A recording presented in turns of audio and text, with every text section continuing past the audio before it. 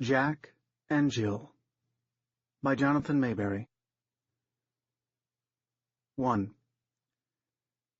Jack Porter was 12, going on never grow up. He was one of the walking dead.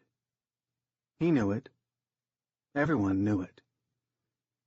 Remission was not a reprieve. They just put you in a longer line at the airport. Jack had seen what happened to his cousin, Toby. 3 remissions in 3 years. Hope pushed Toby into a corner and beat the shit out of him every time. Toby was a ghost in 3rd grade, a skeleton in 4th grade, a withered thing in a bed by the end of 5th grade, and bones in a box before 6th grade even started. All that Hope had accomplished was to make everyone more afraid. Now it was Jack's turn. Chemo, radiation, bone marrow transplants, even surgery. Like they say in the movies, life sucks, and then you die. So, yeah, life sucked. What there was of it. What there was left. Jack sat cross-legged on the edge of his bed, watching the weatherman on TV talk about the big storm that was about to hit. He kept going on and on about the dangers of floods, and there was a continuous scroll across the bottom of the screen that listed the evacuation shelters. Jack ate dry Honey Nut Cheerios out of a bowl and thought about floods. The east bend of the river was 100 feet from the house. Uncle Roger liked to say that they were a football field away, back door to muddy banks. Twice the river had flooded enough for there to be small wavelets licking at the bottom step of the porch. But there hadn't ever been a storm as bad as what they were predicting. At least not in Jack's lifetime. The last storm big enough to flood the whole farm had been in 1931. Jack knew that because they showed flood maps on TV. The weather guy was really into it. He seemed jazzed by the idea that a lot of Stebbins County could be flooded out. Jack was kind of jazzed about it, too. It beat the crap out of rotting away. Remission or not, Jack was certain that he could feel himself die, cell by cell. He dreamed about that, thought about it, wrote in his journal about it. He did everything but talk about it. Not even to Jill. Jack and Jill had sworn an oath years ago to tell each other everything, no secrets, not one. But that was before Jack got sick. And that was back when they were 2 peas in a pod, alike in everything, except that Jack was a boy and Jill was a girl. Back then, back when they'd made that pact, they were just kids. You could barely tell one from the other, except in the bath. Years ago. A lifetime ago, as Jack saw it. The sickness changed everything. There were some secrets the dying were allowed to keep to themselves. Jack watched the Doppler radar of the coming storm and smiled. He had an earbud nestled into one ear and was listening to Magic Marty on the radio. She hyped about the storm, too, sounding as excited as Jack felt. Despite heavy winds, the storm front is slowing down and looks like it's going to park right on the Maryland-Pennsylvania border, with Stebbins County taking the brunt of it. They're calling for torrential rains and strong winds, along with severe flooding, and here's a twist, even though this is a November storm, warm air masses from the south are bringing significant lightning, and so far there have been several serious strikes. Air traffic has been diverted around the storm. Jack nodded along with her words, as if it was music playing in his ear. Big storm? Big flood? He hoped so. The levees along the river were half-assed, or at least that's how Dad always described them. Wouldn't take much more than a good piss to flood 'em out, Dad was fond of saying, and he said it every time they got a bad storm. The levees never flooded out, and Jack wondered if it was the sort of thing people said to prevent something bad from happening, like telling an actor to break a leg. On the TV, they showed the levees, and a guy described as a civil engineer puffed out his chest and said that Pennsylvania levees were much better than the kind that had failed in Louisiana. Stronger, better maintained. Jack wondered what Dad would say about that. Dad wasn't much for the kind of experts news shows trotted out. Bunch of pansy-ass know-nothings. The news people seemed to agree, because after the segment with the engineer, The anchor with the plastic hair pretty much tore down everything the man had said. Although the levees in Stebbins County are considered above average for the region, the latest computer models say that this storm is only going to get stronger. Jack wasn't sure if that was a logical statement, but he liked its potential. The storm was getting bigger, and that was exciting. But again, he wondered what it would be like to have all that water, that great, heaving mass of coldness come crashing in through all the windows and doors. Jack's bedroom was on the ground floor, a concession to how easily he got tired climbing steps. The house was 115 years old. It creaked in a light wind. No way it could stand up to 1,000,000 gallons of water. Jack was positive of that. If it happened, he wondered what he would do. Stay here in his room and let the house fall down around him? No, that sounded like it would hurt. Jack could deal with the pain if he had to, but he didn't like it. Maybe he could go into the living room and wait for it, on the couch or on the floor in front of the TV. If the TV and the power was still on, just sit there and wait for the black tide to come calling. How quick would it be? Would it hurt to drown? Would he be scared? Sure. Rotting was worse. He munched a palmful of Cheerios and prayed that the river would come for him. 2. Mom said I can't stay home today, grumped Jill as she came into Jack's room. She dropped her book bag on the floor and kicked it. Why not? She said the weatherman's never right. She said the storm will pass us. Magic Marty says it's going to kick our butts, said Jack. As if to counterpoint his comment, there was a low rumble of thunder way off to the west. Jill sighed and sat next to him on the edge of the bed. She no longer looked like his twin. She had a round face and was starting to grow boobs. Her hair was as black as crow's wings, and Mom didn't let her wear makeup, not until she was in junior high, and even then it was going to be an argument. Jill had pink cheeks, pink lips, and every boy in 6th grade was in love with her. Jill didn't seem to care much about that. She didn't try to dress like the middle school girls, or like Maddie Simpson, who was the same age but who had pretty big boobs and dressed like she was in an MTV rap video. Uncle Roger had a $10 bet going that Maddie was going to be pregnant before she ever got within shooting distance of a diploma. Jack and Jill both agreed. Everyone did. Jill dressed like a farm girl. Jeans and a sweatshirt, often the same kind of sweatshirt Jack wore. Today, she had an olive drab U.S. Army shirt. Jack wore his with pajama bottoms. Aunt Linda had been in the Army, but she died in Afghanistan 3 years ago. They sat together, staring blankly at the TV screen for a while. Jack cut her a sly, sideways look, and saw that her face was slack, empty eyes. He understood why, and it made him sad. Jill wasn't dealing well with the cancer. He was afraid of what would happen to Jill after he died, and Jack had no illusions about whether the current remission was going to be the one that took. When he looked into his own future, either in dreams, prayers, or when lost in thought, there was an end to the road. It went on a bit farther, and there was a big wall of black nothingness. It sucked, sure, but he'd lived with it so long he had found a kind of peace with it. Why go kicking and screaming into the dark if none of that would change anything? Jill, on the other hand, well, that was different. She had to live. She had to keep going. Jack watched TV a lot. He saw the episodes of Dr. Phil and other shows where they talked about death and dying. He knew that some people believed that the dying had an obligation to their loved ones who would survive them. Jack didn't want Jill to suffer after he died, but he didn't know what he could do about it. He told her once about his dreams of the big black nothing. It's like a wave that comes and just sweeps me away, he told her. That sounds awful, she replied, tears springing into her eyes.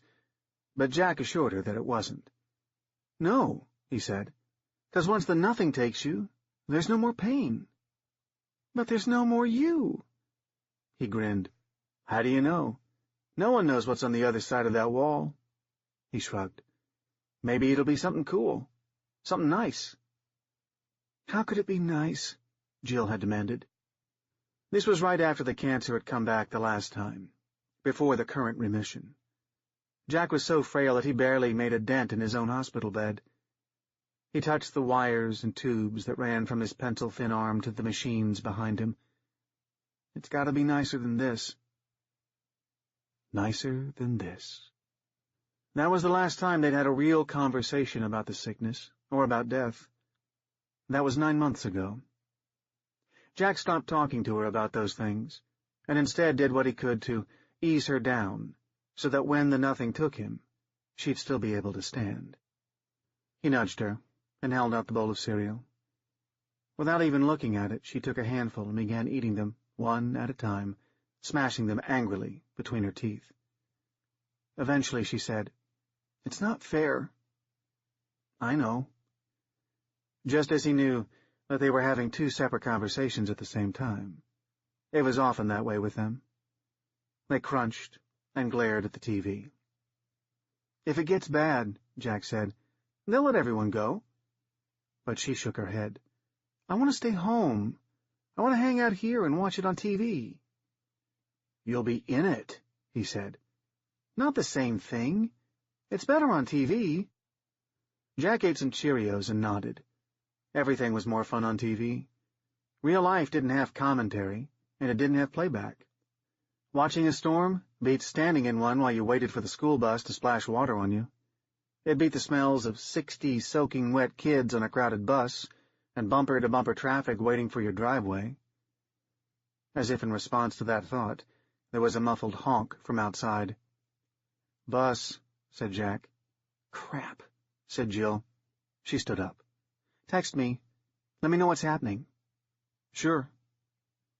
Jill flounced out of the room, and then she stopped in the doorway and looked back at him. She looked from him to the TV screen and back again. She wore a funny half-smile. "What?" he asked. Jill studied him without answering long enough for the bus driver to get pissed and really lay on the horn. "I mean it," she said. "Text me." "I already said I would." Jill chewed her lip, then turned and headed out of the house and up the winding drive to the road where the big yellow bus waited. Jack wondered what that was all about. 3. Mom came into his room in the middle of the morning carrying a tray with 2 hot corn muffins smeared with butter and honey and a big glass of water. "You hungry?" she asked, setting the tray down on the bed between them. "Sure," said Jack, though he wasn't. His appetite was better than it had been all summer, and even though he was done with chemo for a while, he only liked to nibble. The Cheerios were perfect, and it was their crunch, more than anything, that he liked. But he took a plate with one of the muffins, sniffed, pasted a smile on his mouth, and took a small bite. Jack knew from experience that Mom needed to see him eat. It was more important to her to make sure that he was eating than it was in seeing him eat much. He thought he understood that. Appetite was a sign of health, or remission. Cancer patients in the full burn of the disease didn't have much of an appetite. Jack knew that very well. As he chewed, Mom tore open a couple of packs of vitamin C powder and poured them into his water glass. "Tropical mix," she announced, but Jack had already smelled it. It wasn't as good as the tangerine, but it was okay. He accepted the glass, waited for the fizz to settle down, and then took a sip to wash down the corn muffin. Thunder rumbled again and rattled the windows. "It's getting closer," said Jack. When his mother didn't comment, he asked, "Will Jilly be okay?" Before Mom could reply, the first fat raindrop splashed on the glass. She picked up the remote to raise the volume. The regular weatherman was no longer giving the updates. Instead, it was the anchorman, the guy from Pittsburgh with all the teeth and the plastic-looking hair. "Mom?" Jack asked again. "Shh, let me listen." The newsman said, "Officials are urging residents to prepare for a powerful storm that slammed eastern Ohio yesterday, tore along the northern edge of West Virginia, and is currently grinding its way along the Maryland-Pennsylvania border." There was a quick cutaway to a scientist-looking guy that Jack had seen a dozen times this morning, Dr. Gustus, a professor from some university. The storm is unusually intense for this time of year, spinning up into what is clearly a high-precipitation supercell, which is an especially dangerous type of storm. Since the storm's mesocyclone is wrapped with heavy rains, it can hide a tornado from view until the funnel touches down. These supercells are also known for their tendency to produce more frequent cloud-to-ground and intra-cloud lightning than other types of storms. The system weakened briefly overnight, following computer models of similar storms in this region. However, what we are seeing now is an unfortunate combination of elements that could result in a major upgrade of this weather pattern. The professor gave a bunch more technical information that Jack was pretty sure no one really understood, and then the image cut back to the reporter with the plastic hair, who contrived to look grave and concerned. This storm will produce flooding rains, high winds, downed trees, on houses, cars, power lines, and widespread power outages.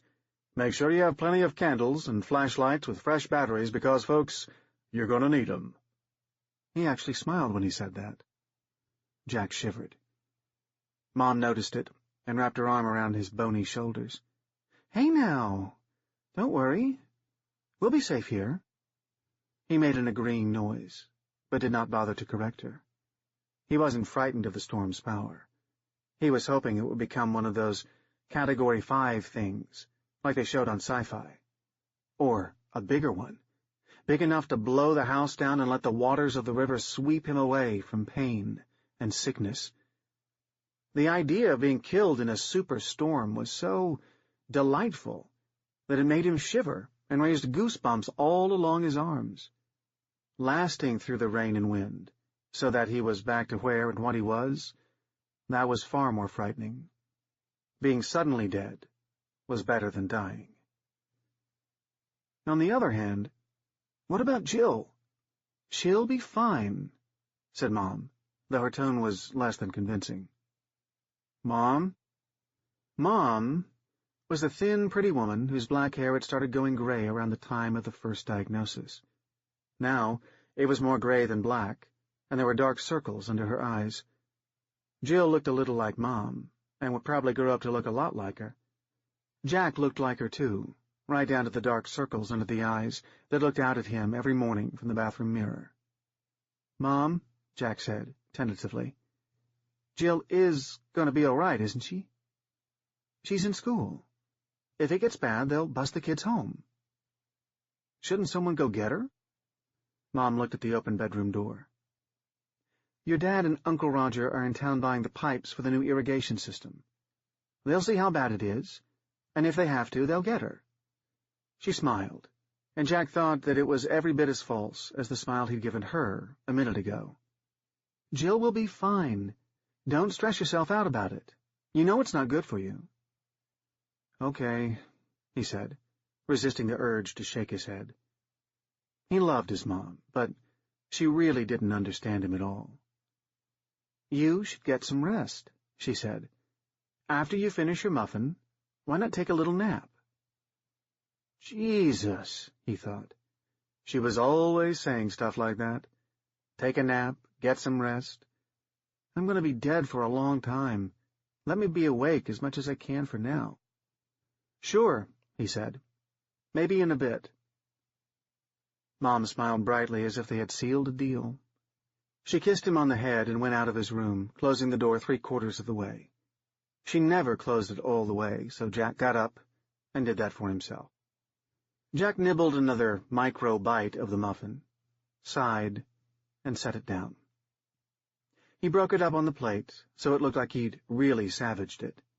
Then he drank the vitamin water, set the glass down, and stretched out on his stomach to watch the news.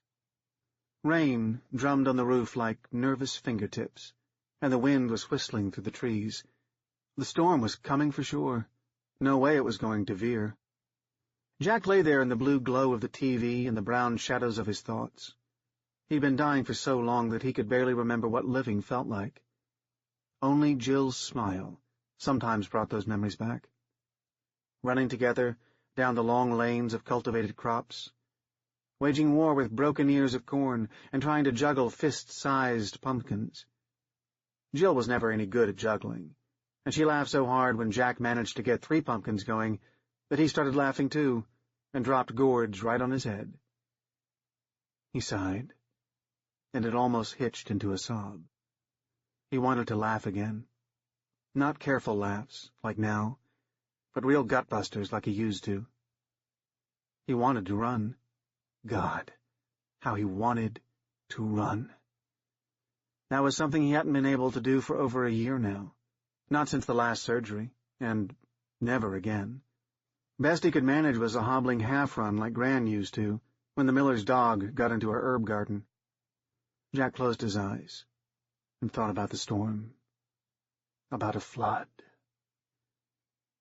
He really wanted Jill to come home. He loved his sister, and maybe today he'd open up and tell her what really went on in his head. Would she like that? Would she want to know? Those were tricky questions, and he didn't have answers to them. Nor did he have an answer to why he wanted Jill home and wanted the flood at the same time. That was stupid. That was selfish.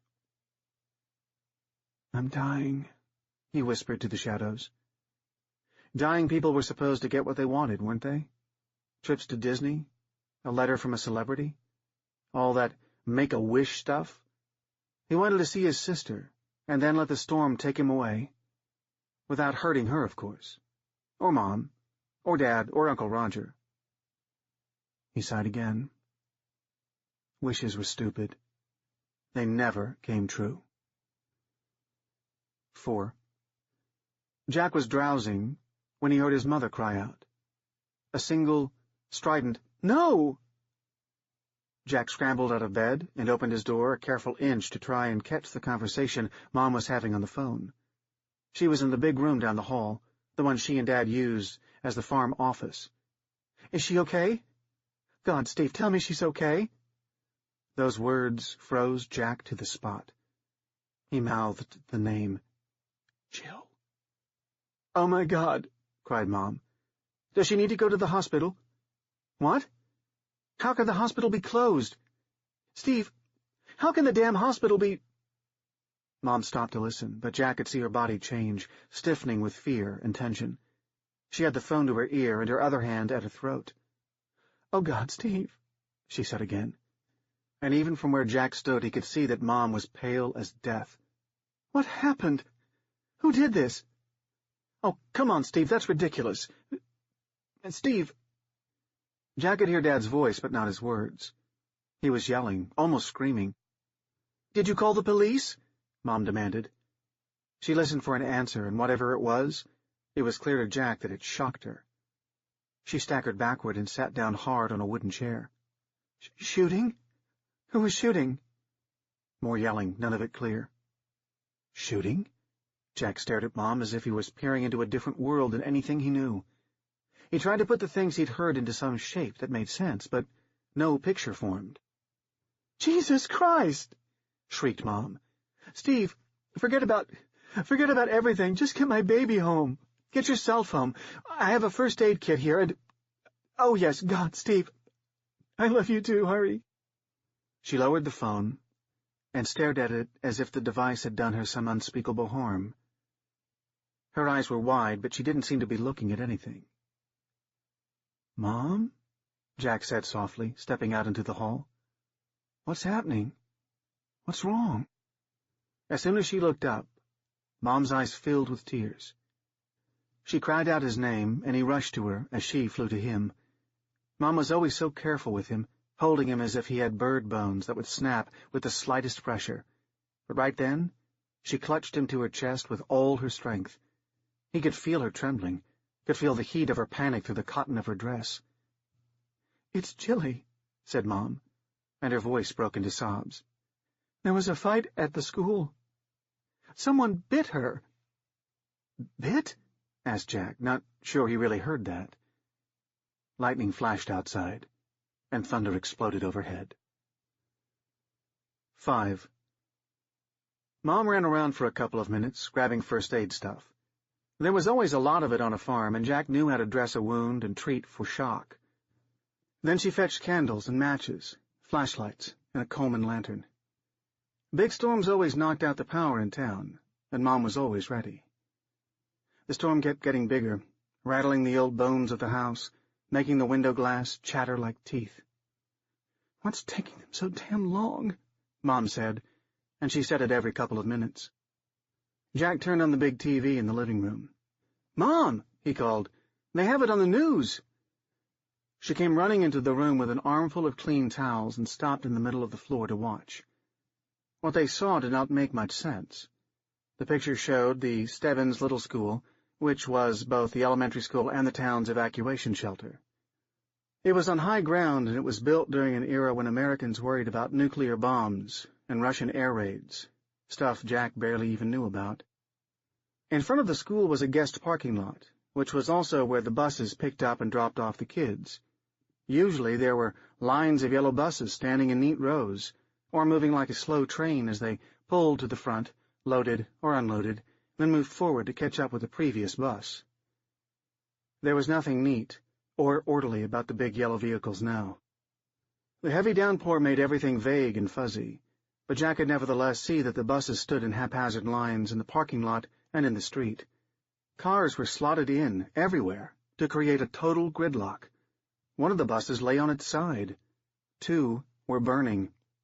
All around, inside and out, were people, running, staggering, laying sprawled, fighting.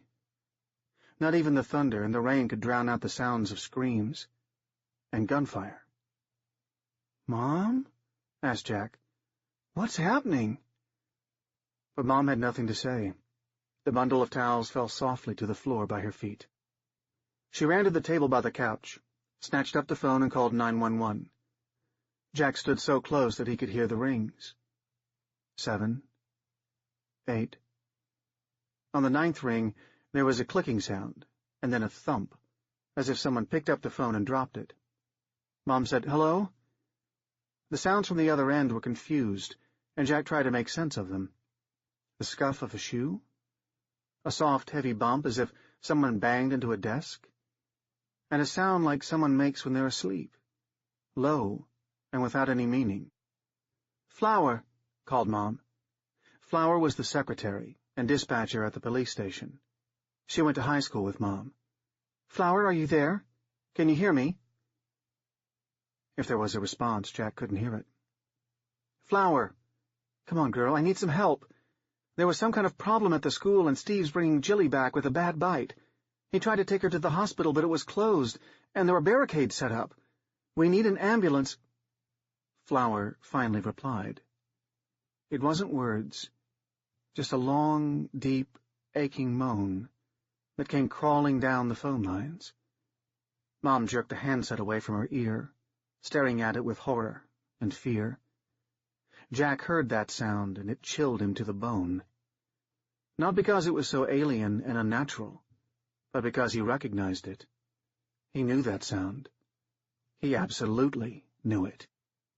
He'd heard Toby make it a couple of times during those last days, when the cancer was so bad that they had to keep Toby down in a dark pool of drugs.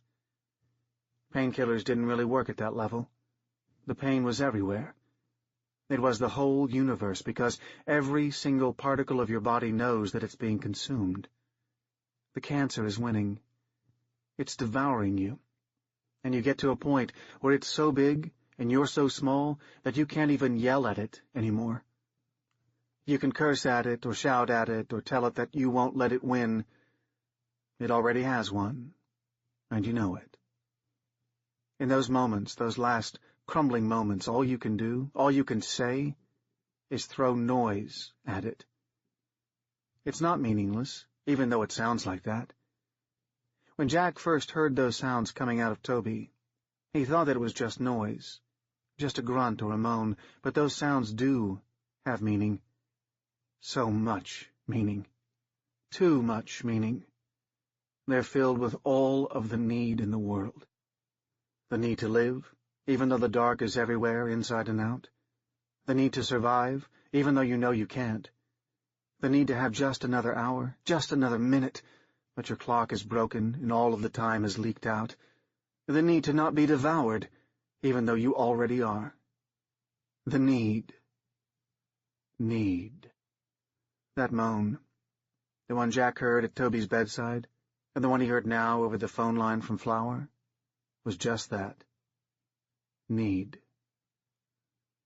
It was the sound Jack sometimes made in his dreams, practicing for when it would be the only sound he could make. Mom said, "Flower?" But this time her voice was small, little kid small. There were no more sounds from the other end, and Mom replaced the handset as carefully as if it were something that could wake up and bite her. She suddenly seemed to remember Jack was standing there, and Mom hoisted up as fake a smile as Jack had ever seen. "It'll be okay," she said. "It's the storm causing trouble with the phone lines." The lie was silly and weak, but they both accepted it because there was nothing else they could do. Then Jack saw the headlights on the road, turning off of River Road onto their driveway. "They're here!" he cried, and rushed for the door, but Mom pushed past him, jerked the door open, and ran out onto the porch. "Stay back!" she yelled as he began to follow. Jack stopped in the doorway. Rain slashed at Mom as she stood on the top step, silhouetted by the headlights as Dad's big Dodge Durango splashed through the water that completely covered the road. His brights were on, and Jack had to shield his eyes behind his hands. The pickup raced all the way up the half-mile drive and slid sideways to a stop that sent muddy rainwater onto the porch, slapping wet across Mom's legs. She didn't care. She was already running down the steps toward the car. The doors flew open, and Dad jumped out from behind the wheel and ran around the front of the truck. Uncle Roger had something in his arms, something that was limp and wrapped in a blanket that looked like it was soaked with oil. Only it wasn't oil, and Jack knew it. Lightning flashed continually, and in its stark glow the oily black became gleaming red. Dad took the bundle from him and rushed through the ankle-deep mud toward the porch. Mom reached him and tugged back the cloth. Jack could see the tattered sleeve of an olive-drab sweatshirt, and one ice-pale hand streaked with crooked lines of red. Mom screamed. Jack did, too, even though he couldn't see what she saw. Mom said that she'd been bitten, but this couldn't be a bite, not with this much blood. Not with Jill not moving. "Jill!" He ran out onto the porch and down the steps and into the teeth of the storm. "Get back!" screeched Mom, as she and Dad bulled their way past him onto the porch and into the house. Nobody wiped their feet. Roger caught up with him. He was bare-chested despite the cold, and had his undershirt wrapped around his left forearm. In the glare of the lightning his skin looked milk-white. "What is it? What's happening? What's wrong with Jill?" demanded Jack. But Uncle Roger grabbed him by the shoulder and shoved him toward the house. "Get inside," he growled. "Now!" Jack staggered toward the steps and lost his balance. He dropped to his knees in the mud, but Uncle Roger caught him under the armpit and hauled him roughly to his feet and pushed him up the steps. All the while, Uncle Roger kept looking over his shoulder. Jack twisted around to see what he was looking at. The bursts of lightning made everything look weird, and for a moment he thought that there were people at the far end of the road. But when the next bolt forked through the sky, he saw that it was only cornstalks, battered by the wind. Only that. "Get inside," urged Roger. "It's not safe out here." Jack looked at him. Roger was soaked to the skin. His face was swollen as if he had been punched, and the shirt wrapped around his left arm was soaked through with blood. It's not safe out here. Jack knew for certain that his uncle was not referring to the weather. The lightning flashed again, and the shadows in the corn seemed wrong. All wrong. 6. Jack stood silent and unnoticed in the corner of the living room, like a ghost haunting his own family. No one spoke to him. No one looked in his direction. Not even Jill. As soon as they'd come in, Dad had laid Jill down on the couch. No time even to put a sheet under her. Rainwater pooled under the couch in pink puddles. Uncle Roger stood behind the couch, looking down at Mom and Dad as they used rags soaked with fresh water and alcohol to sponge away mud and blood. Mom snipped away the sleeves of the torn and ragged army sweatshirt. "It was like something off the news. It was like one of those riots you see on TV," said Roger. His eyes were glassy, and his voice had a distant quality, as if his body and his thoughts were in separate rooms. "People just going apeshit crazy for no reason. Good people. People we know. I saw Dix Howard take a tire iron out of his car and lay into Joe Fielding, the baseball coach from the high school. Just laid into him, swinging on him like he was a total stranger. Beat the shit out of him, too. Joe's glasses went flying off his face, and his nose just bursting with blood. Crazy shit. Give me the peroxide, said Mom, working furiously. There's another little bite on her wrist. The big one's not that bad, Dad said, speaking over her rather than to her. Looks like it missed the artery, but Jilly's always been a bleeder. It was like that when we drove up, said Uncle Roger, continuing his account even though he had no audience. Jack didn't think that his uncle was speaking to him, or to anyone. He was speaking because he needed to get it out of his head, as if that was going to help make sense of it. With the rain and all, it was hard to tell what was going on. Not at first. Just buses and cars parked every which way, and lots of people running and shouting. We thought there'd been an accident. You know, people panic when there's an accident and kids are involved. They run around like chickens with their heads cut off, screaming and making a fuss instead of doing what needs to be done. So, Steve and I got out of the truck and started pushing our way into the crowd to find Jill and to, see if we could do something, to help. Jack took a small step forward, trying to catch a peek at Jill. She was still unconscious, her face small and gray. Mom and Dad seemed to have 8 hands each as they cleaned and swabbed and dabbed. The worst wound was the one on her forearm. It was ugly, and it wasn't just one of those bites when someone squeezes their teeth into you. No, there was actual skin missing. Someone took a bite out of Jill, and that was a whole other thing. Jack could see that the edges of the ragged flesh were stained with something dark and gooey. "What's all that black stuff?" asked Mom as she probed the bite. "Is that oil?" "No," barked Dad. "It's coming out of her like pus. Christ, I don't know what it is. Some kind of infection? Don't get it on you. Give me the alcohol." Jack kept staring at the black goo, and he thought he could see something move inside of it, like tiny thread-like worms. Uncle Roger kept talking, his voice level and detached. "We saw her teacher, Mrs. Grayson, lying on the ground, and 2 kids were kneeling over her. I thought they were praying, or something. They had their heads bowed, but when I pulled one back to try and see if the teacher was okay..." Roger stopped talking. He raised his injured left hand and stared at it as if it didn't belong to him, as if the memory of that injury couldn't belong to his experience. The bandage was red with blood, but Jack could see some of the black stuff on him, too. On the bandages, and on his skin. "Somebody bit you?" asked Jack, and Roger twitched and turned toward him. He stared down with huge eyes. "Is that what happened?" Roger slowly nodded. "It was that girl who wears all that makeup. Maddie Simpson. She bared her teeth at me like she was some kind of fucking animal, and she just... He shook his head. "Maddie?" murmured Jack. "What did you do?" Roger's eyes slid away. I made her let go. You know? If she was acting all crazy and I had to make her let go, I had to." Jack did not ask what exactly Uncle Roger had done to free himself of Maddie Simpson's white teeth. His clothes and face were splashed with blood, and the truth of it was in his eyes. It made Jack want to run and hide. But he couldn't leave. He had to know. He had to be there when Jill woke up. Roger stumbled his way back into his story. "It wasn't just here. It was everybody. Everybody was going batshit crazy. People kept rushing at us. Nobody was making any sense, and the rain would not stop battering us. You couldn't see, couldn't even think. We had to find Jill, you know." "But what is it?" asked Jack. "Is it rabies?"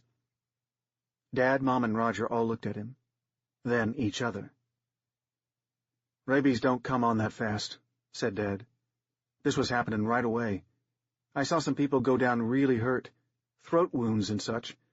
Thought they were dead, but then they got back up again and started attacking people. That's how fast this works." He shook his head. "Not any damn rabies." "Maybe it's one of them terrorist things," said Roger. Mom and Dad stiffened and stared at him, and Jack could see new doubt and fear blossom in their eyes. "What kind of thing?" asked Dad. Roger licked his lips. "Some kind of nerve gas, maybe?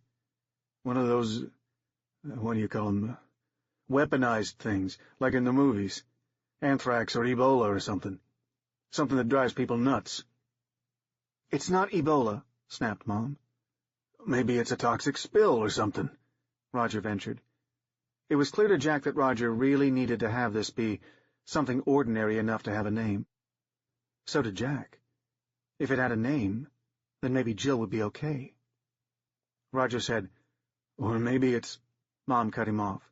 "Put on the TV. Maybe there's something." "I got it," said Jack, happy to have something to do. He snatched the remote off the coffee table and pressed the button. The TV had been on local news when they'd turned it off, but when the picture came on, all it showed was a stationary text page that read, "We are experiencing a temporary interruption in service. Please stand by."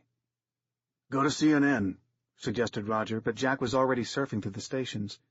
They had Comcast cable, 800 stations, including high def. The same text was on every single one. "What the hell?" said Roger indignantly. "We have friggin' digital. How can all the station feeds be out?" "Maybe it's the cable channel," said Jack. "Everything goes through them, right?" "It's the storm," said Dad. "No," said Mom, but she didn't explain. She bent over Jill and peered closer at the black goo around her wounds. "Oh, my God, Steve, there's something in there, some kind of—" Jill suddenly opened her eyes. Everyone froze. Jill looked up at Mom and Dad, then Uncle Roger, and then finally at Jack.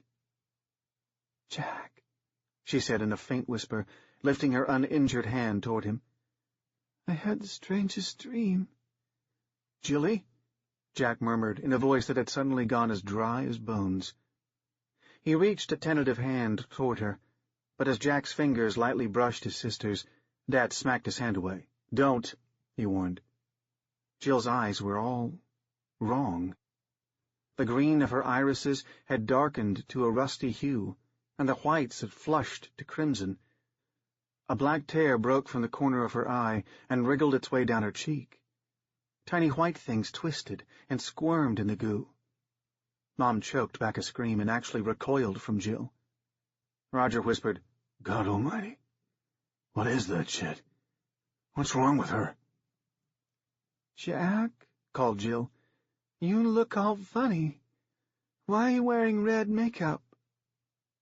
Her voice had a dreamy, distant quality, almost musical in its lilt, like the way people sometimes spoke in dreams. Jack absently touched his face, as if it was his skin and not her vision that was painted with blood.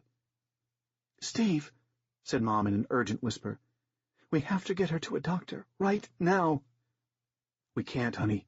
The storm—" "We have to. Damn it, Steve, I can't lose both my babies."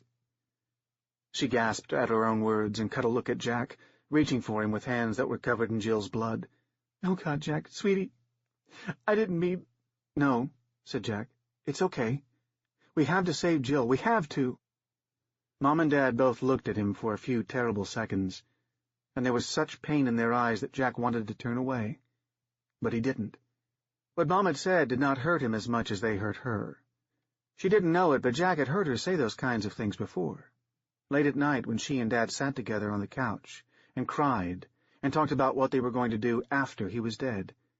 He knew that they'd long ago given up real hope. Hope was fragile, and cancer was a monster. Fresh tears brimmed in Mom's eyes, and Jack could almost feel something pass between them, some understanding, some acceptance.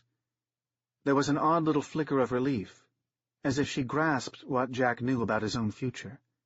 And Jack wondered if, when Mom looked into her own dreams at the future of her only son, she also saw the great black wall of nothing that was just a little way down the road. Jack knew that he could never put any of this into words. He was a very smart 12-year-old, but this was something for philosophers. No one of that profession lived on their farm. The moment, which was only a heartbeat long, stretched too far, and broke. The brimming tears fell down Mom's cheeks, and she turned back to Jill, back to the child who maybe still had a future, back to the child she could fight for. Jack was completely okay with that. He looked at his sister, at those crimson eyes. They were so alien that he could not find her in there. Then Jill gave him a small smile, a smile he knew so well, a smile that said, "This isn't so bad," the smile they sometimes shared when they were both in trouble and getting yelled at, rather than having their computers and Xboxes taken away. Then her eyes drifted shut.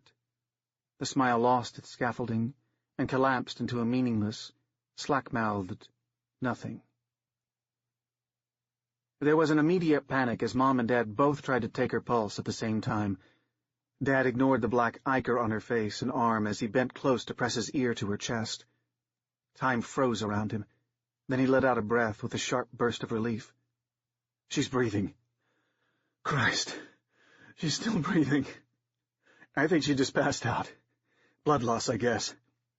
"She could be going into shock," said Roger, and Dad shot him a withering look, but it was too late. Mom was already being hammered by panic. "Get some blankets," Mom snapped. "We'll bundle her up and take the truck."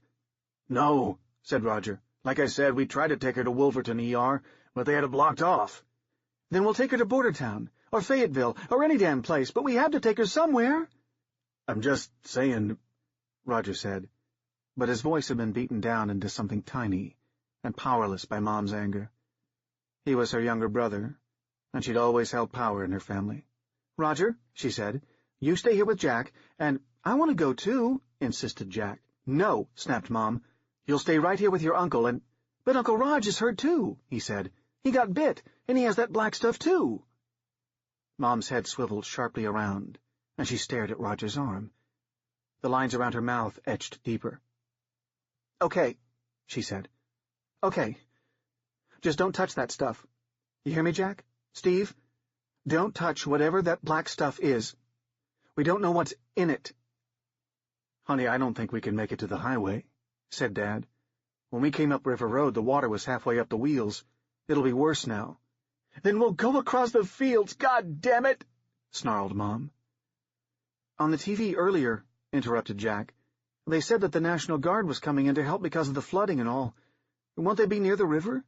Down by the levee?" Dad nodded. "That's right. They'd be sandbagging along the roads. I'm surprised we didn't see them on the way here." "Maybe they're the ones blocked the hospital," said Roger. "Maybe they took it over, made it some kind of emergency station." Good. Good. That's our plan. We find the guard, and they'll help us get Jill to a—" But that was as far as Dad got. Lightning flashed as white-hot as the sun, and in the same second there was a crack of thunder that was the loudest sound Jack had ever heard. All the lights went out, and the house was plunged into total darkness. 7. Dad's voice spoke from the darkness. That was the transformer up on the access road. "Sounded like a direct hit," agreed Roger. There was a scrape, and a puff of sulfur, and then Mom's face emerged from the darkness in a small pool of matchlight. She bent and lit a candle, and then another. In the glow she fished for the Coleman, lit that, and the room was bright again. "We have to go," she said. Dad was already moving. He picked up several heavy blankets from the stack Mom had laid by and used them to wrap Jill. He was as gentle as he could be, but he moved fast, and he made sure to stay away from the black muck on her face and arm. But he did not head immediately for the door. "Stay here," he said, and crossed swiftly to the farm office. Jack trailed along and watched his father fish in his pocket for keys, fumbled one out, and unlocked a heavy oak cabinet mounted to the wall. A second key unlocked a restraining bar, and then Dad was pulling guns out of racks. 2 shotguns and 3 pistols. He caught Jack watching him, and his face hardened. "It's pretty wild out there, Jackie." "Why? What's going on, Dad?" Dad paused for a moment, breathed in and out through his nose. Then he opened a box of shotgun shells and began feeding buckshot cartridges into the guns. "I don't know what's going on, kiddo." It was the first time Jack could ever remember his father admitting that he had no answers. Dad knew everything. Dad was Dad. Dad stood the shotguns against the wall and loaded the pistols. He had 2 9mm Glocks. Jack knew a lot about guns, from living on the farm, from stories of the army his dad and uncle told, from the things Aunt Linda used to talk about when she was home on leave. Jack and Jill had both been taught to shoot, and how to handle a gun safely. This was farm country, and that was part of the life. And Jack had logged a lot of hours on Medal of Honor and other first-person shooter games. In the virtual worlds, he was a healthy, powerful, terrorist-killing engine of pure destruction. Cancer wasn't a factor in video games. The third pistol was a .32 caliber Smith & Wesson, Mom's gun for times when Dad and Uncle Roger were away for a couple of days. Their farm was big, and it was remote. If trouble came, you had to handle it on your own. That's what Dad always said. Except now. This trouble was too big. Too bad. This was Jill, and she was hurt and maybe sick, too.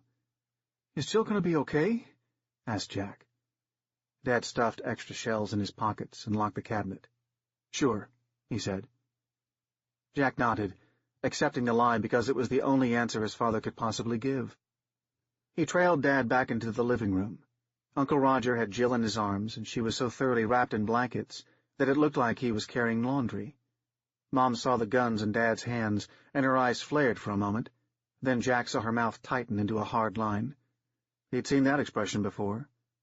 Once, 4 years ago, when a vagrant wandered onto the farm and sat on a stump watching Jill and Jack as they played in their rubber pool.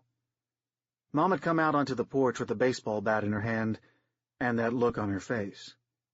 She didn't actually have to say anything, but the vagrant went hustling along the road, and never came back. The other time was when she went after Tony Magruder, a brute of a kid who'd been left back twice and loomed over the other 6th graders like a Neanderthal. Tony was making fun of Jack because he was so skinny, and pantsed him in the schoolyard. Jill had gone after him with her own version of that expression, and Tony had tried to pants her, too. Jack had managed to pull his pants up and drag Jill back into the school. They didn't tell Mom about it, but she found out somehow, and next afternoon she showed up as everyone was getting out after last bell.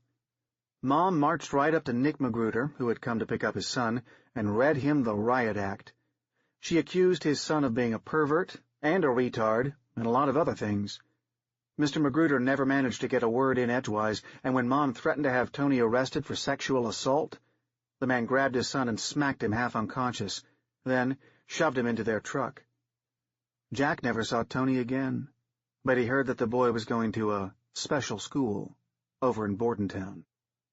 Jack kind of felt bad because he didn't like to see any kid get his ass kicked, even a total jerk-off like Tony. On the other hand, Tony had almost hurt Jill, so maybe he got off light. From the look on Mom's face, she wanted to do more than smack the smile off his face. That face was set against whatever was going on now, whatever had hurt Jill, whatever might be in the way of getting her to a hospital. Despite the fear that gnawed at him, seeing that face made Jack feel 10 feet tall. His mother was tougher than anyone, even the school bully, and his dad. And she had a gun. So did Dad and Uncle Roger.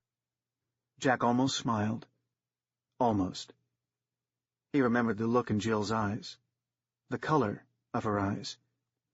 No smile was able to take hold on his features as he pulled on his raincoat and boots and followed his family out into the dark and the storm.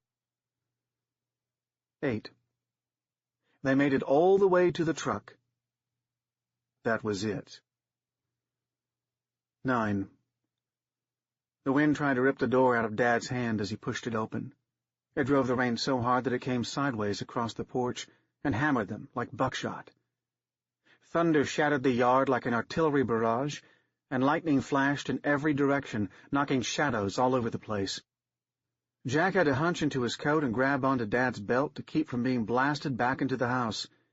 The air was thick and wet, and he started to cough before he was 3 steps onto the porch. His chest hitched, and there was a gassy rasp in the back of his throat as he fought to breathe. Part of it was the insanity of the storm, which was worse than anything Jack had ever experienced, worse than it looked on TV. Part of it was that there simply wasn't much of him. Even with the few pounds he'd put on since he went into remission, he was a stick figure in baggy pajamas. His boots were big and clunky, and he half walked out of them with every step. Mom was up with Roger, running as fast as she could despite the wind, forcing her way through it to get to the truck and open the doors. Roger staggered as if Jill was a burden, but it was just the wind, trying to bully him the way Tony Magruder had bullied Jill. The whole yard was moving. It was a flowing, swirling pond that lapped against the second porch step. Jack stared at it, entranced for a moment, and in that moment the pond seemed to rear up in front of him and become that big black wall of nothing that he saw so often in his dreams. "Did the levee break?" he yelled. He had to yell it twice before Dad answered. "No," Dad shouted back. "This is ground runoff. It's coming from the fields. If the levee broke, it'd come at us from River Road. We're okay. We'll be okay. The truck can handle this." There was more doubt than conviction in Dad's words, though. Together, they fought their way off the porch and across 5 yards of open driveway to the truck. Lightning flashed again, and something moved in front of Jack, between Mom and the truck. It was there, and gone. "Mom!" Jack called, and the wind stole his cry and drowned it in the rain. She reached for the door handle, and in the next flash of lightning Jack saw Jill's slender arm reach out from the bundle of blankets, as if to touch Mom's face. Mom paused and looked at her hand, and in the white glow of the lightning Jack saw Mom smile, and saw her lips move as she said something to Jill. Then something came out of the rain and grabbed Mom. Hands, white as wax, reached out of the shadows beside the truck and grabbed Mom's hair and her face and tore her out of Jack's sight. It was so fast, so abrupt, that Mom was there and then she was gone. Just gone. Jack screamed. Dad must have seen it, too. He yelled, and then there was a different kind of thunder as the black mouth of his shotgun blasted yellow fire into the darkness. There was lightning almost every second, and in the spaces between each flash, everything in the yard seemed to shift and change. It was like a strobe light, like the kind they had at the Halloween hayride. Weird slices of images, and all of it happening too fast and too close. Uncle Roger began to turn. Jill held tight in his arms. Figures, pale-faced but streaked with mud, moving like chess pieces, suddenly closer, closer still, more and more of them. Dad firing right, firing left, firing and firing, Mom screaming. Jack heard that. A single fragment of a piercing shriek, shrill as a crow, that stabbed up into the night. Then Roger was gone, Jill with him. "No!" cried Jack as he sloshed forward into the yard. "Stay back!" screamed his father. Not yelled, screamed. More shots. Then Dad pulled the shotgun trigger and nothing happened. Nothing. The pale figures moved and moved. It was hard to see them take their steps, but with each flash of lightning they were closer.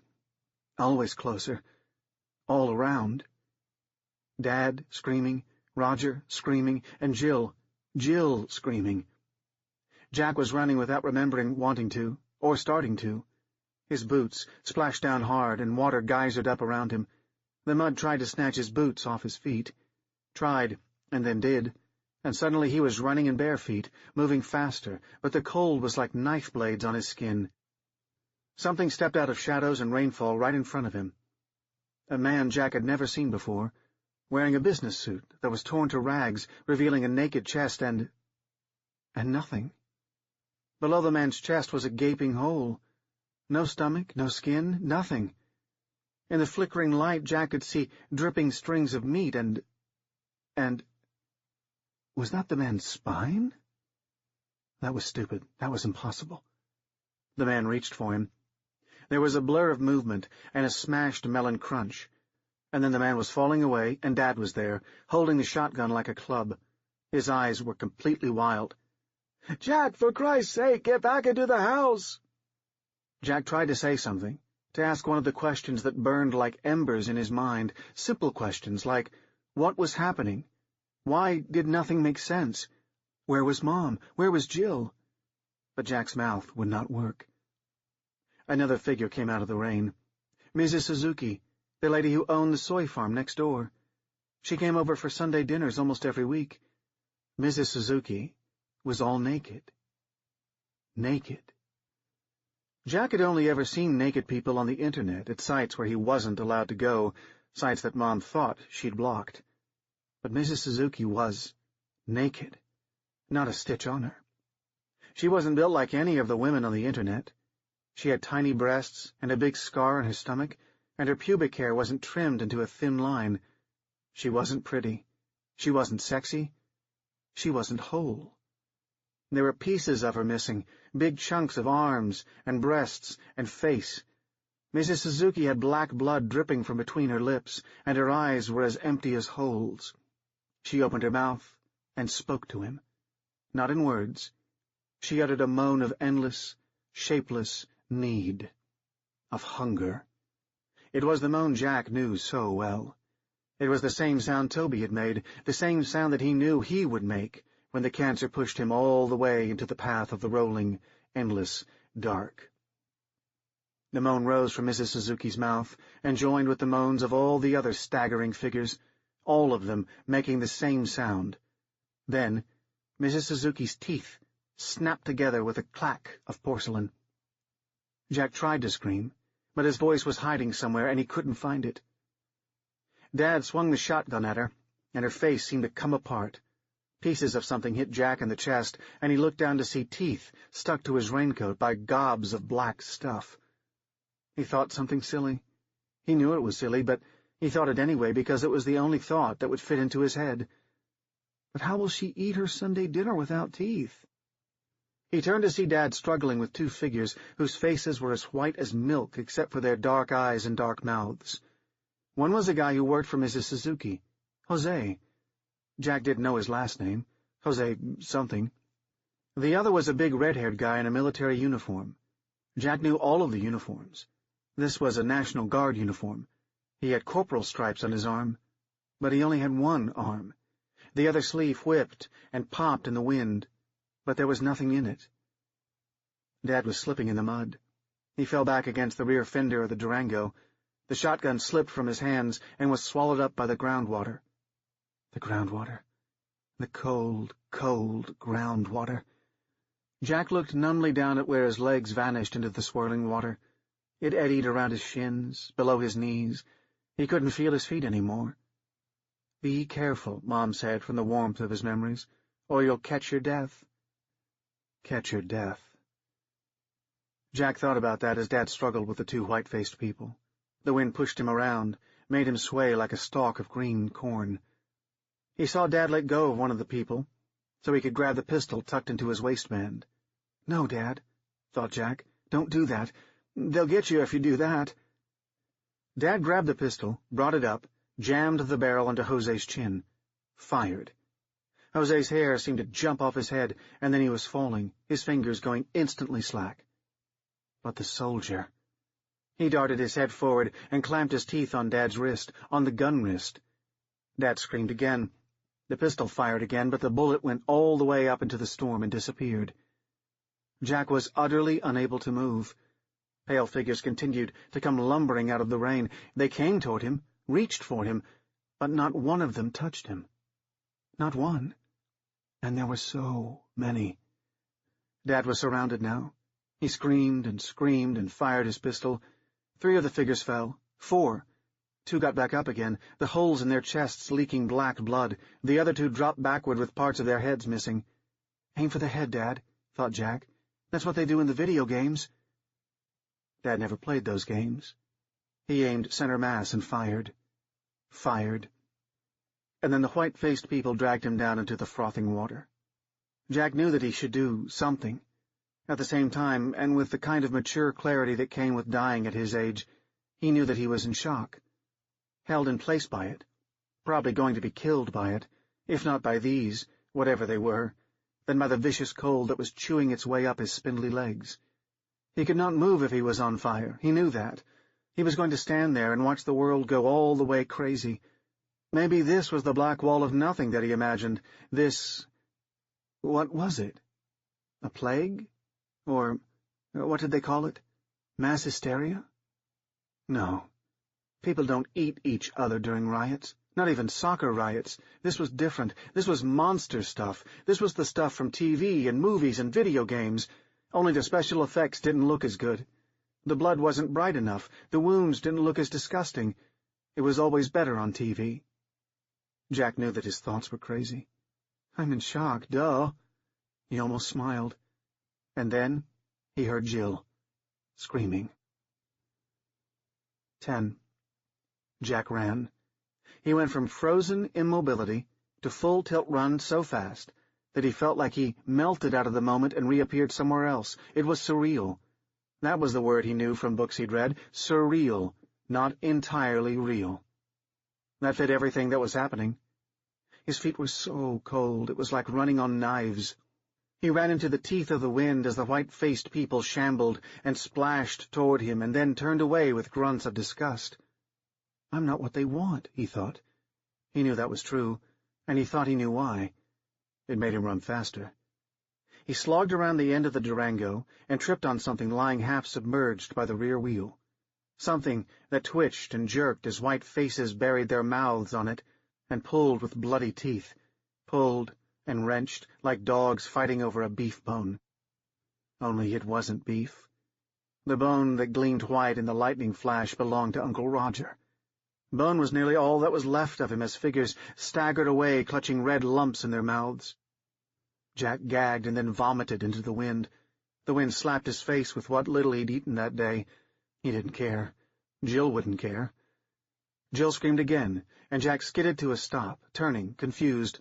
The sound of her scream no longer came from the far side of the truck. It sounded closer than that, but it was a gurgling scream. He cupped his hands around his mouth and screamed her name into the howling wind. A hand closed around his ankle, under the water, from under the back of the truck. Jack screamed again, inarticulate and filled with panic as he tried to jerk his leg away. The hand holding him had no strength, and his ankle popped free, and Jack staggered back and then fell flat on his ass in the frigid water. It splashed up inside his raincoat and soaked every inch of him. 3 of the white-faced things turned to glare at him, but their snarls of anger flickered and then went out as they found nothing worth hunting. "Jack!" Her voice seemed to come out of nowhere, still wet and gurgling, drowned by rain and blown thin by wind. But so close. Jack stared at the water that smacked against the truck, at the pale, thin, grasping hand that opened and closed on nothing but rainwater. "Jack! Jill!" he cried, and Jack struggled onto his knees and began pawing and slapping at the water, pawing at it as if he could dig a hole in it. He bent and saw a narrow gap between the surface of the water and the greasy metal undersides of the truck. He saw 2 eyes, there and gone again in the lightning bursts, dark eyes that he knew would be red. "Jill!" he croaked at the same moment that she cried, "Jack!" He grabbed her hands and pulled. The mud and the surging water wanted to keep her, but not as much as he needed to pull her out. She came loose with a glop. They fell back together, sinking into the water, taking mouthfuls of it, choking, coughing, sputtering, gagging it out as they helped each other sit up. The white things came toward them, drawn to the splashing or drawn to the fever that burned in Jill's body. Jack could feel it from where he touched her. It was as if there was a coal furnace burning bright under her skin. Even with all this cold rain and runoff, she was hot. Steam curled up from her. None curled up from Jack. His body felt even more shrunken than usual, thinner, drawn into itself, to kindle the last sparks of what he had left. He moaned in pain as he tried to stand. The creatures surrounding him moaned, too. Their cries sounded no different from his. He forced himself to stand and wrapped his arm around Jill. "Run!" he cried. They cut between 2 of the figures, and the things turned awkwardly, pawing at them with dead fingers, but Jack and Jill ducked and slipped past. The porch was close, but the water made it hard to run. The creatures with the white faces were clumsier and slower, and that helped. Thunder battered the farm, deafening Jack and Jill as they collapsed onto the stairs and crawled like bugs onto the plank floor. The front door was wide open, the glow from the Coleman lanterns showing the way. "Jack," Jill mumbled, slurring his name. "I feel sick." The monsters in the rain kept coming, and Jack realized that they had ignored him time and again. These creatures were not chasing him now. They were coming for Jill. They wanted her. Her, not him. Why? Because they want life. That's why they went after Mom and Dad and Uncle Roger. That's why they want Jill. Not him. He wasn't sure how or why he knew that, but he was absolutely certain of it. The need for life was threaded through that awful moan. Toby had wanted more life. He wanted to be alive, but he'd reached the point where he was more dead than alive, sliding down, down, down. I'm already dead. Jill crawled so slowly that she was barely halfway across the porch by the time one of them tottered to the top step. Jack felt it before he turned and looked. Water dripped from its body onto the backs of his legs. The thing moaned. Jack looked up at the terrible, terrible face. "Mom?" he whispered. Torn and ragged, things missing from her face and neck, red and black blood gurgling over her lips and down her chin, bone-white hands reaching, past him, ignoring him, reaching for Jill. "No!" said Jack. He wanted to scream the word, to shout the kind of defiance that would prove that he was still alive, that he was still to be acknowledged. But all he could manage was a thin, breathless rasp of a word. Mom did not hear it. No one did. There was too much of everything else for it to be heard. Jill didn't hear it. Jill turned at the sound of the moan from the thing that took graceless steps toward her. Jill's glazed red eyes flared wide, and she screamed the same word. "No!" Jill, sick as she was, screamed that word with all of the heat and fear and sickness and life that was boiling inside of her.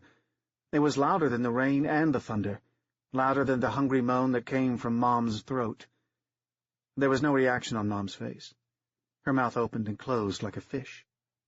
No, not like a fish, like someone practicing the act of eating a meal that was almost hers. There was very little of Jack left, but he forced himself once more to get to his feet, to stand, to stagger over to Jill, to catch her under the armpits, to pull, to drag.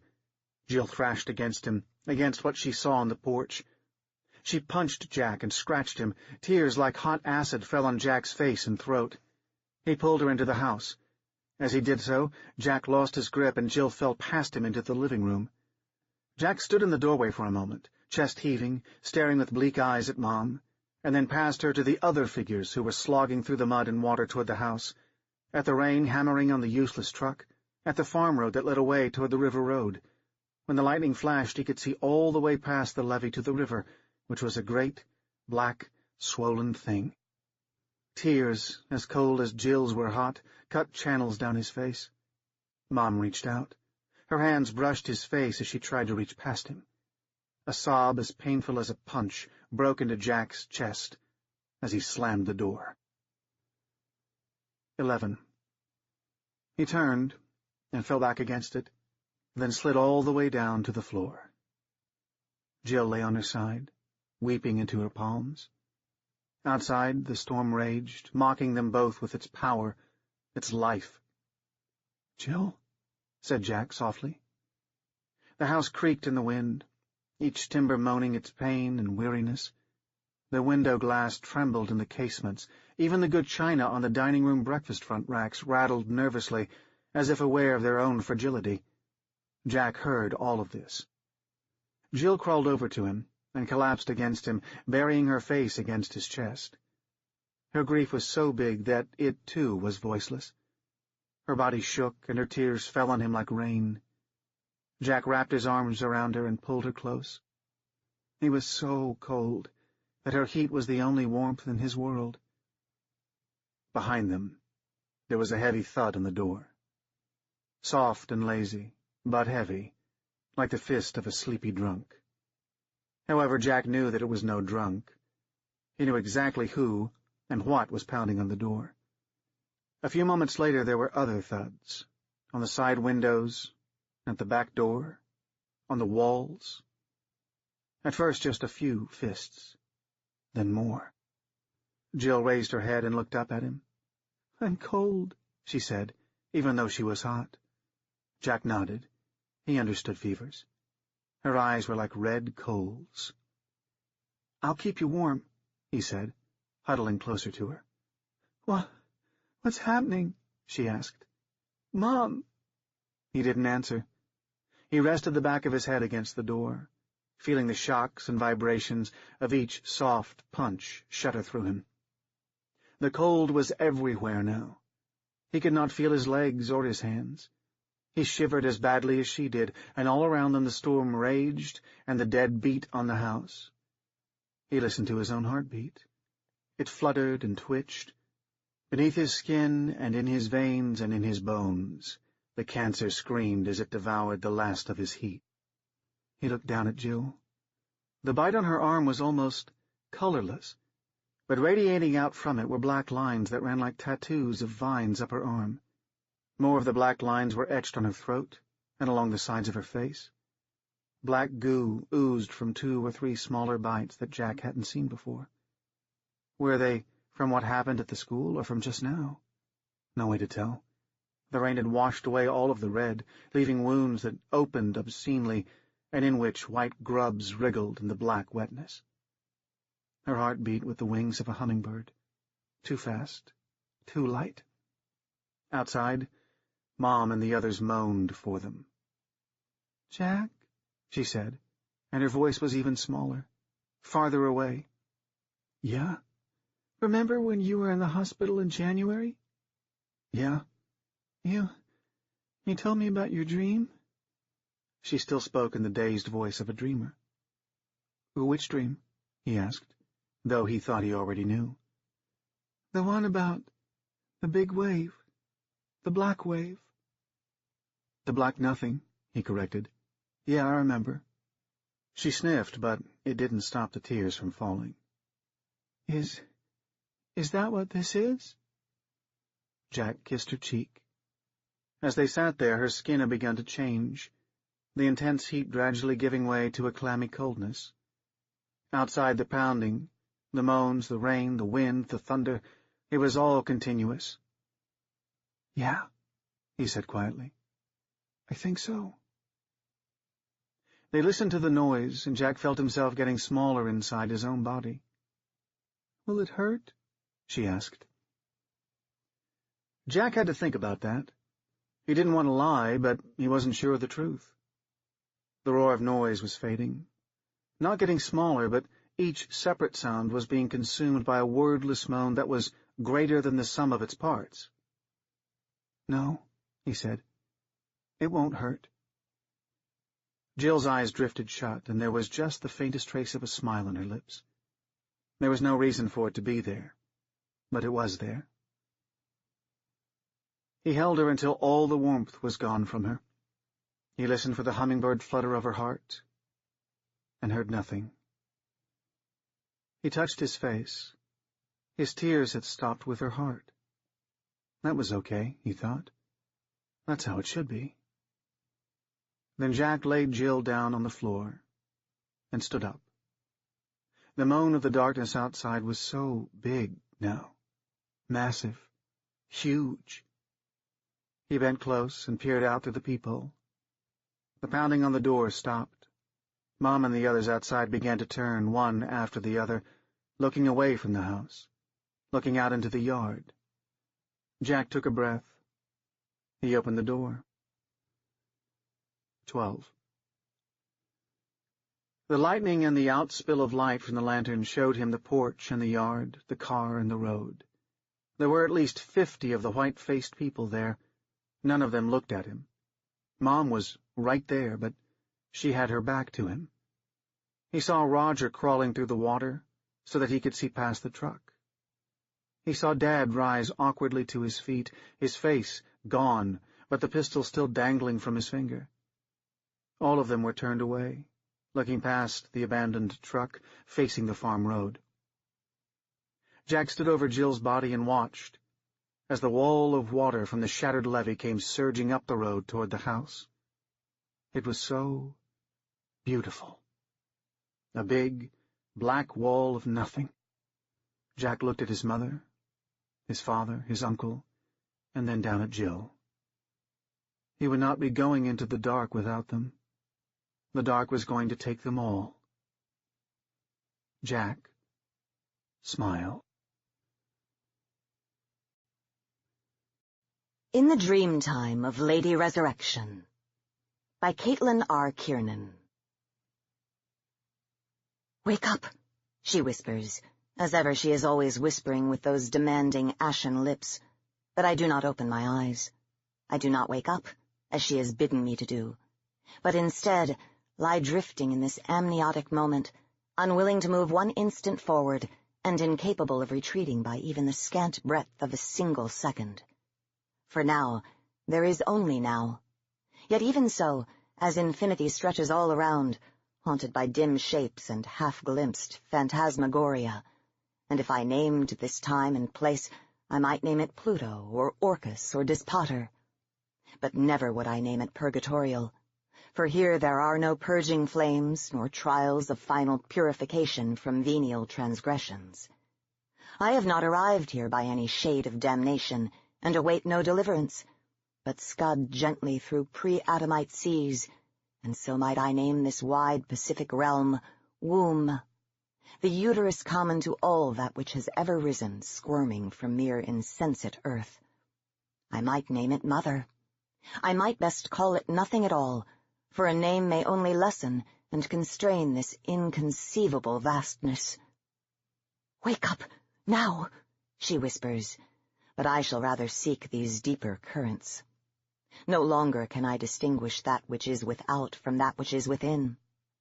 In ochre and loden green and malachite dusks do I dissolve, and somehow still retain this flesh, and this unbeating heart, and this blood grown cold and stagnant in my veins. Even as I slip free, I am constrained, and in the eelgrass shadows do I descry her desperate, damned form bending low above this warm and salty sea where she has laid me down. She is heaven.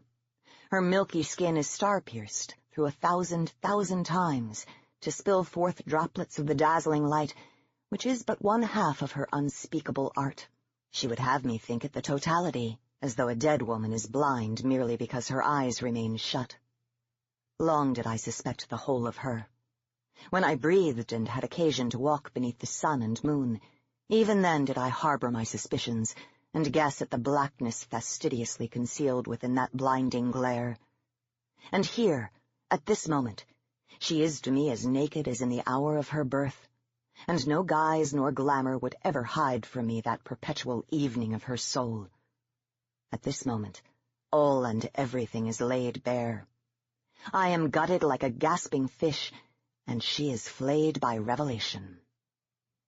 She whispers to me, and I float across endless plains of primordial silt, and gaping, hedopelgic chasms where sometimes I sense the awful minds of other sleepers, ancient before the coming of time, waiting alone in sunken temples and drowned sepulchres. Below me lies the gray and glary mass of Professor Huxley's Bathybius Haeceli, the boundless wriggling sheet of Urschleim that encircles all the globe. Here and there do I catch sight of the bleached skeletons of mighty whales and ichthyosauria, their bones gnawed raw by centuries and millennia and eons, by the busy proboscides of nameless invertebrata. The struts of a leviathan's ribcage rise from the gloom like a cathedral's vaulted roof, and a startled retinue of spiny crabs wave threatful pincers that I might not forget I am the intruder. For this I would forget, and forswear that tattered life she stole and now so labors to restore, were that choice only mine to make. I know this is no ocean, and I know there is no firmament set out over me, but I am sinking all the same, spiraling down with infinite slowness towards some unimaginable beginning or conclusion, as though there is a difference between the two, and you watch on worriedly, and yet always that devouring curiosity to diffuse any fear or regret. Your hands wander impatiently across copper coils and spark tungsten filaments, tap upon sluggish dials, and tug so slightly at the rubber tubes that enter and exit me as though I have sprouted a bouquet of umbilici. You mind the gate and the road back, and so I turn away and would not see your pale, exhausted face. With a glass dropper, you taint my pool with poisonous tinctures of quicksilver and iodine, meaning to shock me back into a discarded shell, and I misstep then, some fraction of a footfall this way or that, and now, somehow, I have not yet felt the snip that divided me from me. I sit naked on a wooden stool near der Ocean auf dem Tisch, the great vivarium tank you have fashioned from iron and plate glass and marble. You will be my goldfish, you laugh. You will be my newt. What better part could you ever play, my dear? You kiss my bare shoulders and my lips, and I taste brandy on your tongue. You hold my breasts cupped in your hands and tease my nipples with your teeth, and I know none of this is misdirection to put my mind at ease, but rather your delight in changes to come. The experiment is your bacchanal, and the mad glint in your eyes would shame any Maenad or rutting satyr. I have no delusions regarding what is soon to come. I am the sacrifice, and it matters little or not at all whether the altar you have raised is to science or Dionysus. Oh, if I could stand in your place, you sigh, and again your lips brush mine. If I could see what you will see and feel what you will feel. I will be your eyes, I say, echoing myself. I will be your curious, probing hands. These might be wedding vows that we exchange. These might be the last words of the condemned on the morning of her execution. Yes, you shall, but I would make this journey myself and have need of no surrogate. Then and now, I wonder in secret if you mean everything you say. It is easy to declare envy when there is no likelihood of exchanging places. Where you go, my love, all go in due time, but you may be the first ever to return and report to the living what she has witnessed there. You kneel before me, as if in awe or gratitude, and your head settles upon my lap. I touch your golden hair with fingers that have scarcely begun to feel the tingling and chill, the numbness that will consume me soon enough. You kindly offered to place the lethal preparation in a cup of something sweet, that I would not taste its bitterness, but I told you how I preferred to know my executioner, and would not have his grim face so pleasantly hooded. I took it in a single acrid spoonful, and now we wait, and I touch your golden hair. When I was a girl, I begin, then must pause to lick my dry lips. You have told me this story already. I would have you hear it once more. Am I not accorded some last indulgence before the stroll to the gallows? It will not be a gallows, you reply. But there is a sharp edge around your words, a brittle frame, and all the gilt flaking free. Indeed, it will be little more than a quick glance stolen through a window before the drapes are drawn shut against you. So, dear, you do not stand to earn some final coddling, not this day. And so I would not hear that tale repeated, when I know it as well as I know the 4 syllables of my own beloved's name. You will hear me, I say, and my fingers twine and knot themselves tightly in your hair. A few flaxen strands pull free, and I hope I can carry them down into the dark with me. You tense, but do not pull away, or make any further protest. When I was a girl, my own brother died beneath the wheels of an ox cart. It was an accident, of course, but still his skull was broken and his chest all staved in, though in the end no one was judged at fault. I sit on my stool, and you kneel there on the stone floor, waiting for me to be done, restlessly awaiting my passage and the moment when I have been rendered incapable of repeating familiar tales you do not wish to hear retold. I held him. What remained of him? I felt the shudder when his child's soul pulled loose from its prison. His blue eyes were as bright in that instant as the glare of sunlight off freshly fallen snow. As for the man who drove the cart, he committed suicide some weeks later, though I did not learn this until I was almost grown. There is no ox cart here, you whisper. There are no careless hooves and no innocent drover. I did not say he was a drover. I have never said that. He was merely a farmer, I think, on his way to market with a load of potatoes and cabbages. My brother's entire unlived life traded for only a few bushels of potatoes and cabbages. That must be esteemed a bargain, by any measure. We should begin now, you say, and I don't disagree, for my legs are growing stiff, and an indefinable weight has begun to press in upon me. I was warned of these symptoms, and so there is not surprise, only the fear that I have prayed I would be strong enough to bear. You stand and help me to my feet, then lead me the short distance to the vivarium tank. Suddenly I cannot escape the fanciful and disagreeable impression that your mechanical apparatuses and contraptions are watching on. Maybe, I think, they have been watching all along. Perhaps they were my jurors, an impassionate, unbiased tribunal of brass and steel and porcelain, and now they gaze out with automaton eyes and exhale steam and oily vapors to see their sentence served. You told me there would be madness, that the toxin would act upon my mind as well as my body, but in my madness I have forgotten the warning. Please, I would not have them see me.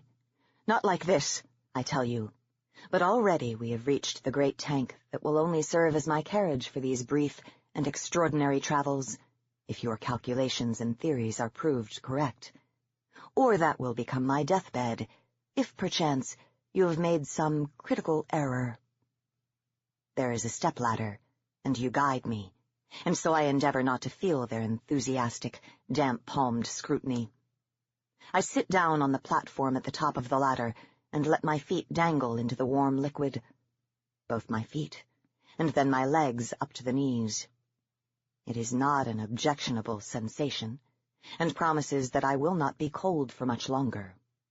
Streams of bubbles rise slowly from vents set into the rear wall of the tank, stirring and oxygenating this translucent primal soup of viscous humors, your painstaking brew of protein and hematoglobin, carbamide resin and cellulose, water and phlegm and bile. All those substances believed fundamental to life, a recipe gleaned from dusty volumes of medieval alchemy and metaphysics, but also from your own researches and the work of more modern scientific practitioners and professors of chemistry and anatomy. Previously, I have found the odor all but unbearable, though now there seems to be no detectable scent at all. Believe me, you say, I will have you back with me in less than an hour. And I try hard then to remember how long an hour is, but the poison leaches away even the memory of time. With hands as gentle as a midwife's, you help me from the platform and into my strange bath, and you keep my head above the surface until the last convulsions have come and gone, and I am made no more than any cadaver. Wake up, she says. You say. But the shock of the mercury and iodine you administer to the vivarium have rapidly faded, and once more there is but the absolute and inviolable present moment, so impervious and sacrosanct that I cannot even imagine conscious action, which would require the concept of an apprehension of some future. That time is somehow more than this static aqueous matrix surrounding and defining me. Do you hear me? Can you not even hear me? All at once, and with a certitude almost agonizing in its omnity, I am aware that I am being watched. No, that is not right. That is not precisely the way of it. All at once, I know that I am being watched by eyes which have not heretofore beheld me. All along there have been her eyes, as well as the stalked eyes of the scuttling crabs I mentioned, and other such creeping, slithering inhabitants of my mind's ocean as have glommed the dim pageant of my voyage. But these eyes, and this spectator, my love, nothing has ever seen me with such complete and merciless understanding. And now the act of seeing has ceased to be a passive action, as the act of being seen has stopped being an activity that neither diminishes nor alters the observed. I would scream, but dead women do not seem to be permitted that luxury, and the scream of my soul is as silent as the moon. And in another place, and in another time where past and future still hold meaning, you plunge your arms into the tank, hauling me up from the shallow deep and moving me not one whit. I am fixed by these eyes, like a butterfly pinned after the killing jar. It does not speak to me, for there can be no need of speech when vision is so thorough and so incapable of misreckoning. Plagues need not speak, nor floods, nor the voracious winds of tropical hurricanes. A thing with eyes for teeth, eyes for its tongue and gullet, a thing which has been waiting for me in this moment, that has no antecedents, and which can spawn no successors. Maybe it waits here for every dying man and woman, for every insect and beast and falling leaf, or maybe some specific quality of my obliteration has brought me to its attention. Possibly it only catches sight of suicides, and surely I have become that, though your Circean hands poured the poison draught and then held the spoon. There is such terrible force in this gaze that it seems not implausible that I am the first it has ever beheld, and now it will know all, and it shall have more than knowledge, for this opportunity might never come again. Only tell me what happened, you will say, in some time that cannot ever be. Not from when I lie here in the vivarium you have built for me, not from this occasion when I lie exposed to a cosmos hardly half considered by the mortal minds contained therein. Only put down what seems most significant, in retrospect. Do not dwell upon everything you might recall, every perception. You may make a full accounting later. Later I might forget something. I will reply, "It's not so unlike a dream." And you will frown and slide the inkwell a little ways across the writing desk towards me. On your face I will see the stain of an anxiety that has been mounting down all the days since my return. That will be a lie, of course, for nothing of this will I ever forget. Never shall it fade. I will be taunting you, or through me it will be taunting your heedless curiosity, which even then will remain undaunted. This hour, though, is far, far away. From when I lie, it is a fancy that can never come to pass, a unicorn, a roaring cataract at the edge of a flat world, a hell which punishes only those who deserve eternal torment. Around me flows the sea of all beginnings and of all conclusion, and through the weeds and murk, from the peaks of submarine mountains to the lowest vales of Neptune's sovereignty, benighted in perpetuum, horizon to horizon, does its vision stretch unbroken. And as I have written already, observing me, it takes away, and observing me, it adds to my acumen and marrow. I am increased as much or more than I am consumed, so it must be a fair encounter, when all is said and done. Some when immeasurably inconceivable to my present bound mind. A hollow needle pierces my flesh, there in some unforeseeable aftertime, and the hypodermic's plunger forces into me your concoction of caffeine citrate, cocaine, belladonna, epinephrine, foxglove, etc., and etc., and I think you will be screaming for me to come back then, to open my eyes, to wake up, as if you had only given me over to an afternoon catnap. I would not answer, even now, even with its smothering eyes upon me, in me, performing their metamorphosis. But you are calling, "Wake up, wake up, wake up!" And your chemicals are working upon my traitorous physiology, and worst of all, it wishes me to return from whence and when I have come. It has infected me, or placed within me some fraction of itself, or made from my sentience something suited to its own explorations. Did this never occur to you, my dear? That in those liminal spaces, across the thresholds that separate life from death, might lurk an inhabitant supremely adapted to those climes, and yet also possessed of its own questions, driven by its own peculiar acquisitiveness, seeking always some means to penetrate the veil.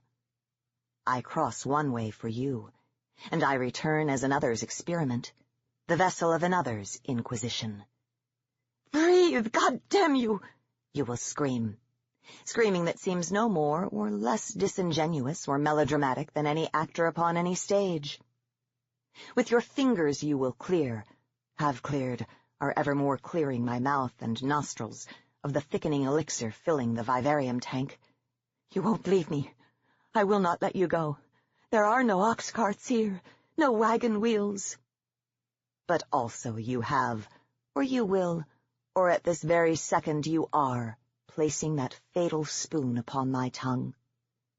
And when it is done, if I may arbitrarily use that word here, when, and its modifications are complete, it shuts its eyes, like the sun tumbling down from the sky, and I am tossed helpless back into the rushing flow of time's river. In the vivarium, I try to draw a breath and vomit milky gouts.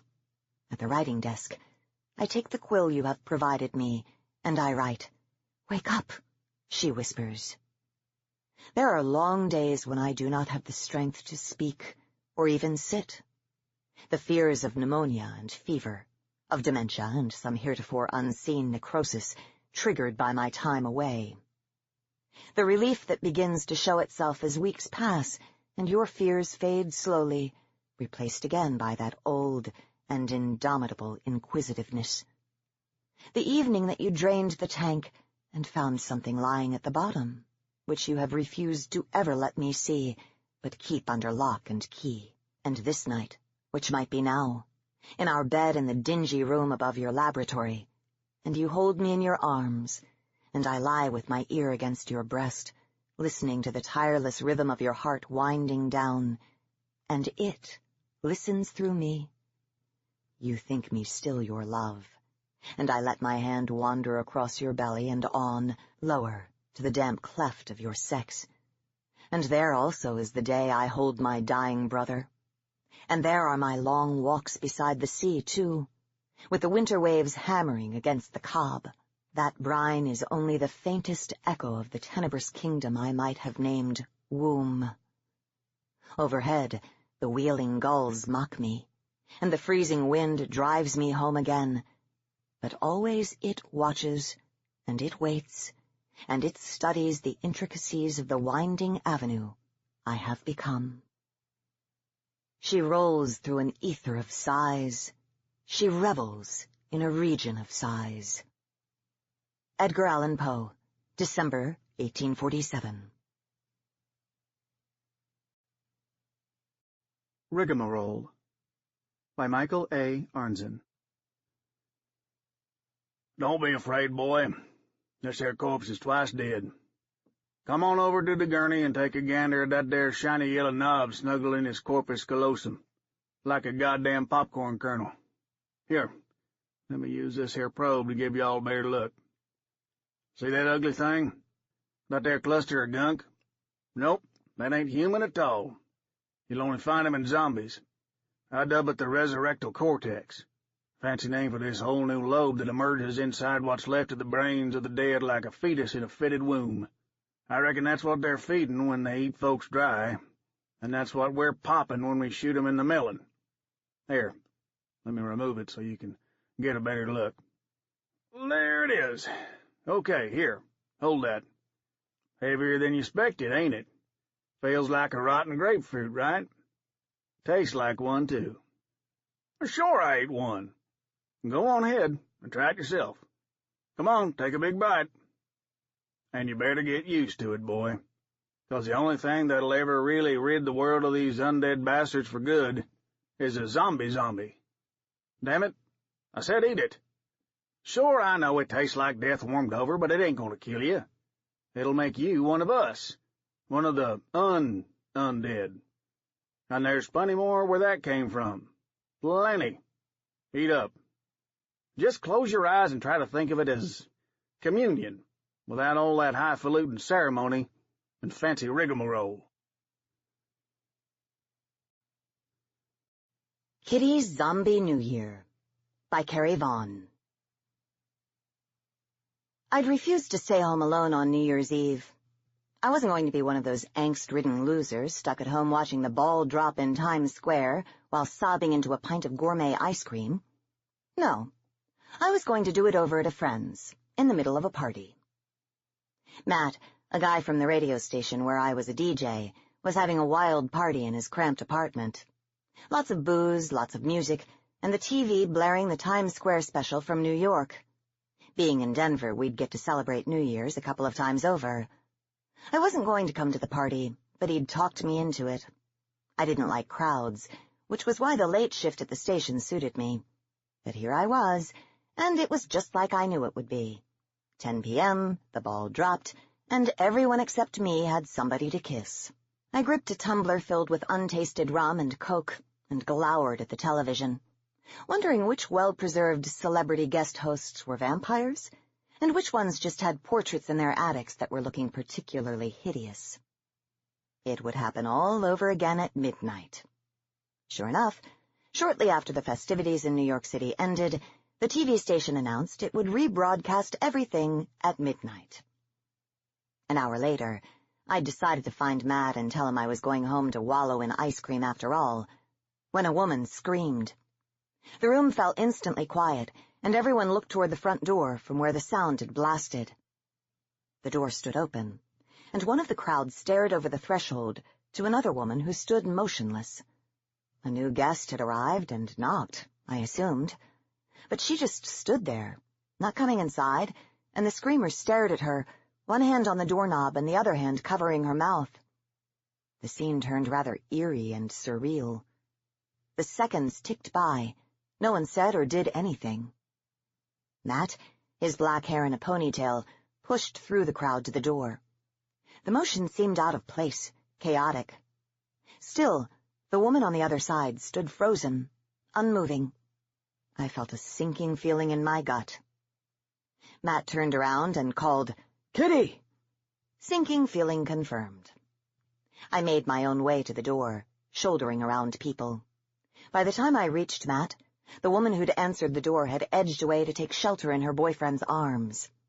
Matt turned to me, dumbstruck. The woman outside was of average height, though she slumped.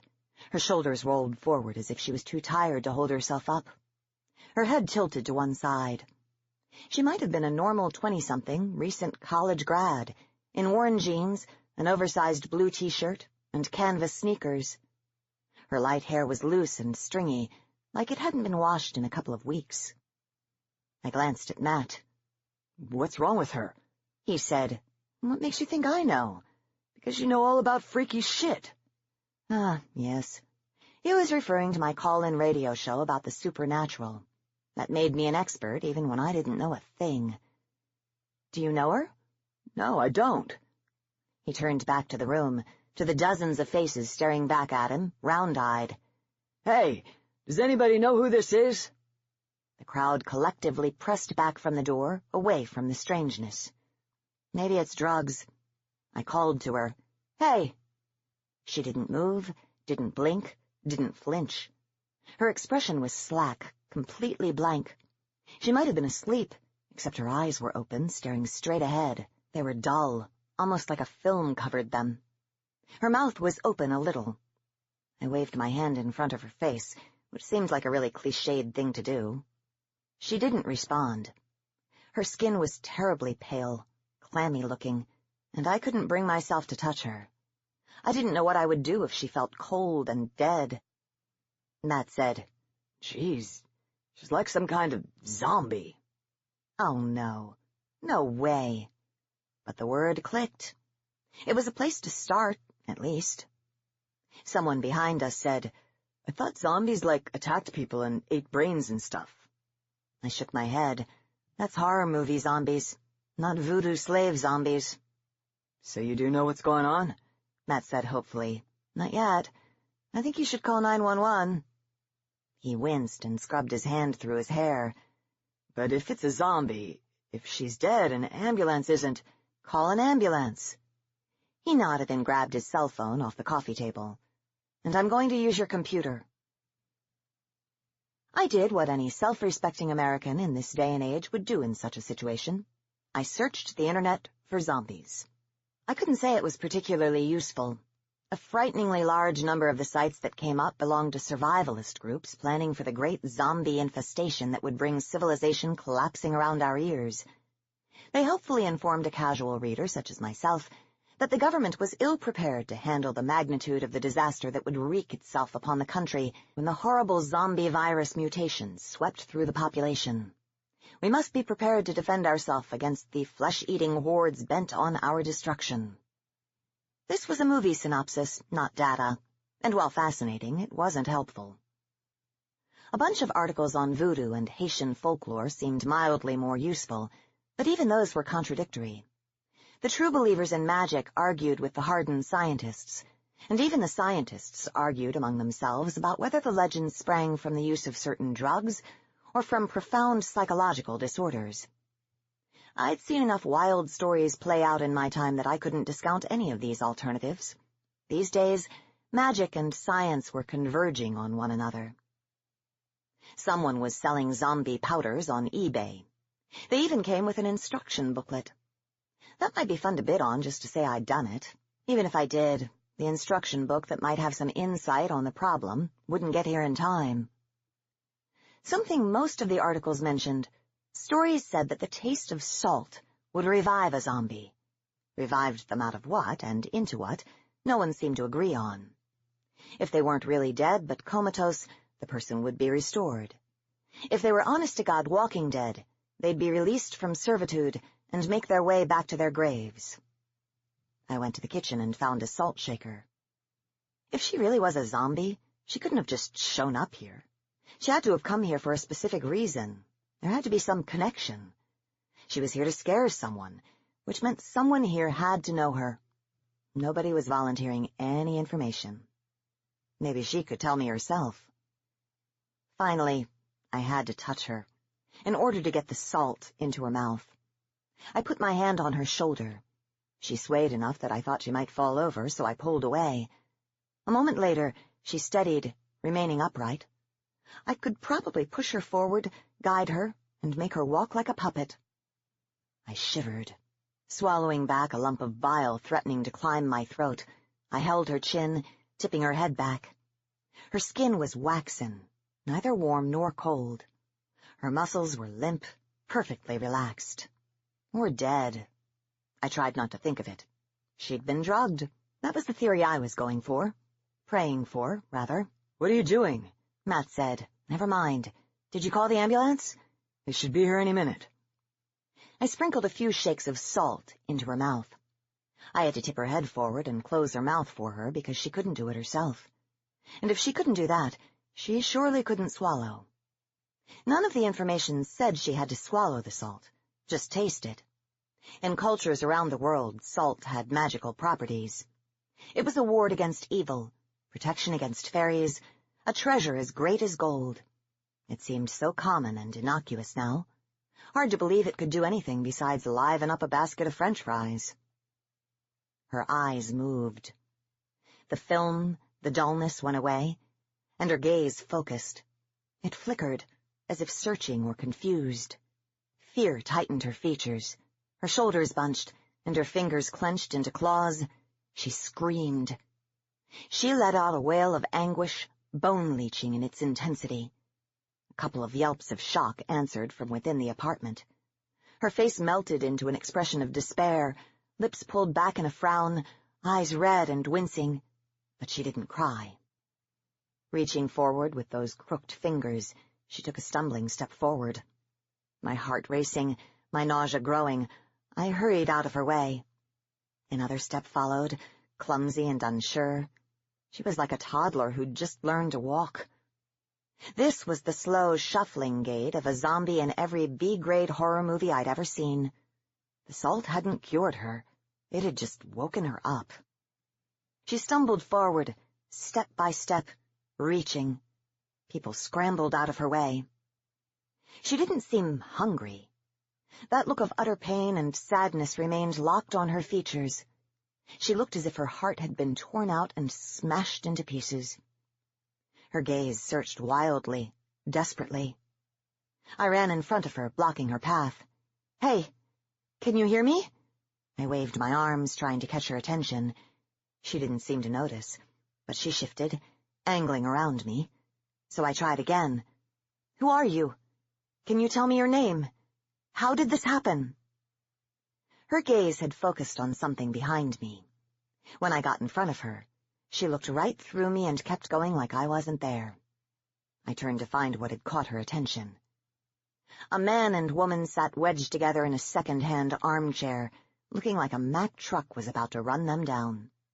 The zombie woman shuffled toward them. Now that I was out of the way, she reached toward them, arms rigid and trembling. She moaned. She might have been trying to speak, but she couldn't shape her mouth right. She was like an infant who desperately wanted something but didn't have the words to say it. She was an infant in the body of an adult. And what she wanted was the man in the chair. A few steps away, her moaning turned into a wail. The woman in the chair screamed and fell over the arm to get away. The man wasn't that nimble, or he was frozen in place. The zombie wobbled on her next step, then fell to her knees, but that didn't stop her reaching. She was close enough to grab his feet. Those claw-like hands clenched on his ankles, and she tried to pull herself forward, dragging herself on the carpet, still moaning. The man shrieked and kicked at her, yanking his legs away and trying to curl up in the chair. "Stop it!" I screamed at him, rushing forward to put myself between them. She was sprawled on the floor now, crying gut-wrenching sobs. I held her shoulders and pulled her back from the chair, laying her on her back. Her arms still reached, but the rest of her body had become limp, out of her control. "Matt, get a pillow and a blanket." He ran to the bedroom to get them. That was all I could think, try to make her comfortable. When were those paramedics going to get here? I looked at the guy in the chair. Like the rest of the people at the party, he was 20-something. Thin and generically cute, he had shaggy dark hair, a preppy button-up shirt, and gray trousers. I wouldn't have picked him out of the crowd. "Who are you?" I said. "Carson."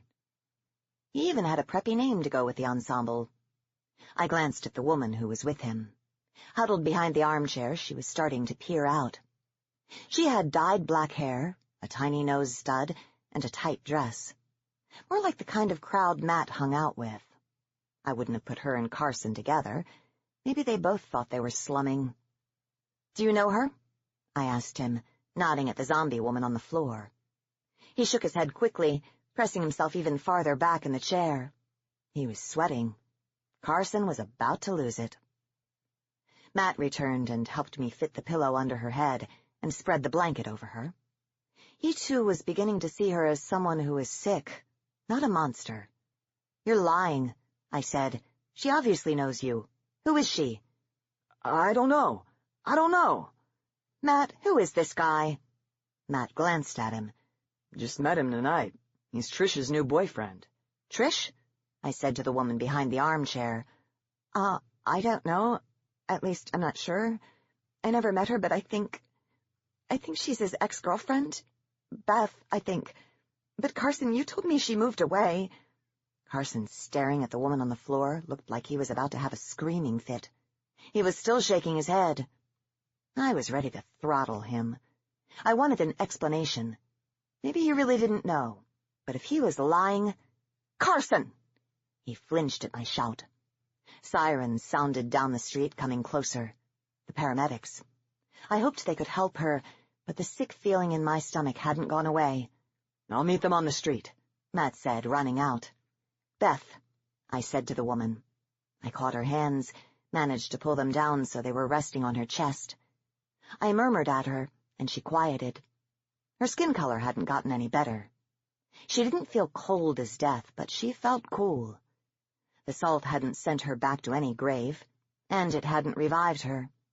I wasn't sure she could be revived. A moment later, a couple of uniformed paramedics carrying equipment entered, followed by Matt. The living room should have felt crowded, but apparently as soon as the door cleared, most of the guests had fled. God, what a way to kill a party.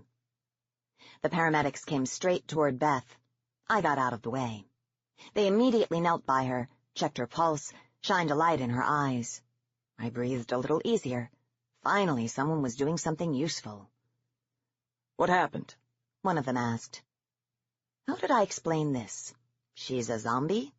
That wasn't going to work, because I didn't think she was one anymore. She was a zombie didn't sound any better. "She was going to leave," Carson said, suddenly, softly, responding to the authority of the uniform, maybe. He stared at her, unable to look away. He spoke as if in a trance. I didn't want her to go.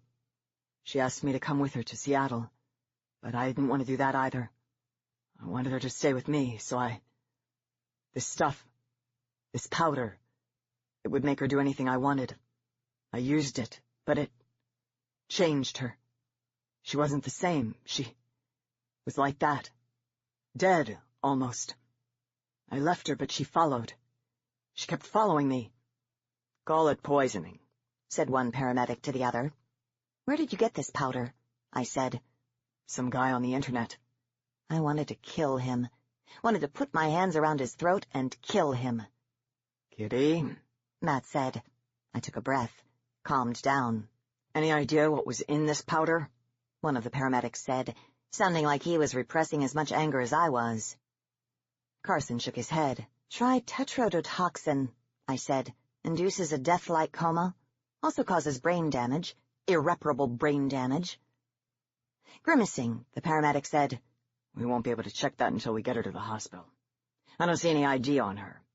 I'm going to call in the cops, see if they've had a missing persons report on her, and to see what they want to do with him. Carson flinched at his glare. Trish backed away.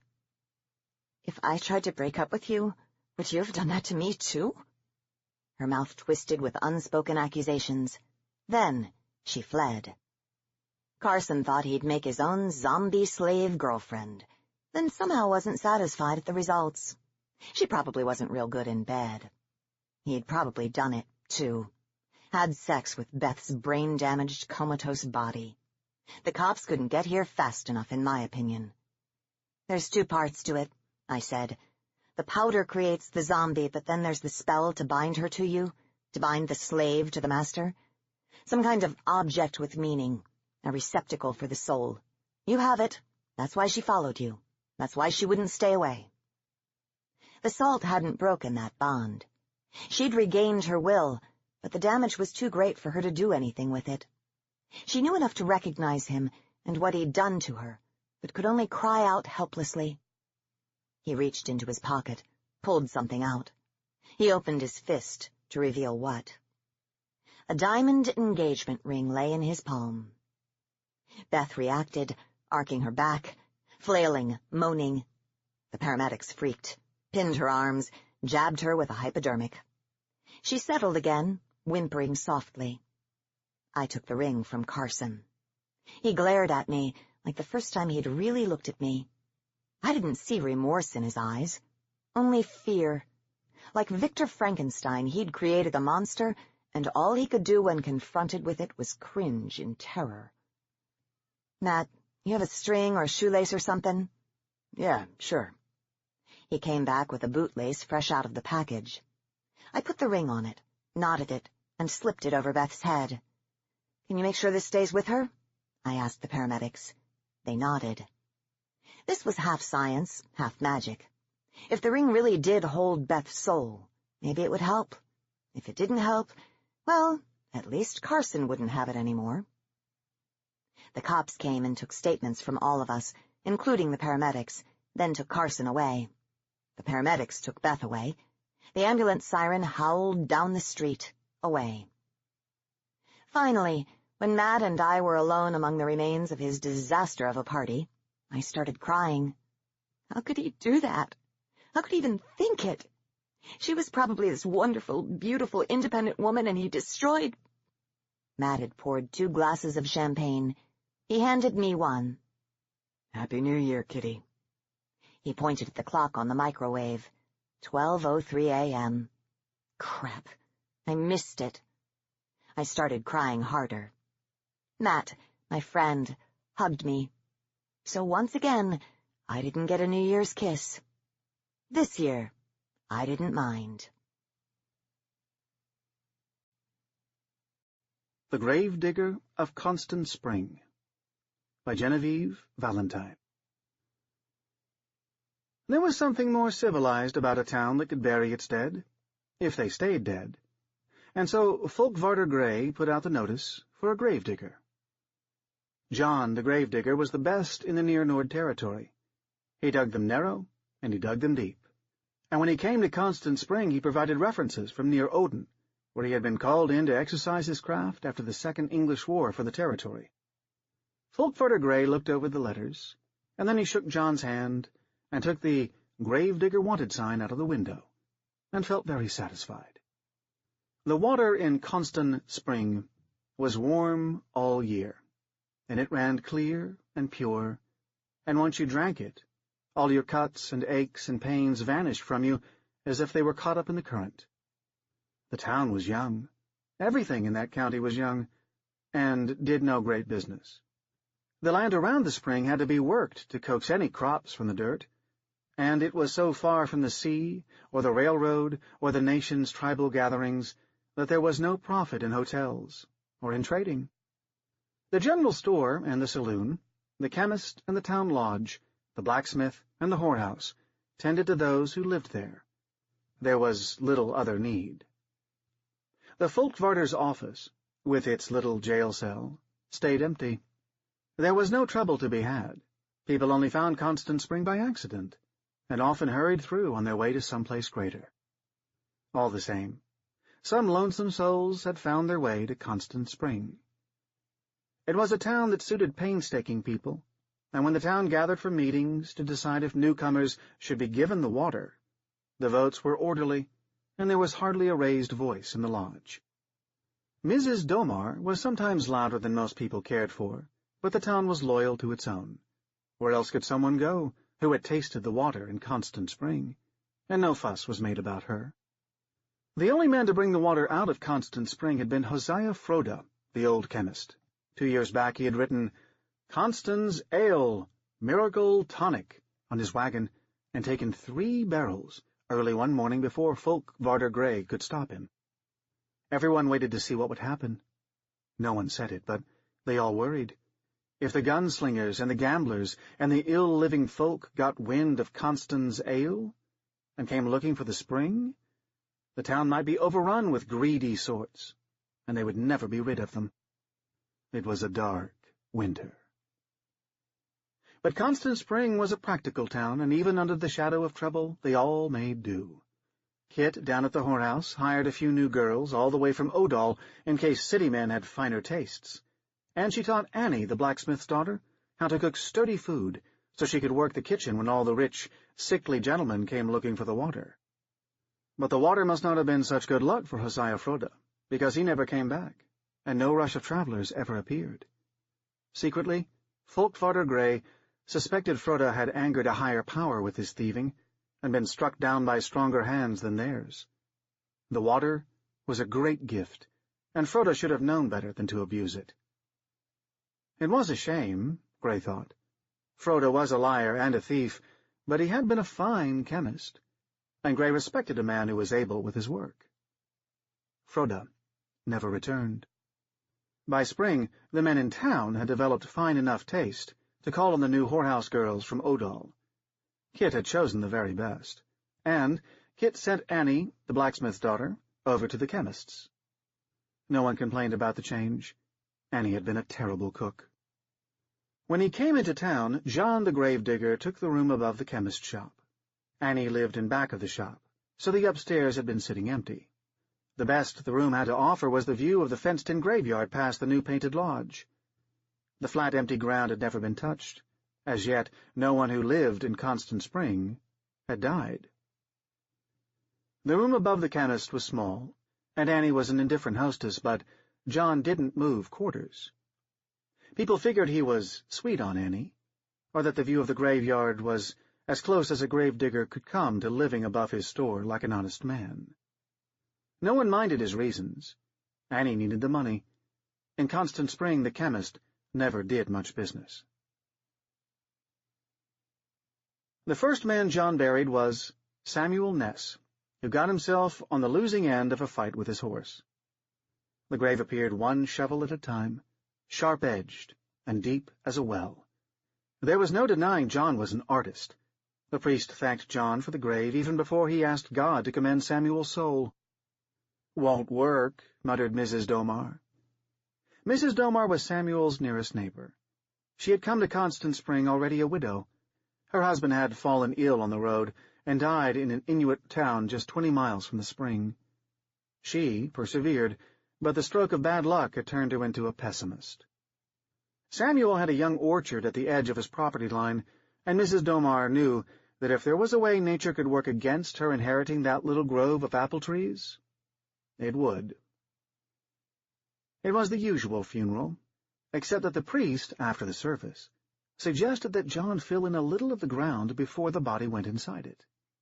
John obeyed. He wasn't one to argue with the clergy.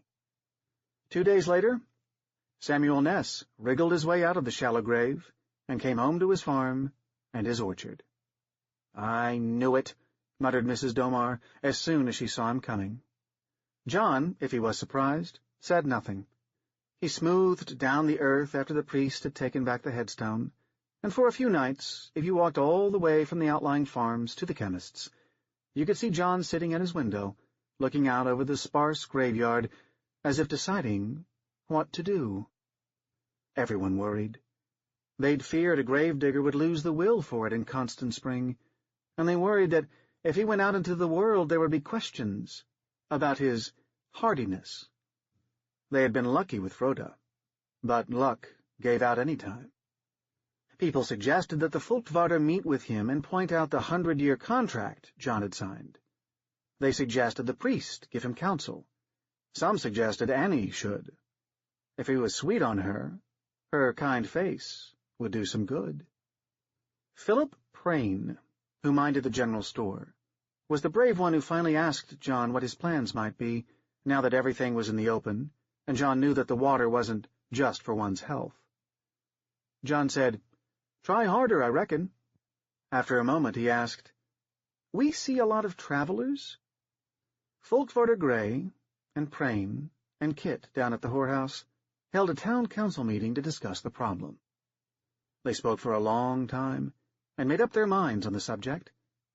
They planned to put it to a vote before the town, since the town was very strict about having a say, but none of them would object. John was a treasure they couldn't lose, and they were bound to be some drifters coming by, sooner or later. In the normal way of things, strangers would have a drink at the saloon and a girl at the whorehouse and ride out the next day. But there was no record of travelers once they were this far into the wild. Not everyone can be missed. The first drifter came on horseback a few weeks later, before there had been a formal vote. He ordered liquor all night and went to bed with one of Kit's girls, and fell asleep without ever having tasted the water from Constant Spring. He suffered a horrible attack in his sleep. Some nightmare had troubled him so that he twisted his neck up into his blankets and broken it. Annie brought John the good news. This time John had a little audience. Fulkvarder Gray and Annie came, and Mrs. Domar, who wanted to see how to get that sharp edge in her own flower beds. "You cut the ground so clean," Annie said after a time. "Where'd you learn?" "Started young," he said. "Buried my ma and pa when I was 12. "Practice." Annie nodded, and after he was finished, they walked home, side by side. She was a quiet sort of girl, and John kept to himself, but Constant Spring began to lay wagers for the month they'd be married. Annie's father, the old blacksmith, wanted it at once. A gravedigger got $100 a year. Samuel Ness thought it was too soon for a man to be sure he wanted a wife. He said no one should rightly marry until the spring, when the flowers were out.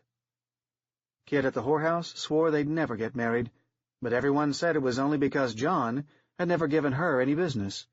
She had sour grapes, that was all. For the whole winter it went on that way. The town welcomed 4 men, each traveling alone, bound for New Freya or Odin's Lake, and one as far south as Iroquois country.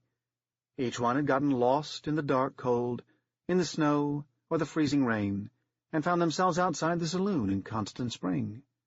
Each one spent the night at the whorehouse, Kit insisted, and of course it was much better to have a hot mug of mead to burn off the frost of a long ride, so there was no occasion to drink the spring water. The next morning John got a knock on his door from the girder boy who worked at the post office, or Mary, the redhead from the whorehouse, to let him know he had a job to be getting on with. 4 travelers was less than it should be, even in winter, and they all worried that a gravedigger of John's skill would tire of having nothing to do. John, however, seemed happy to dig only one perfect grave a month for that whole winter, each one straight as a ruler, crisp edges, ground as smooth as God had ever made it. People in Constant Spring began to warm to him. For all, they were patient, they were proud, and it was a comfort that the gravedigger of Constant Spring knew the importance of a job done right. Finn and Ivar Halfred were clerks who stumbled into Constant Spring just before the thaw, the last spoils of winter for John the gravedigger. They were from Portstown, Ivar told the Girder boy, who took their horses. The Girder boy didn't have the sense to ask where they were going. He didn't have the sense God gave an apple, so Girder, the father, who tended the saloon, asked instead. Most of the people in Constant Spring came out when strangers came into town. It was always interesting to see new people, no matter how briefly they'd be staying. Annie and John sat at a little table in a corner, set apart from the crowd and noise of the saloon. At the other tables, the wagers about their courtship went up, and up, and up, even in the midst of looking at the strangers. There was always a place for a friendly bet. At last, old Girder asked the brothers, "What brings you to Constant Spring?" By that time, Ivar was already drunk, and he laughed loudly and said, "We were supposed to head south for Bruntofta, but we turned right instead of left," which was an old joke that no one paid any mind. It was never hard to tell which of two brothers was the fool. "Bruntofta isn't very welcoming," Girder said. "Hope you boys plan to do some trade. They don't like people showing up with empty hands. We all saw what happened to the English before they got driven out." After a little pause, Finn sighed and said, "Haven't thought that far ahead. We're just looking to start over in a place that has enough room to be lonely in." You didn't get as far as Constant Spring unless you were putting something behind you, so no one was surprised to hear it. But the way he spoke must have struck Annie something awful, because she got up from her seat and took a place next to Finn at the bar. She'd never been pretty, not compared to whorehouse girls from Odal, but the way she looked at him would have charmed a much less lonely man than Finn Halfred. They talked until late, until everyone had gone home but Kit from the whorehouse, whose girls were working to bring Ivar back and lighten his pockets. They tried to hook Finn, too, but Annie put her hand on his arm, and the girls respected her claim. Annie brought Finn home with her when she left that night, his arm linked with hers. The girls from the whorehouse thought it was a scandal, but Kit told them to mind their own business and tend to their customer. Kit was no fool. She knew how slowly time moved in Constant Spring, and a girl shouldn't be a bad cook and an indifferent chemist, year in and year out, without anything else happening inside of her. Annie could have a night with a young clerk if she wanted. It was the first thing Annie had managed well in a long time. Kit was glad to see something worthy from Annie at last. The next morning, Annie brought Finn out on the little promenade. She told Kit in passing, "He got thirsty. I gave him some water." Kit told the town. They held a meeting in the lodge, safely away from Annie, to discuss what to tell Finn about his brother's sad accident the night before. Philip Prain said right off that it was a shame about the wagering pool, but Folkvarder Grey called them back to order. All things in their time, gambling had no place in the lodge. They had to decide what would happen now, with their gravedigger. John was a steady man, but now they weren't sure who would do for him but old Mrs. Domar, who was a widow and too old to be suitable. "As if I would," sniffed Mrs. Domar. The only other girl in town was Girder's daughter, Sue, who was only 14 and couldn't yet go courting. If she got a little older, then perhaps they could consider, but none of them had been in Constant Spring long enough to really know if the young ever grew older, or if the grown slowly grew old. Constant Spring hadn't been an early settlement by the longboaters. It hadn't even been in the eyes of the railroad men. It was a town by accident, because the water was of value. A town because people in it were slow to want change. A town because it was better to live among the same kind forever than to risk going into the wide new country full of strangers. The town was like the Ness orchard. Those little apple trees, always saplings and never older, bent their young branches nearly to snapping just to bear their fruit. It would be the same with Sue, if they let her go courting too early. Outside, John had turned his hand to his art for poor Ivar Hallfred, and one shovelful of dirt after another bloomed from the ground as he worked. Folkvarder Grey went himself to break the news. He told Finn that Ivar had drunk himself to death, and his whorehouse girl hadn't been able to wake him no matter what they did. Finn was sorely grieved, and Folkvarder Grey thought it was best to wait for some other day to explain about the water. On his way out, the Folkvarder tipped his hat to John, who was sharpening the edge of his shovel on a boulder that sat beside a wide grave, sharp-edged and deep as well. John looked as quiet and calm as ever, but Folkvarder Grey had been disappointed in a woman himself, many years back, on his home shores, and he knew the look of a heartbroken man doing a chore just to keep his hands busy. "No need for all this, John," Folkvarder Grey said. "It'll be weeks before the thaw opens the roads, and no knowing when the next one will come." Folkvarder Grey looked carefully into the thick dark of the grave. "A little steep, my boy," he said after a moment. The warm damp rose up from the ground, sharp-smelling, and he stepped back. That was no smell for the living. "It's just for practice," said John, as he turned the shovel on its edge, slid a slender finger along it until he began to bleed. After the service on Sunday, Annie and Finn went out walking. Inside the lodge, Samuel Ness started a new wager that they'd come back that same day and ask the priest to marry them. Mrs. Domar, who didn't approve of such suggestions, went to the window and pretended to be deaf. From the window, Mrs. Domar could see Annie and Finn walking on the lawn behind the lodge, hand in hand toward the chemist's, and John's silhouette in the upper window, looking out toward the graveyard to admire his work. "Finn will come sniffing around after a job," said Philip Prain. "I could make use of him in the store maybe a month out of the year, but he'll have to make his money some other way, and I don't see much need for a clerk in Constant Spring." "We have need for him if he does good work," said Folkvarder Grey. "And who will be the chemist if he takes Annie out to some farm instead of staying in town? We can't do without a chemist. It's not civilized." "They'll find some way to scrape by," said Kit. "Young fools like that always do." "It's no good," said Mrs. Domar, watching John look over at the cemetery. No one answered her. Mrs. Domar never saw good in anything. The wager, sadly for Samuel, came to nothing. That evening, Finn and Annie disappeared from Constant Spring, and if Folkvarder Grey noticed that the chemist's house was quiet, that the boulder in the yard was gone, and the wide, deep grave was smoothed over, he said nothing to John about it. No town was run well without some sacrifices. Artists had their ways, and another chemist would be easier to come by than a grave-digger of so much patience and skill. The question of Annie and Finn trapped in the grave made the Folkvarders sorry for Annie's sake, but it was what came sometimes of breaking a good man's heart. Not everyone can be missed. It was for the best.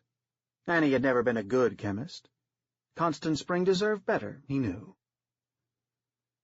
Samuel Ness paid Kit from the whorehouse $2, having been wrong about both Annie and John, and Annie and Finn.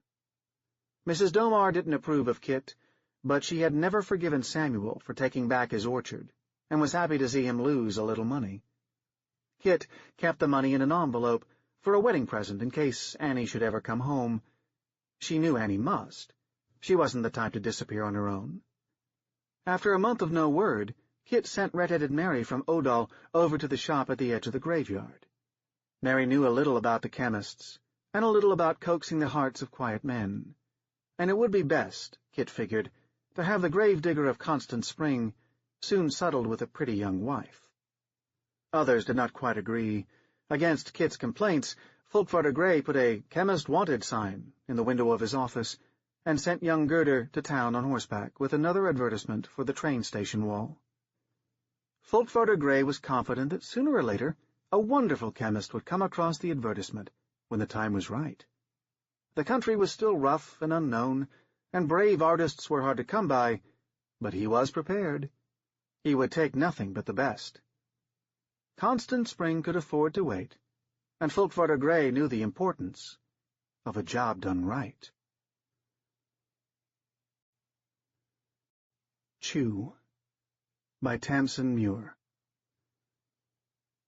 Hitler dead. Führer fell at Reich Chancellery. Anton's American soldier had whipped out the torn front page of the newspaper for him to translate the headline.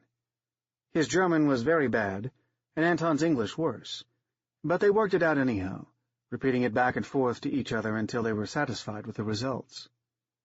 He admired the headline mainly because the American was his friend, and then asked for chewing gum. His American was inclined to be generous with his largesse, so he gave to Anton 4 pieces of juicy fruit, wrapped up in a twist of old wrapper. He also got a pat on the head, which at 10 years old was something to resent, but he put up with it anyway. He wrapped up the gum in his handkerchief. Anton took only half a piece for himself, chewing it and chewing it on the road home until it lost all of its flavor and was tack in his mouth. He weighed up his options.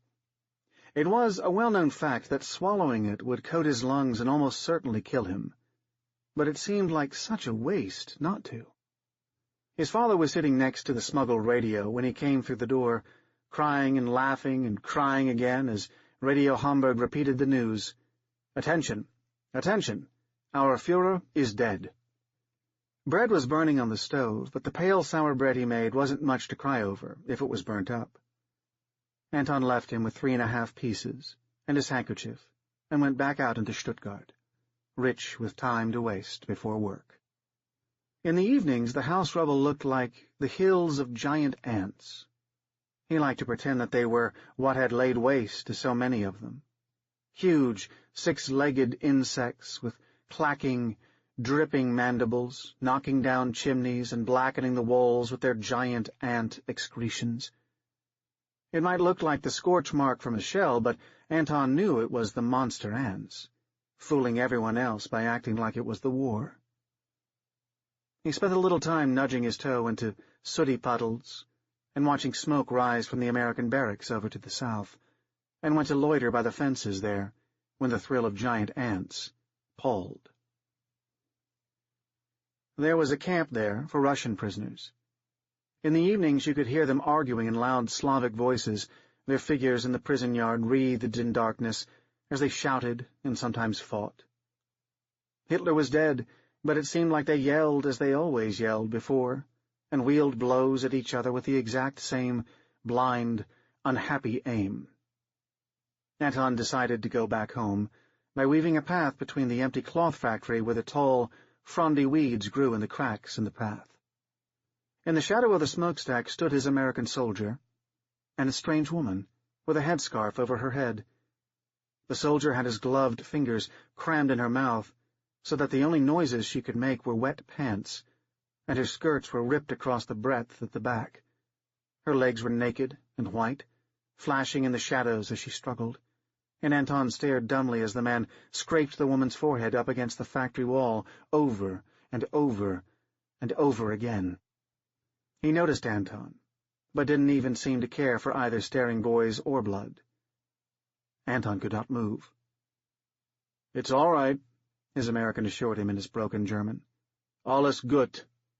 The woman seemed to be nearly knocked senseless, half fainted against the cold concrete. "It's all right, son." He dropped his handful of headscarf and rooted around in a pocket instead. "You go home. You have a good night." Though the flesh was white, the blood on it was purple. Anton had something thrown at him. It slid off his jersey and onto the ground. "You go home," said the American. "You. Go." The woman did not make a sound, but every so often she jerked around like a fish on a hook. An unopened packet of chewing gum lay near the frondy weeds. Juicy fruit. The woman in her headscarf gurgled into those prying fingers, more blood mixing with saliva, and Anton took the gum and ran away. He could think of nothing else to do. Somebody would know. Somebody would find out. The juicy fruit paper crackled in his fingers. When he thought he had run away enough, and could not see the cloth factory any more, he sat on a pile of rubble and crammed all of the gum into his mouth. It made a wet and noisy ball as he chewed it. He swallowed, hard, and it made a lump in his throat all the way down. His father worked at the Red Cross hospital that the French doctors had set up. Well, that wasn't quite true. He did not work in the hospital, but in the basement of the empty bakery next door, where they had the morgue. When the doctors and nurses were tired of them and had done all they could, Anton's father washed the bodies of the dead. So did Anton, as the hospital was small. It was an occupation, and he liked it. He wasn't one of those boys who ran around and shouted. He was a boy who liked looking at things. Looking at the dead people was easy now. His father told him they were all going to heaven, except maybe the Nazis, so you didn't have to feel bad about them. When he passed by the hospital to go to the bakery morgue, he saw rows of whey-faced women there.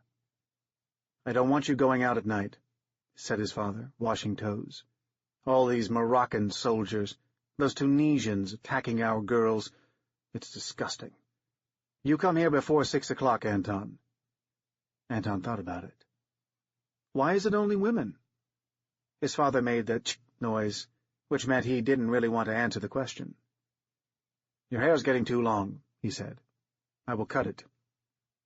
"They do things to them, don't they?" Wrong question. Anton was sent to wring out sponges. He kept thinking about the gum in his stomach rather than anything else. Swallowing all those pieces really would kill him. He would drop down dead, which was a relief because then he would never have to meet his American soldier again, or think about the woman. He thought about the woman's white, bloodied legs and split lips. He thought about the unbuttoned front of the American's trousers. Sweat prickled on his palms. "You smell like sweets," said his father, when he was done with the sponges. "No more. Stop annoying the soldiers for them. The Americans, they've liberated us. Stuttgart was proudly outside the Reich for years. Now we have our dignity back. If the Tunisians would just go and stop their disgusting business." "What if it wasn't Tunisians?" asked Anton, but his father didn't understand. The next day he found himself by the factory again. His legs took him there, unwilling, and he watched the American soldier fold a woman over some abandoned crates. Anton thought it might have been the same woman. He did not talk to Anton this time, just rummaged in his pocket and tossed chewing gum to him like he would for a clamorous seagull. Then he went back to his work. Anton's mouth tired of chewing by the time he got back home. He had started burying the wrappers in the rubble piles, like they were for the monster ants. One night, his father washed the body of a woman, and he realized with a start it was his woman. The American soldier's woman, that was. It had taken him a bit to notice because her throat was torn in a long, raggedy line terminating halfway across the neck. His father fancied himself a bit of a coroner. "Suicide," he said, shaking his head. "See how the first hole here is deep, and the rest of the gash is much shallower? See how it is a hole, not a cut? Oh, Anton, what a waste. Commend her to God." Her hips and her thighs were all one bruise. Her wrists had bracelets of fat red marks with flecks of dried blood beneath her fingernails. Anton did not breathe. "Poor lady," his father said. "She is somewhere happy now." She did not look happy. Her jaw was clenched shut. There was a silvery fleck at the corner of her mouth, and his father reached out to try to wipe it away. It didn't wipe. His fingers were very gentle as he pressed on her lips and opened them up, and took a thin wafer out from underneath the swollen tongue. "Those nurses are being lazy," said Anton's father, and held up the wafer to the light. A striped, juicy fruit wrapper, oily with blood. Anton had to close his eyes and count to 10, which he had not needed to do in the morgue since he was 8. His father must have seen, because he said quietly, Go out and get some air, darling. Not too far. Stay by the door. The night was dark and cold. From down the street he heard raucous voices. Infantrymen. Anton hugged his knees to his chest until his father came outside to take him home. On the third day his American soldier was smoking, indolently by the chimney wall. "What?" he said laughingly. "Now, haben Sie cigarette?" Anton shook his head. "Good boy," said the American. "Good. No smoke. Makes you sick." There was only one piece of gum for him now. He clutched it in his fist, and saw every policeman on the corner now as he walked, every woman, imagined there staring through his fingers to see what was inside. The giant ants settled in their holes underneath the untidy piles of brick, muttering about chewing gum and Anton, and he took the key from beneath the bakery flower pot to open up the morgue. Nobody had come for the woman because nobody knew who she was. There were many people in Stuttgart like that now. She would be written down as Lieschen and put at the crossroads grave come Sunday when the priest came. Anton touched her chilly fingers gently, as his father had touched them gently, and then he prized open the mouth to put the piece of chewing gum within. He could hide it in there, inside her. He wet himself when the dead woman began chewing. The soft rectangular strip mulched between her pink-stained teeth as she rolled it around in her mouth. Gray eyes flicked open as she spread it on her palate and sucked out the flavor, as Anton always did. He was aware of hot trickles down his legs. When she swallowed, there was a brief flash of pink in that ugly hole at her throat. The dead woman was staring at the ceiling, and he was sure that once she turned that gaze on him, he would be killed immediately. "Tell me how much you've got," she said. Her voice was a little bubbly, whistling through that awful hole, but otherwise sounded perfectly normal. Anton could not speak. She said, "You ate his food. How much did you eat?" Because his brain would not work, he had to count on his trembling fingers. He had liked math when he had been at school. 5 pieces to a packet, which meant 10 pieces, he said, and recalled further. And 1/2, 10.5, since Tuesday. She was silent. He tried to be brave about it. "Am I going to die?" he said. 10 pieces, she said without answering, and 1/2. That will be enough, I think. Go, and get me 10 pieces and 1/2 as payment for your staring. And change your pants. 10.5 pieces of chewing gum was an unbelievable amount. For one, he had gotten 10.5 pieces only by accident in the first place, but fear made him trek all over Stuttgart in desperation, thinking about how he was going to do it. When the next day his American soldier said, "No rations," he nearly wept like a baby of 5. His soldier must have felt bad because he ruffled Anton's curls instead. Though he'd had a bath just that week, Anton had to go and wash his hair after. The next day he got 2 pieces from the American, and 2 from a French doctor who knew his father. Impertinence his father would have smacked him for, but this was a matter of life and death. Anton snuck down to the morgue and fed them to the dead woman, piece by piece. She spat out the 2 from the French doctor. "No good," she said, but ate the 2 from the soldier. Her eyelids fluttered, and her fingers twitched, slowly unbending, stiff toes curling inward underneath her sheet. "You're slow." He didn't have much. It's hard to get. "You got it before. You can get it again." There was nothing he could say to that. 1 piece the next day made 3, which meant the vastness of 7.5 pieces to go. Now, the dead woman could sit up and even hobble a little, and he got her a coat and some skirts to hide all the red splotches from where her body had lain on the table. His dread tripled when she said, "It's cold here. Take me home with you." "You can't. My father will find out." "This place is full of dead people. I don't like it." "But you're dead," said Anton, nearly crying from frustration. "Just one night."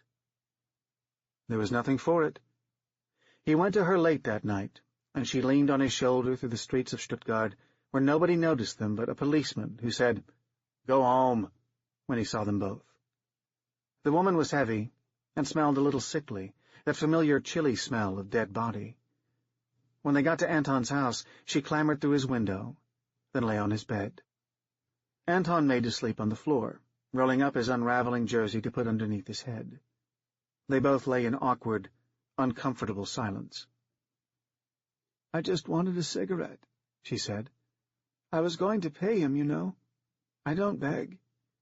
I had some apples that weren't soft." He did not know what to say to this, but felt like he had to say something. "Were you very old?" asked Anton. 19, said the woman. So yes, quite old.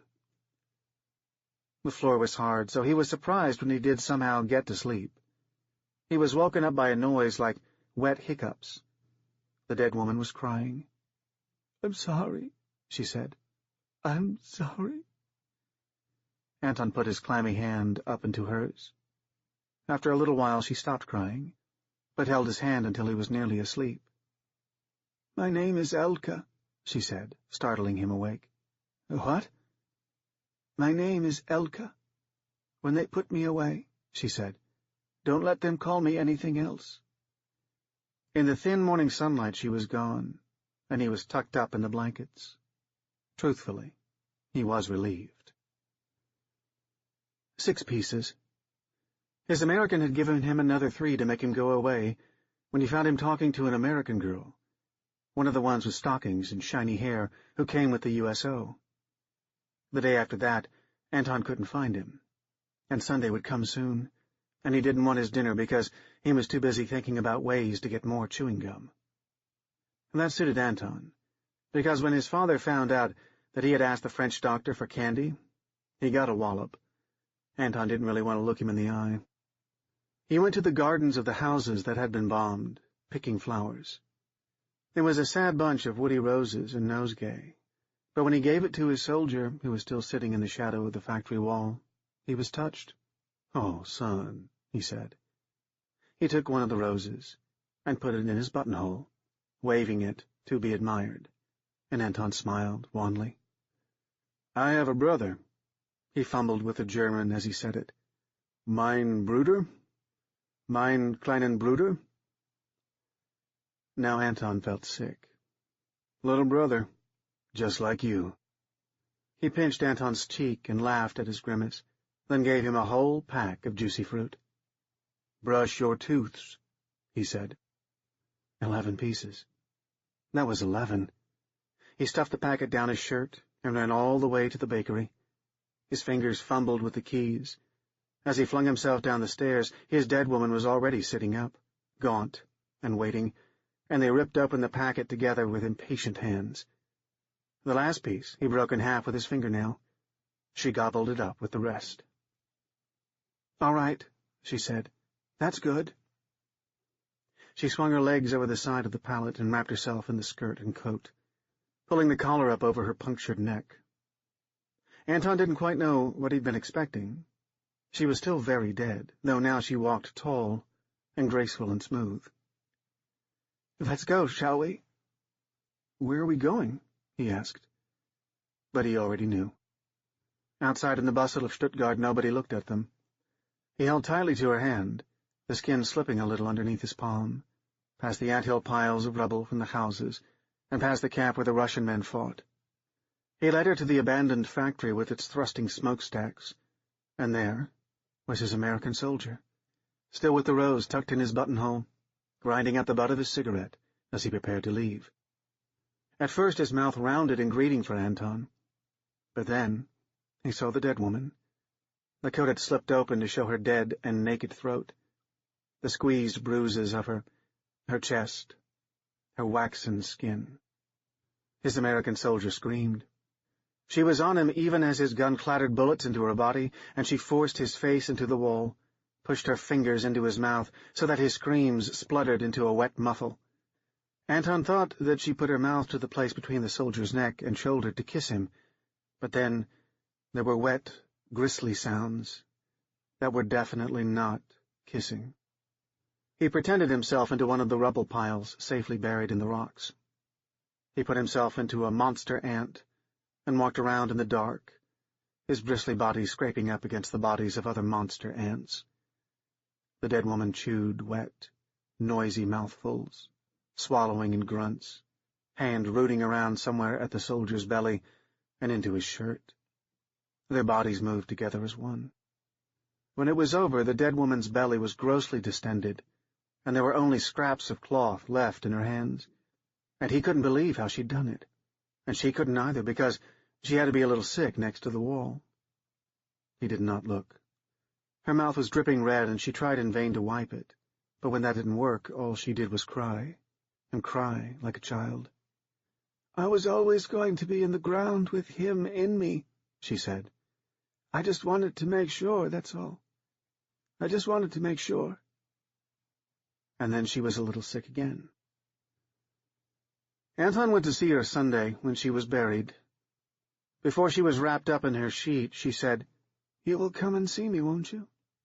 You don't hate me," and could only fall asleep when he held her hand. Perhaps it wasn't sleeping. He sewed her up in a grubby shroud, as he had seen his father do, and he was there when they put her at the crossroads grave for suicides. Her and the American. With a stone he expended some effort scratching letters onto a piece of wood, and when he was done, had some splinters, and ELKE for his pains. When he made the walk back home to Stuttgart, and to the bakery next to the Red Cross hospital, he tried to imagine the monster ants again, but they didn't come. It was as though he had thought about them too hard, and they had burnt up in his brain. There must have been something in his face when he met his father at the door of the bakery morgue. "I forgive you, darling," said his father, and put one arm around him. "Just stop acting like one of the beggar boys from now on. Look, I have something for you." From one of his capacious pockets his father drew something thin and silvery. He presented it to Anton with the air of a magician. 2 sticks of juicy fruit in a bit of their wrapper, smelling as sweet and as sickly as they always did. "There," he said proudly, "since you like it so much." He did not understand why Anton gagged. Till Death Do Us Part, by Sean Jeffrey. "It's her, Dad. I swear it is. Over there, it's Mum." I exhaled slowly and looked at my 14-year-old son, Tim, as he excitedly pointed across the street. Before I could say any more, I took hold of his shoulder and turned him toward me. "You know it isn't her. She's dead. We buried her. You know that." Tim twisted out of my hands. "I'm not making it up. She's alive. I just saw her." Before I could stop him, Tim bolted across the road, a car horn blaring in response as the driver of a Honda Civic slammed his brakes on to avoid sending my son to see his mother in a more literal sense, which would have been an ironic twist of fate if he'd died in the same way. "Come back!" I shouted before giving chase. I couldn't be too angry with him. His mother's death had hit him hard. Probably harder than it had me, if I'm honest. But saying he'd seen her in the street, well, it was sad and rather unnerving. Sure, I shed buckets full of tears when Joanna died, spent days questioning why God was so cruel to take her away from us in the prime of her life. But Tim and his mother, they'd shared a special bond, one that only mothers and sons can share. I dodged shoppers wandering along the high street and gulped deep breaths, my knees cracking. Although only in my mid-30s, I was out of shape. Tim was about 40 feet ahead and running like a gazelle, his gangly frame almost as thin as the shadow that trailed in his wake. He got his willowy stature from his mum. Not that I was obese, but my trouser size had outgrown my age by a couple of numbers, giving me a paunch, much of which was a direct result of the alcohol I'd drowned myself in after the funeral. Tim had been my lifeline. When I realized how destructive my drinking had become, I stopped. Had to be strong. I still hadn't adjusted fully, and had taken for granted all that Joanna did around the house. I didn't have a clue how the washing machine worked, couldn't iron to save my life, but I'd had to go on a steep learning curve, if not for my sake, then for Tim's. The house had become a shithole. I didn't wash or clean for days at a time. Dishes piled up in the sink, and once the cupboards were empty, we'd relied on takeaway food. The local Chinese restaurant was on speed dial. For a while, Tim became the adult, and me the child. But now I was back in control. I'd gone back to work at the bank, and Tim had settled back in at school. He'd fallen behind on his work, but he was catching up, and the teachers were understanding, and went on his back about it. I realized that Tim had stopped running, and he was standing in front of a disheveled-looking figure that from behind looked like a homeless person, one of the dispossessed, as I like to think of them.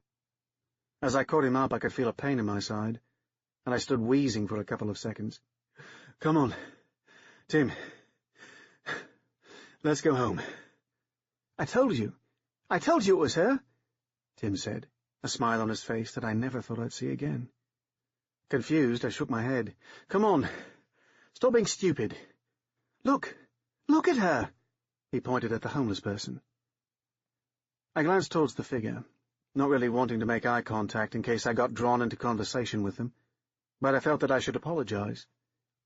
Instead, I stared open-mouthed. Despite the grey skin, with the sores and welts, the lopsided mouth and the dead glassy eyes, there was no mistaking the face. Impossible as it seemed, it was Joanna. "Mum, it's me, Tim." I listened to my son as though he was speaking from the end of a tunnel. I couldn't take my eyes off Joanna. Her skin looked papery and dry, tendons protruding from the back of her hands, where the skin had sunken in. Her fingernails were torn, and there was dirt round them, as though she had been clawing through the earth. Joanna didn't respond. She started walking, although it was more of a shuffle. "Mum! Talk to me! Mum!" Tim barred her path, and Joanna bumped into him, rocking back on her heels. She was wearing the dress we'd buried her in. Tim had chosen it, saying it was her favourite. I guess he knew her better than me, as I didn't have a clue what her favourite piece of clothing had been. Sunlight glared from the shop window behind Joanna, making me squint. When I looked back, it had given her a halo effect, like an angel. I gulped, tongue a thick slug stuck to the roof of my mouth. "Joe, is it really you?" I asked, the words coming out in a rush. Joanna didn't reply. I cleared my throat and said, "How? I don't understand. You were dead. They buried you." Still no response. Afraid that I may have been caught up in Tim's delusion, I reached out and touched Jo's hand. She was real, but her skin was cold and leathery to the touch, and I recoiled slightly. After a moment I realized there was an aroma in the air that originated from Joanna. It was cloying, like spoilt meat that had gone bad past its sell date. "Dad, why isn't she answering?" I looked at Tim and shook my head. I don't know.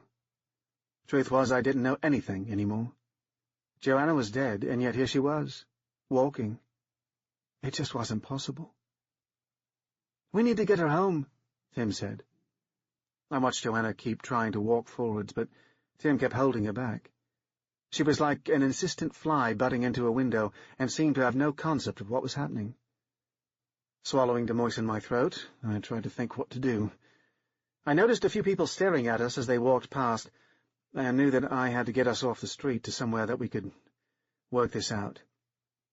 "Okay, give me a hand to help her," I said as I grabbed her arm.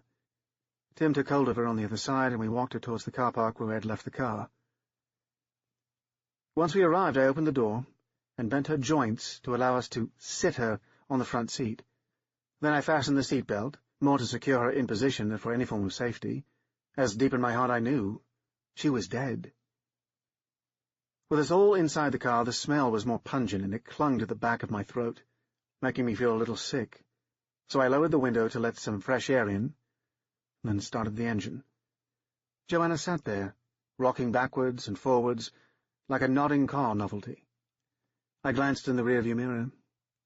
Tim was still smiling. Before going home, I drove to the cemetery. "What are we doing here?" Tim asked. "I need to check that it's really her." "Of course it's her." I exhaled slowly. "Well, I just need to check." I exited the vehicle, and Tim followed. He grabbed the door handle to help his mother out, but I said, "She'll be better off staying in the car." Tim looked at me for a moment, and then nodded. We followed the path among the gravestones. I tried to swallow as I walked, but couldn't produce any saliva. Dappled sunlight flickered through the surrounding trees. I was hoping to see the grave as undisturbed so that I could say it wasn't Joanna, but even from a distance I noticed a mound of earth like a giant mole had burrowed its way out. I stood before the mound and stared down into the hole, and tried to imagine Joanna clawing at the coffin lid, scraping away for weeks on end, until she scratched her way through. I parked in the driveway and then made sure the coast was clear before leading Joanna out of the car. I didn't want to explain what was going on to the neighbours, as I didn't have a clue myself, and wouldn't know where to begin. All I knew was that, impossible as it seemed, my wife had returned from the grave. Tim and I ushered her into the house, and I closed the door. Joanna hadn't said a word all the way home. I wondered whether she recognized us. Wondered whether she was cognizant. "We need to get her cleaned up and get some fresh clothes on her," Tim said. I nodded, dumbly, happy to let Tim take control of the situation, while I tried to think about what the hell was going on. We led Joanna upstairs to the bathroom, and I started to undress her while Tim went to fetch some fresh clothes from the ones we hadn't yet been able to throw away. Joanna stood stock still as I unbuttoned her dress at the back, letting it drop to the floor, and I saw she was staring at her reflection in the mirror. Did she recognize herself? There were signs on her body where the car had struck, deep lesions that had been sewn shut. I tried not to look at them as I removed her bra. Her once full breasts now flaps of skin that made me feel a little repulsed to look at. Tim hurried into the bathroom as I was removing her underwear, and I felt a little embarrassed for both Joe and me. But Tim seemed unfazed and was taking it all perfectly in his stride. He got his practicality from his mother. "I've got her another dress," he said. "It'll be easier to get on and off. I didn't bother with underwear. Do you think she'll need any?" I shook my head. "I guess not." Tim had selected a pale blue knee-length dress with large white flowers that he put on the edge of the bath. "She needs a shower," he said. I ushered her into the shower stall and switched on the spray. Hot, steaming water shot out, and I tested the temperature before remembering she was dead, so probably wouldn't know how hot it was anyway. Once she was underneath the spray, she kept walking forwards into the wall, water bouncing off her head. Tim leaned in and grabbed a bottle of shampoo. "Soon have you looking like your old self," he said, as he washed her hair. I lowered the toilet seat and sat down to watch as Tim lovingly washed his mother like it was the most natural thing in the world. Bits of skin and hair came away in his hands, but he didn't seem concerned. Once he had finished, we guided her out of the shower, toweled her dry, and then I sprayed her with some of my antiperspirant to mask the smell that still emanated from her. I raised her arms to allow Tim to pull the dress over them and over her head. Tim then combed her tresses, ignoring the fact he was pulling out more than he was straightening. While he did this, I stared into her eyes. They had once been bright blue. Now they looked dead and lifeless. Could she still see? If she did, could she recognize anything? I felt myself choking up, so I swallowed and rubbed my eyes. Steam drifted around the room, and I felt hot, but didn't know if it was due to the temperature or the circumstances. "Now what are we going to do?" I asked, as I wiped perspiration from my brow. Tim looked at me. "Well, me and Mum are going to go watch telly," he said, before leading Joanna away. As he reached the door, Tim turned and looked at me. "I love you, Dad." Then he left the room. A tear rolled down my cheek, and I wiped it away.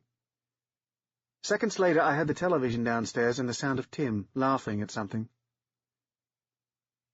I knew I had to find out how she had returned from the grave, so I walked through the spare bedroom where the computer was and switched it on.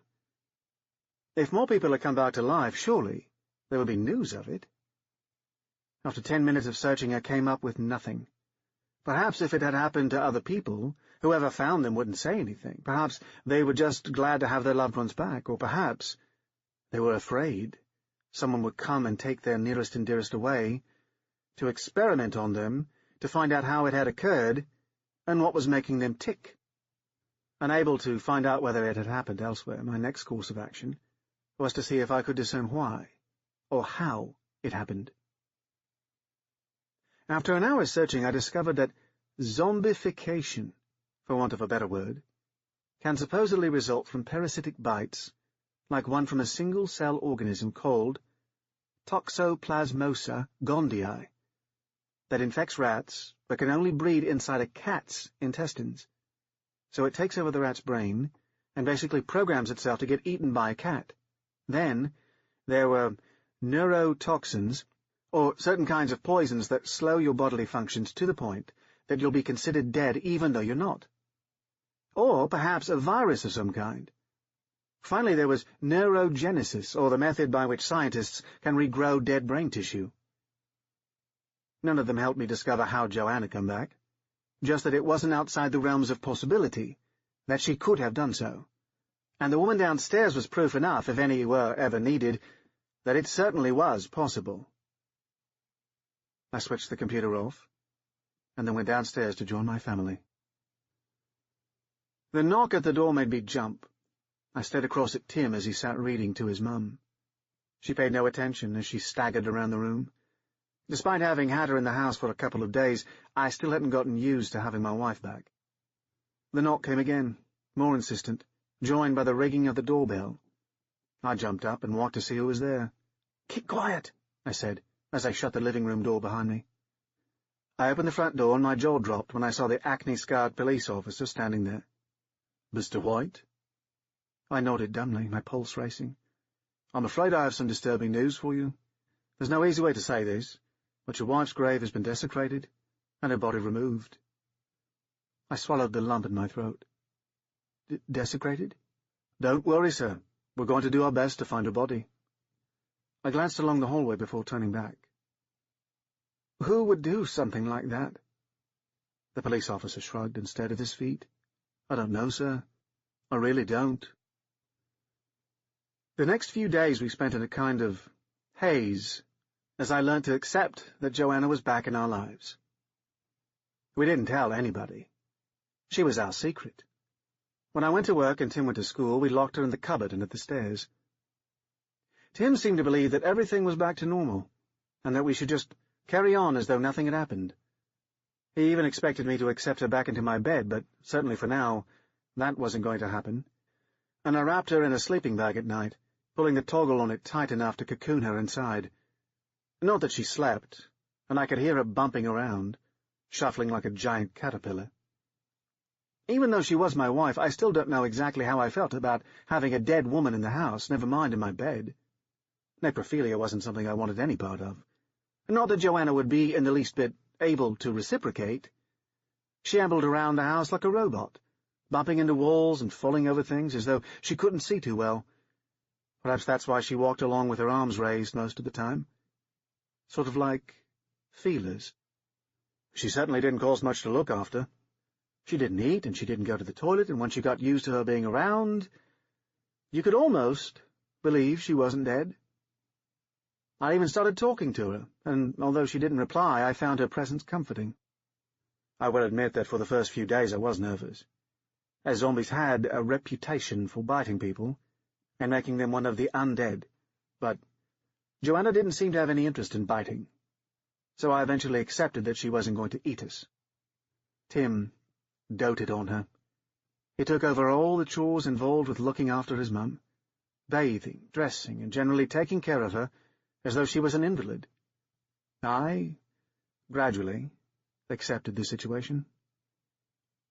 My main fear, aside from being eaten, had been that Joanna would slowly rot away and we'd lose her all over again, but after a few days she stopped decomposing and reached a point of stasis. Now, I was no artist, but with the use of liberal amounts of makeup, my wife could be made to look almost normal. This was the only thing Tim didn't do for her, as he accepted Joanna for what she looked like. But he was happy for me to apply foundation, blusher and rouge as I saw fit. When all of her hair dropped out, I bought her a wig and glued it in place. And even though she stopped smelling of decay, I sprayed Jo with her favourite perfume, so I could smell her as she shuffled around the room, the scent conjuring a host of memories. To all intents and purposes, we were one big, happy family. Now, I was still wondering how Joanna had come back to life, never mind how she'd escaped her coffin under the ground, and I did consider that perhaps she had been the result of some form of experiment. But if that was the case, how had she escaped? On a regular basis I sat her down and, for want of a better word, interrogated her with a barrage of questions about what had happened. But she never replied, and her dead eyes grew more and more blank, the blue eyeballs now covered by a white film. All she wanted to do was wander around in an aimless daze. But our secret couldn't last forever, and the next thing we knew, a neighbor spotted Joanna through the window. When he recovered from his faint, he called the police. At that point, he may as well have called the Army, Navy, and the Air Force, because everyone and his mother descended on our detached house. Reporters set up camp outside, and then scientists came. As I'd feared, they wanted to experiment on her to see how she had risen from the dead, even offering vast sums of money. But I declined. Although dead, she was still my wife, in sickness and in health and all that. I didn't like to think about the till death do us part, as that had already happened.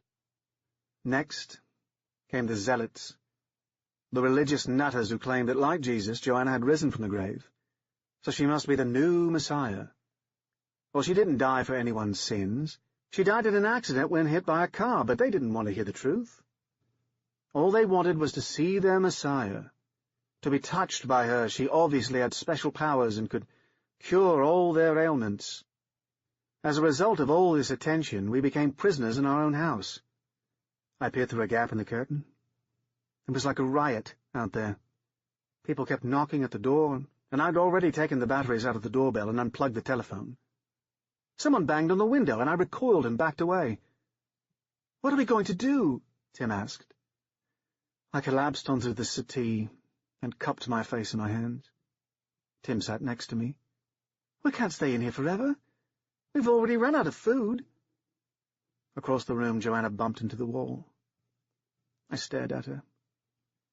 Despite what Tim thought, the person opposite wasn't his mother anymore.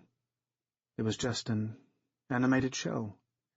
We were holding on to a memory of who she was once. But I knew what I had to do. Tim would probably hate me for doing it, but I had no other choice. "Tim, I want you to go upstairs and pack." My son looked at me and frowned. "Pack for what?" "We're leaving." Tim hesitated, as though he sensed something in my words, but after a moment he turned and ran up the stairs. A moment later, I heard drawers opening and cupboard doors banging. With no time to lose, I stood and ran into the kitchen and picked up a large kitchen knife with a serrated edge. Then I returned to the living room. I turned Joanna to face me and briefly kissed her on the lips. Words were not necessary, but I had to be strong, both physically and mentally. I placed the serrated edge against her throat, and a tear rolled down my cheek. Hopefully the other information I'd learnt about zombies and decapitation was true. If so, Joanna would live forever, at least in our memories.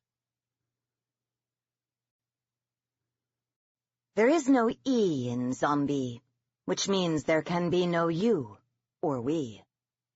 By Roxane Gay. A primer. Things Americans do not know about zombies. They are not dead. They are near death. There's a difference. They are not imaginary. They do not eat human flesh. They cannot eat salt. They do not walk around with their arms and legs locked stiffly. They can be saved. How you pronounce zombie? Zombie. You have to feel it in the roof of your mouth. Let it vibrate. Say it fast. The M is silent, sort of. How to make a zombie? You need a good reason, a very good reason. You need a pufferfish and a small sample of blood and hair from your chosen candidate. Instructions: kill the pufferfish.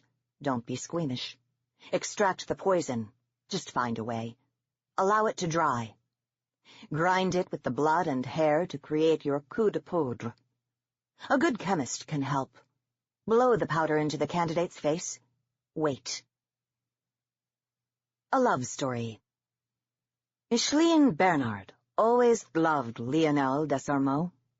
Their parents were friends through that bonhomie that had not quite carried on to the children. Micheline and Lionel went to primary and secondary school together, had known each other all their lives. When Lionel looked upon Micheline, he was always overcome with the vague feeling he had seen her somewhere before, while she was overcome with the precise knowledge that he was the man of her dreams. In truth, everyone loved Lionel Desormeaux. He was tall and brown, with high cheekbones and full lips.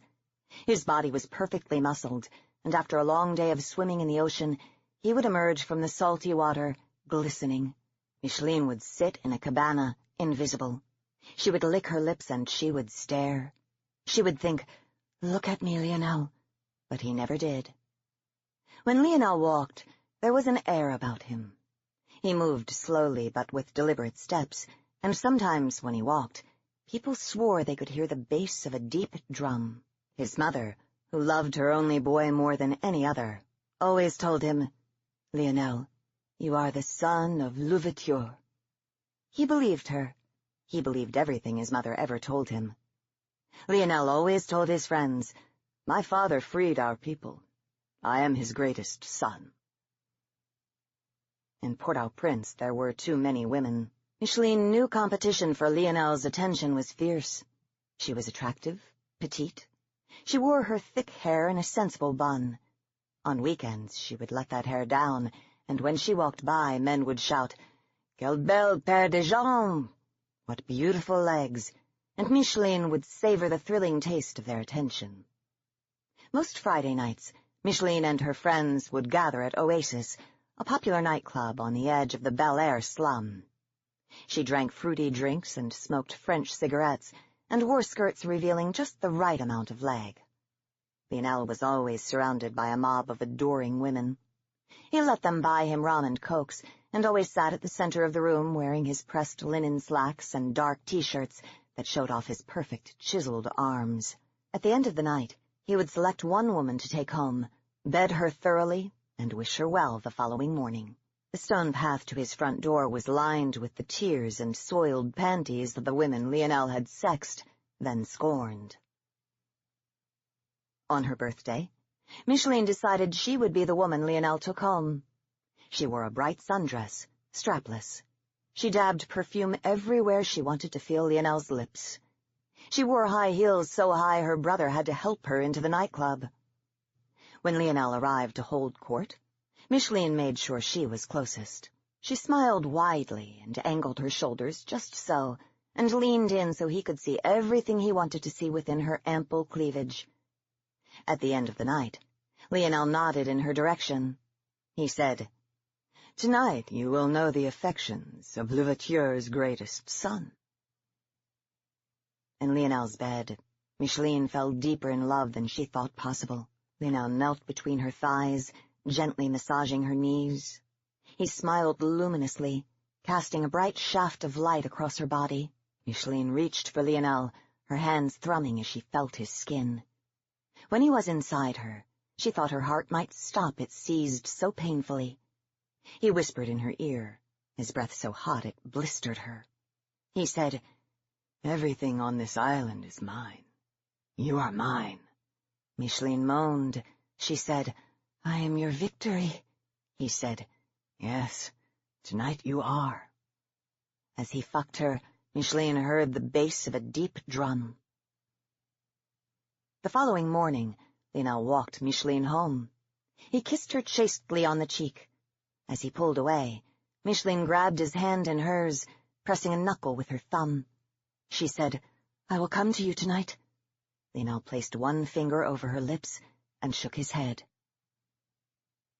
Micheline was unable to rise from her bed for a long while. She could only remember Lionel's touch, his words, how the inside of her body had molded itself to him. Her parents sent for a doctor, then a priest, and finally a mambo, which they were hesitant to do because they were a good Catholic family, but the sight of their youngest daughter lying in bed, perfectly still, not speaking, not eating, was too much to bear. The mambo sat on the edge of the bed and clucked. She held Micheline's limp wrist. She said, "Love, And Micheline nodded. The Mambo shooed the girl's parents out of the room, and they left, overjoyed that the child had finally moved. The Mambo leaned down, got so close, Micheline could feel the old woman's dry lips against her ear. When the Mambo left, Micheline bathed, dabbed herself everywhere she wanted to feel Lionel's lips. She went to Oasis and found Lionel at the center of the room, holding a pale young thing in his lap. Micheline pushed the girl out of Lionel's lap and took her place. She said, "Just one more night?" And Lionel remembered her dark moans and the strength of her thighs, and how she looked at him like the conquering hero he knew himself to be. They made love that night, and Micheline was possessed. She dug her fingernails in his back until he bled. She locked her ankles in the small of Lionel's back and sank her teeth into his strong shoulder. There were no sweet words between them. Micheline walked herself home before he woke. She went to the kitchen and filled a mortar and pestle with blood from beneath her fingernails and between her teeth. She added a few strands of Lionel's hair and a powder the Mambo had given her. She ground these things together and put the coup de poudre, as it was called, into a silk sachet.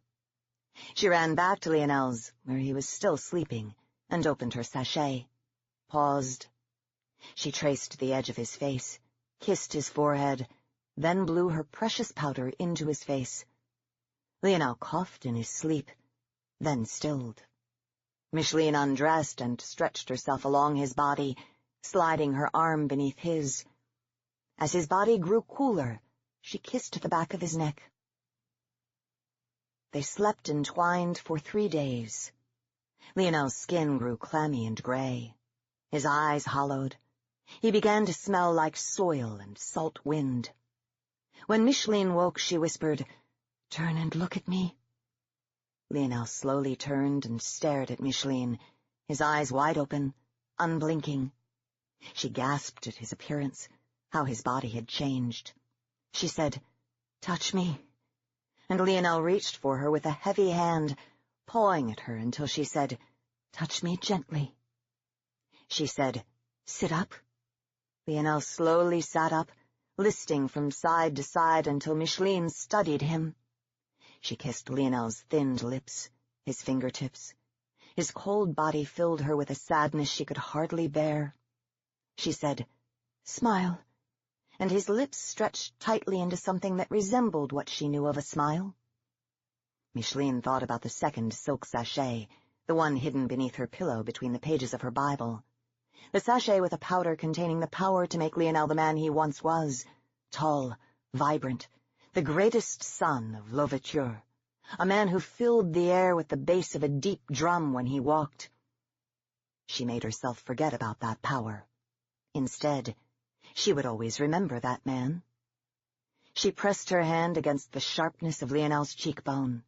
She said, "Love me." What Once We Feared. A Forest of Hands and Feet Story. By Carey Ryan.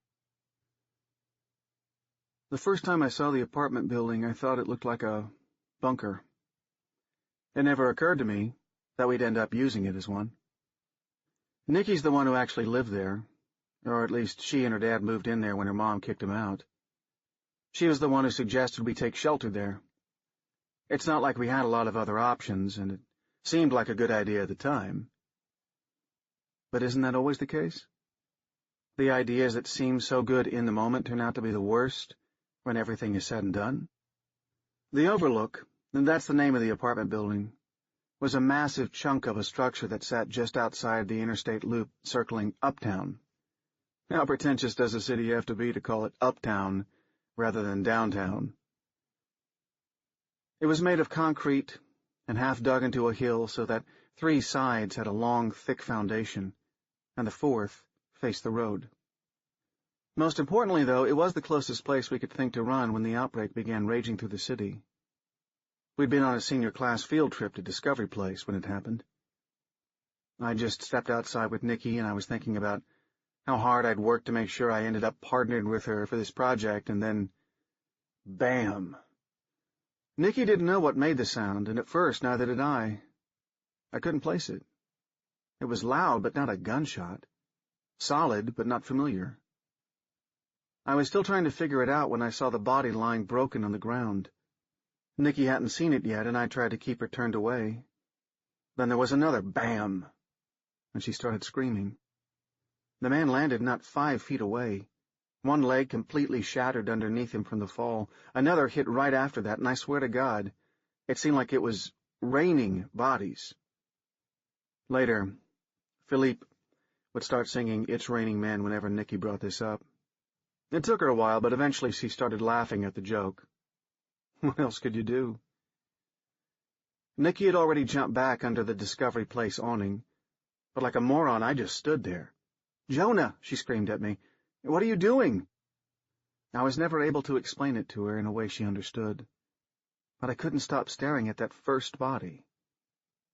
Later I realized that bits of his shattered leg had sprayed across my pants, but in that moment I just kept thinking that there are 206 bones in the adult human body, and I wondered how many of them were broken in the fall and from which story of the skyscraper he'd plummeted. There was something impossibly beautiful about the moment. All at once I grasped that the man had lived his life, and in an instant it was gone, and I'd been there to see it happen. How many people get the experience of watching the moment someone dies? The switch from something is there to something is not. I guess now it's kind of a moot question. At the time, though, I remembered being awed. It was looking up that shocked me out of my reverie. There were more of them coming, tumbling through the air like acrobats. I stumbled back, and Nicky grabbed my arm and pulled me to safety. No lie, 2 seconds later a body hit right where I'd been standing. He was the first to start moving. He was so broken up it was impossible to tell where he'd been bitten, but it was the only explanation, the only way someone who'd just been dead could suddenly be not dead. When the first dead guy came back to life, not that guy on the sidewalk, but a man from the West Coast who'd ended up on the news weeks before, we all should have run. That's what I know now. When the president goes on TV and tells you that everything's under control, that the disease has been contained, and the best thing you can do is not panic and try to live your life as normally as possible, that's when you're in trouble. That's when your parents send you off to school when they should be packing you up and raiding the grocery store. That's when your teacher still insists on the senior trip to the Discovery Place, because that's what normal means. And since Uptown was packed with armed reservists, and the outbreak hadn't even touched the East Coast, the principal and most of our parents figured we'd be safe. As it turned out, we weren't. Half our class was stuck in the bowels of Discovery Place when the panic began. But Nicky and I were outside with Beatrice, Philippe, and Gregor right behind us. We could hear screams coming from down the block. The air stank of blood, and Philippe had to shout over the sound of the reservists' gunshots. "We should go back in! Get to the buses through the rear entrance!" The guy who'd landed in front of me was so broken there was no way he'd ever be able to stand, but even so, he twitched his fingers against the concrete, splitting his nails as he tried to drag himself closer. Beatrice began hyperventilating, and Nicky's cheeks shone with tears. I hated the indecision of that moment. Even now I wish I could go back there and stop time and just give myself a minute to think. All around us, people were giving up on their cars, not even bothering to turn them off or to shut their doors after abandoning them in the middle of the road. The streets were gridlocked, horns blaring. We knew then that we'd never get far. We'd never get home.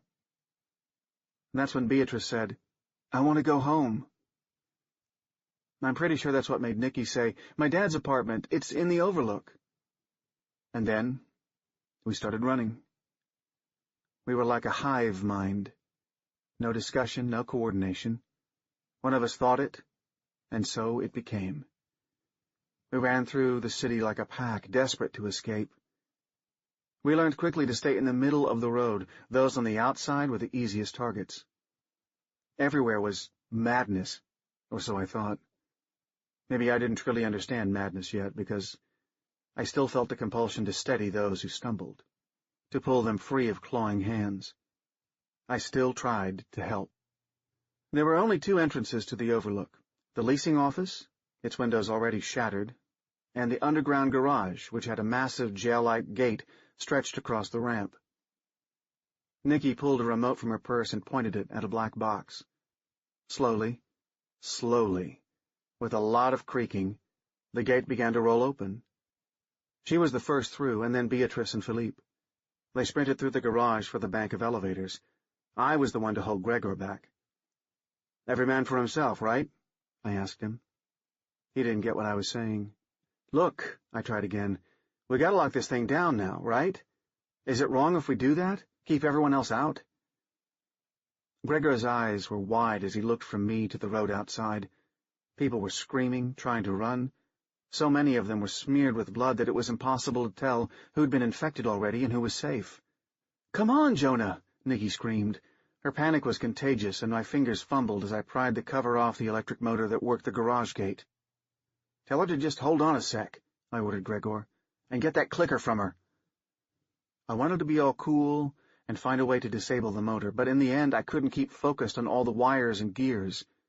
I ended up grabbing one of the big metal garbage bins and slamming it against the motor until it was in enough pieces to be unsalvageable. Gregor pointed the clicker at the black box, and sure enough, the gate was well and thoroughly broken. No one was getting in through the garage. Once we were all piled inside one of the 2 marble and wood elevators, Nikki had to use a special electronic key to access the penthouse level. When she pressed the P button, Philippe whistled. "Fancy girl, eh?" She rolled her eyes at him. I remember that so distinctly because I'd been thinking how glad I was that he was such an ass, because it made me look better by comparison. Of course, that only lasted until we reached the top floor, and the elevator doors opened. Nikki stepped out into the vestibule first, without even pausing to look around, and I grabbed her hand before she could take off down one of the dim, carpeted hallways. "What are you doing?" I hissed in her ear. "What if it's not safe?" Beatrice muffled a cry by pushing her palm against her mouth, and even Philippe's face paled. A long hallway stretched from both sides of the elevator. Gregor took off to the left, but the floor must have been configured in a square or something, because a minute or 2 later he came sprinting back from the right. "Everything's clear," he reported. The corridors were silent. Empty. "Yeah, but for how long?" Philippe asked. As if in response, one of the elevator engines kicked in, and it whisked away from our floor, down into the bowels of the building. There was a distant ding, and then the sound of the elevator starting its climb back up. I held my breath, hoping it stopped before reaching us, and thought of all those people out in the city. They were going to run somewhere, and this place would look pretty good, with its thick walls and proximity to uptown. It was the closest thing to a fortress our city had. "Unless we're the ones who called for it," Nikki whispered, "whoever it is would need to have a key to get to this floor." Beatrice finally spoke up. Those things, can't—" She moved her hand in the air as if it could talk for her. "Think, can they? You know, press buttons and stuff like that?" It's funny how long it took us to start using the word zombie. For the longest time, we just called them they or those things, because zombie was a word that existed in games and movies. It felt stupid saying it, always coming out with a kind of, "Shit, can you believe I'm actually using this word?" laugh. "We shouldn't wait to find out," Philippe suggested, already easing down the hallway. He tugged on Nikki's sleeve, and she shrugged him off. "It could be my dad," she said, emphasizing that last word. Philippe flicked his eyes at me, like I was somehow in control of the situation, but none of that mattered because the elevator dinged, and my stomach turned over on itself as the doors slid open. I don't know who was more surprised, us or him. There was a moment where it felt like it could be a normal day, and this normal guy with graying hair was getting home from work with his suit a little rumpled, his tie loose around his neck. But then I saw where his sleeve was torn, and how he held his hand against his stomach. There was blood. A lot of blood. It's not like he could think we wouldn't see it, and for a second he had a guilty look on his face, almost panicked even. But then he must have remembered that he was an adult and we were just a bunch of teenagers, because he pushed past us and strode down the dim hallway, his keys rattling in his bloody fingers. And it worked. We stood there like dumb kids and let him do what he wanted because, seriously, who were we to stop him? And then, to add to our stupefied uselessness, the elevator doors began to slide closed and I couldn't get there in time to stop him. I started pounding the button, trying to call it back. The call light lit up, but I was too late. Behind the double doors, the engine hummed and wires whisked the elevator back down into the building. There would be more coming. More people. More infected. I'd locked the garage down, but they could still get into the overlook through the office. We wouldn't stay safe for long if that happened. We had to stop them. Any way we could, we had to keep anyone else from getting up to the penthouse. We had to stop the elevators from running. I closed my eyes, trying to concentrate, but every thought was shrouded in a red-tinged panic. How many elevators are there? Nikki didn't answer, and I turned to face her. How many? I asked again, and she kind of flinched as though my words had been physical. Just these two, she finally answered. Why? Behind the metal doors I heard the cables whirring. From the bowels of the building, floor chimes rang one after another, growing louder. Other people were entering the building. Like water, rising. They would get to us eventually if we didn't find a way to pull the plug. On the other side of the vestibule, a sign for the billiard room hung on the wall next to a set of double doors. I tried the handles, but they were locked. Can you get me in here? Nikki's face was pale, her lips white and dry, and the rims of her eyes raw. She was shutting down. My words seemed to be getting trapped in her head in some kind of endless cycle. Instead of answering, she stood there blinking. Behind her, the elevator's engine hummed. Blood roared through me, that feeling of having the perfect strategy for winning a game and just hoping you have the chance to play it out. And knowing just how many ways it could all go wrong. A crisp ding sounded, and even though we'd been the ones to call the elevator, its arrival startled us. We turned as one, waiting for the doors to slide open. I braced myself for a monster to come stumbling out and felt almost lightheaded when I saw that the car was empty, except for the glistening pool of blood oozing along the floor. Oh, my God, Beatrice started mumbling over and over. She backed down the hallway, a low wail building in the back of her throat. Don't let it leave, I called to Gregor as the doors began to slide shut. He had to dive for it, his foot slipping on the blood and his elbow crashing against the wood-paneled wall. I turned to Nikki and wrapped my fingers around her shoulders, forcing her to focus. I need you to get me in that room. Her hand shook as she held out the same black electronic key she'd used to access the top floor. I pressed it against the lock, and the door opened with a click. I didn't care anymore about trying to appear smooth and confident. I only cared about what could be coming in that second elevator, hearing its ascent, the beep of buttons as it climbed past floor 5, then 6, then 7, knowing that eventually someone else with a key to the top floor would come home, bringing with them more danger. Those men who'd dropped from the top of the skyscrapers earlier, the ones who'd stayed dead, which meant they were probably uninfected, had to have jumped because that was less terrifying than whatever was coming for them. I didn't want to know what that was. I didn't want to face it up here, in this dim hallway. As I'd hoped, the billiard room had a few heavy, comfortable chairs, and I grabbed the closest one, dragging it over to the thick carpet into the hallway. Gregor kept having to battle the elevator doors as they tried to close over and over again. The alarm started to buzz, the sound grating and horrible in what had been almost silence before. Gregor helped me maneuver the chair into place to block the doors, and then he climbed out, cradling his elbow. Call the other one, I told him, as I went back for a second chair. Nikki tried to stop me. What are you doing? I moved around her. With the alarm going, I couldn't hear the cables of the second elevator, couldn't tell how close it was. Locking it down. But my dad! She grabbed my sleeve. I pulled free, said nothing, started dragging another chair out into the hallway. She jumped in front of me, kneeling on the chair and leaning over the back toward me. My dad's still out there, she argued. My hands clenched the armrests. I felt the words rising in my throat, pushing against my vocal cords. Screw your dad! I wanted to scream in her face, because seriously, what were we supposed to do? Camp out in the hallway and stand guard? Hope that her dad eventually showed up and wasn't as bloody as the last guy? Instead, I took a deep breath. It's not safe. How could she not understand?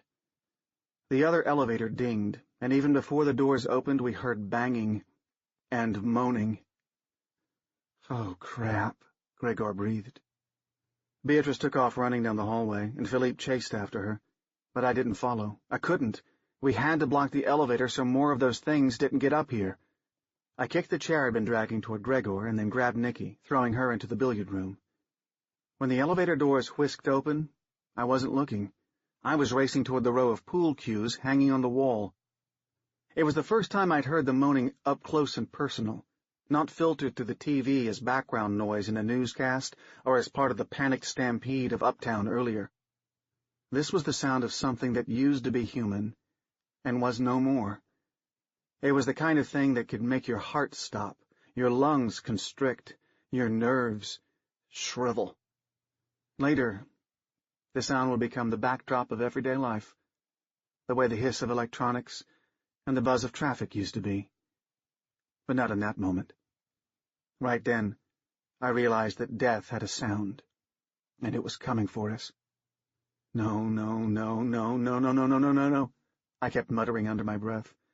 I'd had the winning hand here. I'd known how to keep us safe, and this wasn't part of it. I swept the pool cues into my arms, hating how flimsy they felt. How in the world could these protect us? Protect me? They'd snap instantaneously. No way could they inflict the damage necessary. When I got back to the door, I saw Gregor in the hallway, holding the chair up like a lion tamer, trying to push back a tall woman in a business suit. One of her sleeves was ripped off and her skirt was twisted. A gash ran the length of her face, flapping open to show her teeth and the bones around her eye. Her hair was drenched with blood. It was still wet, hanging in ropes that splashed against her neck and sent droplets flinging onto the walls and the front of Gregor's shirt. I could just close the door, I thought. My hand curled around the knob. Nikki and I would be safe locked in here. We could survive. Behind me, Nikki gurgled in panic, and Gregor must have heard because he glanced up at me. With that one look, he knew. I could see it register in his eyes. I was going to abandon him. Every man for himself, he was thinking, remembering the way I'd said it earlier. The thing about decisions is that sometimes you don't make them for the right reasons. Sometimes you have an idea of yourself that isn't real. It's an aspiration. It's the picture you hold in your mind so that you don't weep at all of your failings. In my head, I was the savior. I was the strong one, the guy in charge who could keep us safe. But I knew, standing there, that that would never be me. Never could be me. In reality, I was the coward. The one so terrified of dying I'd sacrifice anyone and everyone for the chance to keep my own heart beating for just another second. With that single glance, Gregor knew this truth about me. It was written in the disappointment that shuddered his breathing, with a total terror-laced understanding that suddenly he was alone in his fight. What's funny is that if I'd just let him die, he'd have taken that knowledge with him. I'd have been safe from his censure. I could have repositioned the mask of competence over my face and stared down the next challenge, hoping not to waver and fall again. The thing is, I didn't decide to save Gregor because that's the kind of guy I am. I tried to save him because I couldn't stand him knowing the worst of me. The chair Gregor was using as a weapon was heavy and unwieldy. His arms were tired and his reactions slowing. I leapt into the fight with a pool cue in each hand. My first swipe went wild, snapping against the woman's shoulder and doing nothing. "That won't work!" Gregor screamed. "I know!" I shouted back. Images of old kung fu movies flashed in my head, but none of them were long or bright enough for me to capture them and figure out what to do. Behind us, Nikki screamed, "Kill it!" as though somehow that would be helpful. The woman lurched, her teeth snapping at Gregor's fingers. He yanked his hand out of reach, dropping one side of the chair in the process. In that second, he was unprotected, and the creature lunged. I tried to use the cue to push her back, but I was only successful at tilting her off balance, and I quickly shoved the other cue between her legs, tripping her. She fell to the floor with a thump, something somewhere inside her snapping. Already she was pushing herself to her knees. I didn't know what to do to stop her, so I kicked her in the abdomen, sending her tumbling to the side. Gregor toppled the chair over her, trying to position it so that the crossbars on the legs would pin her down. But it wasn't working. She grabbed Gregor's pants, yanking hard. He lost his footing and fell, his head smashing the wall as his body went limp. The woman flailed, teeth going straight for Gregor's ankle. Nicky screamed. If I'd had time, maybe, I'd have fought to wedge the pool cue in her mouth so she couldn't bite him. I could have rolled the woman onto her stomach and pinned her arms back while the others figured out a way to tie her up. But I knew nothing except panic. I tasted its bitterness at the back of my throat, the heat of it searing my neurons so that I couldn't think. Instead, I just acted out of pure, blind instinct and kicked the woman hard in the face. The year before, I'd been the place kicker on the football team. I knew how to kick a ball, how to gather the power in your legs and transfer it out through the top of your foot. As I felt her teeth rip free and heard her jaw popping, I thought, this is a woman's face you're destroying, a human being you're attacking. Her head snapped back, her moans choked on shards of teeth now lodged in her throat, but that didn't stop her reaching for Gregor again. It was like this would never end. That's the truth I grasped in that moment, and never lost again. This was the beginning. I could kill this woman, and there would be another behind her, and another behind that. They would come, and come, and come, and eventually I'd have nothing left in me to fight. It would never be a question of how long they could last. It was all about how long I could. And I knew right then that I would give up. Not now, and perhaps not soon, but at some point I would have fight left in me and I would let it go. Because I wasn't strong enough for this new world. In the end, I'm not a survivor. There was something about embracing my inevitable death, knowing that it would come and it would be my choice, that made it easier to flip the chair over and press the top rail of it against the woman's throat. She was pinned on her back, facing me, her jaw crooked, her mouth a gaping mess. Her mascara was smeared, dried grayish tears streaked her cheeks. I assumed she died in the elevator, alone, just trying to go home. Later, when we started breaking into apartments looking for supplies, I'd find hers. A tidy corner unit with views of the mountains. Her furniture was modern, her bathroom a mess, and her kitchen had been that of a woman who loved to cook. Cupboards stuffed full, a refrigerator with the first fresh vegetables we'd had in days. She had only one picture frame on her dresser, and in it was a photo of her and another girl who looked just like her. Probably her sister. Sometimes I wondered what it would be like to find that sister. To have to confess that that woman was the first human being I'd ever purposefully hurt. She was the first I killed. And it was terrible. And impossible. As I pressed the rail of the chair against her throat, I realized that choking her was useless. Decapitation or destruction of the brain, that's what we've been told on the news, were the only defenses. And yet, no matter how much weight I put behind it, even when I jumped, trying to add pressure, I couldn't sever her neck. I couldn't even crush her spinal cord. Nicky had pulled a groggy Gregor out of the way, and she cradled his head in her lap as she watched me trying to kill this woman. Oh, God, she moaned over and over again. Philippe had come back, and he pulled another chair from the billiard room to finally block off the second elevator. This time, Nicky didn't protest or mention her dad. Beatrice stood down the hallway, already a dim ghost. I should have realized then that she'd jump eventually, the first of us to give up, but not the last. I'd grown up with the assumption that the human body is fragile. It isn't. "Give me a pool cue," I said, holding out my hand. Nicky traded glances with Philippe, and I could tell she was about to ask why when he shook his head slightly, stopping her. He picked it up, held it out to me. It wasn't easy to line up the tip of it against the woman's eye. Her lids were open, the irises visible, and I didn't want to see, but I had to. It took more force than I thought it would, and all the while the woman struggled, snapping her teeth at me. Terror clogged my throat, infiltrated my lungs like smoke. I couldn't breathe, couldn't think, couldn't force my muscles to move the way they needed to. Her eyeball compressed but held firm. I tried using momentum, but I was shaking too hard, and each time I tried to bring the tip of the pool cue down, I missed the socket. Nikki was sobbing at this point, and the elevator doors were still trying to close. Their alarms screamed. "Just do it!" Nikki screeched. And I did. Letting go of the chair, I wrapped both hands around the pool cue, and I jammed it into the dead woman's eye with all the force of my body weight, and then some. There was a sickening pop that I felt more than heard as the tip of the cue jerked down, sinking through the bone of her orbital socket and then her brain. The woman choked out one last moan as I twisted the cue, moving it back and forth like it was a shovel loosening dirt. I know there was still sound, but in my head there was silence. A soft, stuffy kind like you see on TV when a character's hearing goes out after an explosion. Everyone else sat stunned, staring at me. Maybe I expected to see some sort of admiration, a kind of unity that we're all in this together, that it wasn't me alone who'd killed this woman, but me acting on behalf of a team. Except that wasn't what I found. I knew they were grateful. I knew they understood that I'd saved their lives, but that couldn't keep the horror from their eyes, the disgust. Later, they'd rally around me, and Philippe would start joking about it. And once, when we pried open the door to the neighbor's wine closet, he and Gregor would act it all out again, and we'd laugh. Beatrice would already be gone by then.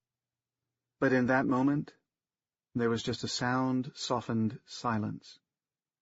All of them staring at me like I was the monster. "Help me get him up," Nikki finally murmured to Philippe, and together they helped Gregor to his feet. A thin trickle of blood smeared the back of his neck, and it took him a minute to become steady. We left the woman in the little vestibule by the elevators for the time being. It felt strange to abandon her there like that. She looked so exposed, no longer a monster but the victim of some cruel, sadistic murder.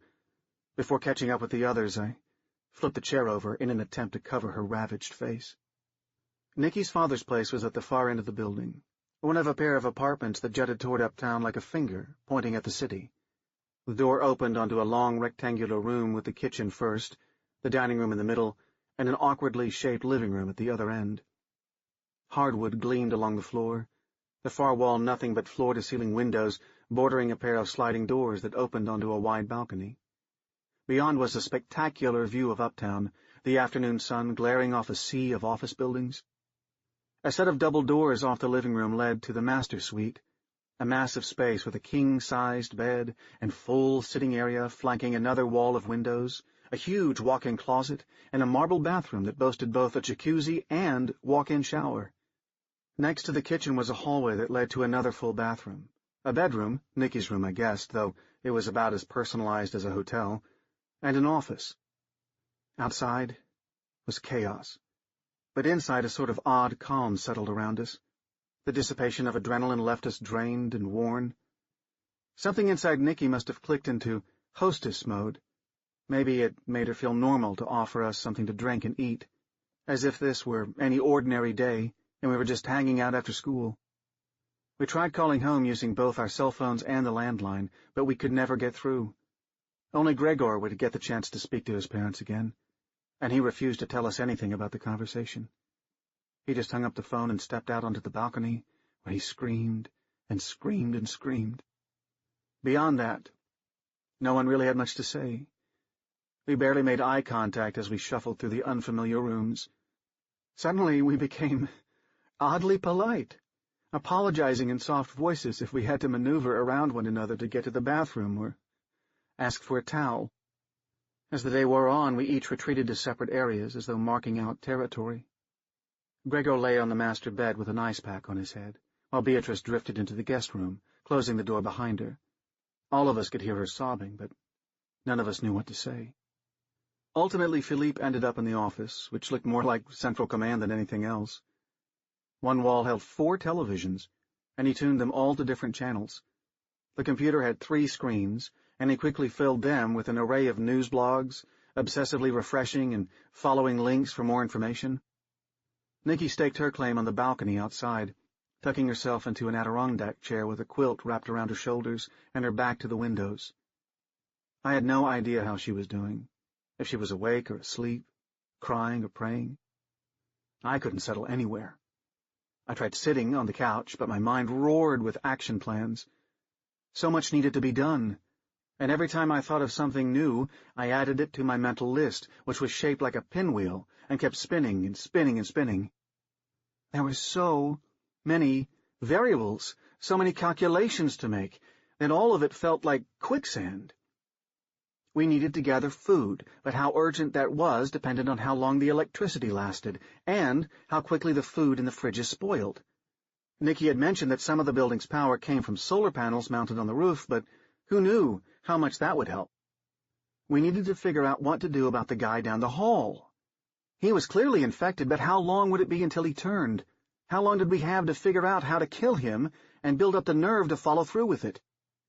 My mind flicked through possibilities like a deck of cards. We could use a knife, a hammer, a baseball bat. We could search the other apartments for a gun. But how would we get access to the other places? The doors were reinforced with steel. In the end, we cut through the walls, tunneling from room to room. It turned out that the couple down the hall had a loaded revolver in their bedside table, but by the time we found it, it was too late. Gregor and I had already taken care of the infected guy with a carving knife and a 9-iron. I needed to find bike chains to double lock the gates on the stairs. I needed to find buckets and bowls to fill with water. I needed to find a way to paint 5 alive on a sheet and hang it out the window as the news instructed. I needed to figure out if there were pets in the other apartments and what to do with them. My mind wheeled down all the various paths our lives were about to take, parsing the possibilities, finding the holes and stuffing them with solutions that were the wrong shape and size no matter how tantalizingly right they appeared. There were so many if-then possibilities that any attempt to figure out the future fractured under the weight of uncertainty. And when dawn finally broke, I knew I'd followed the thread of every eventuality, and they all led to the same knotted end. Stepping out onto the balcony was like stepping into another world. This side of the building jutted out from a sloping bank, so the drop to the ground was much farther than I'd expected. At the bottom of the hill sat a concrete barrier, topped by a fence, that bordered the southern stretch of the interstate loop around Uptown. Car alarms blared, horns blasted, people screamed. The air smelled of blood and ash, pain and despair. Down the road, flames blazed and smoke billowed from a twisted pile of metal that used to be an 18-wheeler and who knows how many cars. A few industrious souls tried to thread their way through on foot, bikes or motorcycles. But the fences along the interstate were like the walls of the shore, keeping the tide of living dead from escaping. From my vantage point, so many stories up, it was easy to recognize that those people trapped on the road had little chance of surviving. But they didn't know that yet. They couldn't see what I did, the churning storm of dead less than a mile away. I cupped my hands around my mouth and shouted a warning. Nicky stirred behind me. I tried already. It won't work. Even if they hear you, they won't listen. Her voice was listless, scratchy. It crawled under my skin, because I knew she was right, and that she wasn't just talking about the poor souls on the road below. She was talking about all of us. We were fooling ourselves into thinking that by continuing the struggle we could somehow survive, that was all it took, the act of struggle, somehow a guarantee of success. But that didn't mean we didn't have our own storm of dead to face down the road. Just because we were safer didn't mean we were safe. The thing was, Nicky had suddenly stopped playing by the rules, and that made me angry. The rule was that she pretended we could be okay. That was her role in all of this. Hopeful survivor. What? So you're just going to give up? I failed to keep from sneering, and so I kept my back to her, my hands clenched around the wide railing along the balcony. She didn't answer, which made it worse. I needed a fight. Because of the itch I could never scratch, the need to do in a world where doing had become impossible. The rest of them found ways to contend with this new reality. Well, until Beatrice jumped and the fall didn't kill her. Well, that was the beginning of the end for Philippe. For me, I held on by planning the next move and the one after that, and the truth was I already saw where it ended. In my mind I could picture every path, every eventuality, and they all led to one place. A storm of zombies, waiting. We had no hope. The conclusion was written. The last line had been carved into stone and our judgment handed down. There was no appeal, no do-over. The moment we'd stepped into the overlook, we'd chosen our path, and we'd chosen wrong. It would take us a long time to get there, longer than I'd even realized at first. The building had an elaborate roof garden with a saltwater pond. Early on we rigged a ladder to get up there, and thanks to a retiree with an old penchant for collecting seed packets, we were able to plant a vegetable patch that was pretty successful. But on that first morning at the overlook, there was this moment when I was standing on the balcony with Nikki, and the rising sun hit the pink-tinted windows of an apartment building a few blocks south, and suddenly everything around us turned rosy. The world became soft and beautiful. Nikki pulled me down into the chair next to her, and she tilted her head back, and I did the same. "When you only look at the sky," she whispered, "it's like nothing's changed." And she was right. The wall of the balcony blocked the chaos below. I could no longer see the wrecks or the carnage. In that rose-tinged heartbeat, there existed a flutter of hope.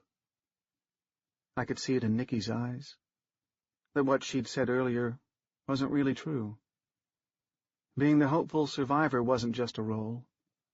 She didn't believe in giving up, which is something I wouldn't come to fully understand until much, much later, when her raw, ribbed chest rattled and wheezed. I'd come onto the balcony that morning to give her the chance to circumvent it all, change her decision and choose a new path. She could fly over the railing, or take the elevator down to the main level, or find any other number of ways to determine her own ending. All I could see were the ways our world had fallen apart, but somehow Nikki had found a way to show me that in some respects it was all still the same, and it could be beautiful. At the very end, she would take it all back, of course.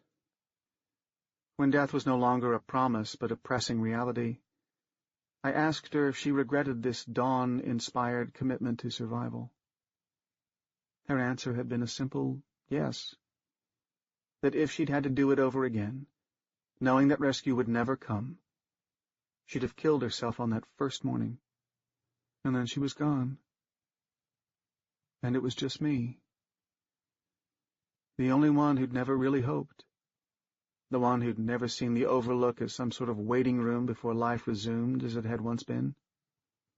The one who understood that our world hadn't been put on pause, but shifted into a new reality, and that days would continue to come and go, piling on one another as they always had. I'd known from the beginning what Nikki had understood only at the very end.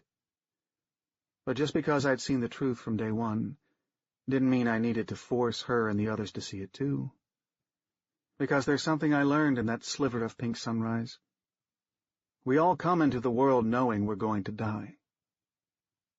And maybe I'd figured out that our death would come sooner, and it would come harder. But that didn't make it any more or less inevitable.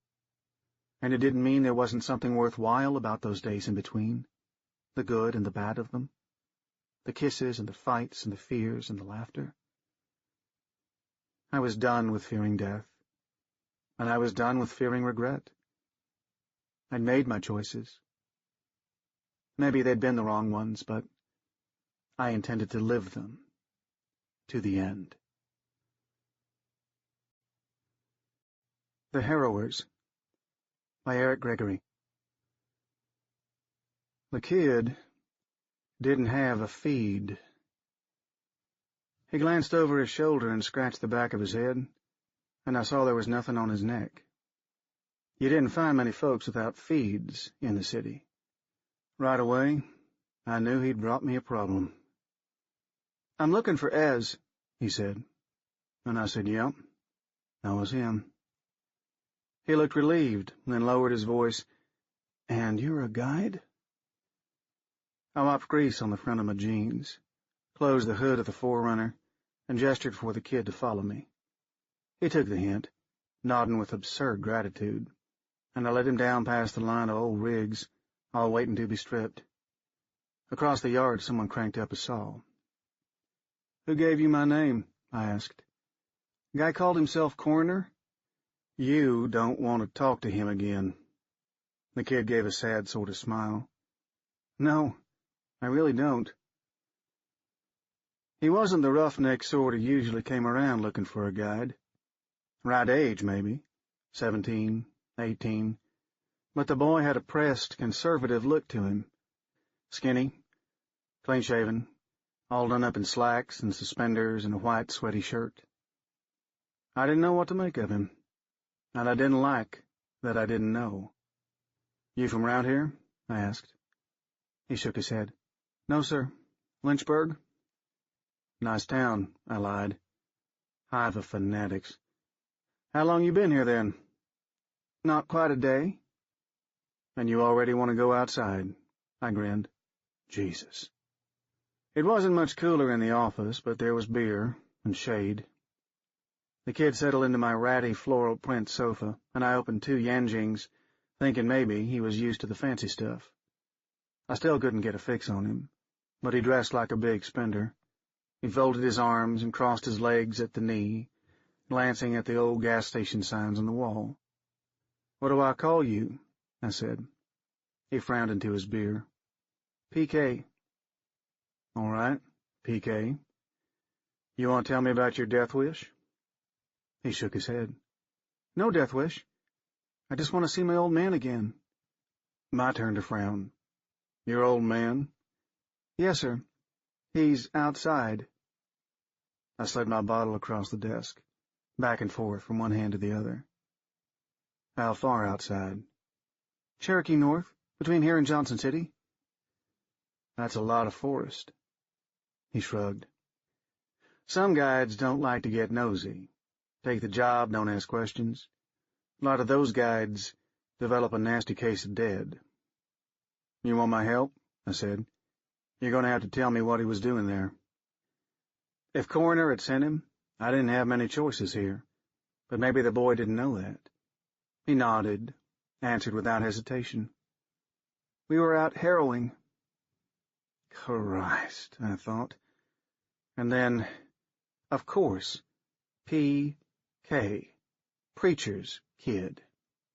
Should have caught that earlier. I finished off the Yanjing, then opened the cooler and unscrewed a jar of whiskey.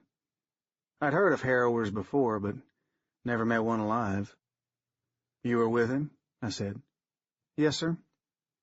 He preaches, you shoot. That how it works? The kid looked embarrassed.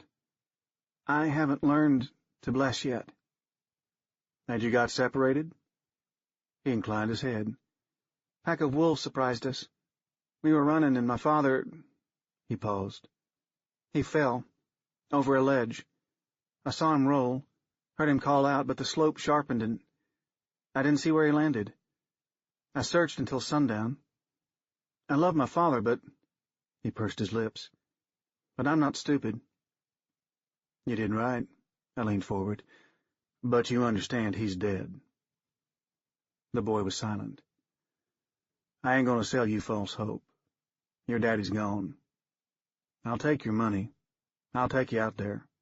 And I'll help you make whatever amends you want to make, but I want both of us to understand what's going on here. I don't want any confusion between us. You have to show me that you know we're not going to find him smiling.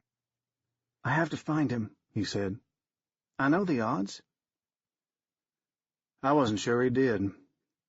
I ain't cheap, and I ain't stupid either. I told him the deposit. I need to see triple the advance in a credit account, and I need the account linked to my feed. In the event of my death, the triple transfers automatically to my family. Little joke there. Family. That's fair, he said. And if I die? We link your feed to my account, the deposit transfers back. He shook his head. I don't have a feed. I'd forgotten. Mark of the devil. I smiled through a stir of jealousy. The little metal nub in my neck let me work in the city, let me spend and collect credit, but mostly it just felt like a warm seed of debt, always itching beneath my skin, waiting for me to die or default, always threatening to grow. We can go to my credit agency and set up a timed withdrawal from my account, I said. If you're not around to cancel it in 3 days, the advance will transfer to the account of your choice. He nodded. Works for me. I think we understand one another, PK. I took the Colt from a drawer, set it on my desk. The old faded sticker on the grip said, Keep Asheville weird. If you've got the yuan, I've got the yeehaw. And just like that, we were in business. No one ran outside the law in Asheville without owing money to Coroner. He found you when you were down, desperate, earthless. He fed you, paid your rent. If you wanted to be a guide, he made it easy. Set you up as a company mechanic, pulled all the right bureaucratic triggers to assign you to truckers on his payroll, to divert shipping routes. Last Christmas, he'd bought me a suit of skin-tight armor straight out of Cupertino. Sometimes it was hard to figure out where the company ended and Coroner began, but it was absolutely clear who owned you. Coroner had placed me and Shin's son together so often that I could tell you her granddaddy's favorite singer, Johnny Cash, and the city where her mama was born, Raleigh. She was short, wiry, somewhere in her 40s, with a line of faded hearts tattooed around her wrist. Her rig was a behemoth, a messy cross between a Humvee and an old furniture truck. I sat in a cab behind the old automatic rifle mounted on the hood. PK huddled in the cargo crawl space with the liquor.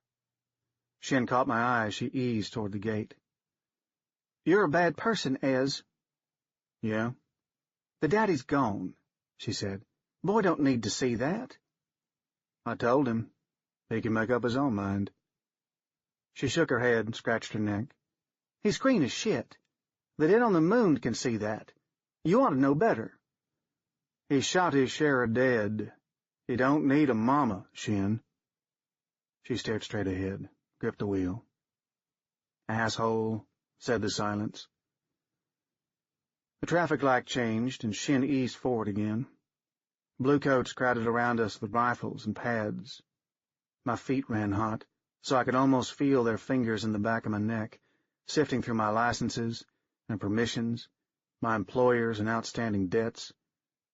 The bluecoat captain read through our manifest while his grunts looked over the cargo. Shin ignored me, and I tried not to touch my gun or crack my knuckles or otherwise announce that I was scared turdless. I listened to the clang of footsteps in the back and wondered what the kid was thinking, hidden down there with the liquor. The footsteps in the back receded. The door slammed shut, and the captain waved us on. I tipped an invisible hat, and Shin told him to have a good one. The gate opened, and we drove outside.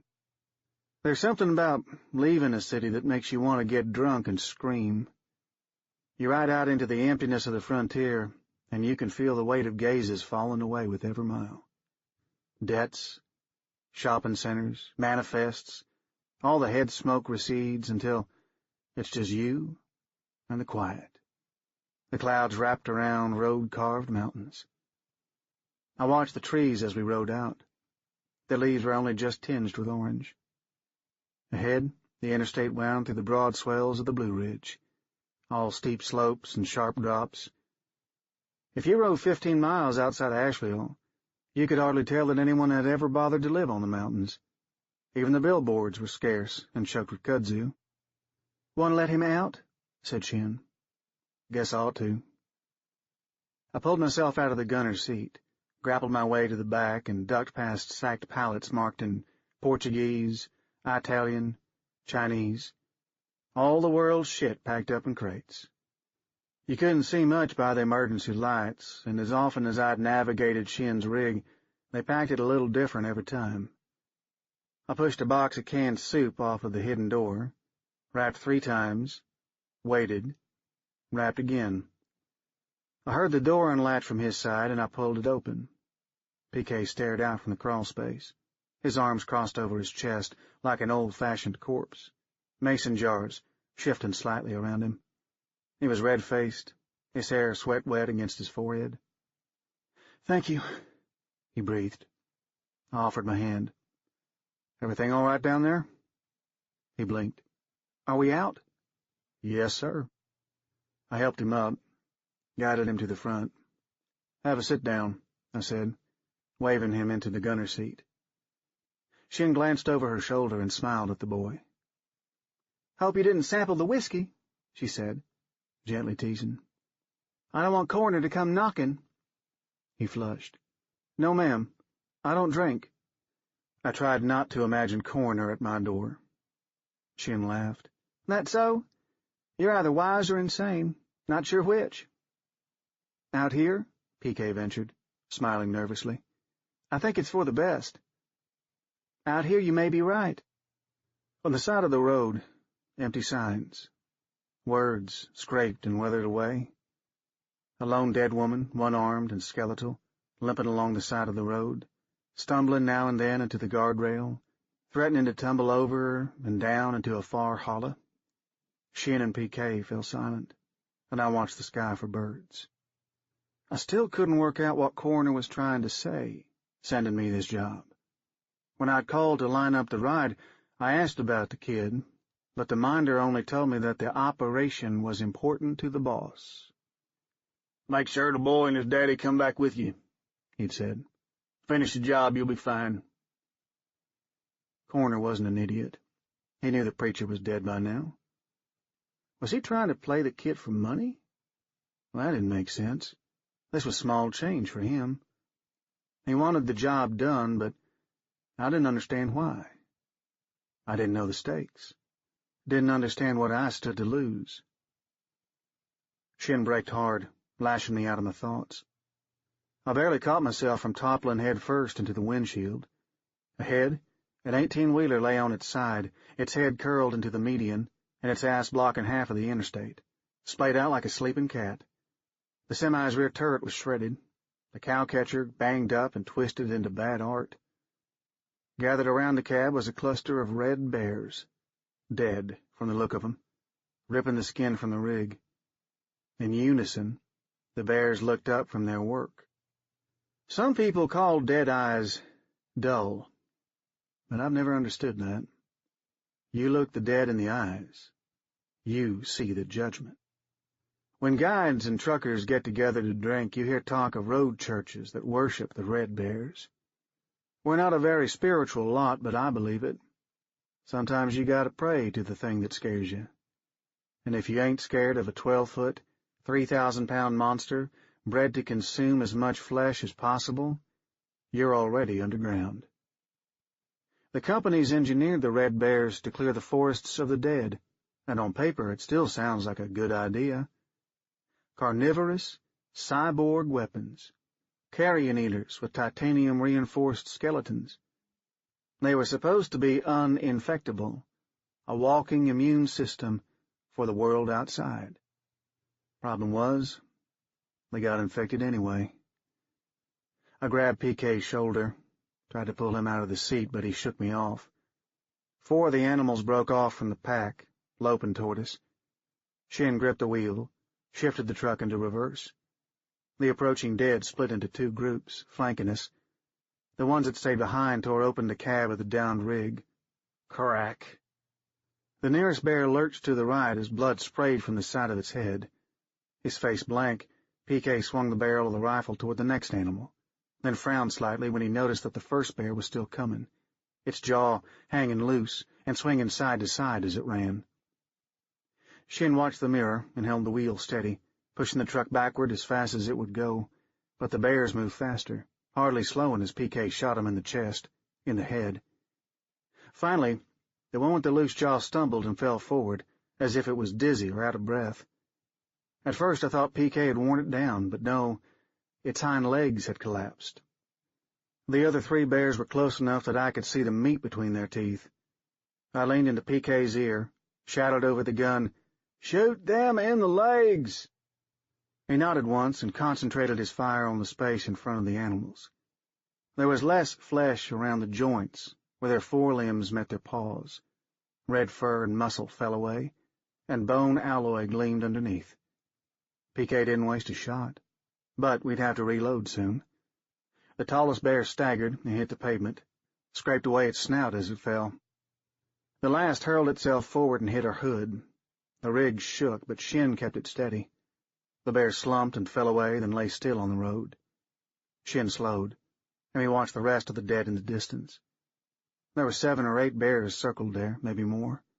They'd already pulled apart the cab of the fallen truck, and now were eaten.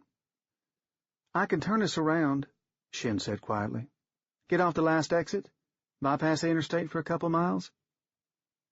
I wondered about the folks in the middle of that circle. Other truckers, other guides, maybe. I wondered if I knew them. "Yeah," I said. "Let's do that." "I hope they were Christians," PK said softly. We talked about our families. Shin's mother, half out of her mind in a nursing home in Charlotte. She didn't mention her ex-husband and sons. My daughter, grown and living on a Monsanto farm colony in the Pacific, still writing every couple of months for money.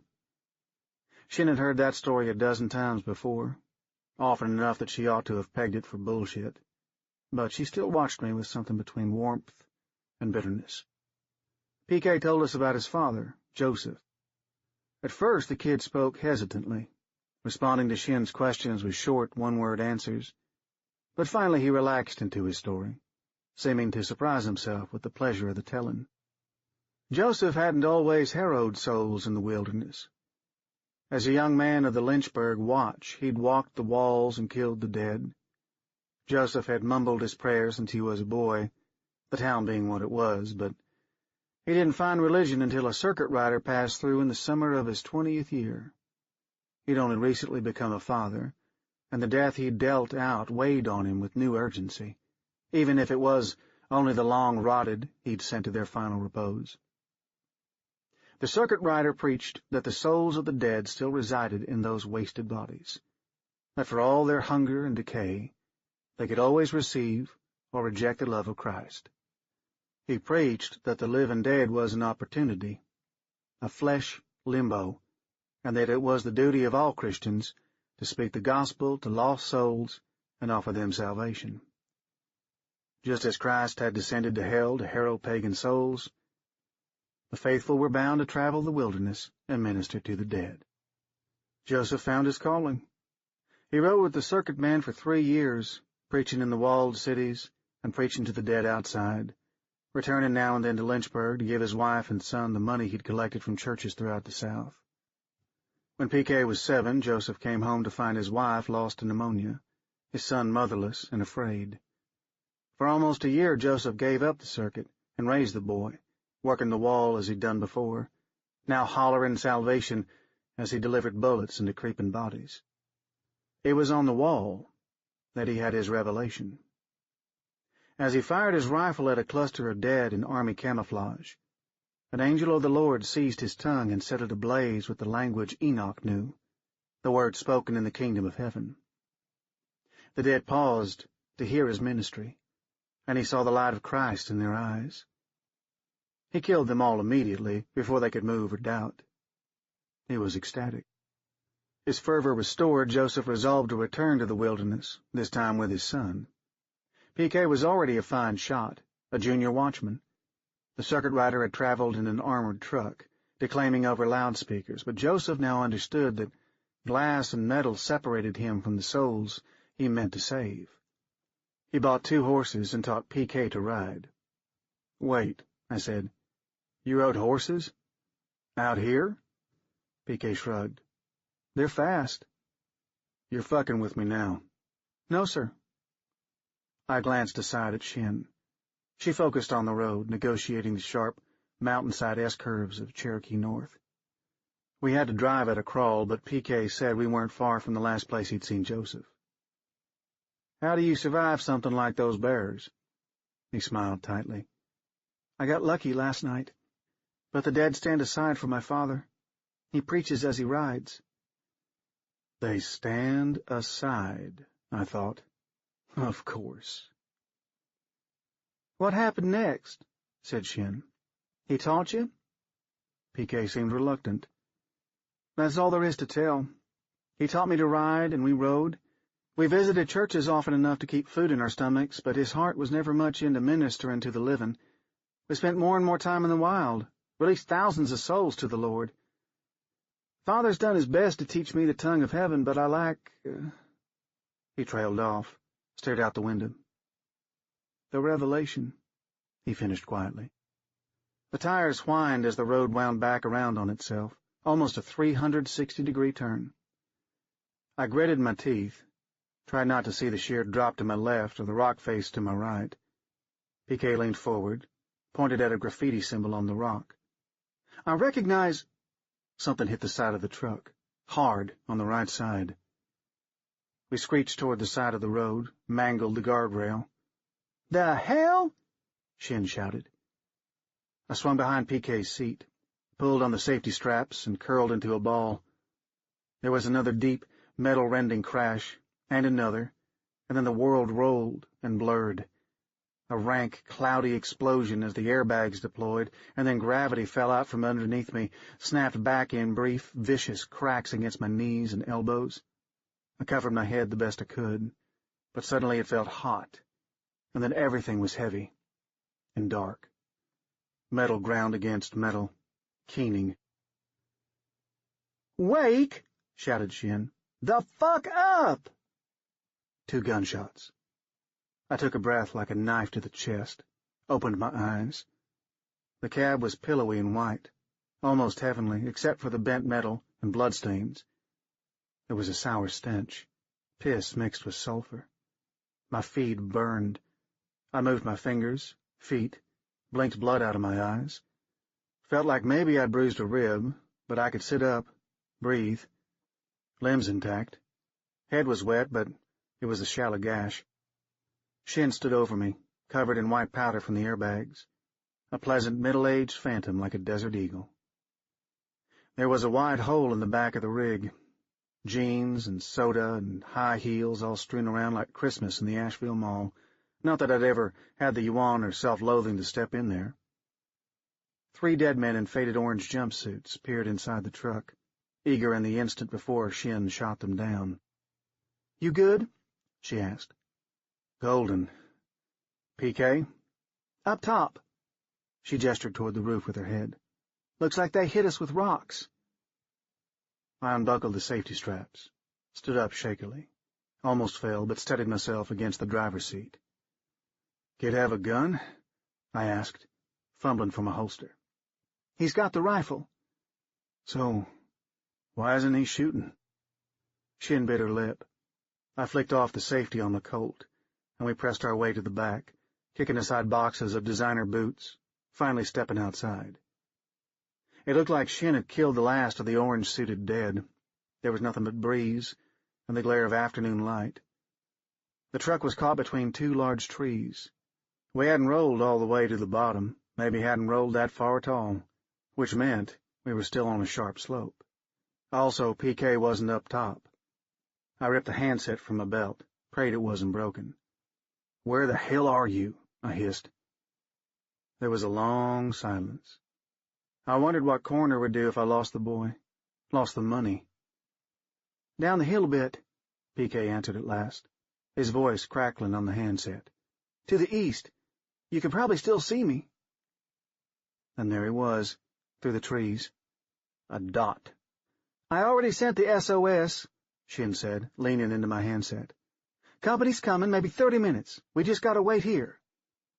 PK said, "My old man's close. I can find him in half an hour." "Wait here for the rescue," Shin said. "We'll all go out and look for him." He gave a sad little laugh. "The company's not going to send out a search party, you know that. All they care about is their cargo and whatever they can salvage from the truck. My father's less than meaningless to anyone but me." "Well," I wanted to say, "he is dead." Instead, I started down the hill. "Slow down," I said. "I'm coming with you." "What?" said Shin. I took my thumb off the handset. "Kid can't die," I said, wondering how much honesty I could afford. "You mean you need the money?" I held on to a low tree limb with my free hand, moved ahead, grabbed hold of another tree, all the while trying not to slip on leaves or trip on roots. "Jesus, Ez!" Shin was flushed, agitated. She took a step forward, not following me so much as make sure I could hear her. "We all need the money. But it's no goddamn good if you're dead. Not true. Boy owes me a pile if I die. Yeah? What if you both get eaten? That'll be complicated. May have to hire an accountant. I saved your life, and you're going to leave me alone? All those times we rode together, you're going to leave me alone? I forced myself to keep walking, to fix my eyes on the kid. You know guilt don't work on me, Shin. Lock yourself in the crawl space. Pour a few shots, drink to our health, and don't let the rescue team leave without us. I stepped over another corpse in an orange jumpsuit, pale and gaunt and forest-scratched, its face little more than a skull beneath skin. These were the desperate dead, the old and ravenous. The fatter, younger, brighter ones favored the night, when the sun wouldn't rot muscle from their bones. Said Shin, the boy's lying. I stopped. I don't know what's truth and what's lies, she said, but I seen him before.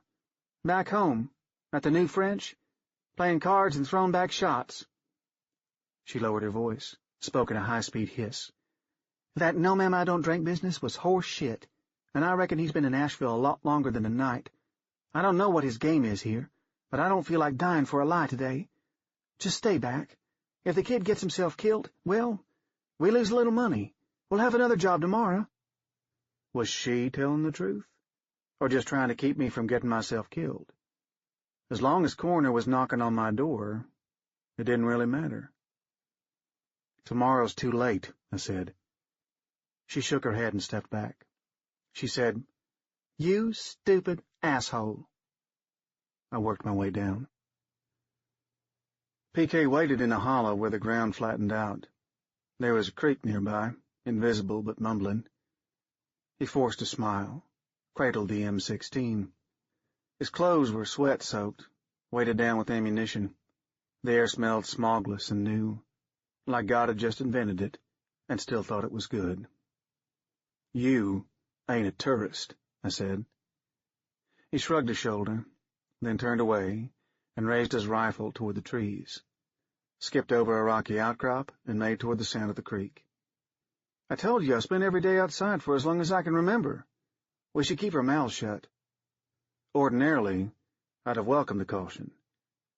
There was a certain flavor of tourist who hooted his glee every time he pulled a trigger, or almost pulled a trigger, or thought about pulling triggers. But silence seemed ridiculous now, and I didn't appreciate the boy hushing me. We're the only game in town, kid. Every corpse for miles around already knows we're here. He gave another half shrug. The creek was low enough that we didn't bother walking on stones. Tadpoles flitted around our boots. On the other side, we started moving uphill again. The leaves here were shot through with streaks of red, as if we'd stumbled our way into deep autumn. You're a hell of a good son, I said. Boy your age usually wants to strangle his daddy. He looked back. Did you strangle yours? Never knew him, but I wanted to. I paused. Strangle him, I mean. He chewed that over a while. Where did you grow up? Richmond. Never heard of it. That's because it ain't there anymore. The flutter of birds overhead. You could depend on birds. They died and stayed dead.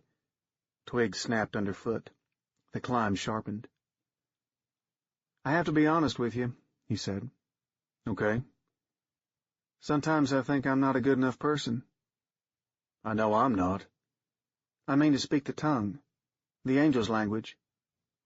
Are you an angel? No? There you go. PK pursed his lips, looked like he wanted to say something. Instead, he pointed up. I followed the line of his finger to the purply sky ahead and the silhouette of an old fire tower. When clients wanted to hunt, I took them to towers like that. Tall, ancient, sturdy. Dead folks are slow climbers. That's where he'll be, said the boy. I should warn you, I raised my hand to cut him off. Listened. Do you hear that? I whispered. The strongest argument against talking when you're outside is that your voice masks important warnings, like the sound of feet against dirt, running. We sprinted up the hill. PK scanned the woods ahead, his rifle following his eyes, and I glanced back over my shoulder. My lungs felt like someone had balled them up, pissed on them, and stapled them into my rib cage, but I pushed on, legs dragging underneath me. My feed was hot with its broadcast of, "I am alive. I am still alive. I will pay my debts."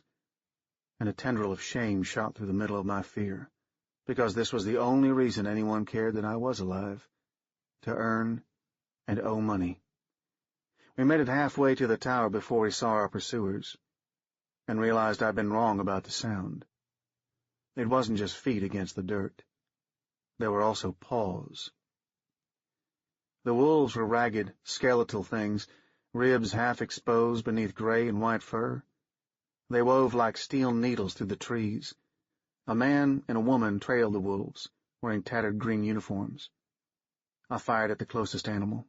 Missed. "Behind us," I rasped. PK twisted around as he ran, took aim, tore the front legs off the wolf I'd missed. I couldn't tell how many were left. They ducked in and out of sight. Gray-green blurs, faces of the forest. One appeared a body's length from PK's left side. I got it in the head, almost fell over the body as it crumpled, caught my footing and squeezed off a shot at the man in green. The dead don't breathe, don't growl or hiss or groan. They watched and lunged and snapped, silent. Eyes flashed ahead. They flanked us with a kind of brutal grace, closing from every side with each footfall, and I had one of those idiot epiphanies that seem profound when you're dizzy with adrenaline and about to be eaten. It's like they're dancing. Every lunge in concert, every bite. We were going to die because the dead were dancers. The kid stopped. I was running too fast, too close behind him. We hit the dirt. Someone shouted, but I didn't understand the words. I smelled rotted meat. I tried to stand, but my legs were tangled. Someone was still shouting. My shoulder throbbed. Each breath was a sucker punch. I gripped the Colt, braced for the bite, and someone was still shouting. I looked up. The dead all stared at the man in black. He was tall, pale. He wore a day's green-brown stubble, and his eyes were hidden by the shadow of his wide-brimmed hat. His voice was hoarse, but commanding as hunger. Every nonsense syllable he shouted was a slap, a crack, all thunder and hard edges. The dead folk slumped as he spoke, cowed or subdued or enraptured. The wolves pawed the dirt, uncertain, saliva dripping from their mouths, their eyes never leaving the preacher. Joseph took off his hat and stared down at his son, his blue eyes blunt, and then he spoke English instead of the babble of heaven. "Go on and shoot him," he said. "My throat hurts like a bitch." When I first came to Asheville, I'd lived for 6 months with an ex-Pentecostal poet from the mountain collective south of Blacksburg. Once, after a night of smoke and sweat and blackjack, she'd given me slurred lessons in glossolalia, giggling as she coached me on tongues. There were, she said, patterns in the babble, sounds that looped and recurred, subtle cadences. The language of heaven was poetry without meaning, empty words taking shapes. There was an art to it. Silently, I wrapped my tongue around the syllables of Joseph's sermon, Naluma Sakala, Sayamawaf, shit like that. Kid sounds, but they tamed the dead. The man had reached out with his tongue and controlled them. I tried to memorize his rhythms and words that weren't words. I wanted to beg him to preach again. Joseph wasn't lost. He wasn't stranded or waiting for saviors. He was at home, at ease. There was a reinforced steel stable at the base of the tower. A horse grunted inside. After we'd killed the last of the dead, Joseph lit a cigarette and gestured to a rope ladder, inviting us up for coffee. "I ain't got much to offer," he said, "but I can boil you some beans." PK didn't move. You need to come with us, he said, terse and low. Rescue's coming soon, but we have to meet them on the other side of the creek. Already told you. I ain't going nowhere. PK gripped his rifle. Father, you can't live out here. Joseph snorted. Missed you too, Christopher. How you like the city? You going to introduce me to your friend? He's a tour guide. He's here to help. You're sick. We want to help you. Christopher. The kid glanced at me, frowned. My name's Ezekiel, I said, held out my hand. He eyed me carefully, then shook it. You from around here? He asked. No, sir. Richmond. He grimaced, exhaled smoke. You got people there? My joke. My family. I did. I passed through once. A few months after Christopher left. He flicked ash into the dirt. You see that place? You have a hard time looking the Lord in the eye. I didn't know what to say. I said, yes, sir. Father, Christopher pressed, you need to come with us now. Joseph shook his head. It's good to see you, son. I'm happy to drink a cup of coffee with you, and you can tell me what it is you really want. Grace Baptist took up a collection last month. You need money, we can talk. But I ain't going to live inside of walls for you. He turned around, started to walk back to his ladder, and Christopher, hit him in the head with the butt of his rifle. The preacher crumpled. My instinct was to reach for the Colt, but I balled my fist and stood very still. Christopher kneeled and fumbled in his father's jacket, withdrew a ring of keys. He doesn't want to leave the wilderness anymore, he said. He's senile. He needs saving. If you want to help him, the best thing you can do is help me get him on the horse. You could smell the bullshit in every word. I watched him as he searched through his daddy's keys, and I remembered Shin's story about the new French. I remembered that the minder told me to bring back the old man, and a nasty hunch worked itself out in my head. I would have shaken my head in grudging admiration, but no one had told me, and that left me scratching the nub in the back of my neck, feeling the dim heat of my feed, the constant heat of debt and return. Coroner had sent me into this blind, and now I was stuck, choiceless. Why had he chosen me? Because I was dependable? Or because he thought I was stupid, expendable? Finish the job and you'll be fine. Okay, I said slowly. I'll get this arm. We'll hold him up together. We pulled his father to his feet, draped his arms over our shoulders, and carried him to the stable. Christopher unlocked the steel door, and we hauled Joseph inside. The place was cramped and thick with shit stink. Bars of light slanted through the gates, and the ground was covered with hay. The horse huffed, stepped back. It was gaunt, its fur as black as Joseph's coat.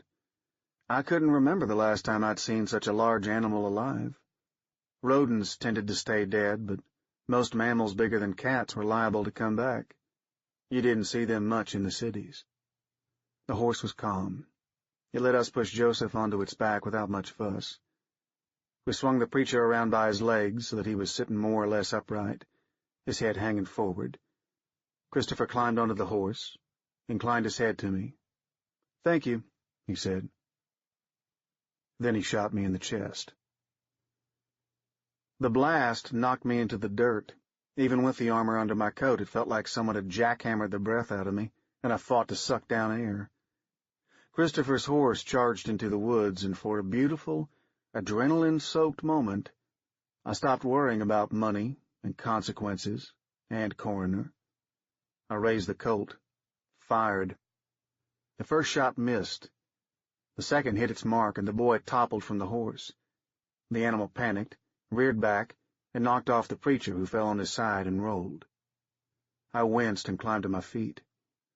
Staggered outside in time to see the kid duck behind a tree, weaving and heavy-breathing but alive, the M16 in hand. I pulled the trigger again, splintered bark, took cover behind a fallen trunk. It looked an awful lot like Coroner had bought the kid Californian armor, too. "So," I called, "you want to sell your old man?" Christopher coughed. It took me a moment to realize he was laughing. "Is that why you're shooting at me? Because I'm a bad son?" He shot grazed bark, burned moss, whistled over my head. "Or do you want to sell him yourself?" "Didn't plan on it," I said. I slid down the length of the log, listened for footsteps or tails. "I just make a point of shooting folks who shoot me." He was silent. "I want to know if I got this right," I shouted. I willed him to make a move while I talked, willed him to peer out and try to find me. "You were sick of it, weren't you? The preaching? The wilderness? You were sick of it. And you were sane. And you wanted to go live with the living, so you ran off to the city and got caught up in cards and whiskey. Do I have it right so far?" Wind in the leaves, the snap of a reloaded magazine. I focused on the snap, raised the barrel of the Colt over the log. "You play the tables long enough in the New French, you start owing money around town, which in the end really just means you owe Coroner. I bet it wasn't long before Coroner came calling, and you started to wonder what you could give him to get him off your back. Then you remembered your daddy, and it all—" He cut me off with a thunder crack. I fired twice over the log. The Colt clicked. Christopher must have heard it. He coughed and fired into the dead tree, tearing through moss and bark and wood as if he were hacking with a machete, moving closer and coughing and ripping apart the air. And then he stopped. There was a snap, and the woods fell silent. I peered over the log. She held him like a lover. His head hung limp, twisted. Her forearm was mangled, her mouth blood-stained. She was still covered in the powder from the airbag. 3 dead rescue workers in camouflage armor staggered through the trees behind her. I gave up then. Those armor suits, so bulky and futile. She and son with blood in her mouth. Everyone was dead. No one was coming for me. And even if I found my way home, Coroner would be waiting. Shin pressed her lips against the dead boy's throat. At first it looked like a kiss. And then it didn't. She opened the artery, ripped away muscle. Her eyes flicked to the side and met mine. She seemed torn between finishing her meal and moving on to me. The boy's blood ran down the front of her shirt. The rescue crew's legs were all bent into painful angles. Maybe they'd wrecked, but they still hitched toward us, inch by inch. "You were right," I said softly. "I'm a stupid asshole." She watched me, shifted her weight. "You look the dead in the eyes. You see the judgment. I can't go back to the city. Don't know why I'd go back anyway. I ain't got no family, no daughter in California. All I got is a landlord and some funerals I ain't paid for." The rescuers were close now. I opened my fingers, dropped the Colt. "I don't want to be owned," I said. "I don't want to owe nobody no more. I've been stuck a long time." She was silent. I tried to relax, tried not to feel the blood drum in my neck, my chest. The air tasted good. I was glad to die outside. It was the best I could hope for, going out where I could see the birds. There was a kind of relief in it, a lightness. This is how it's going to be. Feet scuffed the dirt, one step and then another.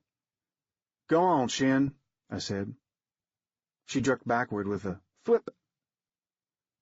Shin and Christopher fell, tangled together. Before they hit the dirt, the rescue workers' heads shadowed in a spray of bone and blood. I spun around, followed the sound of silenced shots. The preacher stood at the base of his tower with a pistol in each hand, his guns raised toward me and the dead, his face empty as an abandoned city. We burned the bodies in silence. Joseph stood too close to Christopher's pyre, head bowed and lips moving wordlessly. The sun was almost down. I held one of his pistols and watched the woods. As far as I could tell, the preacher didn't know what his son had planned to do. I wasn't going to tell him. I didn't have anything more to say to Shin, and I felt guilty for it. Still, I stood by her pyre, clinging quietly to my only friend at a lonely party. When the preacher finished his prayers, we climbed the tower and watched the fires burn down. He made bitter coffee, and we drank it slowly as the stars came out, denser and brighter than I'd seen in years. When Joseph spoke, his voice was hoarse and flat. You still want to try to take me back to your city? I reckoned I could do it. Carry him to coroner. My debt might not be paid, but the boss would be off my back for another day. He'd have something priceless, something that no thug lord or company, not even the few who could fly over oceans, could buy. Words that could hold the dead at bay. Joseph might not cooperate, but Coroner knew how to make a man talk. He'd learned the loops and rhythms, put poets on his payroll, try to vivisect the tongue of heaven. He'd try to figure out what other things those words could make the dead do. I swallowed my coffee. No, sir. The old man nodded, then unsheathed his knife. You were blessing her, he said. I watched the knife's tip, tried to work out the right answer. He took my silence for confusion. The woman. You were blessing her. The pyre coals glowed below, a constellation of deaths. Her name was Shin Sun, I said. She was the nearest thing to family that I had. I looked up from the knife and met his eyes, willing him to believe me. I don't know how to save a soul, but I would have liked to have saved hers. There was nothing about Shin's soul that needed saving. I hoped she would have forgiven the lie.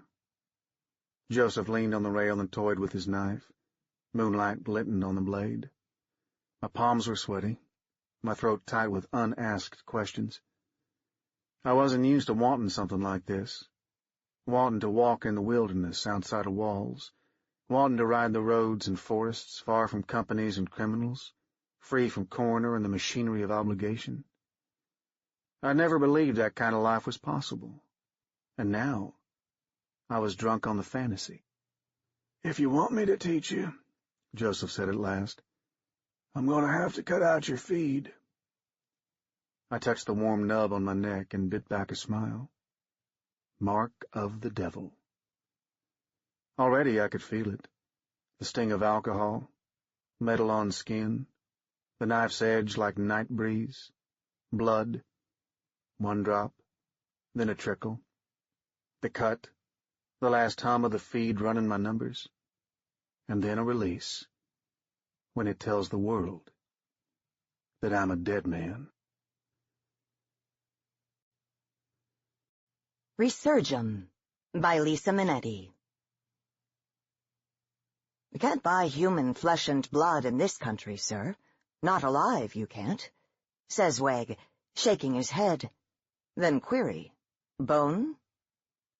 Our mutual friend, Charles Dickens. For most of the 19th century, anatomy professors and students could secure bodies only on surreptitious nocturnal visits to a church cemetery, or, more likely, a potter's field. Dissection, John Harley Warner and James M. Edmondson. It had happened before, and Auden Struthers knew it. So now, on an uncharacteristically snowy March night, he was in Yale's Cushing-Whitney Medical Library, looking for answers that stubbornly evaded him. This morning at approximately 2 a.m., the cadaver, nicknamed Molly until today, he shared with 3 other fledgling doctors, suddenly sat up. Hemostats clinging to her open midsection like long silver leeches, widened her jaws, and took a chunk out of Sherry Trent's right shoulder. Sherry hissed, as much from surprise as pain, Auden guessed, and clamped her left hand against the wound. Auden's own breathing became rapid behind his paper mask, and he found himself staring at the blood that seeped between the fingers of his teammate's pale yellowish latex glove. Sherry's gaze followed his, and, for a second too goddamn long, Auden thought, she watched the blood that dripped from her glove and pattered onto the naked woman's waxy thighs. Christ! I'm bitten! She bit me! At the same time, Auden's mind declared, You've gone crazy. I told you 1,000 times to stay the hell away from Gronsky's stupid meth lab. His right hand, which held the scalpel that had been so recently and delicately buried inside Molly's exposed liver, came up and plunged the knife straight into the corpse's nearest eye. There was a soft, drawn-out pfft, as if he'd let the air out of a mostly deflated party balloon, and Molly collapsed backward against the steel table. God, they'd only recently unwrapped the woman's head and face, the better to preserve her, my dear, and now he'd absolutely ruined her eye, and their other teammates, not to mention Professor Sri Skandaraja, were going to have a fit. Help me, Struthers. What should I do? Sherry pivoted her wrist and peeled her cupped hand back from the wound, a few times tentatively, wielding the lunate and scaphoid bones at the bottom of her palm like a hinge. The bite was a ragged, open mouth at the juncture where the fleshy part of her upper arm began.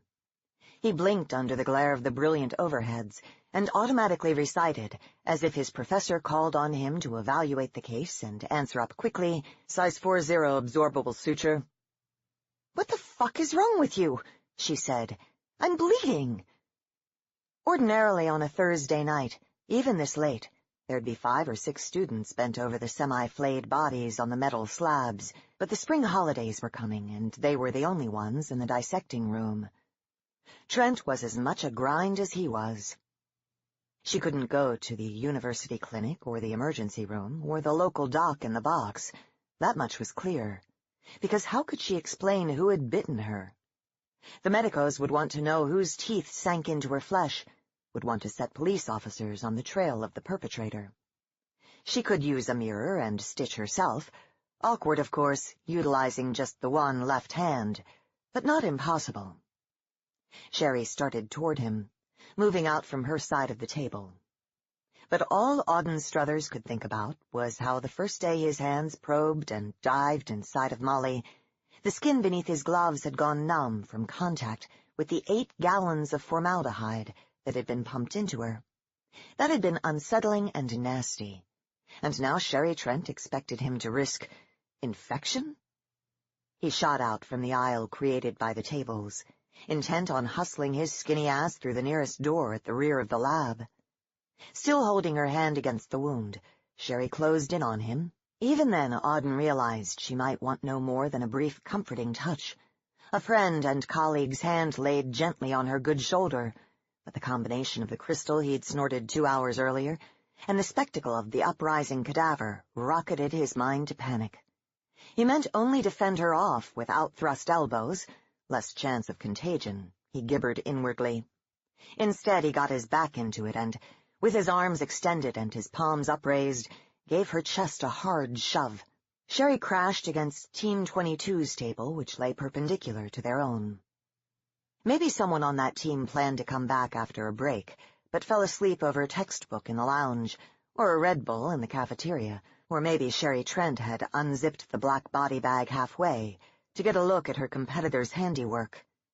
Arms flaying, her hands skittered wetly under the rectangular skin flaps, tessellating the corpse's chest, and pushed them back like doors on a bulkhead.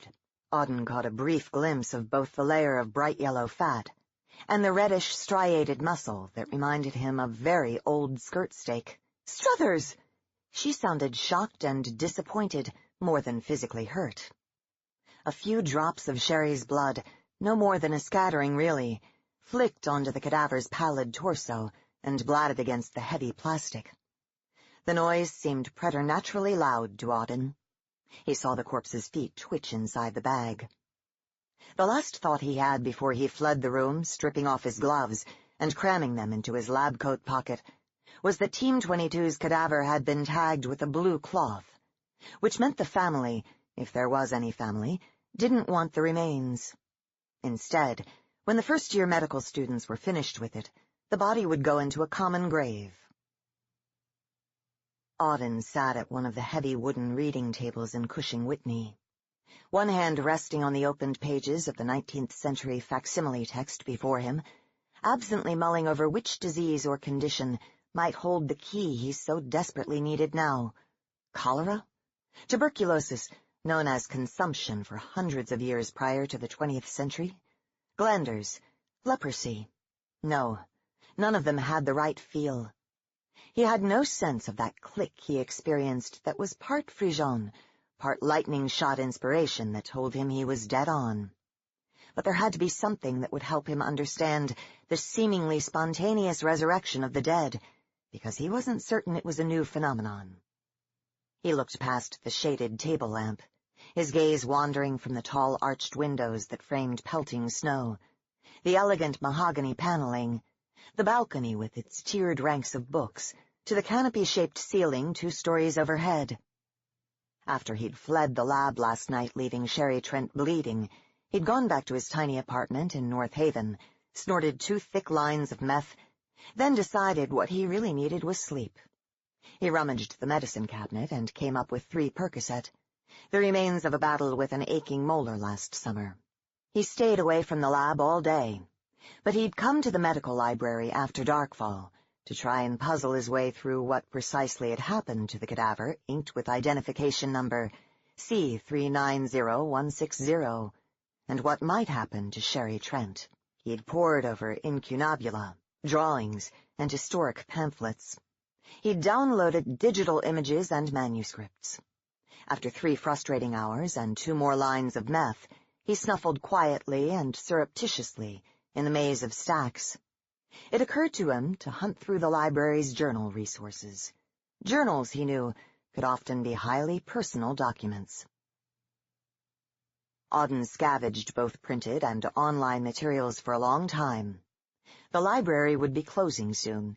He wasn't overly worried, even if Yale had increased security since that kid at NYU suicided the previous November, when he clambered up and over plexiglass shields and plummeted 10 stories to the floor of the atrium. All the grinds had ways and means to access the lab or the library after hours, and to hide out from patrolling guards. It was getting on for 1 a.m., nearly 24 hours since the Sherry Trent disaster, and he was about to give up. He toked vapor from a black electronic cigarette, and the thought crossed his mind that it was ironic that the library edition had been built in the classic Y shape of an autopsy incision. Auden fingered the thin leaves of the journal, not an original but a bound reproduction, he thought, written by a 19th century medical student named John Sykes. Glancing at the neatly lettered pages, it occurred to him that the whole thing might be a fabrication. Dissection humor concocted to amuse fraternity brothers during long winter nights. On the other hand, as he thumbed and scanned and read, not passively but with verve, his own excitement grew. Maybe the nicotine jolted the precise synapses he needed to make the mental connections, or maybe it was the result of his hours-long research, or pure dumb luck on a snowy March night. Maybe Sykes's journal was nothing more than a series of monstrous notations by a man hoping to write a harrowing novel someday. Whatever it was, it didn't matter, because Auden Struthers realized he'd just found exactly what he needed. February 26th, 1873. Until tonight I thought I was inured to providing the college with medical specimens. I'd even overcome the resentment I felt about being a scholarship boy. The sons of Dunham, Worcester, Parkerton, those giants of commerce and industry, aren't expected to grub in dirt or hacksaw through metal and marble to produce cadavers the future doctors desperately need to perfect skills they'll use when they treat their patients. Strictly speaking, it's not illegal. The law looks the other way in hopes that one of us, or our counterparts here or across the pond, or in Europe, will save his life down the line. Books are nothing to bodies. Each time we go out, we meet by prearrangement in front of the lecture hall and shuffle our feet in nervous anticipation and blow on our hands to ward off the chill, while Dr. Perry stands on the steps of the lecture hall and gives a little pep talk. Part lecture, part plea, part innuendo. Men, he says, "Our duty, unpleasant as it may be, is of utmost importance. Never forget that for an instant." Twice the professor slipped up during his standard speech. Once last autumn he accidentally inserted the phrase, "of gravest importance," and a second time, around the Christmas holidays when brandy toddies and rum shrub were abundant, he made reference to the task that lies ahead. Only a second-year student we call Cruncher laughed out loud. He was overly familiar with digging down over the head and yanking out a corpse cranium first. But tonight's task was supposed to be simpler. After all, the ground is still frozen hard in New England, so we were going to nearby Blue Haven to raid a receiving vault, where they stack up the dead until the spring thaw permits grave diggers to shovel deeply into the thin, stony soil. There were just 4 of us, and quel luxe! Dr. Perry brought along his own Miller Landau for us to ride in and collect the bodies we'd carry back, instead of sending us off to the dark, wide-scattered cemeteries in groups of 2 and 3. I was glad for once that more of my fellow resurrection men had not shown up. It's only now that I'm writing these pages that I wonder if they knew what was afoot, or if their intuition, or some yet unknown, unmapped sense, or even angel guardians, warned them. We were seated inside the coach. Perry was up front alongside his driver. Cruncher sat facing me. "Here, Sykes, you look like you could use a bolt." He extended a flask, and more for the sake of politeness than anything else, I took a swig. "Have another and pass it around." He nodded toward Freddie O'Rourke and Tom Winterbourne, who were both first-year students and had only been on 1 or 2 other midnight raids. "There's wild work ahead, laddies." Winterbourne looked uncomfortable and shifted in his seat. "I've got armlets, you bet," O'Rourke said, "and they're vulcanized to boot." Cruncher tilted his head back against the upholstery and laughed. "You're going to need more than a couple of rubber sleeves to grope amongst this lot," he said, "and more than those flimsy cotton butcher aprons Perry's toted along." The carriage lights were swaying as the horses jigged along, and Cruncher studied my face. "Sykes doesn't know." "Sykes doesn't know what?" I said. "Liked it better when, to work off your scholarship, you only had to wait tables or sweep out the lab or set out the gear for the rich boys, Sykes." "You're drunk, Cruncher." I turned away. It had been bad when I had to don black tie and serve meals, or clean up blood and vomit in the lab, or lay out everything from yachting togs to surgical notes for the sons of senators and kingmakers. I had actually begged the professor for some job, any job, where, away from the tonier crowd, I thought it would be easier for me to maintain my dignity, my sense of self. 4th-year students, even those with straight A's who have to unbury the dead, they think they know everything. "I know you're an ass, and for the moment that's enough for me," I said under my breath. He passed the flask to O'Rourke, who drank and handed it to Winterbourne.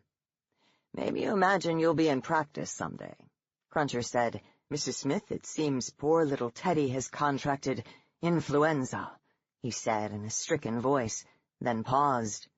"Only you won't be treating the swells on Park Avenue like the rest of your class.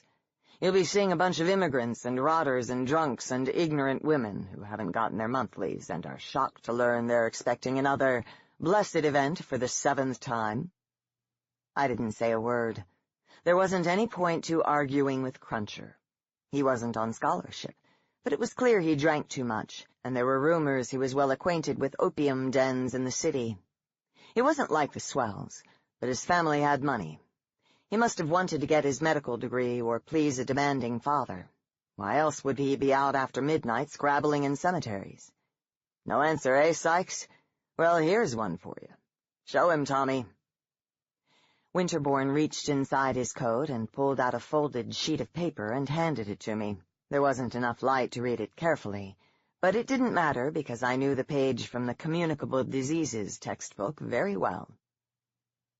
Smallpox, variola, QV. Causative organism, not definitely known. More common during the colder seasons. No age exempt. May occur in utero. No preference as to sex. Acquired chiefly by direct contact with patient. Symptoms: onset abrupt with chills. Headache, usually frontal, intense lumbar pains, elevation of temperature which may rise to 104 or higher, nausea, and more frequently, vomiting. Fever remains high until the evening of third or morning of fourth day, when it falls sharply, often to normal. With the drop in temperance, the eruption makes its appearance, coming out as a rule about the face, and soon afterward on extremities and, to a lesser extent, the trunk. These lesions pass through a series of well-documented phases: macules, papules, which are raised and filled with fluid; vesicles, pustules, which feel to the touch as if bird-shot pellets have been embedded under the skin; and finally, crusts. About the second day of eruption, the macules become papular, raised and filled with fluid, which increase in size and become vesicles. The vesicles increase in size, and from the 7th to 8th day well-developed pustules are present, having the appearance of drop-seated or inverted areolae. In some cases, the blisters overlap and merge almost entirely, producing a confluent rash, which detaches the outer layer of skin from the flesh beneath it and renders the sufferer more likely to succumb to death. From the 8th to the 11th day, desiccation occurs, and by the end of the 21st day, scabs have formed over the lesions, and flaking off, leaving permanent pitted, etiolated scars, if the patient survives. There is no disease so repulsive, so dirty, so foul-smelling, so hard to manage, so infectious as smallpox may be, and is— I felt my face blanch, and I suddenly felt lightheaded. "Oh, Winterbourne, hand over the flask. Feeling a trifle peaked, Sykes?" I was livid, all right, with rage, but I made myself sound calm. "The joke's over. How much are you paying them for this little stunt, Crunch? The name's Van Dyson, Sykes, and you know damn well it—" Now he was turning red. He wasn't as drunk as I thought. This time he'd caught my sarcasm. "And it's no joke." In the flicker of the carriage lantern his dark eyes met mine. For a second I thought they were lit with greed, but it was a peculiar kind of avarice. It had nothing to do with money. He was after something, and he wanted it badly, but I suddenly knew it wasn't anything as unimportant as recompense or stipends. We really did come from different worlds. But I wouldn't back down. "And I'm no fool," I said. "The nearest outbreak's in Provincetown, 80 miles from here. Ever been in a pest house, Sykes? No, I didn't think so." He groped for the flask and drank, wiping his mouth with his sleeve. "The one in Provincetown is 14 by 14 feet. Plenty of room for the stricken and the nurse, if they can get one." He smirked. "And your point is?" "With less than a third of the population vaccinated, why do you think they build pest houses smaller than gazebos?" "Well, You hardly what? You hardly know anything but what you've read in books or heard from fringe academics like Professor Perry." He leaned forward. "Let me tell you something. People are so afraid of the pox, so afraid of being isolated like lepers and sent to pest houses to rot and die alone, that their fear helps spread the disease." "The bodies of the dead are supposed to be burned," O'Rourke said. "Jesus and St. Mary." He crossed himself quickly. "People have been put to death for burning bodies, except during plague times. But Brunetti of Padua is going to unveil a cremation chamber at the Vienna World Exposition this summer, Sykes," Cruncher said. "Not that you've seen the piece in the New York Times, I'm sure, considering the cost of the subscription these days." "Being poor doesn't make people stupid, Van Dyson," I said. "No, but it can send them to a pest house." "And you're saying the rich don't get reported?" Cruncher threw back his head and laughed. "Not only do they fail to be reported when they're alive and raging with smallpox and shedding scabs like noxious red confetti, when they're dead their doctors put down the cause to heart disease or paralysis of the diaphragm or purpural, that is, childbed, fever." He nodded toward Winterbourne and O'Rourke. "Dirty, ugly way to die, but not as ugly or dirty as smallpox." "Of course," Winterbourne said. Nor does the ego-bloated mayor of Provincetown want his wife burned like a Salem witch, or buried in a common grave, or consigned for eternity to Pox Acres, which during the winter is merely a hole in the ground in the pest-house cellar, and, during the rest of the year, some raggedy ground a few hundred yards north. No, the mayor wants to visit his wife's tombstone after church on Sunday mornings, wearing his top hat, and ready to shake the hands of the recently bereaved. She died from smallpox, I said. Yes, Cruncher said. And as long as you brought up Provincetown, Sykes, you might as well know that the only 8 names out of the 27 of people who had smallpox were reported in the newspaper. Enough, Cruncher. And according to the 1870 census, the average income of those 8 was $547.50, but the average income of the other 19 was $2,300. Christ! I said shut up. All of the headstones in Pox cemeteries face east. Isn't that curious? I started to lunge for him, but O'Rourke threw his arm between us, and Winterbourne hissed, "Stop it. Both of you, right now. We're here." The landau slowed, and out the window I saw the curved stony embrasure of the receiving vault. Dr. Perry's driver had hitched a small cart-like wagon, long enough to accommodate bodies, to the landau, and now he rolled back the canvas tarp and pulled out tools while the rest of us just stood outside the metal door. Winterbourne twirled a hooded lantern, and its single ray sparkled against the gravel drive and played over gleaming saw blades and pry bars. "Many medical men eschew protection," Perry began while Winterbourne held the light, and the driver worked at picking the lock. "In my day, surgeons operated in blood-stiffened frock coats. The stiffer the coat, the more it conveyed the expertise of the practitioner. Some still believe there's no object in being clean, that cleanliness is out of place and they consider it finicky and affected, that pus is as inseparable from surgery as blood. An executioner might as well manicure his nails before chopping off a head," he said, "but we've got gloves and armlets and heavy rubber aprons." He glanced at Cruncher. "And we're going to be very careful. We're only going to take the bodies toward the back of the vault. No one's going to miss them, because no one is going to check very closely, not with a dozen pox victims stashed in the crypt, too." He paused.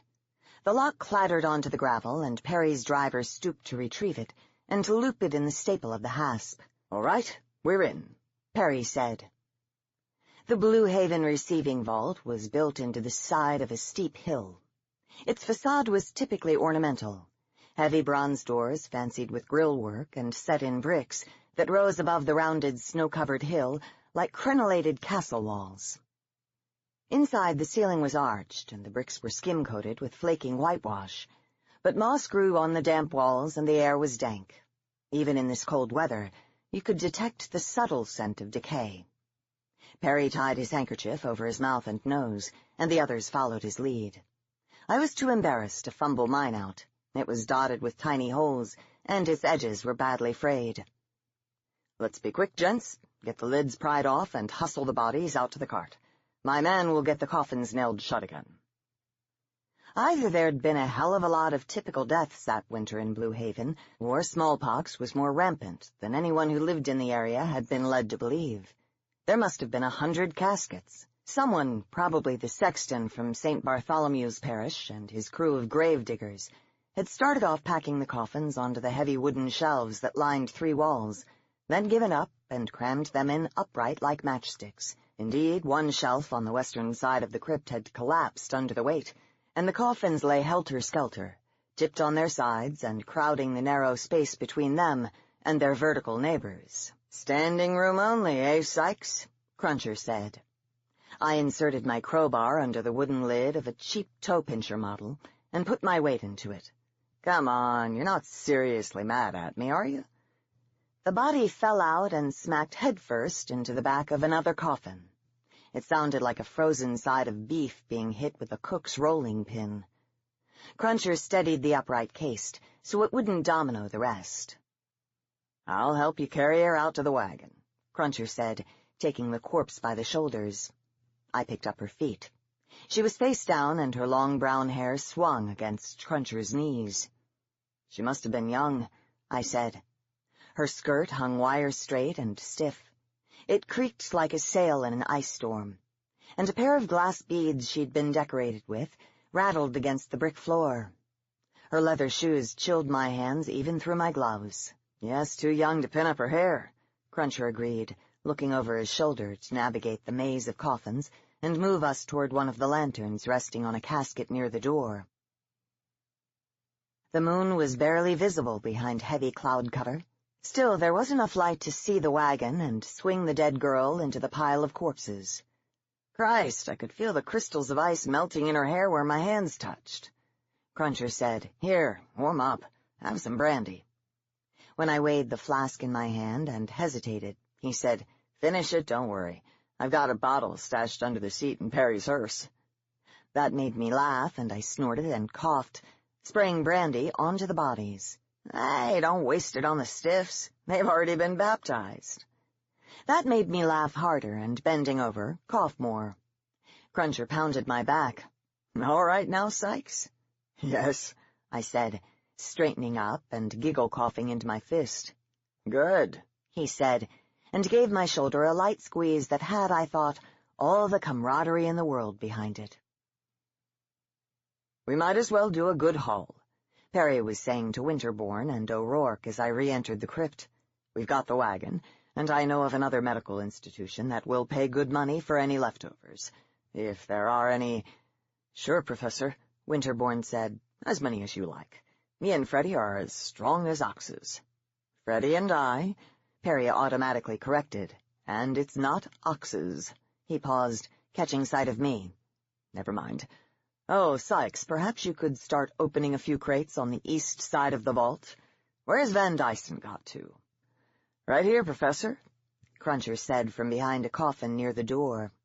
He caught my eye and mimed refilling his flask. "Excellent. Hard as hell to keep track of things with all these caskets lying chock-a-block about.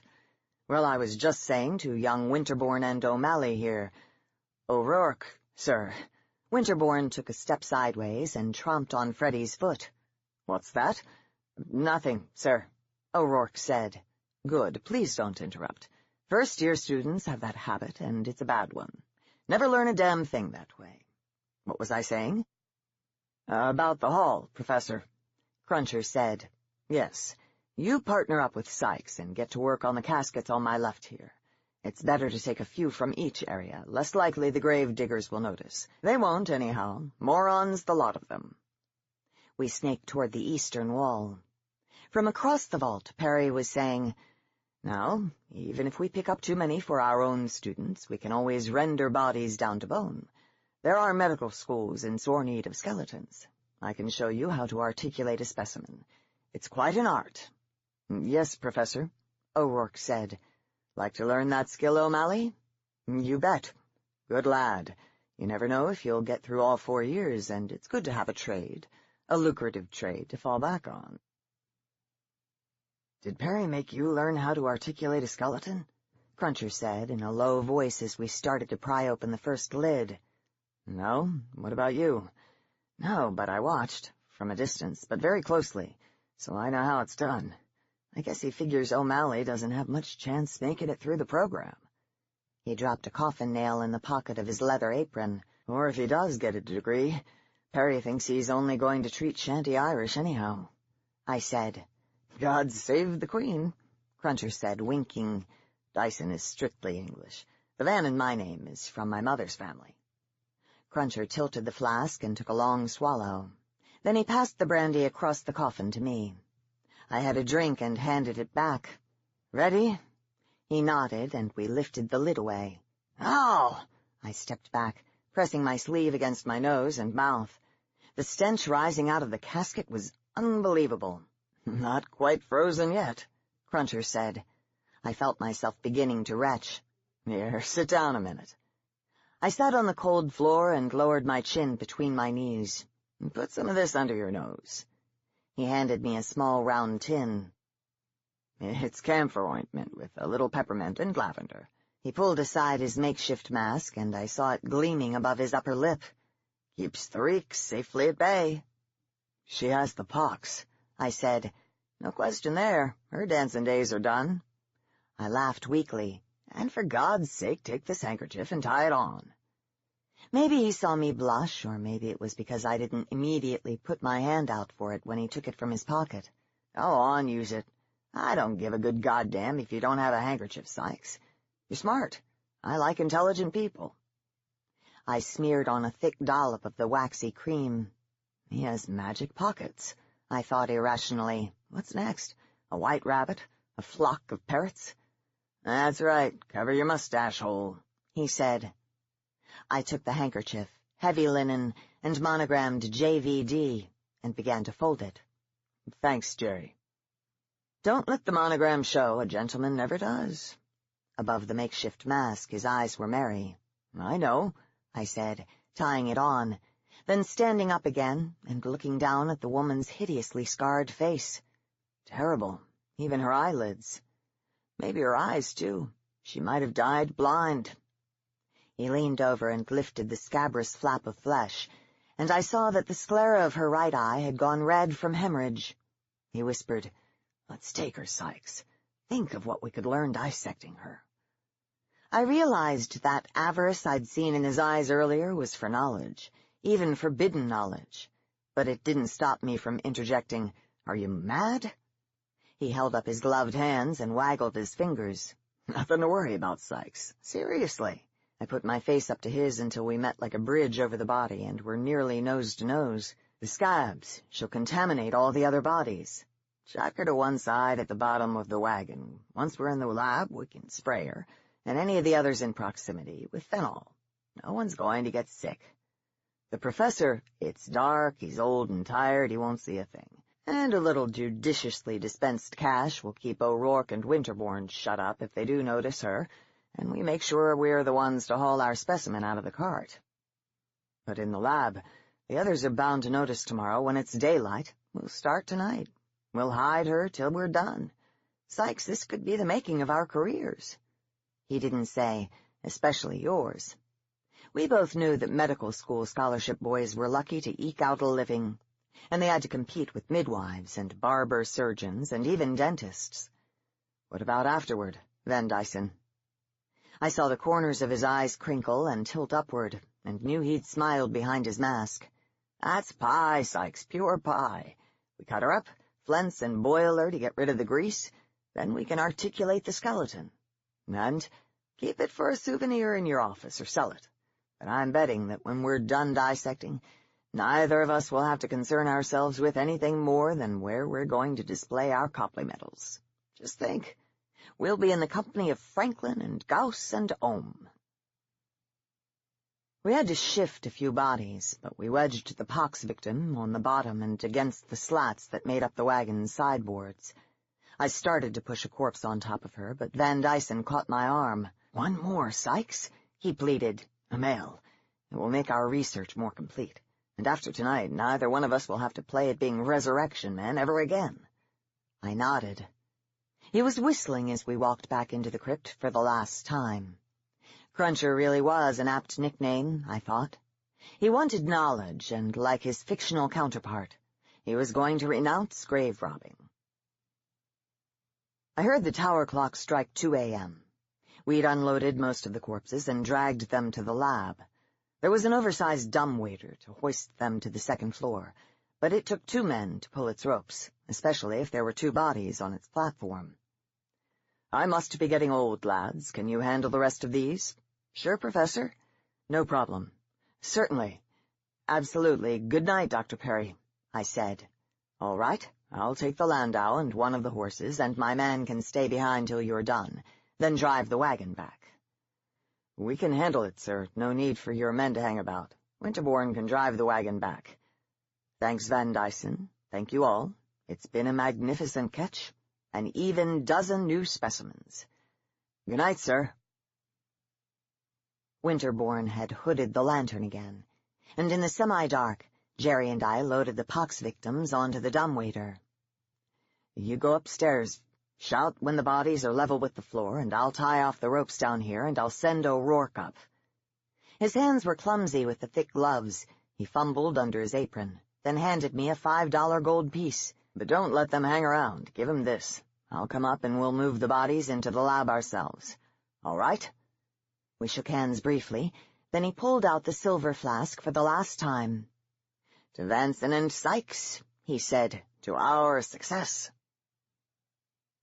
The anatomy lab was situated on the second floor to take advantage of the sun that poured in through its skylight. Adjacent and behind a heavy metal-clad door was a kind of cold storage unit, also completely lined with metal. Stacked with huge blocks of ice procured from the river, where we'd trundled most of the bodies we collected.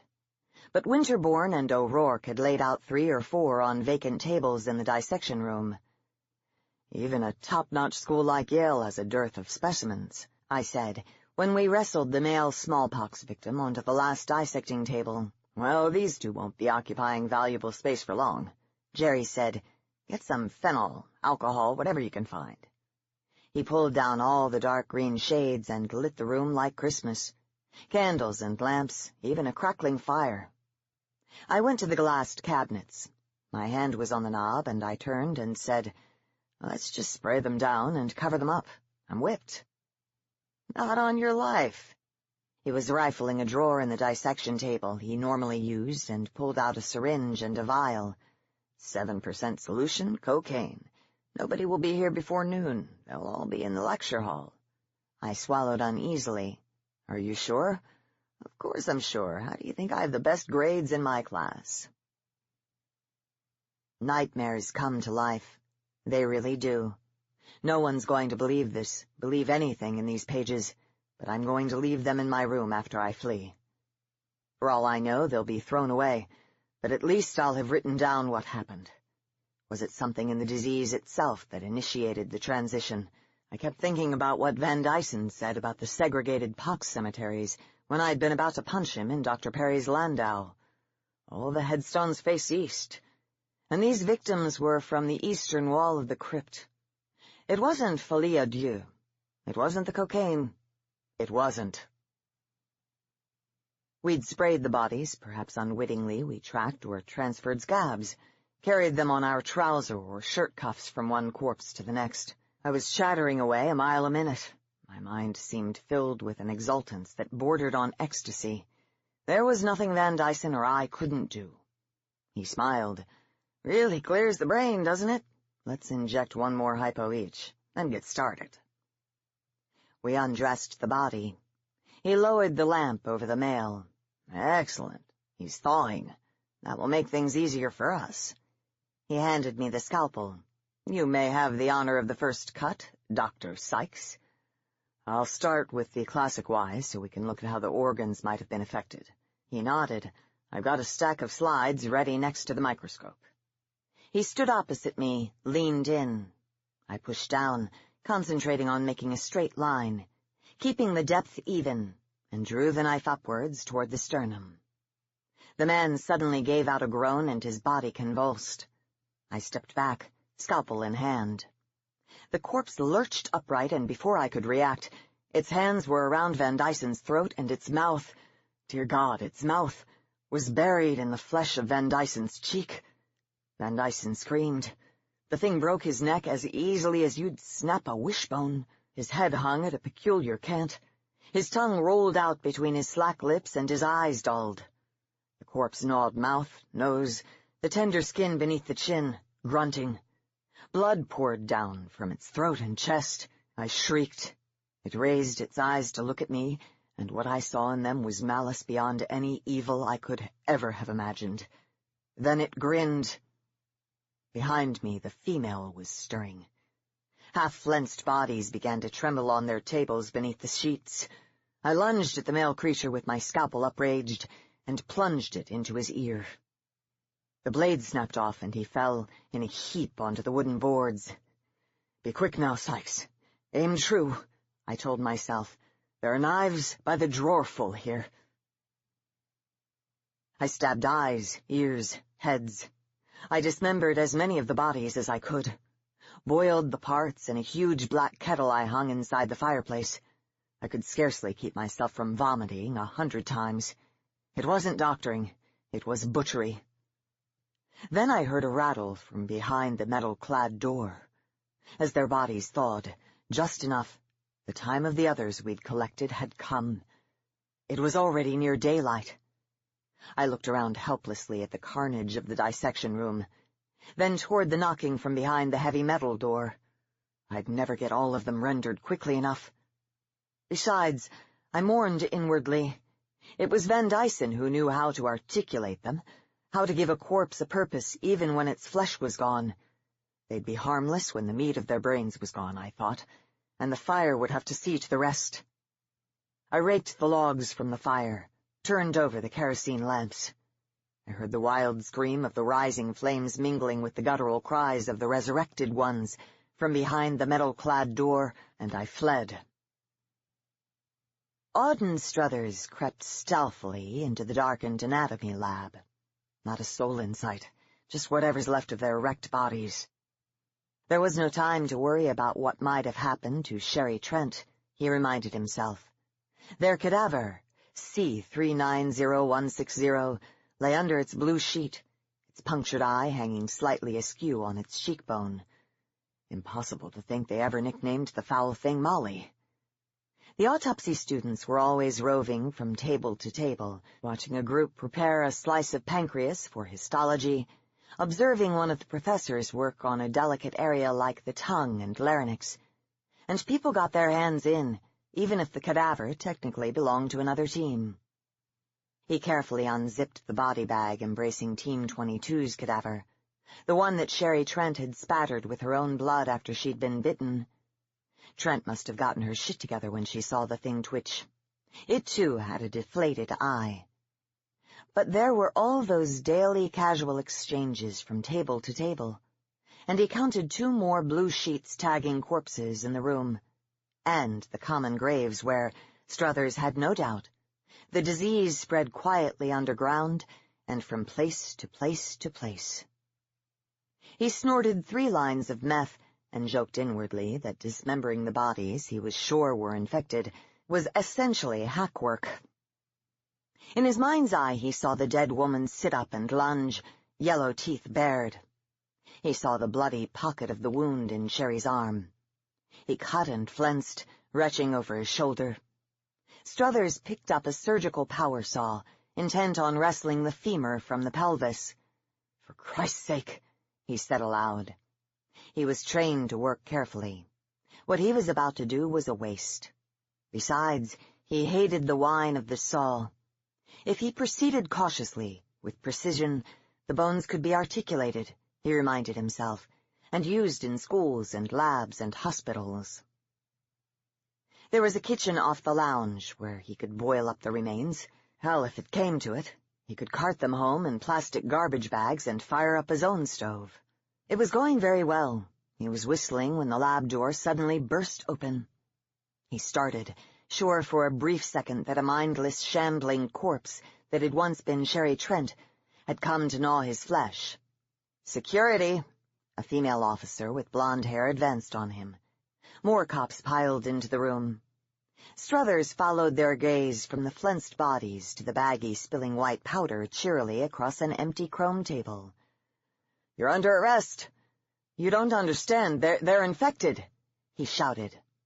He felt his arms jerked backwards. Cold metal handcuffs bit into his wrists.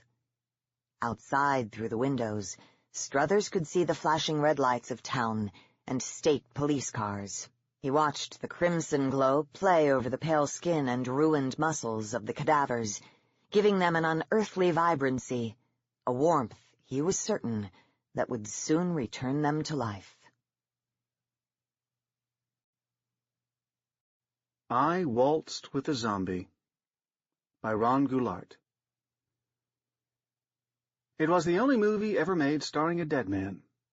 This was back in the late spring of 1942, and Hicks, the short, feisty, and unconquerably second-rate writer of low-budget B-movies, was one of the few people who knew about it. He'd hoped to turn the knowledge to his advantage, but that didn't quite work out. His involvement commenced on an overcast May afternoon. He was pacing, as best he could, his diminutive office in the writer's building on the Pentagram Pictures lot in Gower Gulch. Carrying his long-corded telephone in one hand and the receiver in the other, he was inquiring of his newest agent, In what context did Arthur Freed use the word tripe, Bernie? He applied it to your movie treatment, the one I was foolish enough to let you cajole me into schlepping over to MGM, replied Bernie Cooperman from the Cooperman-Sussman Talent Agency offices over in the vicinity of Sunset Boulevard. The full sentence was, "How dare you inflict such a load of tripe on me, Bernie?" That's not so bad. He could have called it crap instead of tripe. Hicks, his frizzy hair flickering, halted just short of an unstrung mandolin that lay in his path. Actually, Hicks, he did, but I never used that kind of language over the phone. Sighing, the short screenwriter set his telephone down on his wobbly desk atop a scatter of glossy photos of starlets, drafts of scripts, 3 old issues of Whiz Comics, and a paper plate that once held a nutburger. Alas, that's the curse of being ahead of my time with my ideas. 2 weeks ahead isn't that far, suggested his agent. Oh, and Freed, hardly using any profanity at all, did mention that he'd heard that Val Lewton is planning to do a picture with the same title over at RKO. What I hear is that Lewton and his heavy-handed director, Tano, are probably both about to get the bum's rush out of the studio before they have time to make another clinker, like cat people. Hicks gazed at a spot on the far wall where a window would have been if his office actually had a window. More importantly, Bernie, Lewton's flicker is entitled, I Walked with a Zombie, while my proposed blockbuster enjoys the far superior title of I Waltzed with a Zombie. Even so, Hicks, Furthermore, pal, Lewton's movie is going to be just another trite lowbrow effort aimed chiefly at the Saturday matinee crowd, mostly pubescent boys who flock into movie palaces to eat popcorn, whistle at Rita Hayworth, and pass gas, he pointed out. My effort is a big-budget musical, the very first horror musical comedy ever conceived by man. So far, nobody— Face it, buddy, the concept of a Technicolor musical in the horror genre is, well, both brilliant and unique. When Hicks's head bobbed enthusiastically, his frazzled hair fluttered. Were I given to hyperbole, I'd dub it super-colossal. After a few silent seconds, his agent told him, Essling over at Star Spangled Studios wants you for another Mr. Wu quickie. Hicks sank down into his slightly unstable swivel chair, sighing again. As a potential Oscar winner, he complained, I ought to be working for somebody who's not as big a moron as Essling. He's offering $500 more than you got for Mr. Wu at the Wax Museum. Okay, tell him I'll write it, said Hicks. But keep pitching, I Waltzed with a Zombie. Only if it doesn't look like it's going to result in my suffering bodily harm. Hicks hung up and slid the phone toward the edge of his desk. 29 smash B movies since I came here 6 years ago, and they still treat me like a hack. The telephone rang. Mr. Hicks' private office, he answered in, he was quite certain, a very convincing imitation of a very polite British servant. Listen, Hicks, I've got to talk to you. That can be arranged, Marlis, he assured her. Still unhappy about how things are going for you at Paramount? You've only been under contract for a little over 3 months, after all. I still haven't been cast in one darn movie, Hicks, Marlis Regal told him.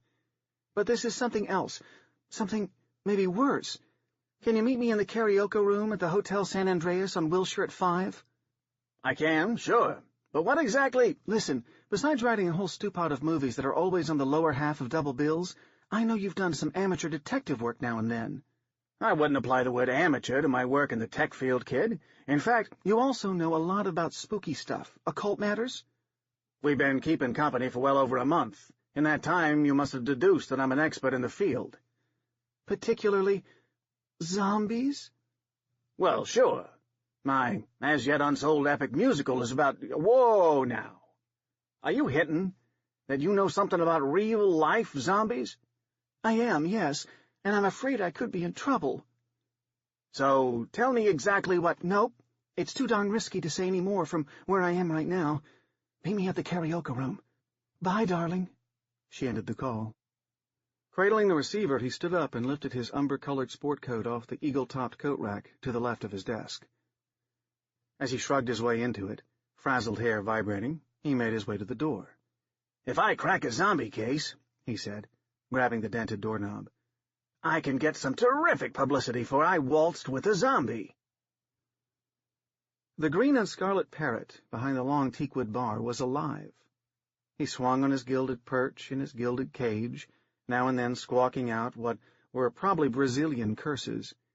The other parrots, the ones perched high in the fake banana palms that decorated the dim-lit karaoke room, were stuffed. Arriving about 10 minutes after 5, Hicks stopped near the bar and scanned the surrounding South American gloom. "Still busily turning out crap, Hicks?"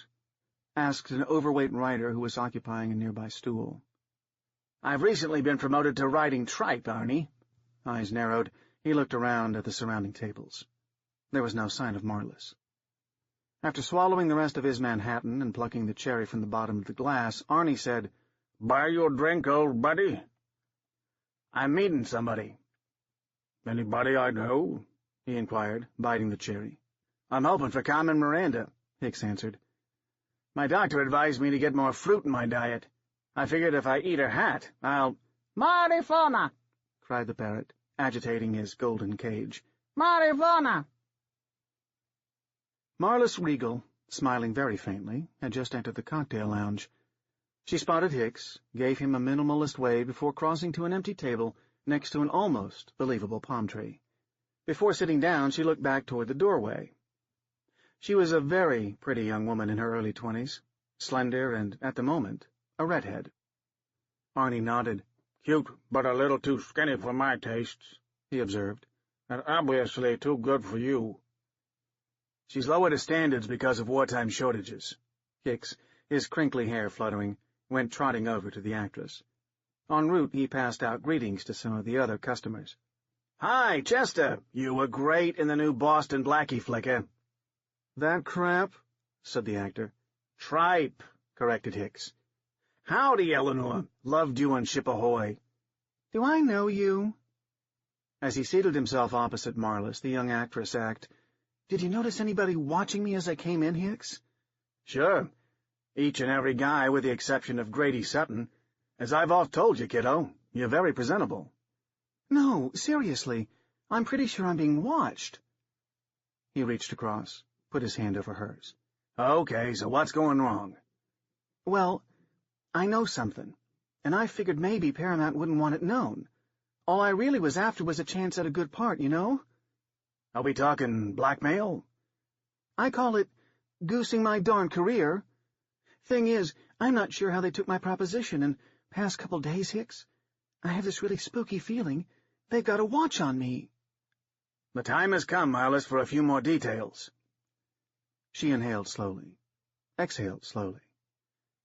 "Now, this all started before I met you at the Rathbones' party in April, Hicks, so don't get jealous or hit the ceiling. You see—" "What'll you folks have?" asked the buxom blonde waitress who materialized out of the shadows. The redhead actress said quietly, "I'd like bourbon and water." "Plain ginger ale," said Hicks. Nodding, the waitress departed. Resting both elbows on the tropical patterned tablecloth, Hicks suggested, "Get back to your story." "Well, before I met you, I dated other people." "Sure, I've been known to do the same." "Well, some 4 months ago I was seeing Alex Stoner, and—" "Stoner? The grand old man of the silver screen? Ain't he a bit too old for you?" "He was only 56. Hicks straightened. "Was?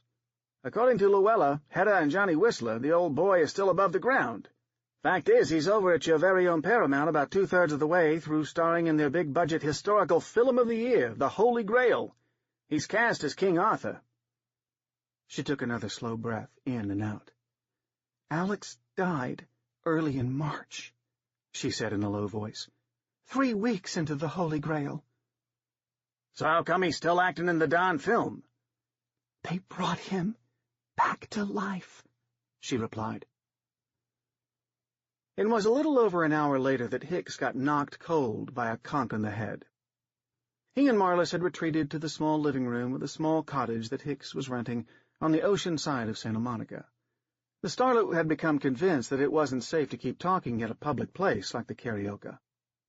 Pacing the venerable flowered carpet he'd acquired at a rummage sale over in Altadena last fall, Hicks was going over what details the young actress had thus far provided. "So, You was sleeping with this old coot when he shuffled off?" Marlis was sitting on the lime-green sofa. "Yes. I woke up at 7 in the morning, and the poor guy was stone-cold dead next to me," she said. "That was really unpleasant." "Tell me some more about what you did next, kid." "I was alone at his place in Bel Air. Alex had given his 2 servants a few days off," she said. "I was darn certain he had kicked off, so there sure wasn't any reason to call an ambulance." Hicks sat on the wobbly arm of his only armchair. "And what about the cops?" "Spending a night in bed with a dead major movie star doesn't give you the kind of publicity I need," she answered. "Besides which, Alex was already partway through shooting the King Arthur flick, and I figured Paramount might not care to have his dying made public right away." "How come you phoned this guy, Wally Needham?" She looked toward the draped window, frowning. "Did you hear something outside?" "Relax, kiddo. Nobody followed us here from the karaoke," he assured her. "Having penned a bunch of Mr. Wu pictures, not to mention 3 Dr. Crimebuster epics, I know a little bit about how to avoid being tailed." Sighing, Marlis continued, "Well, I first met Wally at Schwab's, when I stopped in for a cup of coffee one afternoon a few months ago." "Another one of your beaus?" "We were friends, sure. It doesn't hurt to have a friend who works in publicity at Paramount Pictures." "No. That could sure be darn helpful to anybody's career." He stood, crossed to the lemon-yellow drapes, and pulled them a few inches open to look out into the approaching twilight. "Nobody around? By the way, I'm not crystal clear on how I can help you rise in showbiz." "Come on, Hicks," she told him. "I'm simply fond of you." "Well, sir, that's a relief." He turned his back to the window. "Explain to me a bit more about what this publicity lad did." "Well, he got to Alex's mansion less than an hour after I telephoned him," she said. "After making certain Alex was dead, Wally asked me if I'd like to sign a movie contract with Paramount." "Provided you keep your mouth shut about Alex Stoner being dead." She nodded. "Yes, I couldn't very well pass up an opportunity like that to graduate out of Poverty Row Quickies," she replied. "Then Wally went into Alex's office and phoned various people, higher-ups at the studio. I heard him tell somebody, Dr. Martzloff can do it. We'll use him." "They hired Dr. Sandor Martzloff, quack physician and phony self-proclaimed sorcerer to the stars?" "Not so phony, it seems, Hicks. He brought Alex back to life, after all," the actress pointed out. "He told me once that he'd lived for several years in Haiti and learned—" "You dated him, too?" "We had a few drinks a couple of times, but long before I met you, Hicks." Commented Hicks. "I have the impression that Alex Stoner wasn't the first defunct actor he reanimated," she said. "In fact, holy Christ!" She had risen partly off the sofa and was staring past the writer. Slowly, he turned. "Oops." 2 large men, wearing pinstripe suits and with cloth sugar sacks over their heads, had silently entered his living room and were pointing large revolvers at him and the young actress. "You couldn't possibly have tailed us here," Hicks told them. "I dodged any—" "You forget that you're one of the most famous hacks in Hollywood, Hicks," explained the larger of the intruders. "One of our people spotted you with this dame at the karaoke. We didn't follow you. We just looked up your address in the phone book." "Oh, the price of fame. Now, I suggest you—" That was as far as he got. The other hooded intruder had returned his gun to its shoulder holster, withdrawn a substantial-looking blackjack from a side pocket, and lunged to bop Hicks on the skull. He heard Marlis scream as he was dropping down into oblivion. Birds were twittering and chirping in a cheerful Disney-like manner to announce the advent of a new day. Morning sunshine was beaming in through the opening between Hicks's tacky yellow drapes. With an awakening groan, he sat up on his living-room floor. "Oi," he observed, feeling suddenly dizzy. "One doesn't usually experience a hangover after 2 glasses of ginger ale." Then he recalled that a hooded intruder had conked him on the cocoa last night. Slowly and carefully, he glanced around the small room. It didn't appear to be in any worse shape than it had been prior to the intrusion. "Marlis," he said in a voice that vaguely resembled his own. Clearing his throat, he tried again. Marlis! Tottering some, Hicks arose to a standing, albeit wobbly position. He stumbled through the entire rest of his cottage. Outside of a scraggly stray orange cat who'd snuck in through the open kitchen window to explore the substantial collection of dirty dishes in the lopsided sink, there was nobody else in the entire place. "Shoo," he suggested, half-heartedly, as he returned to his living room. "I reckon I better call the police to report—" His phone rang. It was residing on a sprawling stack of old copies of Daily Variety and The Hollywood Reporter. After swallowing and blinking a few times, he made his way to the telephone and snatched up the receiver. "Forest Lawn Annex." Marlis, somewhat breathlessly, inquired, "Hicks, dear, are you okay?" "I might ask the same of you." "I'm fine, perfectly fine," said the starlet, inhaling and exhaling. "That whole business last night was simply a misunderstanding." "Those hoodlums really meant to cold-cock somebody down the street from here?" "No, silly. See, they weren't hoodlums at all, but a couple of Paramount Pictures executives." "Oh, so? Is that the current style for Paramount execs? Flour sacks over their heads?" "Actually, those were sugar sacks." "Even so," he said. "What in the hell is going on, kiddo?" Taking another deep breath, the young actress told him, "See, dear, they got the foolish idea that you had kidnapped me. What happened was sort of a rescue operation." "Your value to Paramount has apparently increased a lot since yesterday."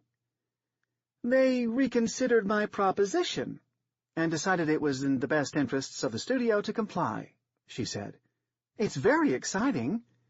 "Sounds like."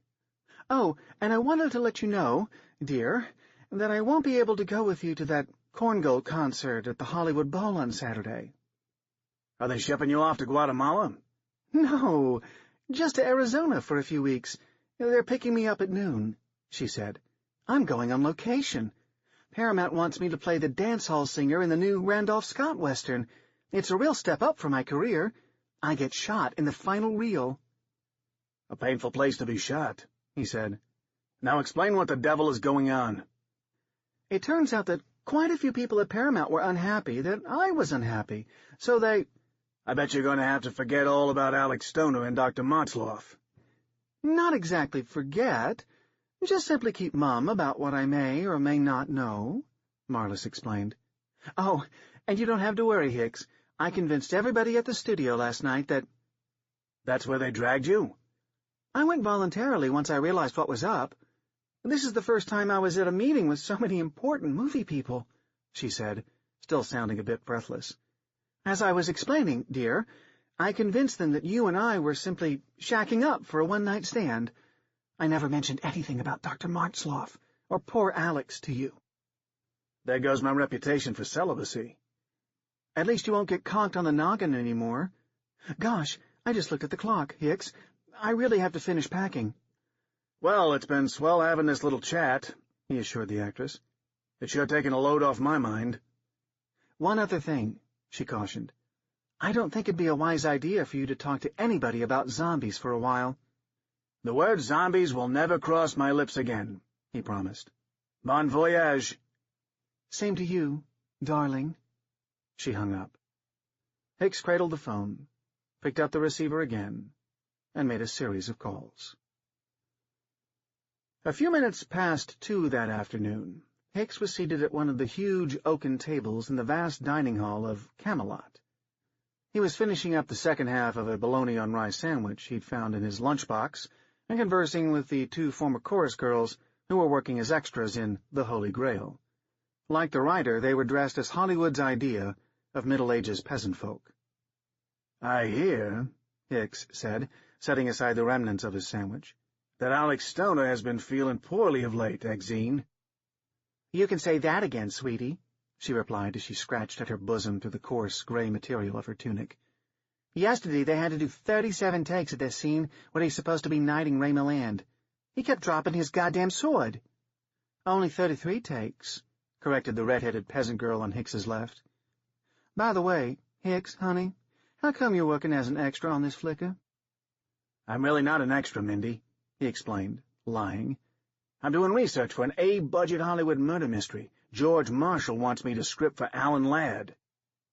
Exene observed, yet again scratching her bosom, "That's good news. It's about time you quit writing those crappy Mr. Wu programmers." Actually, the Mr. Wu films are considered by many an astute and discriminating critic to be stellar examples of the mystery cinema at its absolute best. Come on, where the hell would an astute and discriminating critic find a job in this pest-hole of a town? Asked Mindy, who was now scratching her bosom, too. Geez, everybody in the Middle Ages must have spent most of their time scratching their boobs. Before Hicks could provide an answer, a uniformed guard came striding into the immense hall, causing some of the colored banners on the imitation stone walls to flutter. "Okay, kids, nobody's supposed to eat their lunch in here," he informed them. "Please, scram." "As soon as we finish our after-dinner mince," Hicks assured him. The plump guard did a take. "Hicks? What the hell are you doing in that get-up?" "I'm going through an unexpected slow period in my usual spectacular writing career, Nick." "Sorry to hear that, pal. You and the dames better tootle along, though," advised the guard. "Stoner's going to do the scene where he addresses the village peasants in about 15. Hicks stood up, gathering the scraps from his meal and dumping them in the white cardboard box. Among the phone calls he'd made earlier was one to a photographer friend at the L.A. Times. He'd asked him to use his connections at Paramount to get him a job as an extra in The Holy Grail, in some scenes featuring Alex Stoner. He wanted to see for himself if Stoner acted any differently now that he was dead. He soon found out. The fog machines were sending a gray mist swirling across the wide stone courtyard of Camelot Castle. A young extra put up her fist to her mouth and coughed loudly. "Don't do that when the damn cameras are rolling, sis," warned a nearby assistant director, loudly. Hicks, standing between a red-headed girl in a gypsy costume and a bearded fat man who was clutching a shepherd's staff, was watching a sort of reviewing stand a few yards away. The stand had a wooden throne in the center of a row of carved chairs and was bedecked with brightly colored pennants. He lifted his weathered peasant cap to scratch his frizzy hair. One of the director's assistants was assigning some of the bit players to chairs. There were lesser knights wearing chainmail, some ladies in waiting, and not one but two jesters. The door of one of the dressing-room trailers that sat just beyond the enormous set now swung open, and Queen Guinevere, wearing a low-cut gown, trimmed in ermine, regally descended the stairs. The crowd of more than 100 extras murmured as she was escorted to the stand. "So that's Sylvia Thompson," observed a pretty blonde milkmaid, shifting her grip on her pail. "Not all that pretty in real life, is she?" "What makes you think this is real life?" inquired Hicks. The milkmaid glanced back at him. "Hicks? Have you sunk even lower?" "Doing a favor for DeMille." The door of another one of the trailers came flapping open. Alex Stoner, a thin, white-bearded man, came stumbling out into the misty afternoon. He teetered on the top step, then went tumbling down to land on a tangle of cables and wires at the set edge. His ornate gilded crown popped free of his gray head and landed on the booted foot of a wide, broad man dressed as a yeoman. "Drunk again," said a chubby friar. The milkmaid shook her head. "I think the poor guy's sick. He's looked like crap since Monday." "Booze can do that. I ought to know," said a husky blacksmith. Two large men in business suits came hurrying down out of the trailer in the fallen actor's wake. "Eureka!" said Hicks to himself. "I'll wager that those two gents are the same pair that broke in on me and the ambitious Marlis last evening." They tugged Stoner to his feet, restored his crown. "Fell down. Getting worse," muttered the actor. "Chin up," advised one of the men. He sounded like the one who'd done the talking last night. Slowly, the two alleged studio executives guided Alex Stoner to the stand. "I've got bunions," the actor was saying in a fuzzy voice. "I've never had bunions until Dr. Motzloff worked his—" "Button your lips, sir," advised the one who'd bopped Hicks. When Stoner reached the next to the last step of the wooden stairway, his legs suddenly went limp. The two executives yanked him upright, hustled him over to the gilded throne he was supposed to sit on. A lean prop man materialized to hand the swaying actor an Excalibur sword made of balsa wood. Grabbing the sword, Stoner held it high, tip of the blade pointed skyward. "People of Camelot," he started reciting, "I wish you to join me. Now what in the hell do I want these half-wits to join me for?" Excalibur fell from his now shaking hand. He dropped to his knees. He fell forward and hit the planks with his face, producing a resounding smack. The jeweled crown left his head again, rolling off the stage and landing hard on the cobblestones of the courtyard, losing at least 3 sparkling fake jewels in the process. The 2 executives picked up the now unconscious actor. They deposited him with a thump on the gilded throne. The one who did the talking picked up a megaphone. "Mr. Stoner seems to have had a mild fainting spell." From where Hicks was standing, it looked as though Stoner had ceased to breathe. "They're going to have to get him back to Dr. Motzloff," he concluded. The executive said, "We'll be escorting Mr. Stoner to his personal physician. I'm sure it's nothing serious. Today's shooting is cancelled. Call casting about what time to show up tomorrow. Thank you, one and all." When night started closing in on the town of Santa Rita Beach, Hicks, wearing dark gray slacks and a black pullover, was stretched out on a patch of hillside forest just above Dr. Motzloff's small private sanitarium. The address of the 2-story slant-roofed place he found simply by checking a couple of greater Los Angeles phone books. The floor plans of the joint he borrowed from a former singing cowboy who had gone into real estate, after first Republic and then Monogram had tossed him out on his ear. The infrared camera and the night binoculars he got from the same LA Times photographer who'd fixed up the extra stint at Paramount. The bagel with cream cheese he'd just finished eating he'd picked up at Moonbound's Delicatessen while passing through Hollywood en route to this beach town. By the time the screenwriter had gathered up this assortment of stuff, it was nearing 7 in the evening. As the evening darkened, it also grew increasingly overcast. Parked down in the white-gravelled parking lot at the back of the sanitarium was a panel truck with the Paramount Pictures logo on the passenger side door. There was also a big color poster for The Road to Morocco on the side of the vehicle, with portraits of Bing Crosby, Bob Hope, and Dorothy Lamour. Hicks, while wiping bagel crumbs off his chin, said to himself, "Dottie Lamour would be perfect for I Waltz with a Zombie. Sure, we could put her in front of a whole chorus line of sexy girl zombies in tight sarongs. Though maybe Paramount wouldn't loan her out to MGM or 20th after I expose them as employers of dead actors."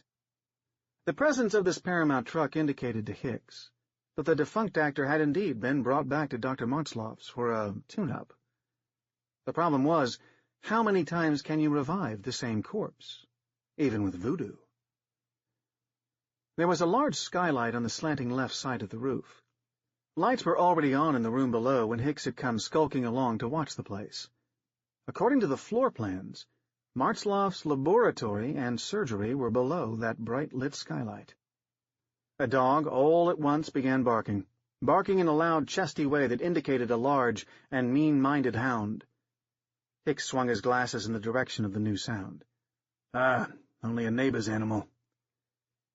The big Doberman was attached to a long chain on the other side of the high stone wall that surrounded the Motzloff setup.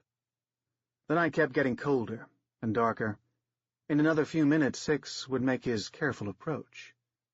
There was a sturdy drain pipe running up the side of the gray building. Having considerable confidence in his stuntman abilities, Hicks was certain he could, under the cover of night, scale the 7-foot-high stone wall, then shinny up the pipe to reach the roof.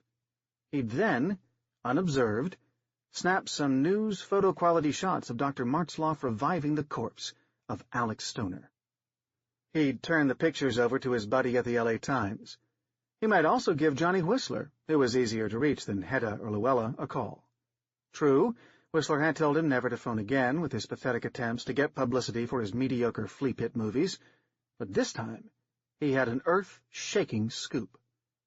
The subsequent front-page stories would result in a hell of a lot of publicity for him, and for I Waltzed with a Zombie. "I bet," he said as he rose to start his slow, careful approach to the reanimator's lab. We can hire Cole Porter or Irving Berlin to write Zombie Waltz. From up on the hillside, the darned Doberman had seemed to be securely attached to a sturdy walnut tree at the back side of the stark white Art Deco house of Dr. Martzloff's neighbor. But just as Hicks was scrambling over the stone wall around the sanitarium and realizing that his wall-climbing skills had somewhat diminished since he turned 30, he heard a chain snapping and then became aware of an angry, growly sort of barking. It grew ever louder and closer in the overcast darkness of the night. "Heel," he ordered quietly over his shoulder. "Sit. Roll over. Play dead." These were the only dog commands he could recall from the script he'd written for Socko the Wonder Dog Goes to War last autumn. None of them made an impression on the angry Doberman. Snarling, he leapt for the climbing rider. He managed to nip the heel of one of the strange shoes that Hicks was pretty certain he'd bought down in Tijuana while hung over a few months ago. The dog took a hunk out of the orange-brown Mexican shoe, but Hicks was not hurt. Hicks was able to pull himself to the top of the wall. He stretched out there for a moment, face down, and caught his breath. The dog continued to growl and jump down there in the darkness. Apparently everyone at the Martzloff establishment was too busy bringing the late Alex Stoner back to life to notice Hicks's less than silent arrival. The thick drainpipe commenced producing metallic groans when Hicks, panting as quietly as he was able, had managed to convey himself up roughly 3/4 of its 2-story length. Over on the other side of the stone wall, the surly Doberman was continuing to convey his annoyance with a lengthy series of angry barks. Pausing to again catch his breath, the rider continued his ascent to the slanting roof and the illuminated skylight. "You're going to have to expand your exercise plan," he advised himself as he labored upward. "Playing volleyball once a week with a gaggle of starlets in the Pentagram Pictures parking lot obviously isn't sufficient." At long last, it took him nearly 10 minutes, according to the radium dial on his wristwatch, Hicks reached his goal. Clutching the metal edge of the sturdy gutter, he pulled himself up onto the roof. Sprawling flat, he inched his way over to the edge of the big skylight. Careful not to go sliding back down the incline of the roof, he prepared to take a look down into the lab/surgery. "Hot dog!" he exclaimed internally, upon noticing that one of the large glass panels in the skylight was propped open, thus allowing him to hear what was being said down below. A voice that must belong to Dr. Martzloff was saying, in a thick accent that sounded like Akim Tamirov or Gregory Ratoff on a bad day, "I am no longer optimistic, gentlemen." "He's alive again," pointed out the Paramount exec who'd conked Hicks. "True, but he's passed away twice again since you delivered him here to me." "I'm not really feeling so hot," admitted Alex Stoner. Risking a peek downward into the brightly lit room, Hicks saw the 2 large Paramount men standing close beside the white operating table, considerable concern showing on their faces. Stretched out on the table, looking extremely pale and clad in a white hospital gown, was the late actor. He was groaning in his deep, actor's voice. The squat, thick-set Martzloff had on a pale blue medical jacket and a stethoscope dangling around his neck. On his bald head he was wearing a voodoo headdress consisting chiefly of chicken feathers, cat fur, and rat tails. In his right hand he held a large hypodermic, and in his left a maraca that had tiny skulls painted on it in bright red lacquer. Stoner said, "Dying once was bad enough. But dying 3 more, 4, corrected the doctor. The other executive said, "Look, Doc, we only need this guy for 1 more week, and then it's a wrap." "Don't forget he has to dub a few pieces of dialogue," reminded his colleague. "We can always get Paul Frees to do that. He can imitate anybody's voice. Gentlemen, I very much fear he can't be kept alive for longer than a few more minutes." "We could settle for 3 days." "Not even 3 hours. I've been able, as you know, to have some luck with an initial reanimation, but—" "I have a few," said Stoner, half sitting up on the table, shivering and shaking violently, "last words. I'd like to thank the Academy for Falling back with a thud, he died for the 5th time. "Holy moly," said Hicks, reaching for the borrowed camera out from under his sweater. Surreptitiously, he aimed it at what was going on down in the laboratory. "Come on," ordered one of the executives. "Revive this guy again." "I do not believe it would be of any use." "Try it." Sighing, the doctor adjusted his chicken feather headpiece. "My exclusive blending of up-to-date medical expertise and ancient Haitian voodoo can only do so much." "Get going, Doc." After administering the shot in the hypodermic to a thin, pale arm of the dead actor, Martzloff began to dance around the body, shaking the maraca and chanting, "Dambala! Iowa! Dambala wedo! Gatto predo, Dambala!" Hicks, chuckling silently, clicked off shots. "What an expose this is going to be. I'll be the darling of the press, and... oh, crap." He discovered he was swiftly sliding toward the edge of the sharply slanted roof.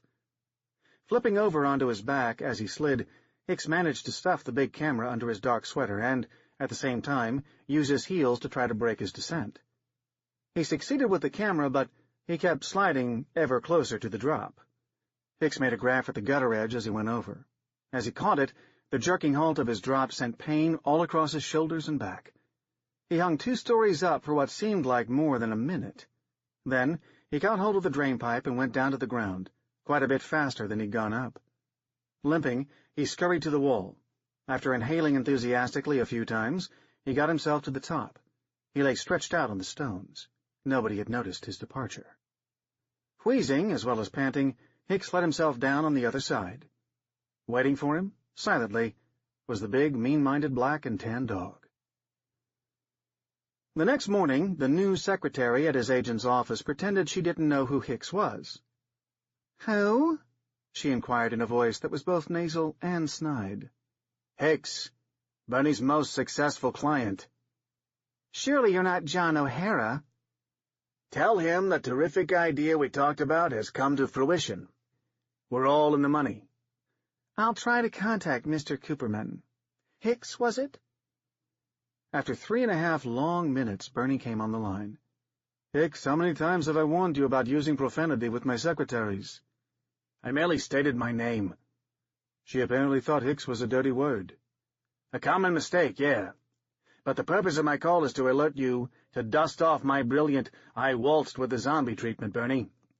"Why in the heck would I do something like that?" "Because I am on the brink of turning into an international celebrity due to my exposure of insidious zombie trafficking in Tinseltown," he announced. "I'll be exposing a major Hollywood studio that's featured a dead actor in a starring role in the latest Technicolor historical epic." "Baloney. How can you do that?" "Soon as I sell my exclusive story to the L.A. Times, and possibly give it to my old pal, Johnny Whistler, too." "What sort of proof do you have? Photographs would be nice." Hicks hesitated. "I had a whole stewpot of great shots, Bernie," he said. "Unfortunately, my camera fell out of my sweater while I was running through a section of Santa Rita Beach." "Exercising, were you?" "Well, actually, I was running for my life." "So why didn't you pick up the camera?" "The ferocious dog that was chasing me over the hill and dale stopped to eat the camera, or at least took a couple of hefty bites out of it," he explained. "But I can still provide the press with a first-hand account of my witnessing a noted actor being resurrected. An attempted resurrection, maybe, because I fell off the roof before—" "Who was, according to you, being revived? And who was doing this?" "The actor in question was none other than Alex Stoner, Paramount star of The Holy Grail. The first time this old ham died was back 3 months ago, and they—" His agent made an exasperated sound. "Don't you read the newspapers, Hicks? Don't you listen to Johnny Whistler's 7:30 a.m. broadcast on Mutual?" "I overslept because— why?" "Alex Stoner didn't die 3 months ago. He died last night of a massive heart attack," Bernie told him. "Paramount Pictures announced that early this morning." "I fell off the roof too soon. Looks like they couldn't revive him this time." "Actually, Hicks, they're burying him at Forest Lawn on Friday," the agent informed him. "Paramount says they've got enough footage in the can to put the Holy Grail together." I waltzed with the zombie is still a terrific idea. Tell you what, I'll try it on Monogram, said Bernie. I hear they're thinking of doing some cheapy musicals. Maybe we can get $6,000 out of them. What say? Hicks was silent for a moment. Sure. Give it a try, Bernie, he said, and hung up.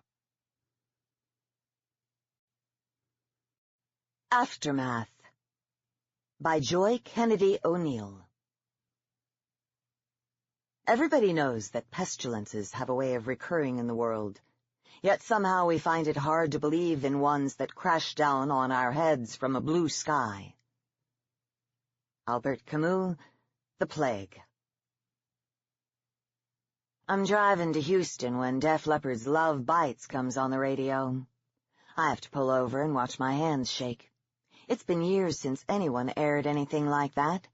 No reality bites, no once bitten, twice shy, although I suppose that playing the song is a sign that the nation is moving on. I sit in the car and tremble, feeling angry and nauseous. Love bites, love bleeds, love lives, love dies.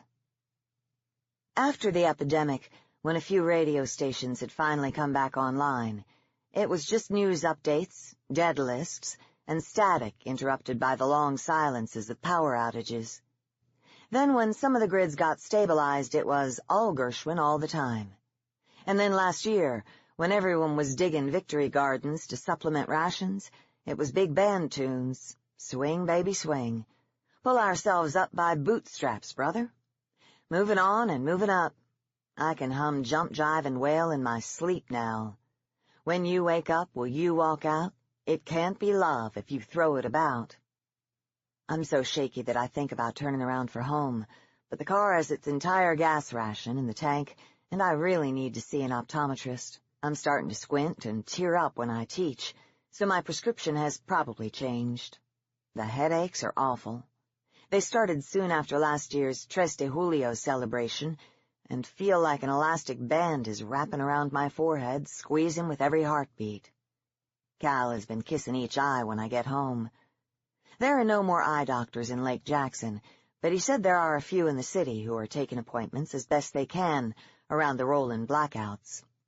He even heard that Bosch & Lomb's Argentina plant might be going online again, so there may be contact lenses soon. I have to pull myself together. An hour's drive is a luxury that I should be savoring.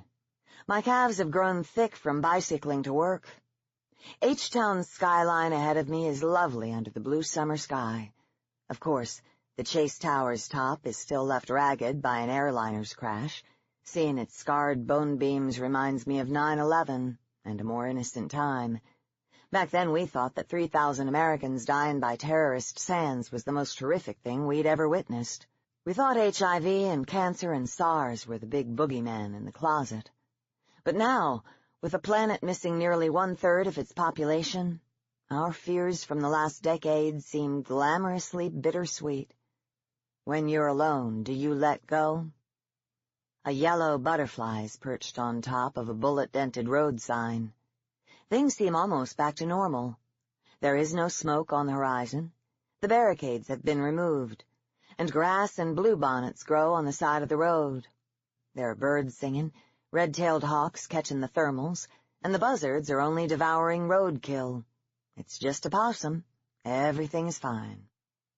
So I pull back into the near-empty lanes as the song ends, and a Britney Spears tune comes on. Whatever happened to her? Did she make it? And I know I can't handle these voices from the past, my past, so soon. I still need baby steps with Benny Goodman. And I'm thinking that I must be the last person in the world who is still having a problem getting over it. But when I walk into the optometrist's dingy waiting room, there are 2 cases of hysterical blindness waiting patiently for their names to be called. They now say that the first person who got sick was a sheep herder in Bhutan, which upends everyone's theory of a terrorist's biolab accidental release. The man got flu-like symptoms, but still felt well enough to attend a national festival and grand opening of a new railway going over the Black Mountains. Later, hundreds of other people in Bhutan, Nepal, and India got sick with the same bug and recovered. It was what they then called the ovis flu, which was supposed to be just a weak cousin of swine and bird flu. I remember reading about it in Newsweek's science section while sipping coffee at the kitchen table. 2 years ago, that feel like 2000. Then it mutated. Patient 0 was a grandmother in New Delhi whose lungs filled up with fluid from trying to fight the flu. She succumbed after 48 hours and was placed inside the hospital's morgue. But the next day there was pounding from within the cooler. An unnerved hospital worker opened the door, and there she was, naked, pale, blank-eyed, and blinking, and hungry. She had unzipped her body bag and was half out of it. Everyone remembers where they were when they first saw the YouTube video of her attacking the nurses. A security camera captured the grainy image of her staggering down the hospital hallway. One foot was still caught in the body bag, and she dragged it behind her like a wrinkled cocoon. Her breasts were long and dangled like fleshy pendulums as she lunged for the first nurse. There were sprays of blood as she bit into the woman's hospital scrubs, and when the second nurse, a man, tried to intervene, the old woman leaped and threw her whole body on him. She sat on his chest as he shouted in surprise and tried to flip her over. She actually ate half of his neck and one cheek. We could see her swallowing. Her face was devoid of expression. The video went viral. Most everyone thought it was a hoax, but it was hard to dismiss. Her white haunches and her black pubic hair, and the way the first nurse fell so hard on the floor that we could see her arm breaking and her pager go flying, none of it seemed staged. We supposed it could be CGI, but every time Cal and I watched it together, the hair had risen on my arms. The video had been soundless, but I imagined the sound of that body bag shuffling on the linoleum as she took each step, like a needle off the track of a turntable. Shh, shh, shh. The same sound I would later make to Lindy when she had nightmares about the sick people outside our boarded-up windows. Shh, shh, shh. Go to sleep. More incidents like the one in the New Delhi hospital followed. Mumbai, Singapore, Tokyo, Bangkok, doctors backpedaled, saying it was physically impossible for the dead to rise, and what we were seeing were patients who had been prematurely declared dead. Calming sound clips included, "Determining death can be difficult." The pufferfish, for example, emits a powerful neurotoxin which can induce a death-like paralysis. But one beleaguered doctor was adamant. The patient's heart has stopped. There was no brain activity. 48 hours later, there was still no brain activity, and her tissues had actually started to decay and putrefy. I remember his Indian accent and emphasis on putrefy. And then the patient rose. This was the soundbite played around the world. "What did the optometrist say?" Cal asks when I get home. I present my new black-rimmed glasses with lenses as thick as Coke bottles and wrinkle my nose. I need a new prescription, but these are the only ones he had close to it. He laughs. Sexy librarian look. "How is Houston?" "Good, less traffic, that's for sure. Someone in the waiting room said that the museums might reopen for 1 day a week. I don't tell him about the cases of hysterical blindness, or the new old songs playing on the radio. I'd love to see the Menil collection again." He smiles hopefully. "How much were the glasses?" 18 ration points. I'll put in more overtime." "No worries. I'll do more."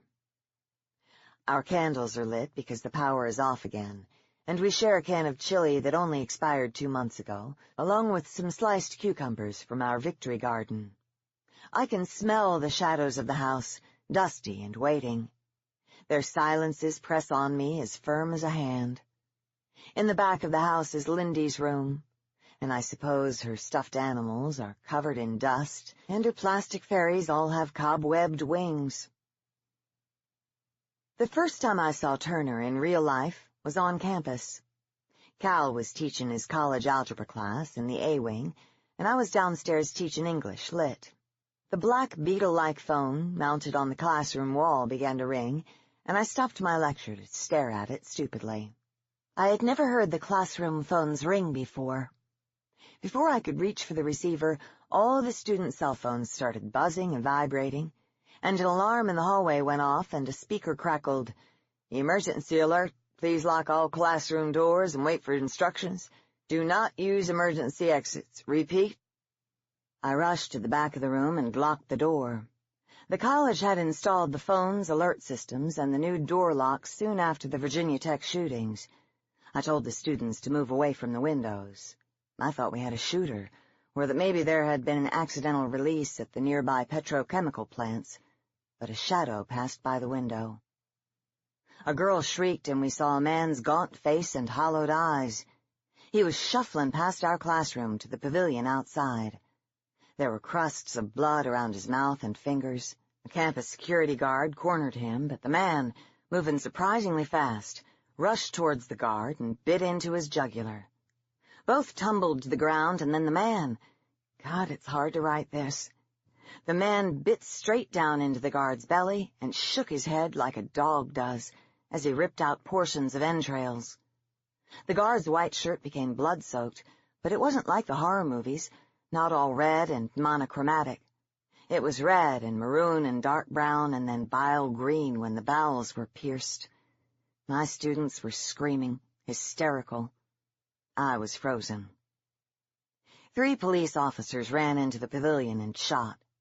One of the bullets pinged against a bronze sculpture of cranes, and I remember how dispassionate the regal birds looked.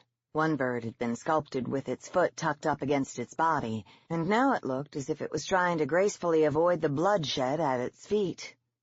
More shots, once, twice. At the third, we saw shards of pink pieces of bone explode from the man's kneecap, but he crawled onward, always reaching for the police. He looked ravenous. He never said anything, just groaned, and his eyes were milky and dead-looking, like a shark's. It wasn't until they shot him right in the head that he stopped for good. I smelled the vomit from one of my students as it seeped into the classroom carpet. The blood from the 2 dead men outside was pooling, running through the cobblestones, being funneled straight toward our classroom's baseboard.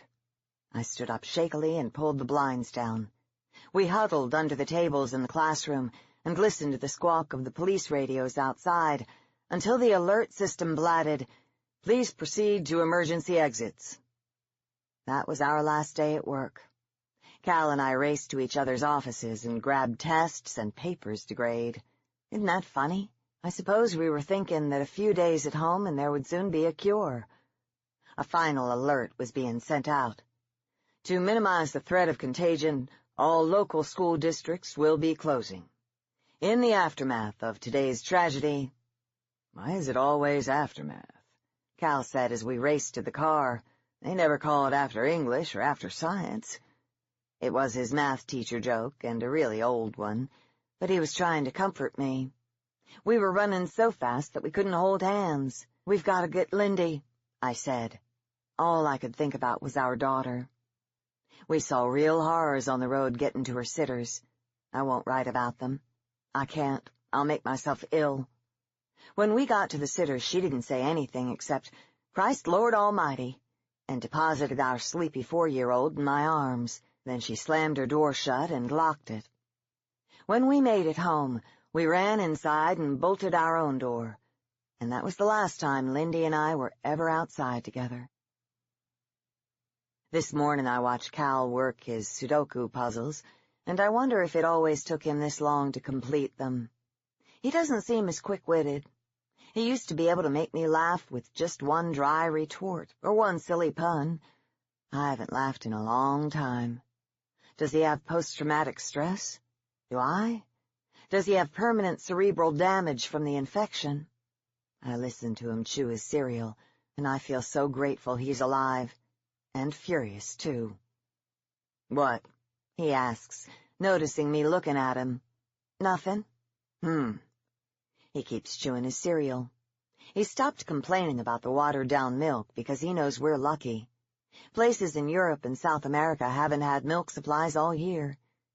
He looks at his watch and pushes his bowl away. I gotta run. I'll be in late tonight. No problem. I start clearing the dishes. Me too. There is a lot of work to be done when so many people are gone. We volunteer to deliver mail 3 times a week. The U.S. mail is starting to creep along, but the international deliveries are still dicey. Citizens must mow their yards, plus maintain any adjacent abandoned properties. We do pothole repair, trash collection, and food delivery. There isn't enough demand at the college for Cal to teach algebra again, so he is working at the local airport doing helicopter maintenance. He complained bitterly when he received his citizen's orders. I worked on helicopters 20 years ago. What will I remember? But the U.S. Council for Recovery must have found his old Army records, and flying workers out to the Gulf's offshore rigs is a top priority. As he works in the hangars, I do street cleaning, dig in our Victory Garden, and teach basic English at the college. There are no more literature classes. The liberal arts may have gasped their last breath with the plague. English as a second language isn't really my field, but since half of the students are now Spanish-speaking, it's needed. Especially after the second Tres de Julio celebration and the borders declared open indefinitely. The hot jobs of the future will be elementary ed for the upcoming baby boom, medical care, and industry. To add to my load, I also take a Spanish refresher course taught by one of my colleagues. With teaching, volunteering, studying, and digging in the dirt, I'm tired all the time. I crave sleep, but it's full of nightmares. Ever since Cal mentioned wanting to see the Menil collection in Houston, I dream of Greco-Roman statues, death-like in their pale and marbled skin. In my dreams they are cold to the touch, as white as bones. You look tired, he says, as if reading my thoughts. I'm fine, I lie. When will you get in?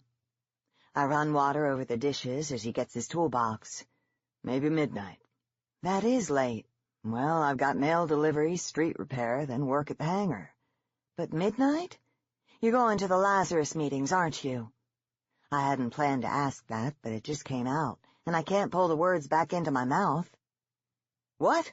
Of course not. I stop washing the dishes and turn to him. If you need a support group, I understand. I just want you to be honest about it. I'm not hanging around with a bunch of Jesus freaks, you know that. Do I? My words can't stop themselves. I think to myself, shut up, shut up, shut up, but I still go on.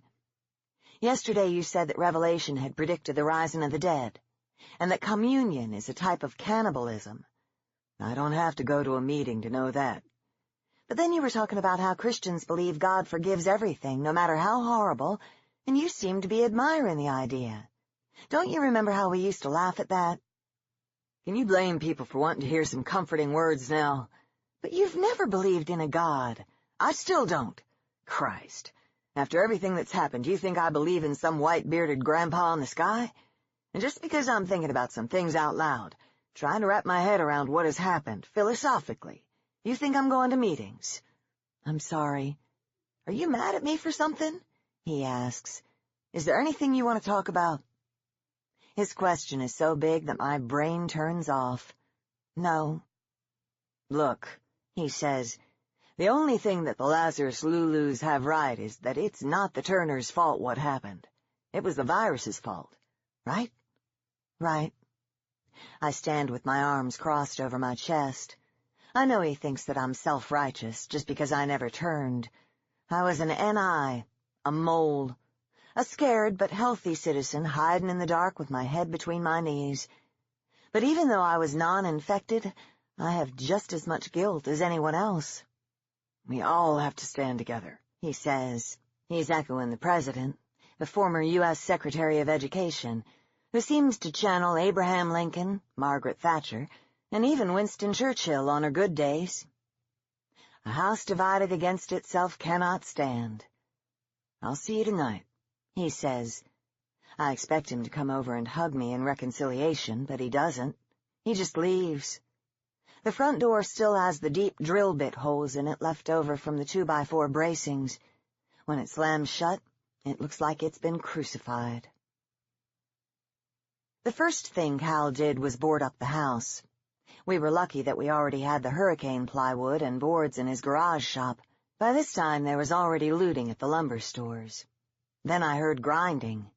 When Cal came out of the garage, he had made arrows for his recurve bow and sharpened an old Civil War sword he had found at a flea market years ago. I kept Lindy occupied and away from the TV, where live reports of outbreaks were showing horrific scenes. Cal said we needed food. I begged him not to go, but he took the longest of the kitchen knives and the sword. He was gone for 2 days. I only allowed myself to be hysterical when Lindy was asleep. Cell phones weren't working, and there were sounds of gunfire in the distance. When the car finally screeched back into the driveway, it was full of supplies. "Cal!" I removed the bracings and let him in. I tried to hug him, and Lindy was shouting, "Daddy, Daddy!" But he pushed us back. "Stay inside. Let me unload." He had parked the car as close to the front door as possible, as both a barricade and quick escape. He unpacked bags of cornmeal, rice, beans, flour, bottles of vitamins, cans of sterno, bags of dog food, and boxes of moist cat food. "Are we going to eat pet food?" I asked. "There's almost nothing left, but no one has thought of the pet stores yet." "What's it like out there?" "It's spreading very fast." "But what took you so long?" "The highways are clogged. People are getting trapped inside their cars. I had to go off-road just to get what I could, and I got stuck in the baseball field. There were lots of them, wandering around, looking for people. I had to hide in the back seat under a blanket until they were gone. Then I dug out the tires." He had a stuffed toy for Lindy, and she danced with it into her room. "There are people jumping off overpasses," Cal whispered. "There's no place to go right now." I'd never seen my husband's hands shake before. "We'll be okay here, right?" "We'll be okay." He kissed me. "We'll hunker down. I'm glad I thought of the pet stores. The animals were locked up and thirsty. I opened the cages and let them go." "Will they be okay?" "They're fast. They have instincts. Hell, they probably have a better chance than most of us." Later that night, I heard him working in the attic. I think about what Cal said as I bicycle to work. We all have to stand together. I pedal around the broken-down tank that is left on Main Street. The morning sun glistens on the armor plating, but the tank's shadow stretches long and cold. The main gun on the turret points like an accusing finger. How can things get back to normal when there are so many reminders? It's not fair that Turners don't have memories of what happened. It's not fair that they died and got to escape, drifting off to some numbing place while their bodies were puppets of the plague. It's too easy for them to say that we can stand together and move on, clasp our hands in friendship. Hoorah! I get to the campus and lock my bike, right by the new hitching posts. A few saddled horses are here already, blithely munching on the grass and swishing their tails. With gas rations being what they are, the rodeo horses have new jobs as commuters. In Australia, they are using camels, and in India, elephants. I walk down the sidewalk that professors scrubbed clean, past the fields where we buried bodies, and enter through doors that I rinsed free of bloody handprints. The first jobs for returning faculty and staff were to help clean the campus, and I won't describe what we saw, or smelled. I walked past the computer lab where the Campus 8 held their last stand against Turners. 8 students holed up all winter, using the ceiling spaces to reach food in the bookstore and cafeteria. They nearly made it. But a pack of Turners was always pounding on the doors, and they finally clawed their way in. The president of the college says that the students actually died of dehydration first, and then the infected broke in and ate the remains. But I helped clear out the lab, and I know the truth of the battle that took place in there. I found one of the students' journals, and he named specifically who was pounding on the doors. 2 of the Turners were deans, and 3 were professors. There will be no engraved memorial plaque for the Campus 8. Hell, there probably won't be memorials for anyone. That's not how things are done anymore. People can't honor people they killed with their bare hands and devoured.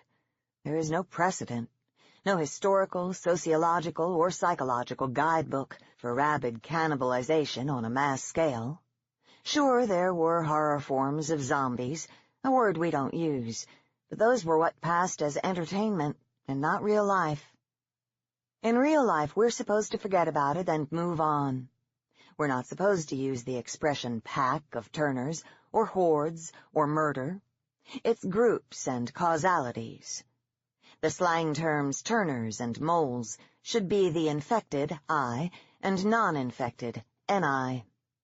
As faculty, we can't ask which student was what during the epidemic, nor can we ask who was a legal citizen or not.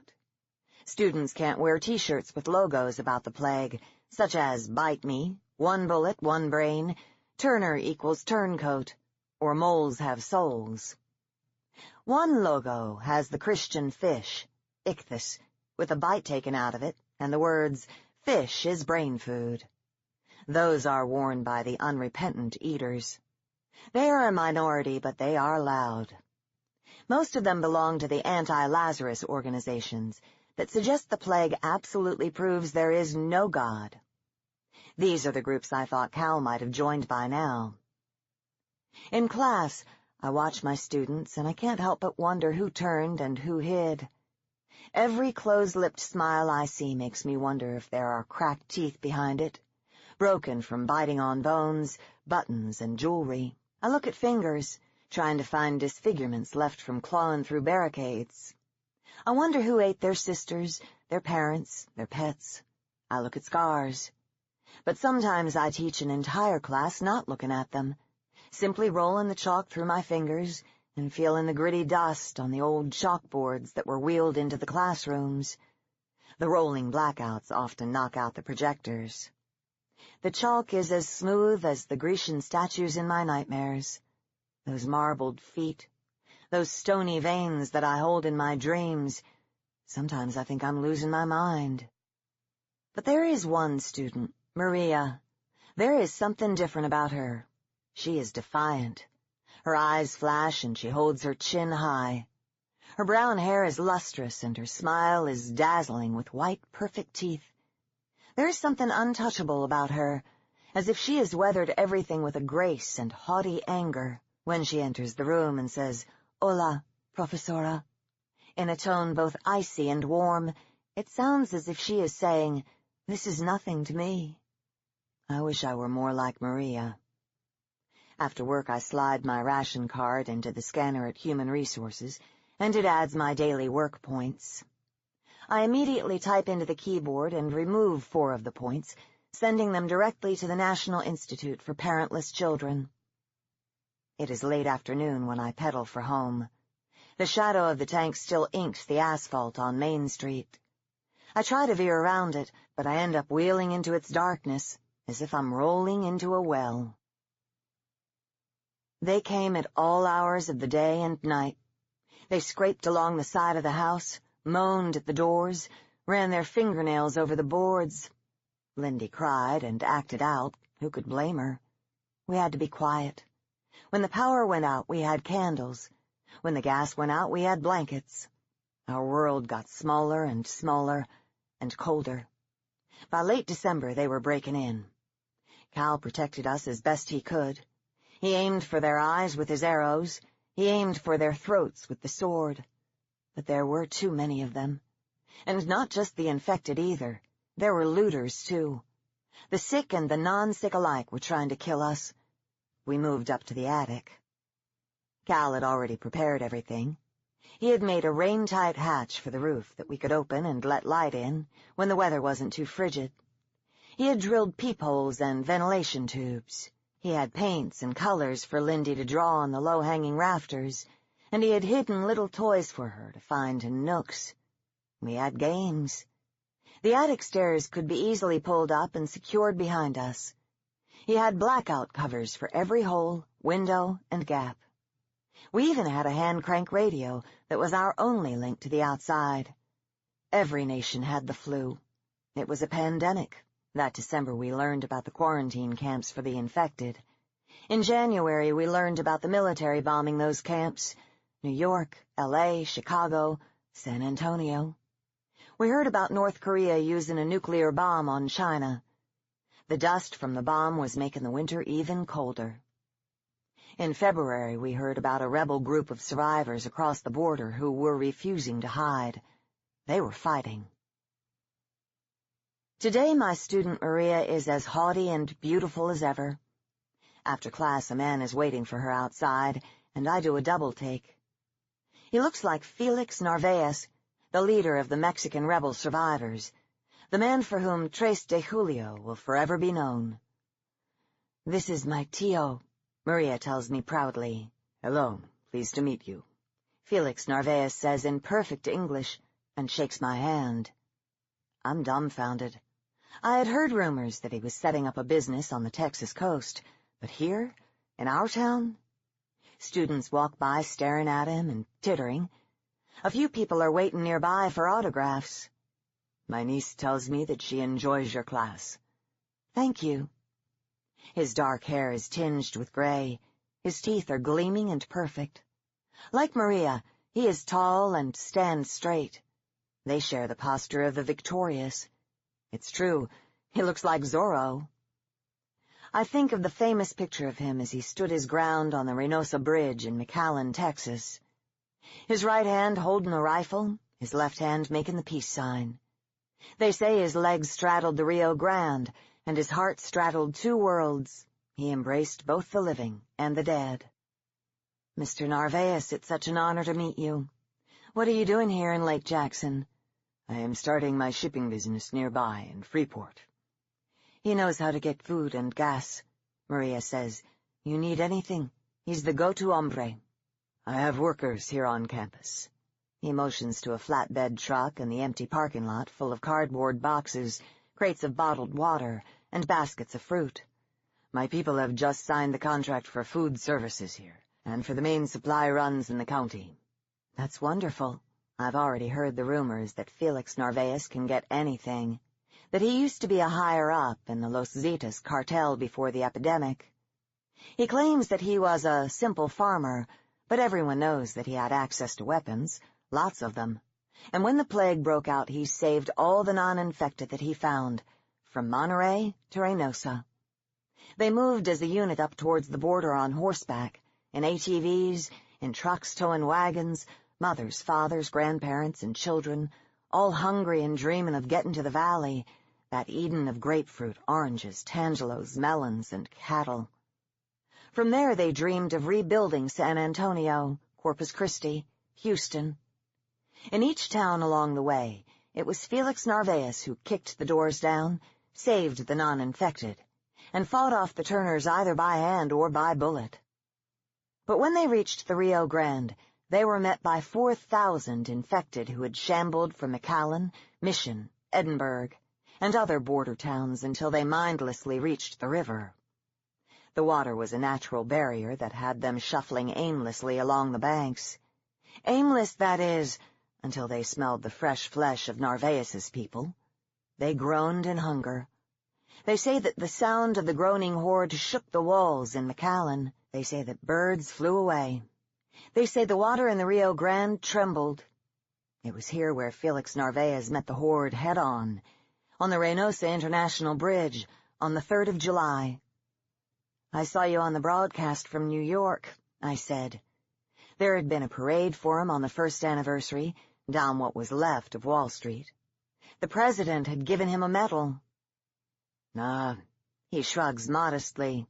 "Si." He looks at me, and it is as though he is looking right into me.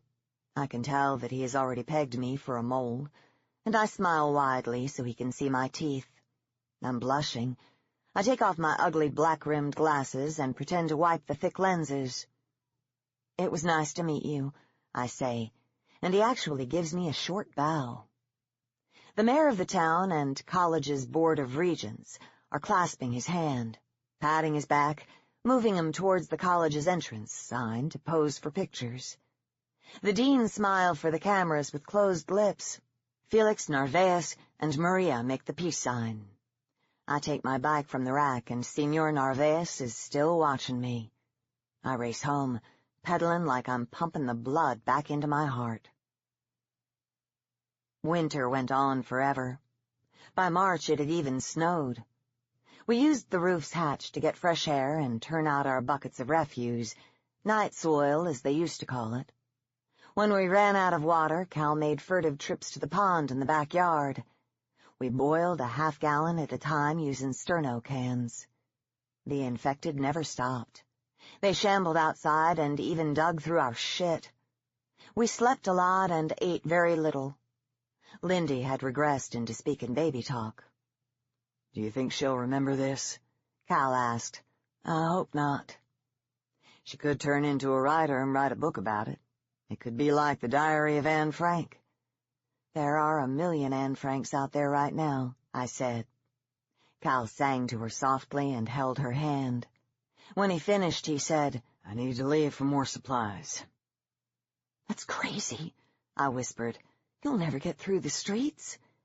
I've been thinking I could crawl under them, using the big drainage pipe that runs from the pond over to 2nd Street. There's a gas station there, and an office supply store. I know the store had vending machines, and I bet more food was in the employee lounge. I begged him not to go. I told him we had enough to last a few more months, and that he was just bored and starting to get careless. But he left.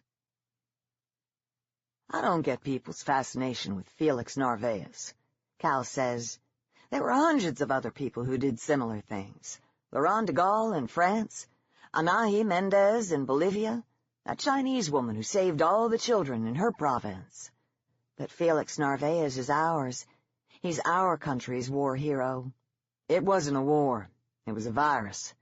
Besides, the cure was being distributed that same day. It would have been a national day of celebration with or without him. I don't argue with him, but I'm annoyed. We have power, and I'm at my computer. I don't know why I do it, but I open up a file that has a picture that I took of Cal a few weeks after the cure. Who is that?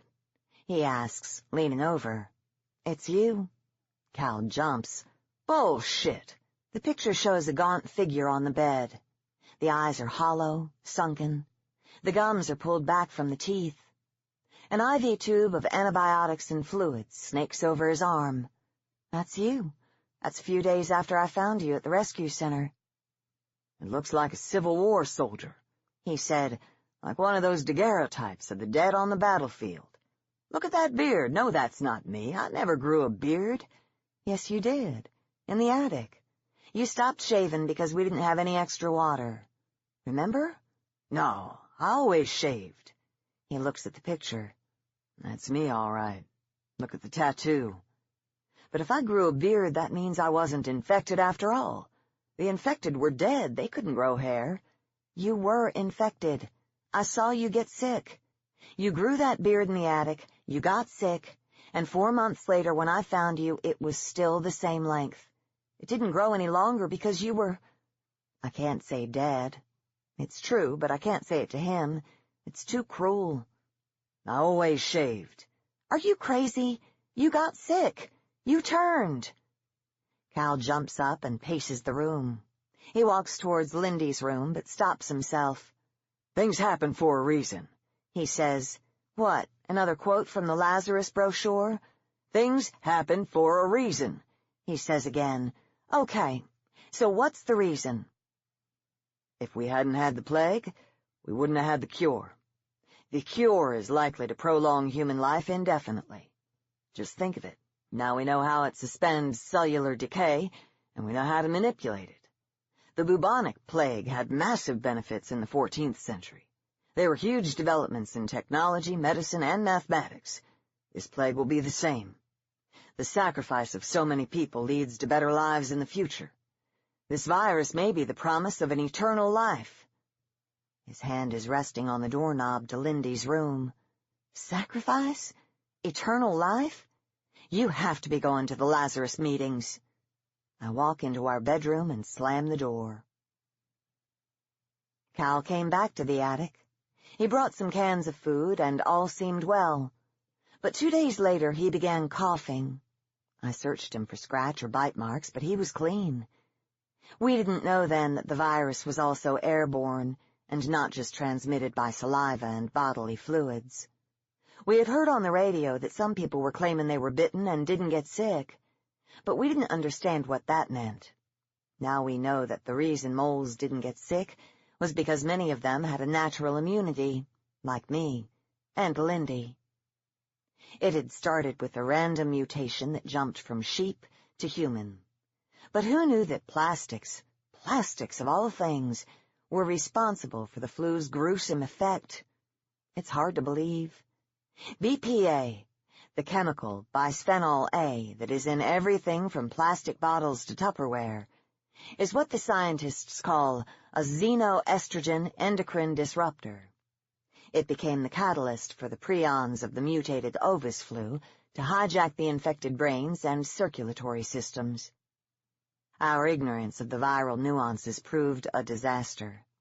Families let in other survivors who had unknowingly picked up the bug. Cal had met other people holed up in the office supply store. One of them must have been a carrier. His fever rose. "It's probably from crawling through that freezing culvert," I said. "It's probably nothing." His face was pale and sweaty. He hadn't shaved in weeks. "I can't turn," he said. "I can't hurt you or Lindy. I can't be up here with you." "You won't turn. You'll be fine. Hush." I fell asleep curled against him and Lindy for warmth. Sometime that night, I heard the attic stairs descend, then pop back up. He was gone.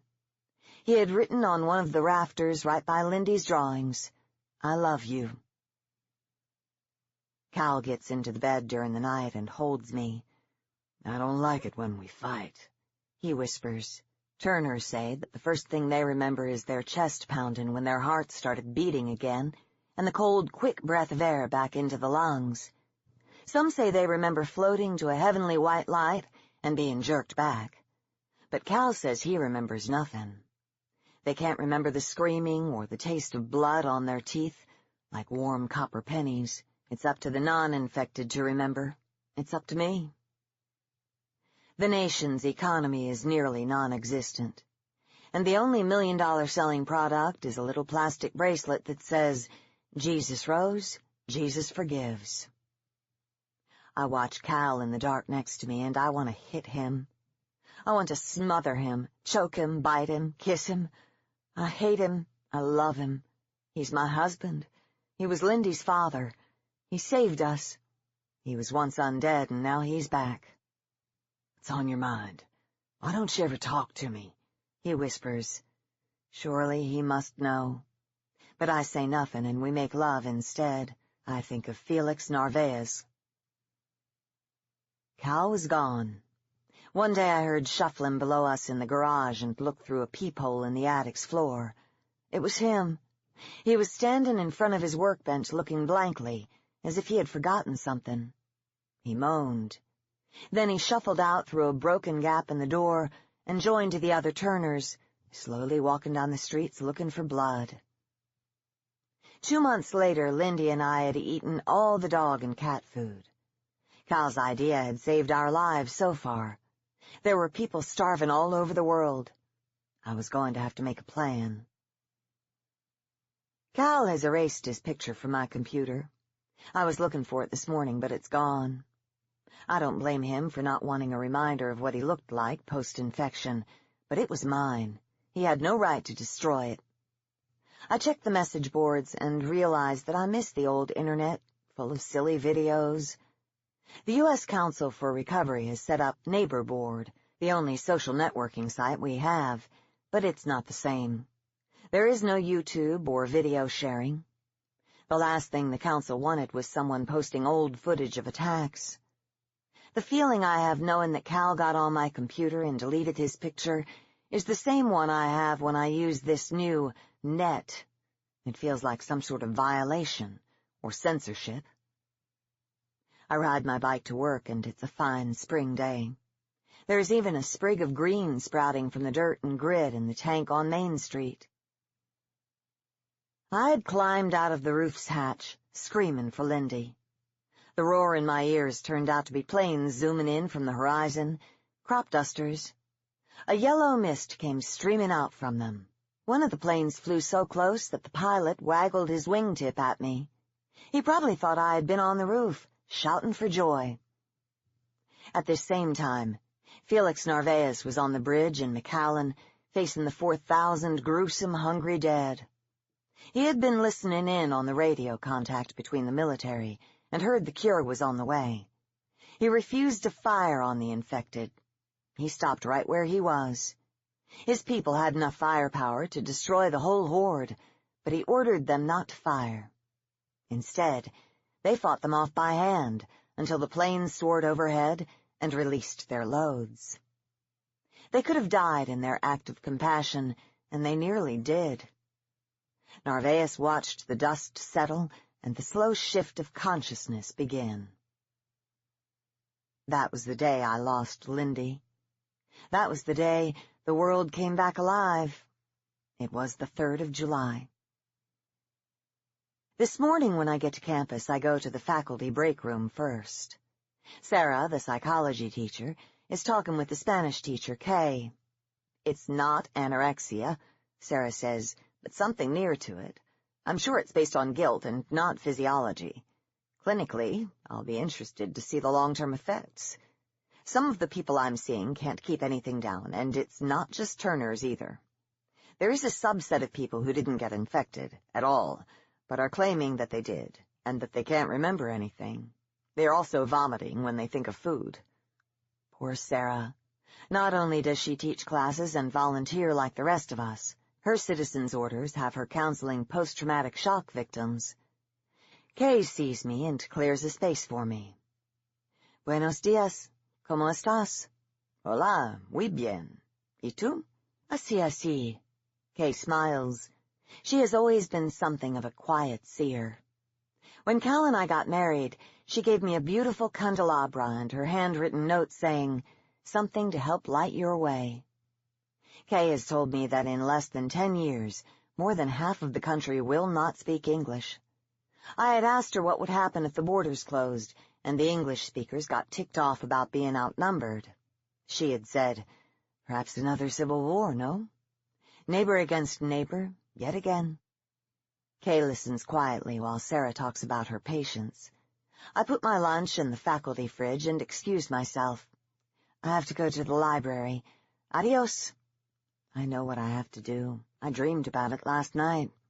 I dreamed I was teaching Daniel Defoe's tale of the bubonic plague, Catherine Ann Porter's tale of the 1918 flu, Albert Camus' tale of cholera, Randy Schilt's tale of HIV, Richard Preston's tale of Ebola. There were so many books on the lectern that they spilled over. I leaned against a marble bust of Giovanni Boccaccio, and it fell, crashing to the floor. I knelt to retrieve the pieces, but found only marble feet instead, tiny and delicate, like a child. What will they write for us? I asked the class. What will they write of us? The students tried to answer, but their voices only beeped and blared like the campus emergency alerts. When I woke, I knew what I needed to do. I've timed my visit carefully, when I know the head librarian will be there. She was a mole. She and her husband made it out to their deer lease in West Texas, where they survived on venison and canned fruit. But they ran out of heat and nearly froze in the water. She lost 2 toes. "I've something for the library," I tell her, "but not everyone should see this. Not everyone would understand." I slide her the journal that I found in the computer lab, written by one of the 8.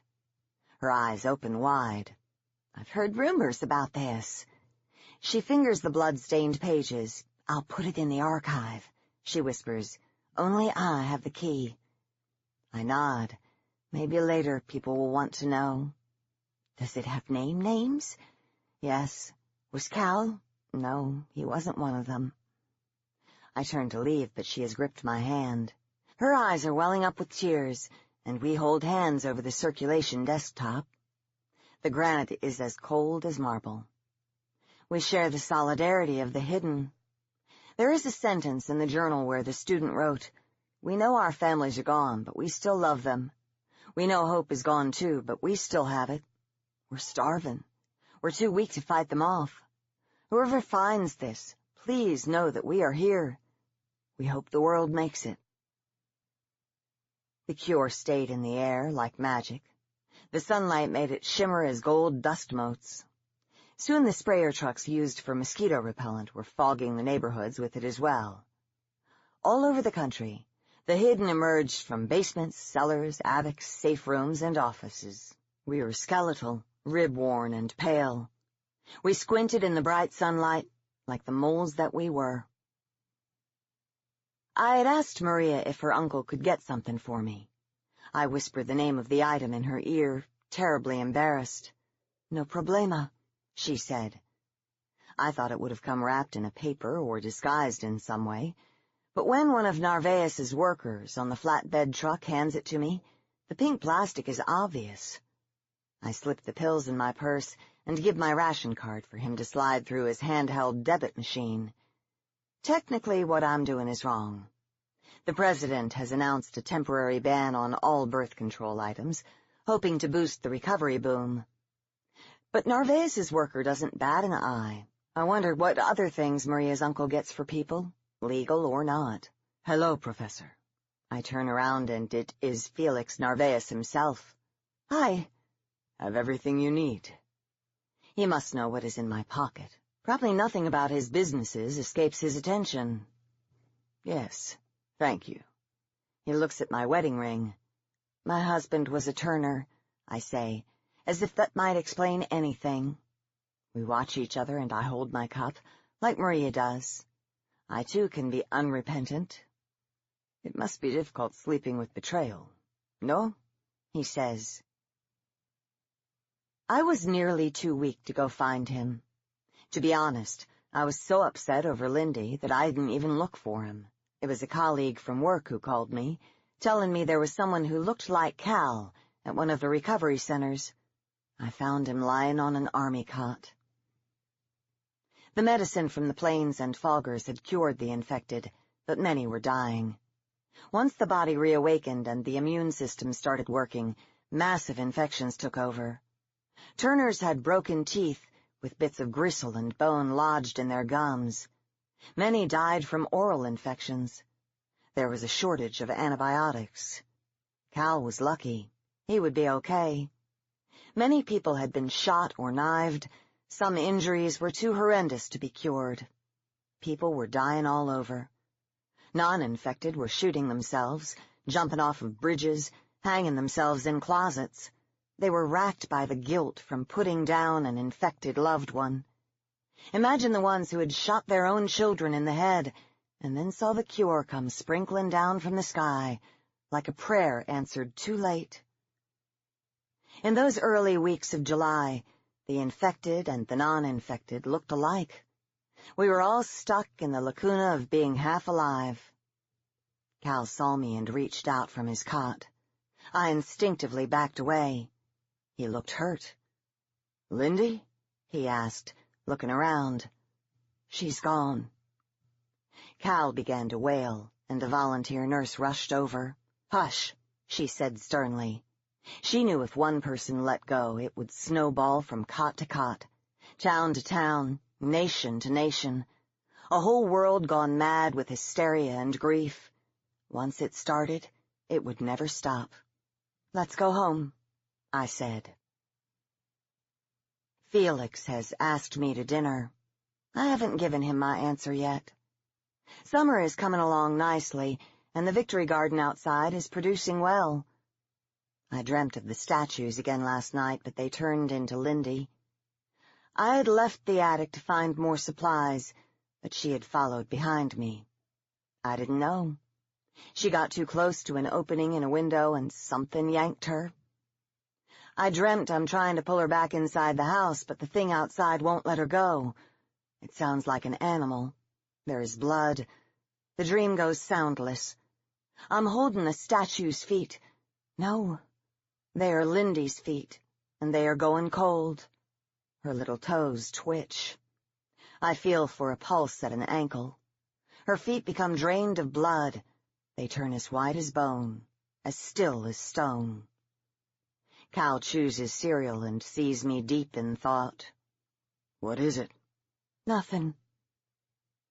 Felix has procured extra gas rations for faculty, so I get to drive the car to work.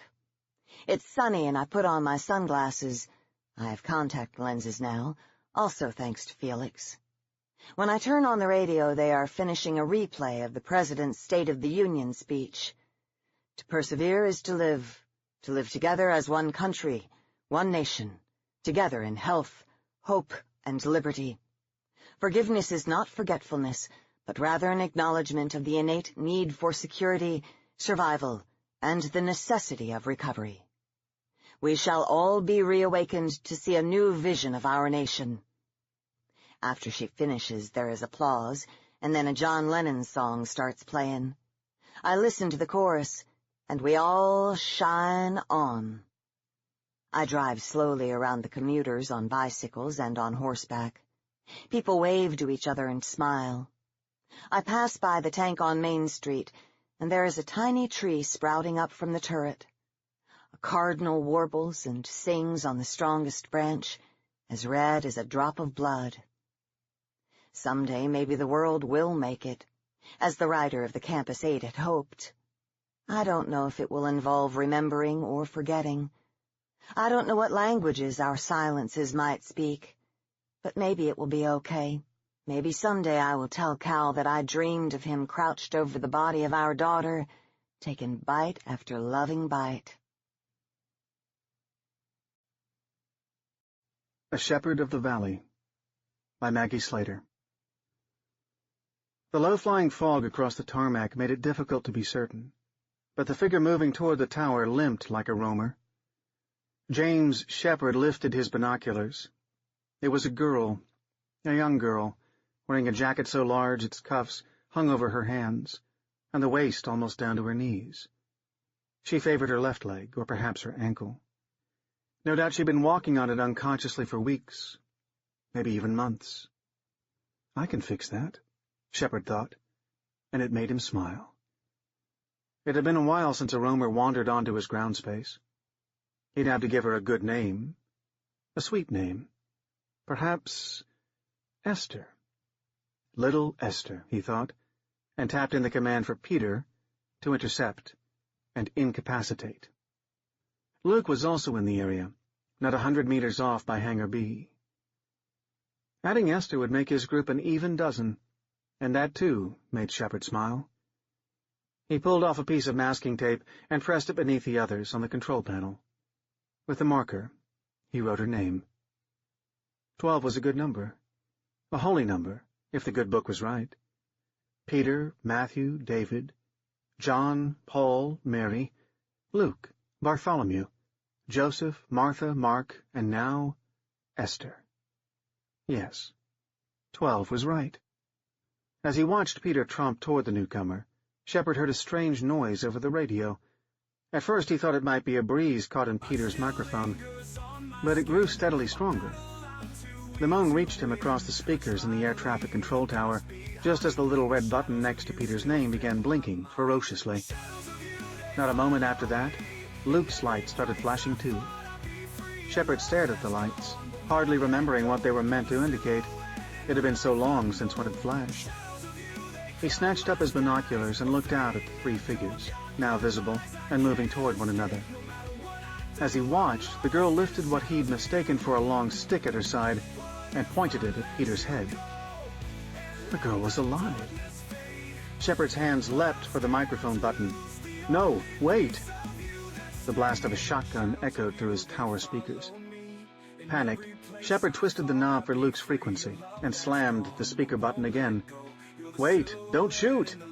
He stabbed his fingers onto the keyboard to command Luke to stand still. Hold your fire! They won't hurt you. I'm in control. The speakers buzzed. Who's talking? Where are you? Shepherd froze at the sound of the voice and lifted his face toward the window again. Penny? His voice cracked when he said her name. Hold on, Shepherd said, ducking under the control panel to plug in the video line for Hangar B's security camera. A flood of gray light filled the dusking room behind him as he scrambled back into his seat. The girl stood some 20 yards away from the hangar, and Luke was less than half that distance from her, his back and the glint of his bolted metal spine visible in the video feed. The girl's shotgun was leveled at his chest. The The video was too grainy to see much else in detail. Shepard leaned in until the static from the screen crackled at the tip of his nose. "What's your name?" He couldn't even be sure of her face shape, let alone her features. "I'm not telling you shit until you tell me where you are." Sorry. I just need to fix something." Shepard squinted and leaned back from the screen, as though blurring the image more would somehow make it sharper. "Is it?" He couldn't be sure. He counted off how old Penny would be now, if she was still safe. She'd been 14 when she left, so she'd be 19 now. Over the speakers, Luke's wheezing grew stronger. The muzzle of the girl's shotgun, which had dipped toward the ground as she surveyed the area, snapped back to attention. Shepard glanced at the light next to Luke's name, but it no longer blinked. "How are you doing this?" The girl's voice had a husky growl in it, too low for Penny. But the longer he looked at the video, the more the girls seemed alike. "How are you controlling that thing?" "I'm coming down. Wait there." "You try to pull any tricks and I'll blow this motherfucker's head off just like the last one." "No tricks. I'm in the control tower. You'll see me coming." The girl grunted as Shepard released the microphone button and headed for the stairs. Bart and Mary stood barring the door out to the tarmac where he'd placed them. Their lips and blood-crusted teeth chewed at him around the edges of the speakers he'd installed in their throats. They gave him a cursory glance as he slipped past them with a light touch to their shoulders and a quiet, "Excuse me." He'd grown so used to them that he'd forgotten how frightening they must look to someone who didn't realize the suits prevented them from acting on their feral instincts. Still, his chest tightened as he turned the corner of the tower and saw the 3 figures in the foggy distance, 2 standing and 1 crumpled on the ground. "Lord, have mercy upon them," Shepard whispered. He wanted to run to them, but he fought the urge for fear of making the girl nervous. With each step, he tried to make out the details of her hair, her face, her height, anything to determine with certainty that she was familiar. But as he drew near and the girl turned toward him, he knew she wasn't Penny. Just a youth alone in a bitter world, clutching to her firepower like a security blanket. He lifted his hands. "I'm not going to hurt you," he said. "It was me you heard. Please, put the gun down." "Not on your life," the girl said, glaring at Luke. His exosuit was locked at the joints, but he didn't struggle against the sudden stillness of his limbs. Instead, he twisted his head as a trickle of bloody spittle dribbled down his chin from the side of his mouth. But then, Luke had always been the quietest of the bunch. Shepard felt a pang of guilt that he was glad that Peter had taken the shot, and not Luke. He thought, what kind of a father thinks like that? His gaze dropped to the form on the ground, collapsed in a pile of awkward angles. A marionette with cut strings and stiff metal joints. The girl aimed her gun toward him as Shepard knelt beside what was left of Peter. The left side of Peter's head was gone. Pulped gray matter coated the asphalt. The dislodged speaker hung out the open side of his skull. The battery pack strapped to his twisted back hummed. With a sigh, Shepard pressed Peter's remaining eyelid shut and flipped the switch on the pack to shut it down. Then he bowed his head and whispered the Lord's Prayer. He wished he knew what pastors used to say over gravesites, but all he could remember, which he added to the end of the prayer he knew, was, "Ashes to ashes, dust to dust." The girl shifted her weight on her stronger leg, and the gravel crunched. He could see now that the heel of her favorite foot was pushed up and out of the dirty sneaker. There was crusted blood speckled up the ankle. "You're hurt," he said. The girl scowled at him. "Who the fuck are you? And what the fuck is that?" Her finger stabbed in Luke's direction. "That's Luke. And this was Peter. You don't have to be afraid. No one here will hurt you." He began to rise to his feet, but the girl pushed the muzzle of her shotgun into his chest. "Don't move." She was younger than he'd first thought, certainly younger than his Penny would be now. But Shepard knew better than to underestimate the anger of youth. So he sank back down to his heels and lifted his hands again. "I have a first aid kit in the tower," he said, "and food if you want it. I'd be happy to share it with you. Yeah, right, the girl scoffed, her attention flickering between him and Luke. You're just going to be a good neighbor and give me medicine, food, and a big damn feather bed for nothing? She shook her head, and her sneer twisted into something a little like a smile. You think I don't know how this works? The girl took a shuffling, unsteady step back, putting a little more space between them. For a moment, a wince cracked her face. Are there any more of those things around here? Yes. There are 9 others. The girl cursed and reached into a backpack she wore slung over one shoulder. Tucked under her arm and obscured by the bulky jacket, Shepard hadn't even noticed it until then. She squinted at him as she pulled out a box of shotgun shells and pried it open with one hand, while the other remained on the trigger. She glanced at the box. Once. Twice. Mouthing the numbers she counted without seeming to realize it. "You won't need your weapon here," Shepard said. "They can't hurt you. Even if they wanted to, I've modified them so they can't move without my command." "Oh, yeah?" She stuffed the box of ammo back into her bag. "Prove it." "How?" As he stood, she smiled, keeping the shotgun pointed at his chest. "Go up and stick your arm near those nice chompers of his." Shepard nodded and walked to Luke's side. He put his hand on the roamer's shoulder, squeezing it. Luke seemed calmer in the eyes today. Perhaps, if he wasn't reading too much into it, even a little sad when his unfocused gaze rolled down to Shepard. Perhaps he understood what had happened to Peter. Perhaps. "It's okay, Luke," he said softly. "It's all right." "What kind of a sicko are you?" The girl watched him with narrow, red-rimmed eyes. "I mean, hey, don't get me wrong, everyone's got the right to go apeshit these days. And I'm thrilled to pieces to meet you, Mr. Talks to Zombies, but... shit." She shook her head from side to side slowly. "You're fucking insane, you know that?" It was the rush of blood to his face that made him suddenly realize that he was angry.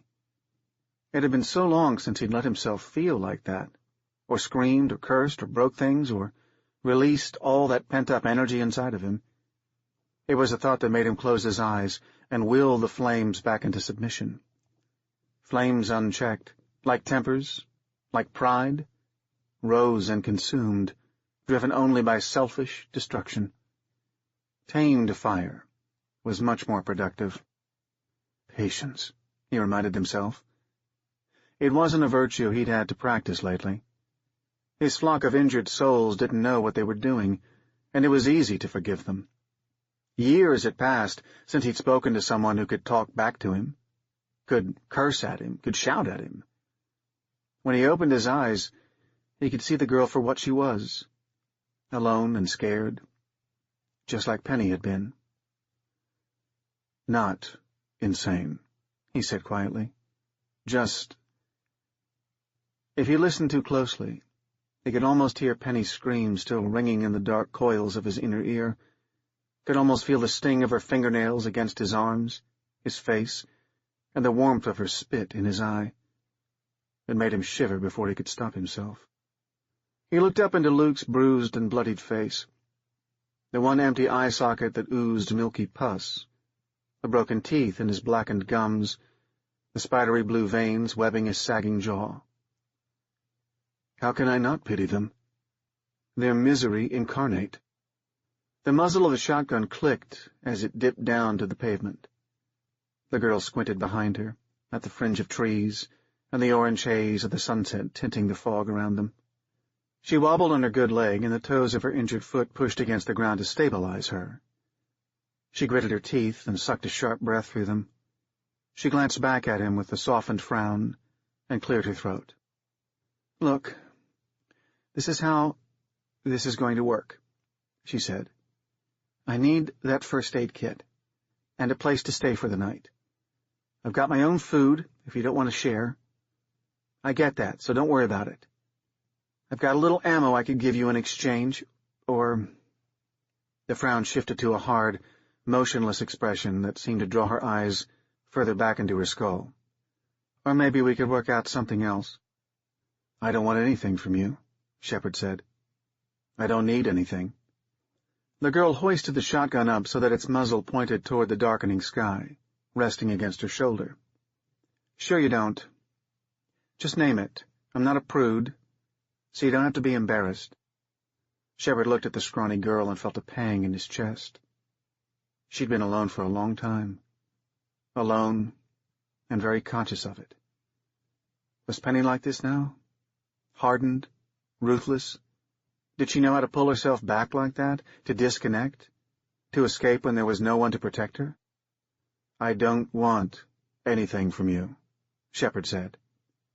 "Your company is enough. I haven't spoken to anyone in years. It's just nice to hear a voice that isn't my own, and—" He wasn't sure if he should say anything, but the girl's doubts shaded her face, and the pang in his chest made him bold. "You remind me of my daughter, that's all. You can keep your gun and your belongings. I won't hurt you or trick you. I can swear that in the Lord's name if you want. I take my oaths seriously." The girl watched him beneath her drooping eyelids, but after a moment her gaze fell to the ground and she nodded. "Fine, but I'm only staying for one night." Sometime in the slow, hobbling trip back to the tower, the fog dissipated, and the evening's long, wet shadows stretched like steel bars across the asphalt. The girl refused Shepard's help as she limped along, despite the sweat purling on her brow and the lancing wince that crossed her face every time she put too much weight on the injured foot. But despite that streak of stubbornness, she seemed to trust him, at least to a degree. She made no protest other than a hunched shoulder glance at Bart and Mary as he led her past them and into the tower.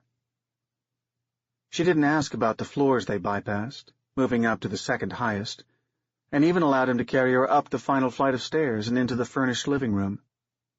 Her arm over his shoulder felt like a broken wing, thin and fragile beneath the thick bulk of the jacket she wore.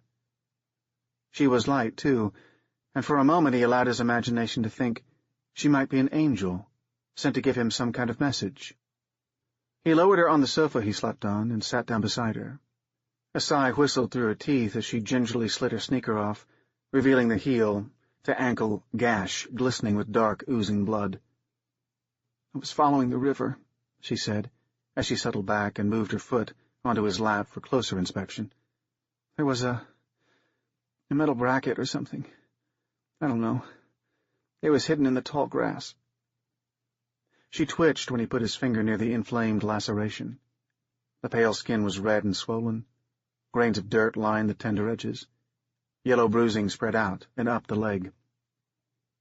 "How long have you been walking on this?" Shepard asked. 2, maybe 3 days, I think." The girl's face had gone ashen, and she swallowed hard. Do you have some water or something? I think I'm going to throw up." She lay quietly, eyes closed, as Shepard brought her a cup of water and then retrieved his first aid kit. He put on his reading glasses, the kit's rubber gloves, and carefully lifted her foot back onto his lap. "I'm going to have to clean this," he said. "It may hurt." The girl grimaced and shrugged. "I can handle it."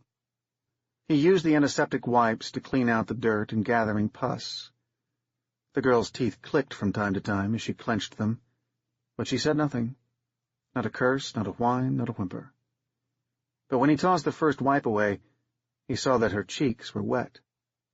His heart ached, watching her fluttering, moist eyelashes, her averted gaze. His own foot tingled along the ankle, and his stomach turned. In the semi-light of the room, and with her hair brushed back, her face struck him with its similarity to Penny's.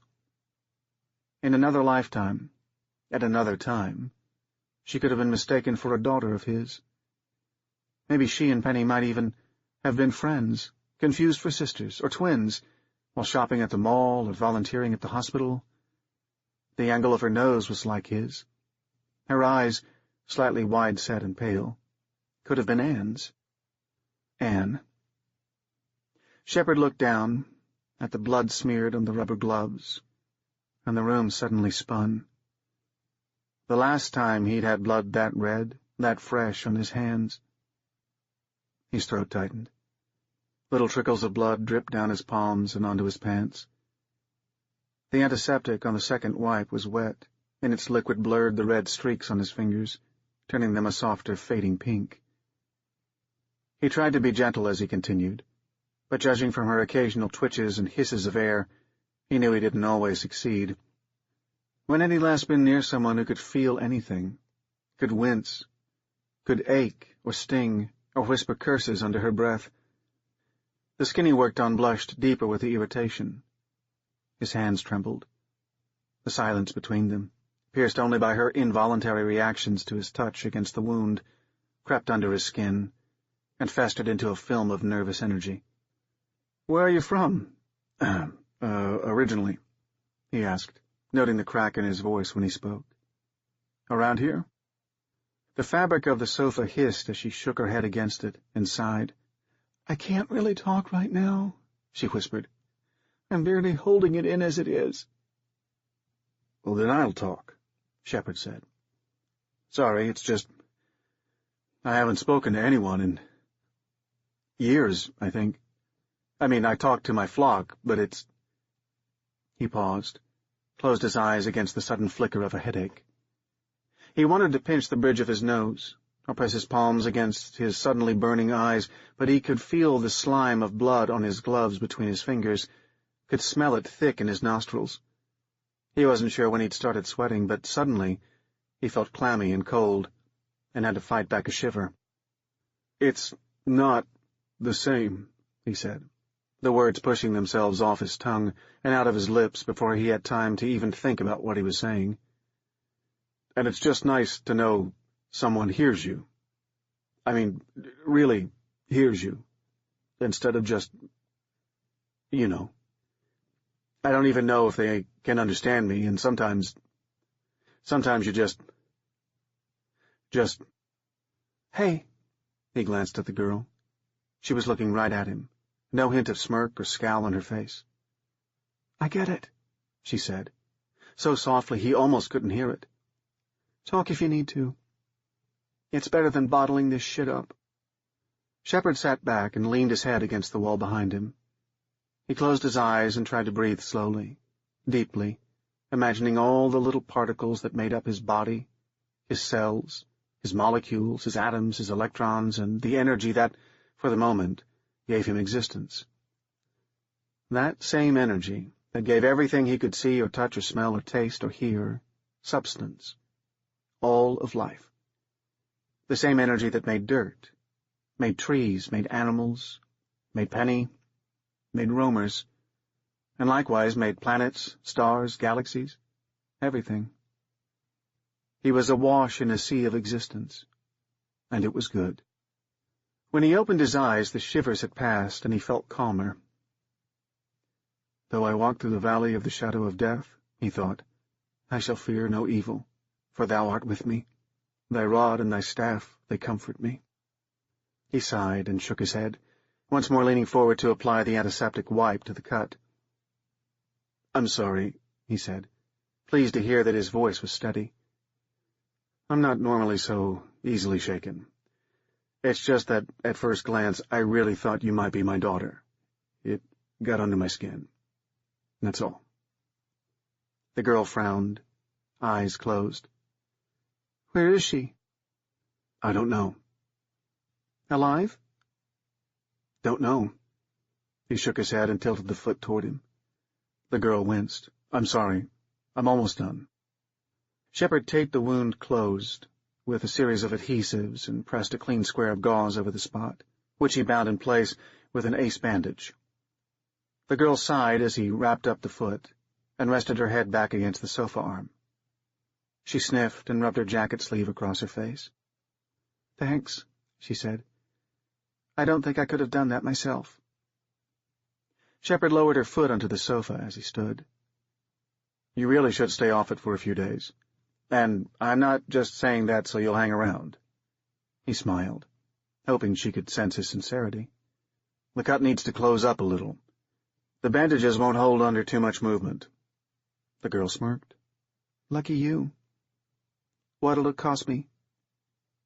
Shepard peeled off the gloves and tossed them into the trash. "Is that what it's like out there now? No one's willing to help each other without a motive?" "It's the way of the world, Pops. You don't get something for nothing, you know? He thought, does Penny think like that too? He shook his head and sighed, trying not to let his mind carry the thought any further. Well, I don't believe in that, he said. What do you believe in, then? The girl asked, shifting herself up onto her elbows. I can't trust you if I don't know what you want. Shepard smiled and moved toward the door. What I want? What did he want, really? Penny, he thought. But it made him frown. That door had closed a long time ago, and the girl's presence only made that more clear to him. The Penny who lived now, if she lived at all, wouldn't be his Penny, wouldn't be his little girl. She'd be world-hardened, angry and offensive. He wasn't even sure she loved him anymore, wherever she was, though he thought about her every day, and prayed for her safety, and ached to comfort her, to explain to her, to show her that he'd taken what she said to heart. Meaning. Shepard looked down at his hands. I want meaning, and that's not something you can give me. That's for the Lord to reveal. So you're waiting for a sign? Is that why you take care of those things? Because of some twisted sense of responsibility? The gruffness in her tone made him smile despite himself. She sounded like a normal teenager, annoyed by a teasing comment, being grounded or asked a personal question. He could see now that she wasn't Penny, wasn't anything like her. The lines of her face were all wrong. Her eyes were set too deep, and framed by shadows. No, he said, because of a promise. I think you'd have to be a parent to understand. The girl shrugged and reclined again. Whatever. You'll tell me what you want eventually. Are you hungry?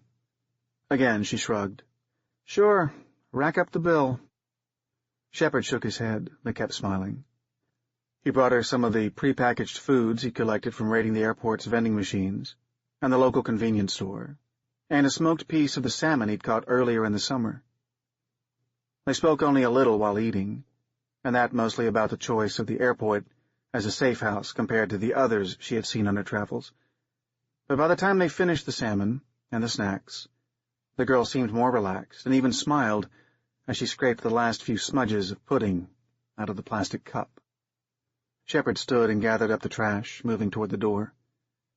I've got some work to do, he said. Will you be all right on your own? The girl chuckled at him and lifted her shotgun from the floor. I've been all right so far. I think I can manage.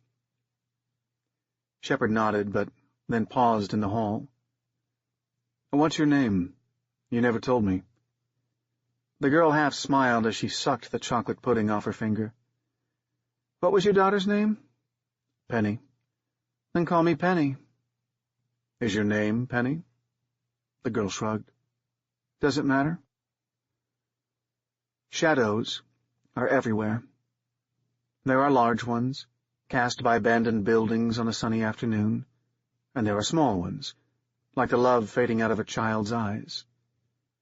On the dimmest days there are shadows so dark they're like a puddle of night left behind from the previous evening. On the brightest days there are sharp, unyielding shadows like brick walls. But the worst shadows cling to you, hang over you, and haunt you in your sleep. They don't have to be dark. Some of the worst are bright and filled with familiar faces that laugh and speak to you like they'll always be with you, even when they're not. Shepard stood at the door on the 3rd floor of the tower, the key in his hand hovering an inch from the first of 3 padlocks on the doorframe. One for Anne, one for Chris, one for Penny. The metal lock was cold in his palm, and heavy like the grip of a handgun he used to keep in his bedside table. With a sigh, Shepard slipped the key into the first lock.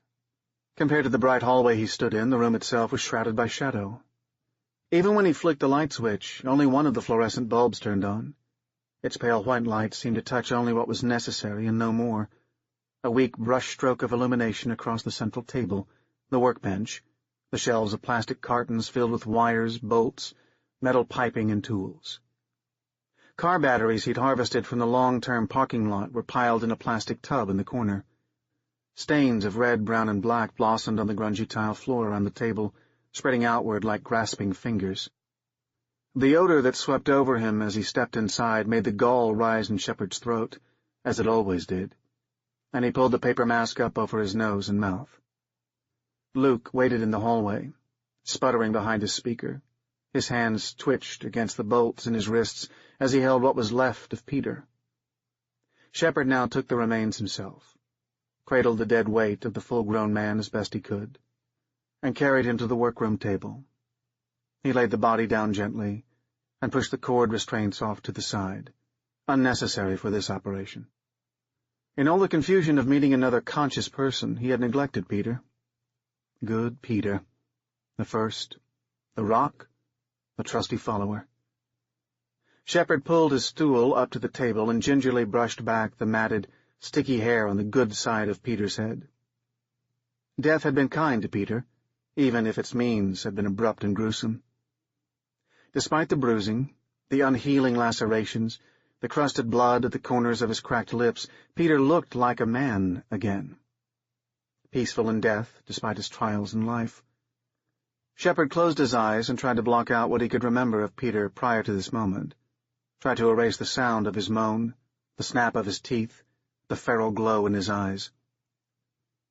When he looked back down at the corpse, he thought he could see what Peter had looked like before, when he was a son, a father, a co-worker, a neighbor to someone. He couldn't be more than just a few years older than Shepard himself, perhaps looking forward to a first grandchild, or a 20th anniversary on a cruise ship in the tropics. Or perhaps he was divorced, living in a one-room apartment alone, drinking at the corner pub morning, noon, and night, feeling the missing presence of his children like phantom limbs he swore were still there, he thought. Shepard shook his head at the sinking of his stomach. This was not the time to think about things like that. Instead, he took Peter's cold, rough hand in both of his.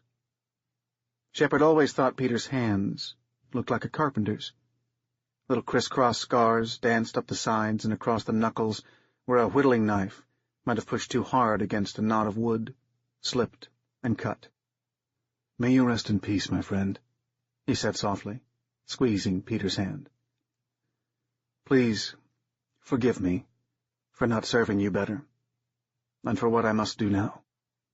It was messy work, pulling out the motors and the bolts, prying back the cage that had kept Peter safe. Safe for Shepard, and safe for himself. And it took time. Each bolt broke the bones as they came out, spraying his masked and goggled face with moldy blood. The skin slipped and peeled back from the coagulated divots in the muscle. Twice, Shepard had to get up and stand outside, leaning his forehead against the wall as he took deep, uninhibited breaths to clear the stench out of his nostrils and to settle his stomach. Shepard buried Peter in the grassy field beyond the runway.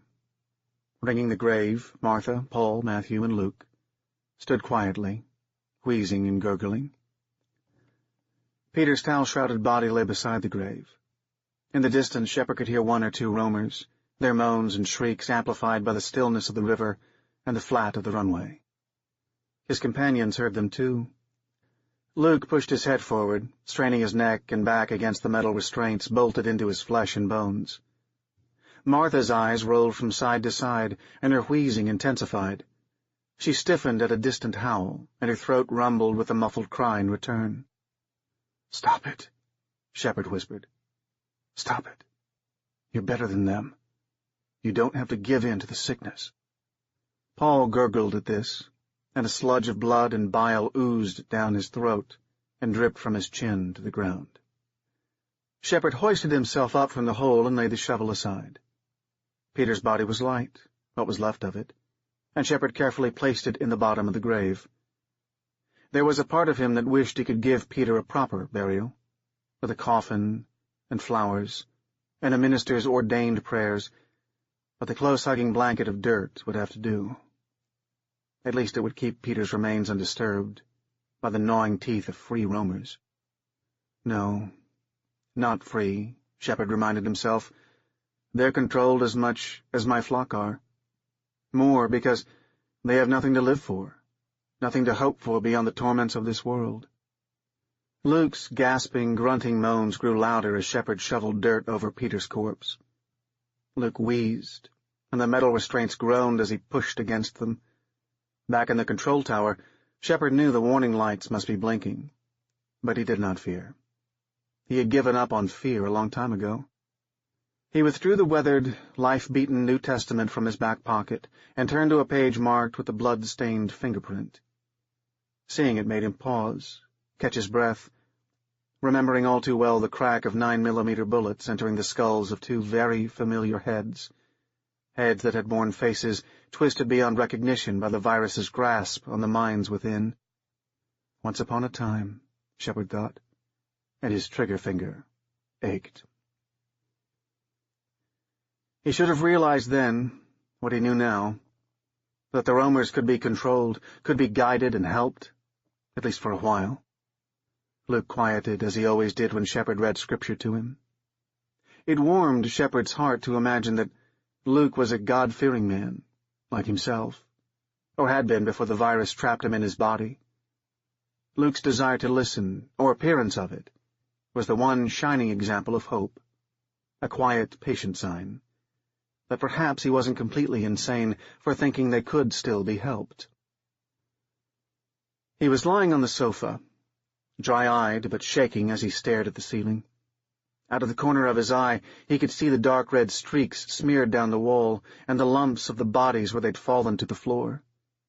His lips and the tips of his fingers were stiff and numb. He could feel his chest rising and falling, but he didn't know if he was breathing. The front door slammed, shaking the whole house, his eyes in their sockets, his heart in his chest, his brain in his skull. It shocked him back to life, and he sat up. The sofa springs creaked. His breath came in short gasps at first, short bursts he used to whisper her name, but his throat held back the cry. If she stopped, if she turned and came back, what else could he tell her that he hadn't already tried? What could he say that would work? Would make her stay, make her forgive him? She had called him, begged him to come home to help her. Her trembling voice echoed in his ears. "Something's wrong with Mom. I don't think she's breathing." He could still feel Anne's fingers clawing at his arms, at his face, seeing the flashing white of her teeth and the blood oozing from the corners of her eyes. He could still hear Chris's howling moan as he lurched out of his bedroom, his white T-shirt turned maroon and brown. He knew what to do, knew what was best, the only option. Even when Penny screamed at the gunshots, caught his arm, tried to pull him away, he hadn't hesitated. He hadn't thought about it. And he should have. He should have stopped. Should have controlled himself, or tried harder. Anything. It was easy to shoot them. What did that say about him?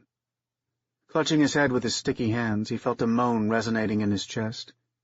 It seeped out from between his lips, from some dark place within him, and cracked the silence left in the wake of the squeal of tires on asphalt, as the last living person he cared about raced away from him into the night. He awoke in the shadows to the blinking of a warning light. Its red, pulsing bloom beat against his eyelids like a dying heartbeat. Darkness fell away to the sanguine glow, and then descended again, leaving him disoriented. From somewhere below he heard a crash. Shepard's heart jumped, and he threw back the blankets to scramble from his makeshift bed to the control panel. The warning light was Luke's. A gargled moan crept up the hollow cavern of the stairwell. Another crash, and this time a scream, a girl's scream, and the blast of a shotgun. It jump-started Shepard's feet, and he dove for the door, barreled down the stairs. Another shotgun discharge filled the stairwell with resounding, discordant noise. The handle of the stairwell door was sticky with blood, and the loosened hinges groaned as he pushed the door part way open before it hit something on the floor and stopped. It was silent inside. Shepard slipped through the crack into the darkness and whispered, "Penny?" A croak came from the far corner, where his adjusting eyes located a hunched figure. The croak broke suddenly and became a sob. "Fuck!" A body lay across the floor, its foot keeping the door from opening all the way. Shepard tripped over a twisted metal bar connected to a contorted ankle as he stepped over it. Fuck, the girl whispered again, her voice shaking. Son of a bitch. Are you okay? Shepard climbed over the body and kicked a speaker he hadn't seen. It bounced off his foot and struck the wall with a hollow thud. The girl sat pressed into the corner, curled up so tight she almost seemed like part of the wall. When he knelt in front of her, he saw tears shining on her cheeks. Penny? He got me, she said, and pushed something toward him. It was long, cold. Her shotgun. Her eyes were so wide, he could see his shadow in them. Where? Her lips trembled as she fought back a sudden surge of tremors and thrust out her injured leg. The ace bandage was torn ragged and soaked with sticky blackness.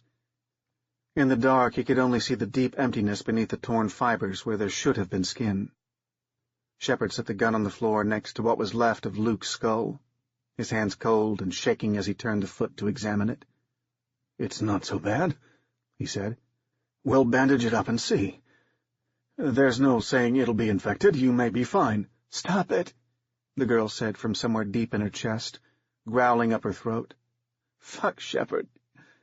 I know about survival, okay? I know what this means, so stop it. With a shaking sigh, she rubbed her face. You've got to shoot me. Do it now before I turn.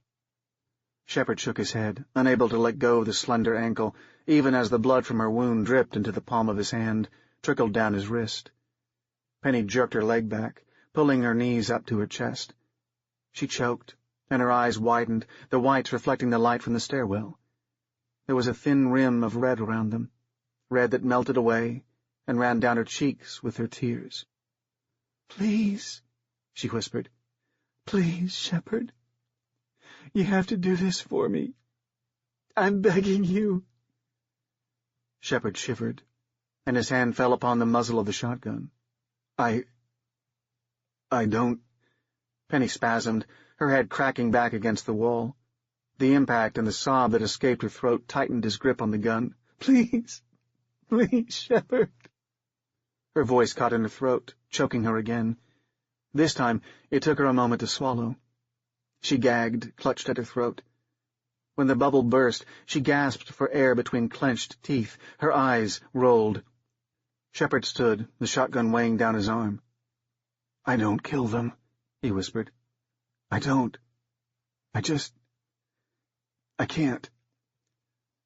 Penny's gaze rolled up at him, and her breathing rasped, her nostrils flared.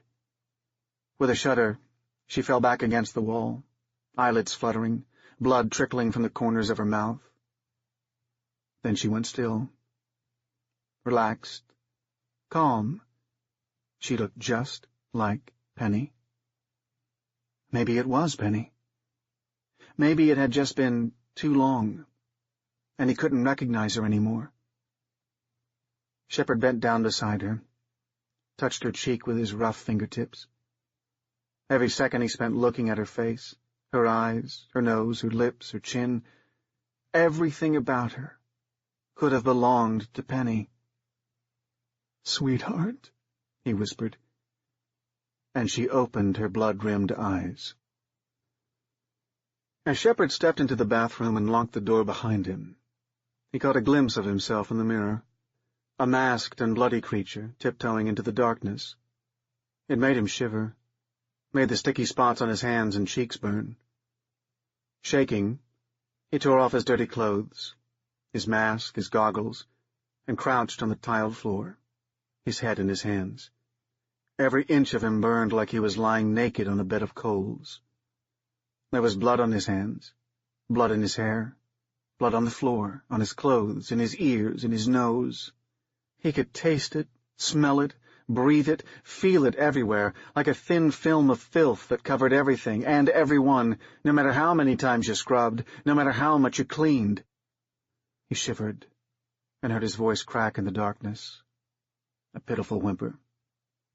His eyes stung, and he hung his head, letting the few tears that escaped patter onto the blood-slicked floor. Deep breaths drew up through his nose and escaped through his lips. Once. Twice. The shivering stopped, and he could breathe again. And stand. His hand found the light switch in the dark. The shadows fled, and he stood in the unsteady light, a man naked and vulnerable before an unmerciful mirror. There were no secrets here, no personal barriers, nothing to hide. The Lord could see him here, in his moment of greatest weakness, in this tiny room with the mirror catching his every move, every blink, every glance. His scars were exposed.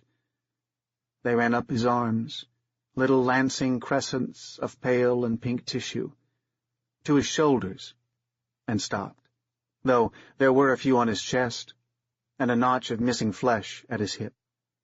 Through the floor, he could hear the roamer tied to his workshop table moaning and gnashing her teeth. Even after bolting the motors and metal bars to her, she fought against them, tried to spit out the speaker he'd put in her throat. Shepard pressed the palms of his hands to his sweaty brow. He could walk away.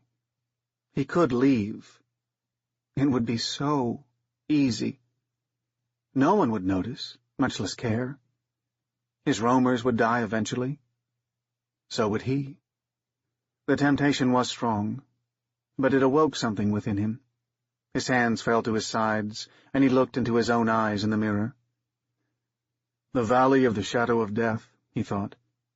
"I will fear no evil, for thou art with me, and I with them." There's meaning in that. With a sigh, Shepard took up the lavender gift shop soap and scrubbed himself from head to toe, rinsing the tub of water he'd carried over from the river. He dug his fingernails into the purple and pink swirled bar, rubbed his skin raw with it, massaged it against his scalp and hair until his head ached. Refreshed, cleansed, and forgiven, he dressed and returned to the control room. The Day the Saucers Came, by Neil Gaiman. That day, the saucers landed. Hundreds of them, golden, silent, coming down from the sky like great snowflakes, and the people of Earth stood and stared as they descended, waiting, dry-mouthed, to find out what waited inside for us, and none of us knowing if we would be here tomorrow.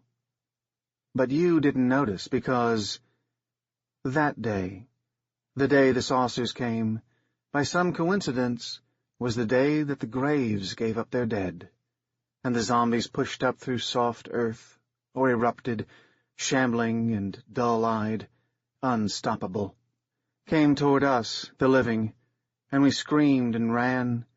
But you did not notice this, because on the saucer day, which was zombie day, it was Ragnarok also, and the television screens showed us a ship built of dead men's nails, a serpent, a wolf, all bigger than the mind could hold, and the cameraman could not get far enough away, and then the gods came out. But you did not see them coming, because on the saucer zombie battling gods day, the floodgates broke, and each of us was engulfed by genies and sprites, offering us wishes and wonders and eternities, and charm and cleverness, and true brave hearts, and pots of gold, while giants fee-fo-fummed across the land, and killer bees. But you had no idea of any of this, because that day, the saucer day, the zombie day, the Ragnarok and fairies day, the day the great winds came, and snows, and the cities turned to crystal, the day all plants died, plastics dissolved, the day the computers turned, the screens telling us we would obey, the day angels, drunk and muddled, stumbled from the bars, and all the bells of London were sounded, the day animals spoke to us in Assyrian, the Yeti day, the fluttering capes and arrival of the time machine day. You didn't notice any of this, because you were sitting in your room, not doing anything, not even reading, not really. just looking at your telephone, wondering if I was going to call. Love, Resurrected by Cat Rambo. General Eif Krofdieter was acknowledged the greatest military mind of her generation, perhaps even her century. No wonder, then, that the sorcerer Balthus recruited her early in her career, setting her to rally armies of beasts and magically equipped soldiers, planning campaign after campaign, until finally he stood the ruler of a vast expanse of the continent's northeastern corner. Once fertile lands, once countries, now only uncontested, devastated territories. 3 years after her death, she still labored in his service. Eif stood at the window of Balthus's tower, looking out over the desolate countryside. Age and blight had stooped the apple trees dominating the view, and sticky webs clustered in the V's of the knobby branches. The dry grass tried to hold on to the dust, but here, as everywhere, drought and ash and the silty remnant of magic choked away all life. The chalky white stones surrounding the dry well gleamed in the hostile sunlight. Decades of sorcerous battle had warped the land. It was dead in patches, or so plagued by ghosts that no living soul could walk it and remain sane. She rested her fingertips on the windowsill and contemplated her hand. The skin was gray and withered, but still functioned. Sooner or later, Eif thought, it would rot away, despite Balthus's preservative spells. What would happen then? Right now she could pass for a living but very ill person, could wrap herself in a cloak and whisper, make some claim to human company. But what would happen when her bones began to show through? Behind her, Balthus said, "You will become a skeleton, but one that walks and talks by magic means. The mere sight of you will strike fear in any heart. What a war leader you will be then, my darling." He touched her shoulder, closer than she had thought him. "You will make a beautiful skeleton, all clean-lined ivory. I will commission you a crown, gilt and amber, with the war hawk that shows you general." She was weary of him reading her mind. At the thought, he removed his hand. "Is that what has concerned you lately? But I must know your mind, Eif. Must be able to glimpse your plans in order to work to aid them." "Every creature in your employ," she said, words thick. "I know. You must know them all."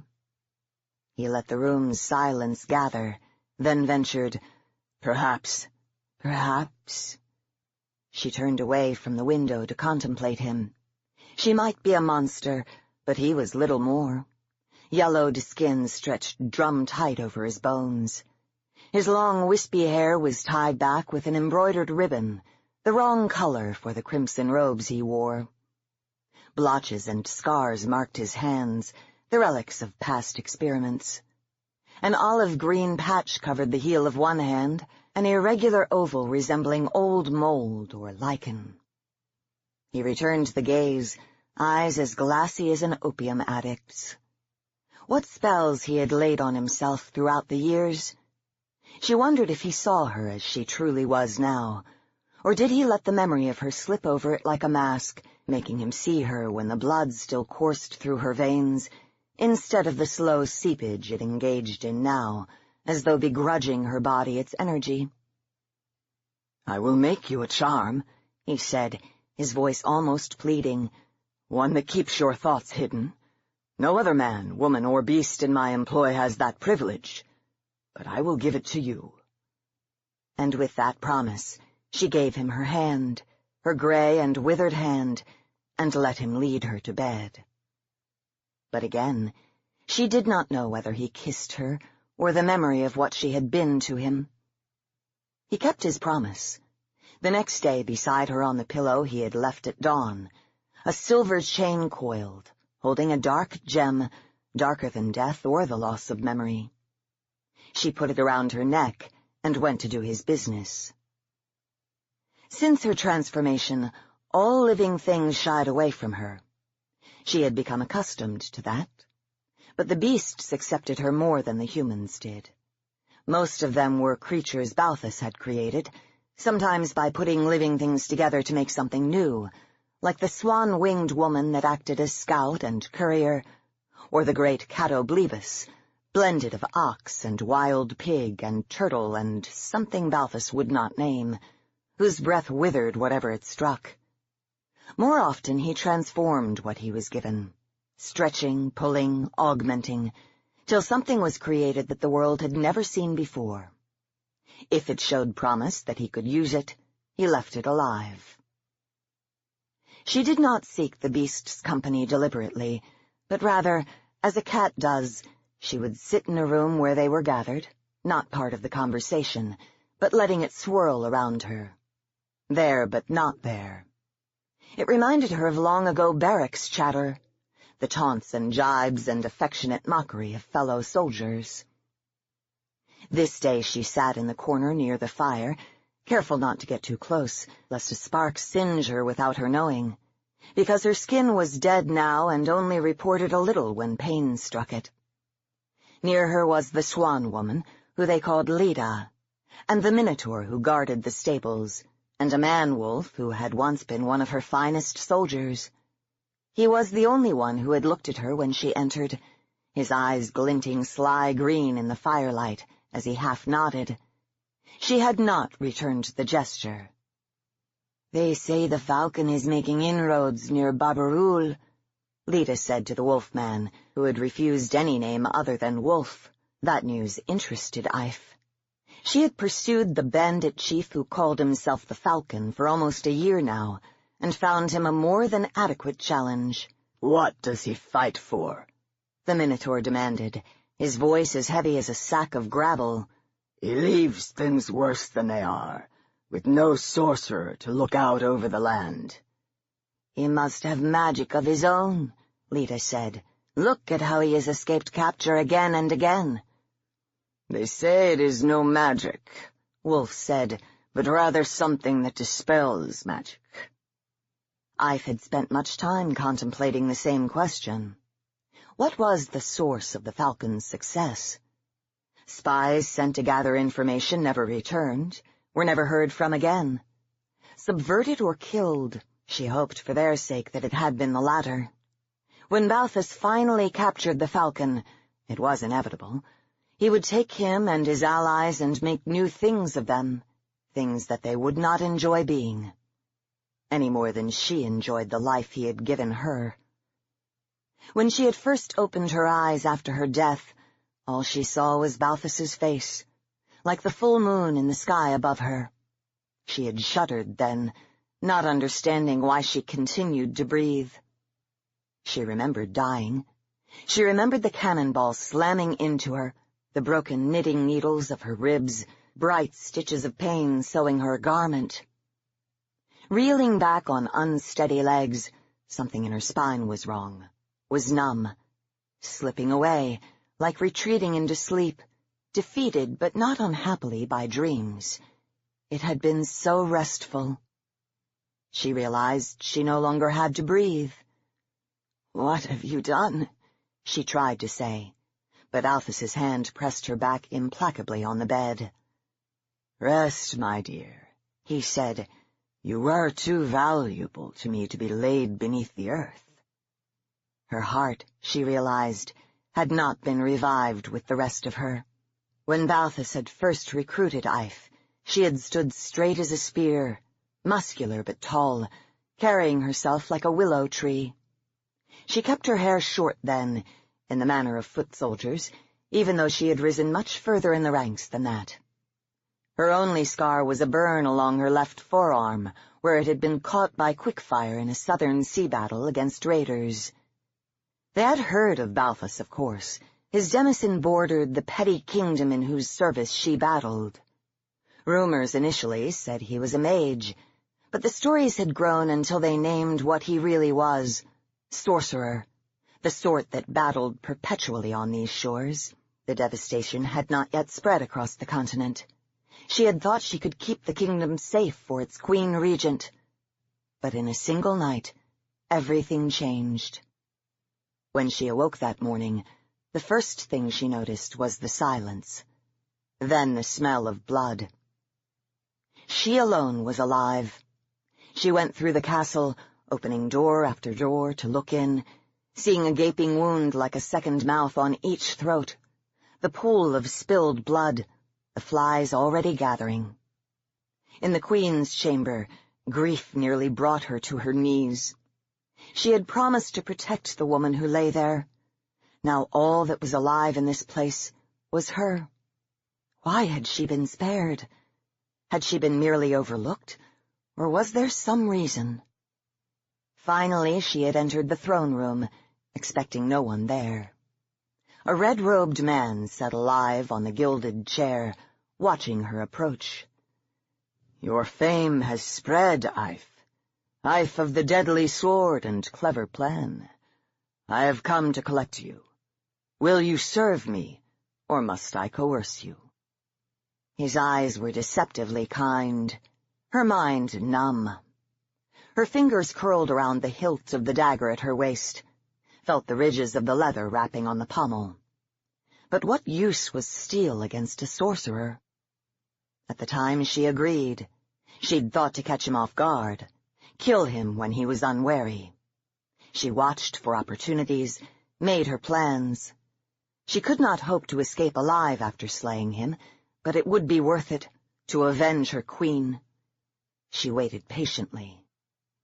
But a year passed, then another, and she found herself enjoying planning his campaigns, being able to use magic, technologies, of the sort her queen never could have wielded. She had never been able to play at war on such a scale. Her victories pleased her, made her even more famous. Wolf had come to her then, sought her out, not as a lover but as a follower, and had been captured by Balthus. Brought to her, he had sworn to whatever changes the sorcerer thought might make him a more efficient soldier. The potion Balthus gave him twisted and elongated his skull, pulled his jaw forward, endowed it with canines the size of her thumb.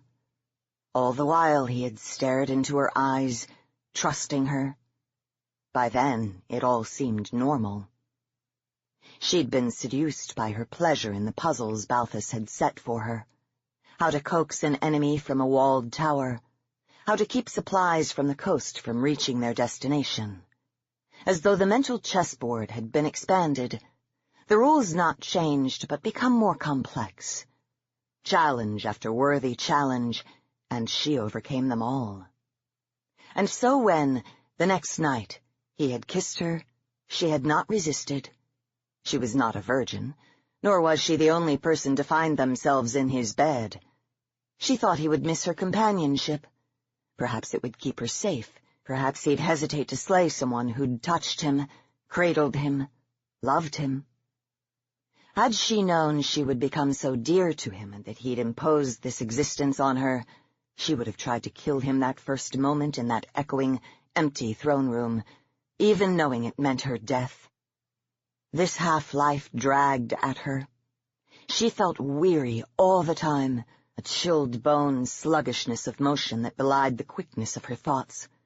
It was not painful to breathe, but it was tiring, and she began to eschew it when alone and unworried about frightening the living. She touched the silver chain at her throat. Was it real or some trick?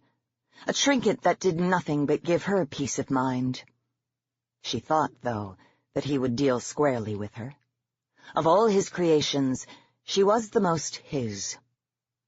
In the chambers she inhabited, she unrolled the massive map that showed Balthus's territory and spread it on the table. She used a copper coin to mark each site where a raid had occurred and studied them, trying to puzzle out the pattern by which the falcon determined his targets. There was always a pattern, even when people were trying to avoid it. The falcon seemed to be working north, but in the past he'd doubled back on occasion, hit a previous target or something near it. When would he do it again? What prompted the decision each time? Discover that, and she'd have him. She had always walked among her troops late at night, getting a feel for their worries, their fears. She could do that no longer. She frightened them too much. So now she relied on her 3 troop leaders, all uneasy-looking men Balthus had recruited from the Southern Isles. One told her he had come thinking this war-torn continent would provide easy pickings for a man of war. Then once here he had realized, as had the others, the importance of placing himself under a sorcerer's command. There was no other way to survive.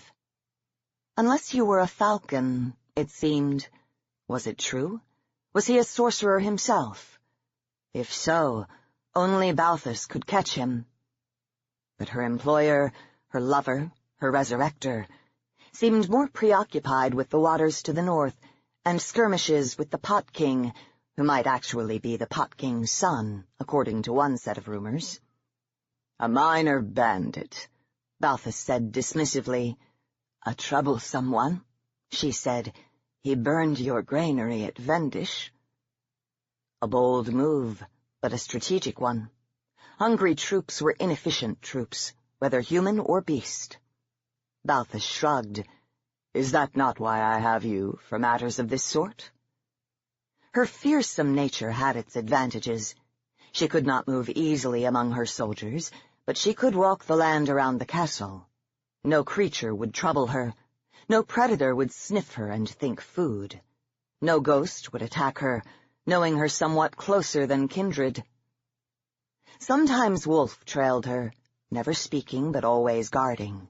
It was a comfort, even if unnecessary, to feel him in the shadows, a guardian presence at her back. She did not take a torch. Her eyes were well adjusted to the darkness. Indeed, most times she preferred it. In a glade she found a doe and her fawn, part of the herd of riddling deer Balthus had loosed on the orchard. They lay in a drift of fresh green grass. Red poppies bloomed around them, rare vegetation in this scorched land. The doe's eyes were dark as forest pools.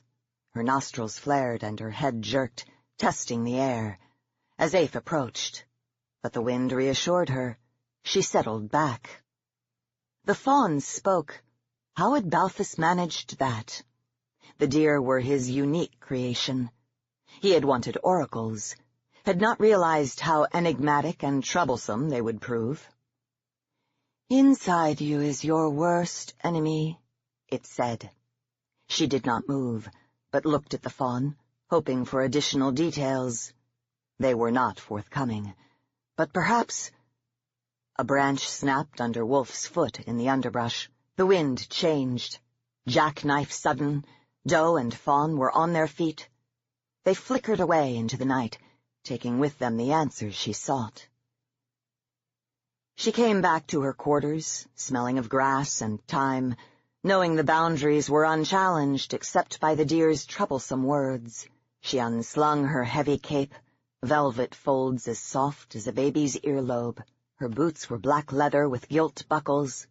She undid them one by one and slipped the footwear off by the fire, before padding over to the table to contemplate the falcon's patterns anew. A black-barred feather lay on her map. She picked it up with some difficulty. Cold made her fingers stiff. Who would have dared to leave it here? The falcon had some ally, perhaps even allies, for she reckoned him her equal in cunning, in planning out each move in a long game, and she would never have betrayed just one ally, unwilling to lose the advantage it gave her, unless she had others in place. Twirling the feather, she watched its dance. She would use it as her test of the amulet. Surely if Balthus plucked it from her thoughts, it would spur him to some action. But he did nothing when he saw her the next morning. Instead, she laid the feather beside the map and continued her study of the falcon's appearances. She tracked the phases of the moon, the weather, anything that might prompt his decisions. It seemed to Ife that in the last few months, such a pattern had emerged. But why, puzzlingly, had one recently appeared? Still, she was there. In the village he had half burned before, lying in wait, when he doubled back. She had sent the surviving townspeople away. filled the house with archers and sword hands. In the remnants of the town hall, the catoplebis crouched, waiting for her orders. She chose the mayor's house for her headquarters, finding it the best appointed for her needs. She told herself the decision was not motivated by the way the man had flinched when she first rode in. As expected, in the night the bandit band appeared, slinking in through the shadows, slipping into houses. Their deaths would be as quick and as silent as she could manage. She had ordered them killed. She had no need for anyone alive but the falcon. But she waited in vain, and the breath in the catoplebis's lungs withered only the small grasses among the stones where it crouched. When her archers and soldiers came, they said the falcon's men had been only illusory wraiths melting through their steel. At that, she expected the courier's arrival to bring word that the castle was under siege. It did. She had been outmaneuvered. It was not a customary sensation for her.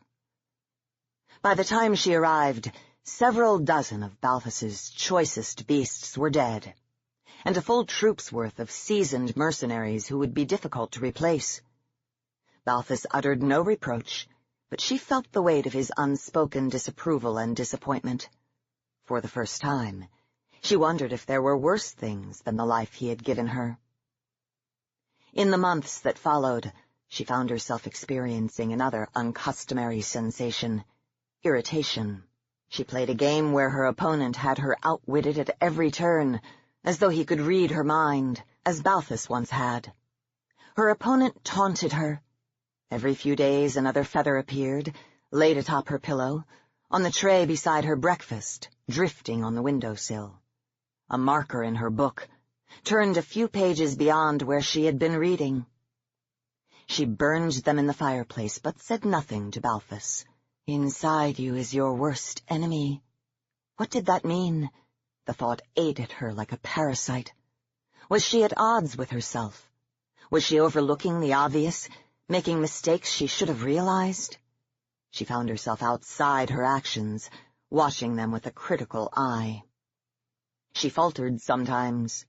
The fine lines around Balthus's eyes meshed and deepened when he frowned at her, but he said nothing aloud. But he wanted the falcon captured, and soon. He was angry about the losses, the time that would be necessary to create more beasts. For the first time he did not communicate his plans, but expected her to guess them in a way that left her scrambling to catch up at times, trying to figure out how to incorporate each creature he created. He did not consult her. She could have used more winged beasts to replace lost scouts, but she did not dare request them. It shocked her when Balthus, finally making a move, caught the quarry she had sought so long. Little consolation that his victory came by cheating, not the sort of thing she would have ever embarked upon.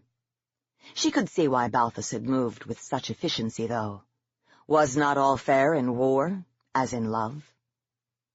It was through an exchange of hostages, one of the sacred customs. By doing it, she thought to pay the falcon tribute, let him see she respected him as an opponent, perhaps lure him into complacency. It was not until they had been dispatched that Balthus revealed that one had been a siren, a woman created to entice, who would cast her magic over them. "She even looked a little like you," he said with a smile, then added, "As you were, I mean." She made no reply aloud, but had he been able to read her thoughts, his smile might have faltered. Ife went to the cell where they kept the falcon. She took 2 guards with her, trailing her as she made her way down spirals of stone. On the 3rd landing, a torch burned beside his door, her hand spread like an elderly starfish on the door's surface as she leaned forward. She found herself trembling like a hound ready to be loosed on the scent. He had been sitting on the bunk. He sprang up as her shadow crossed the rectangle of light on the stone floor, approached the door till he was inches away from the bars, and the hood's edge shrouding her face, but not far enough. He recoiled as he saw her fully, recovered, stood still, but this time not as close. She looked at him all the while. Rumors had not lied about his handsomeness. Slim and brown-skinned, his hair as black as ink, a few white strands at the temples somehow making it seem even darker. Ife could have loved this man long ago, in her soldier days, before the weight of death had settled on her shoulders. He was young and beautiful, so alive. She wanted him as she had not wanted anything for so long. She put a hand to the bars, looked at him, hoping to see the same recognition there. Only horror and revulsion. She had thought her heart dead, but that was not true, else how could she feel it aching now? Still, she had to question him. She took 2 guards in with her, but motioned them back when they would have seized him. Leave him his dignity for now. "How did you know what I was doing for so long?" she said. He sneered. "Are you not a dead thing to be commanded by magic, like all dead things that walk must be? I had my necromancer working for months, trying to find a way inside your mind. On the night of the year's 3rd moon, he succeeded. After that, all was clear to me. His magic let me take control of you from time to time. We could not risk it for long, though, so I used it to trouble you, make you lay down clues for yourself, a feather to stir your thoughts, send them in the wrong direction. And it worked, until your master chose to trust you no longer." Had Balthus realized what had happened? That closing her mind to him had opened it to other magical controllers? Surely he had not known it at first, but only later. Had used it to infiltrate the Falcon's camp, to discover his plans in order to catch him? "Your compatriots," she said, "including any magicers with them, are dead. You are here in Balthus's castle, and will be wrung of information as a sponge is of water.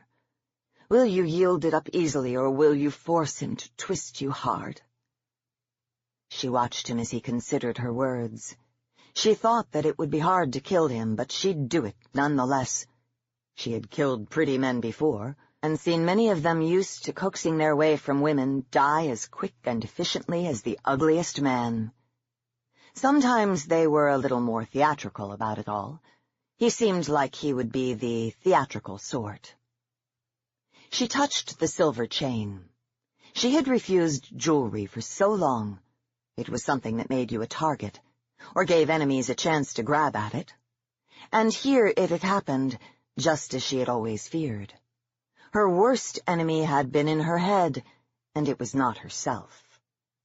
She thought, though, that if she could have freed him, she might have. He was that pretty. It would have made her happy to know that he lived somewhere, that he knew it was by her mercy, if only that was possible. Footsteps coming down the stairs. Who? The Falcon twisted at the air with his hand. She felt the chain constrict around her throat, puppet fingers slipping into her brain. "It seems my necromancer's magic lingers after all. After all," he said, "I suspected you could not resist coming close enough that I could control you, even without his assistance. What shall I have you do? Kill your master seems the most obvious step, doesn't it?" "Perhaps," Balthus said from where he stood on the stairwell. Ife was pulled upward, her limbs someone else's, a loathsome intimacy that made bile burn in her throat. The guards were on their knees, choking, hands at their throats, trying to pry away invisible cords. She was thrust towards the door, trying to keep her arms out to maintain balance. Balthus raised his hand, palm towards her. The green blotch had grown like a bracelet around his wrist.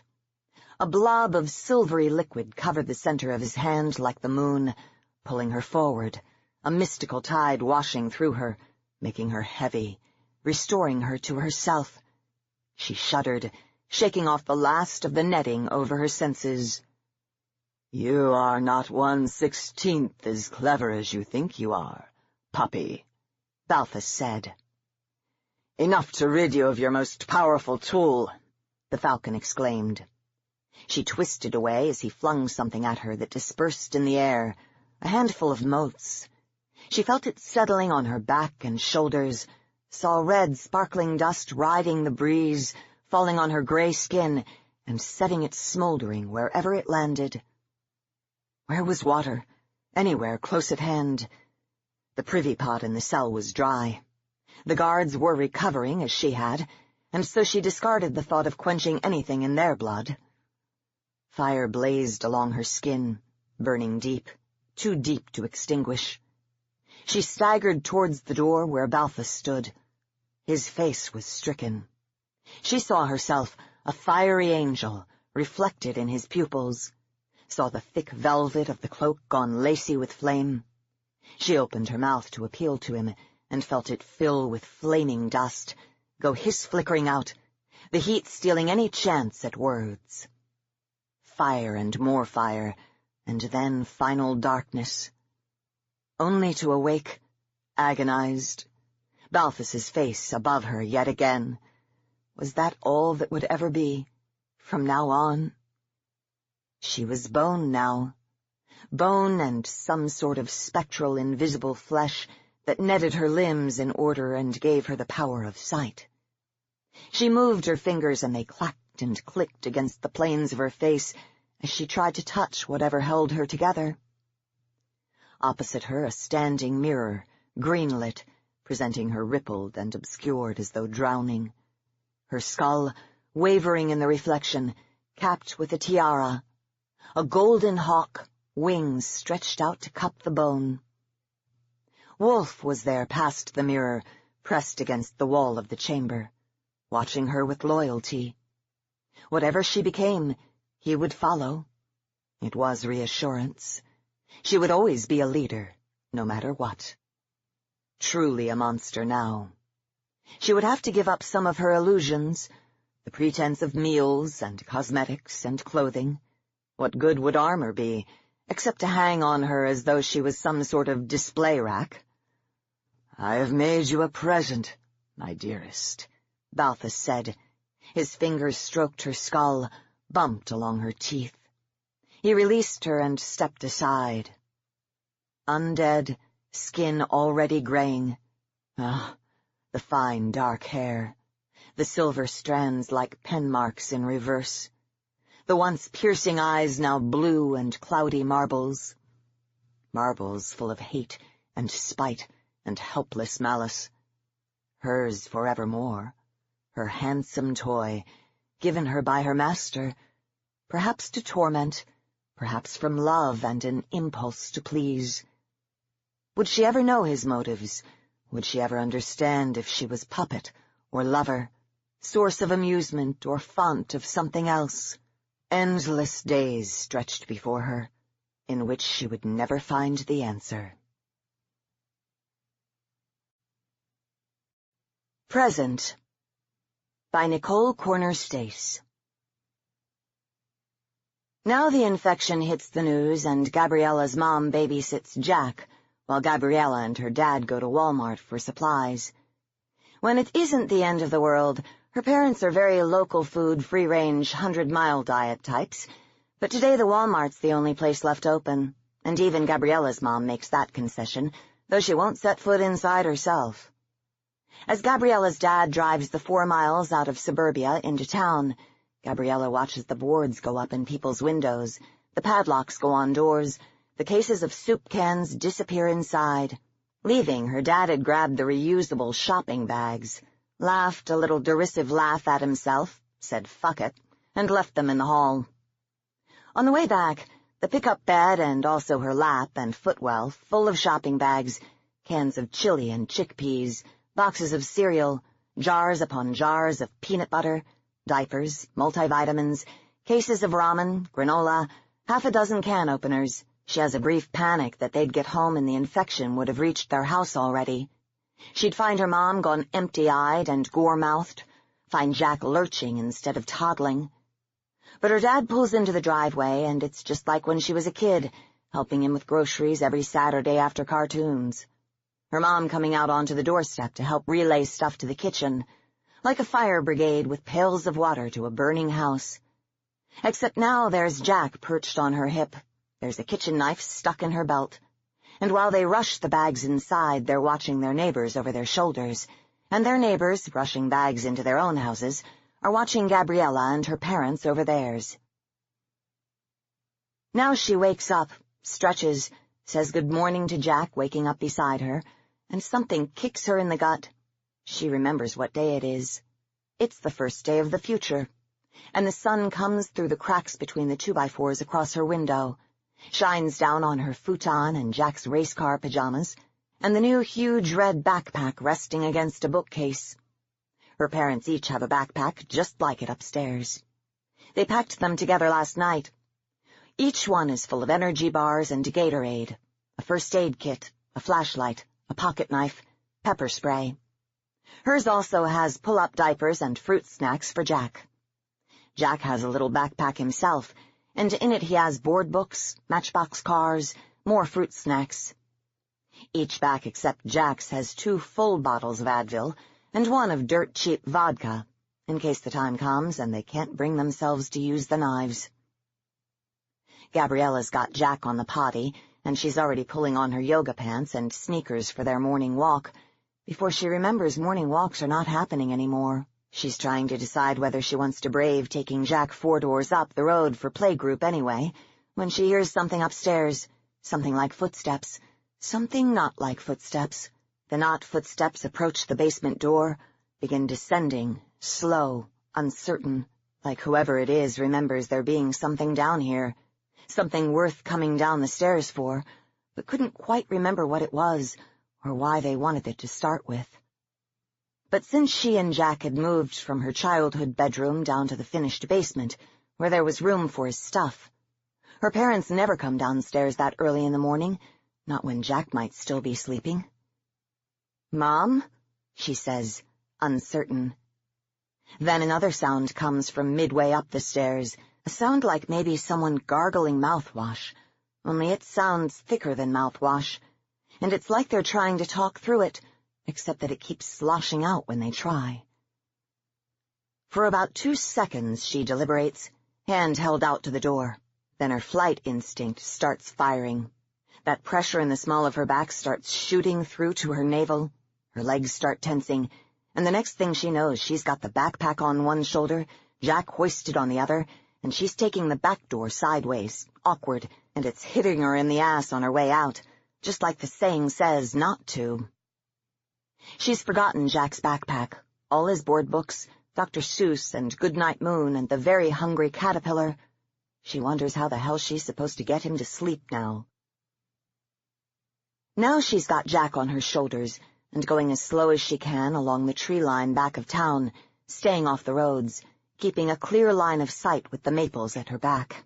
If any of them come up through the woods, things will get interesting. But the town is by far the greater risk, and besides, she's faster than they are, and she's got Jack as a lookout. They're playing a game called Who Can Be the Quietest. He wins automatically if he sees anyone and pulls her hair to tell her so. She'd ventured up into town earlier, hugging the back walls of shopping plazas, looking to replenish her stores. She'd only left home 2 days ago, but Jack was tearing through his fruit snacks like a machine, and there was no power in the universe that could get him to swallow so much as 1 lousy calorie of an energy bar. She'd come around behind the supermarket and found someone's legs hanging out of the dumpster, and the puddle on the concrete strongly suggested the rest of that someone was elsewhere. The delivery door was ajar, streaked at shoulder height with what could have been finger paint. She opened the knife, got it in a fist at hip level, took 2 steps for the door, stopped, looked at Jack, looked around and found nowhere safe to put a wanderlusty 3-year-old while she went off to get herself killed over fruit snacks. It did not escape her notice that if this were a movie, this would be the door the audience is telling the bimbo not to go through. Well, she's not anybody's goddamn bimbo. "Sorry, kid," she murmured, and tousled his hair as best she could with her knife hand. "I promise I won't let you starve." "He's a good kid," heard Jack. "He didn't throw a tantrum, hungry as he was. Sometimes she even thinks he understands the depth of shit they're in, knows not to make it worse." They moved on. Now she's walking beneath the maples and the sunshine and the summer smell of grass, and the roadkill smell coming off the town. She's walking and she's humming softly to Jack to keep his mind off the sounds in the distance. She's walking and she's thinking about zombie movies again, thinking how ridiculous it is that they're made to be so fast. It doesn't make any sense. She never could figure out why corpses were supposed to be suddenly faster or stronger than they were in life, like some kind of consolation prize for shambling around with your skin plopping off. She's read something about how people only use 10% of their brains while awake, and it's got her wondering if maybe death, undeath, is supposed to be some kind of loophole that unlocks the other 90, to let them do ridiculous things like outrun sprinters, chew through walls. She's thinking about it being June, how infections spread faster in the heat, how dead things decompose faster, too. She wonders which happens first. It's not just zombie movies. It's horror stories in general. She remembers back when she first started reading them, huge doorstop anthologies of them that her dad would get at the thrift shop for a dime. She must have been 10 or so. They scared her sleepless. One thing she got to noticing in them, though, was how if a story was written in present tense, then the protagonist probably survived it, unless there was some kind of twist at the end. But if it was written in past tense, then the guy was pretty much screwed. She's wondering what tense her story is written in, whether she dies in the dirt with someone's face in her guts, whether she rides off into the sunset, whether she wakes up and it was all a dream. She's wondering where the fuck she's supposed to go before she gets there. Now she's taken to calling him Jack the Snack, because she has to convince herself it's funny, or she'll go stark raving batshit, and there's no coming back from that. The tree line ran out yesterday, and she's back among the buildings, old brick townhouses with delis on the corners. There are lots of broken windows on the ground floor, trashed and smeared. There's no glass on the ground. She looks for movement in the windows and sees none. She's so close to breaking down and screaming, hoping the good guys find her first. The silence is oppressive. The noises are worse. For 2 days now she's smelled fire but can't find it. Fire and a smell like rancid bacon frying. An oily smoke hangs in the air, like what comes out the back door of a diner in July. She's wearing a hole in her shoe. She's cut holes in the backpack, one for each of Jack's legs, and it's a nice hiking backpack, so he's pretty stable up there. The backpack strapped around her at chest and waist. His bare toes jostle at her ass with every step. There are 2 things that keep her going. One is Jack's face pressed against the back of her neck. She can't even complain about the way her shoulders cramp in place to carry him, the way she has to stop every half hour and convince him to pee pottyless, the weight of his heavy little butt on her back. The lack of it would weigh much more. 2 is the perverse hope that she'll come across someone she knew in high school. Any of the girls who used to call her slut or skank or maternity leave when her belly started to round out. Any of the boys who'd elbow each other and grin when she walked by. Any of the teachers who assumed she was stupid because she'd made one bad call. Never mind that she was pulling in the top 5% even through the first trimester when she'd puke till she was dizzy, sit and stare at the wall and wait to die. That weight on her arm again, that face at her shoulder. Bad call? Fuck them. She pictures each of them in turn, maybe pulped into warm jelly by infection, maybe uninfected, healthy, and being torn unceremoniously to bits. It keeps her going, one foot in front of the other. It keeps her from thinking about her fate, about Jack's, how slow he made her. What would happen when it came to it? Could she let them take him? Could she do it before they got the chance? "You're going to get us killed, kid," she whispers, and he looks up at her uncomprehending, doesn't even know what it means for the mosquitoes when she slaps them off his arms. Not really. And he nods at her, all solemnity, fruit snacks on his breath. Now she's standing in a parking lot over a pair of corpses. No sign of infection on them. Seems that what's done them in is that their throats and most of their abdominal cavities have been emptied out.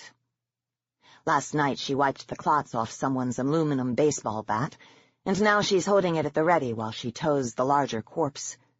The corpse doesn't move. For the millionth time, she wonders how it works. The zombie virus, or whatever they're calling it on the news now, if there's any news left to call things anything on.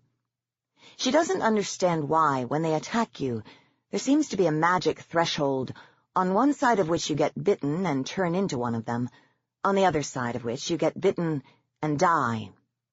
She's seen a number of them now wounded bad enough they should be dead. They should never have changed to begin with, just went down and stayed down, like these ones. It doesn't even make sense in the movies. What chance does she have to logic it out here? She doesn't check its pockets. What good will anybody's wallet do her now? There's something clutched in the corpse's hand, though, and when she squats down to get a closer look, she sees it's a rosary. She's not sure why she takes it, but she does. Then there's the smaller corpse. It's not much bigger than Jack. She can't tell if it was a boy or a girl before. Corpse. She has to use the word corpse, or she'll start wondering what its name was, its favorite color, whether it wanted a puppy, whether it hated macaroni and cheese as much as Jack does. She glances around. The place is dead empty. Sets Jack down on his feet, just beside her, where a parked car casts a piece of shade on the boiling blacktop. She wonders if the car belonged to the corpses. No key in sight. She starts up a little sing-song as she goes to work on the smaller one's shoe. Look at this doll, sweetie. Someone got it all messy. You wouldn't make a mess like that. It must have been some baby. They're so messy. You're a big boy now, and you would never. The other shoe's on the other leg a couple of meters away.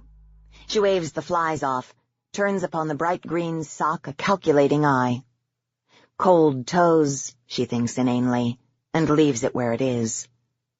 Out of the corner of her eye, she sees Jack pulling at a stuffed penguin in the corpse's hand. Somehow it's lying in the clear of the worst of the blood. The corpse just won't let go. "Me!" he shouts at it, annoyed. She bites her lip a second, then kneels and pries the corpse's fist open.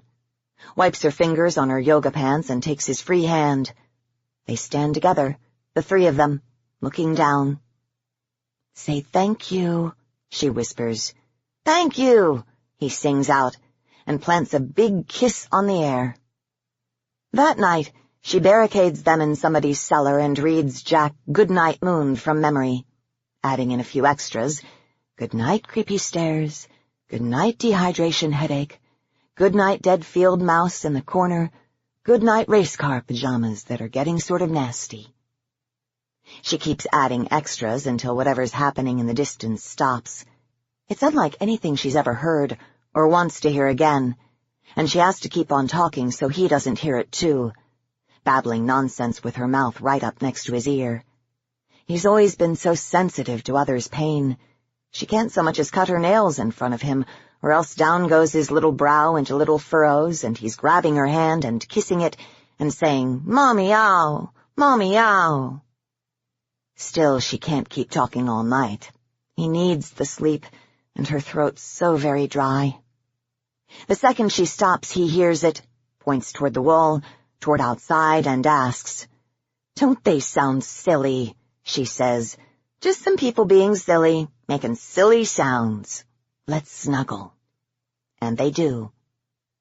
Once he's asleep, she pulls out the rosary. It smells of blood and cedar and perfume. Her parents are lapsed Catholic. She's only been into church once, and that was for a rummage sale. And she has no idea how to use the thing.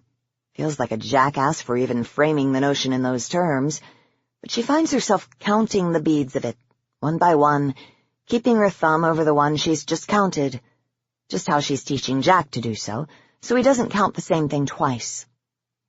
As she touches each bead, she's whispering under her breath.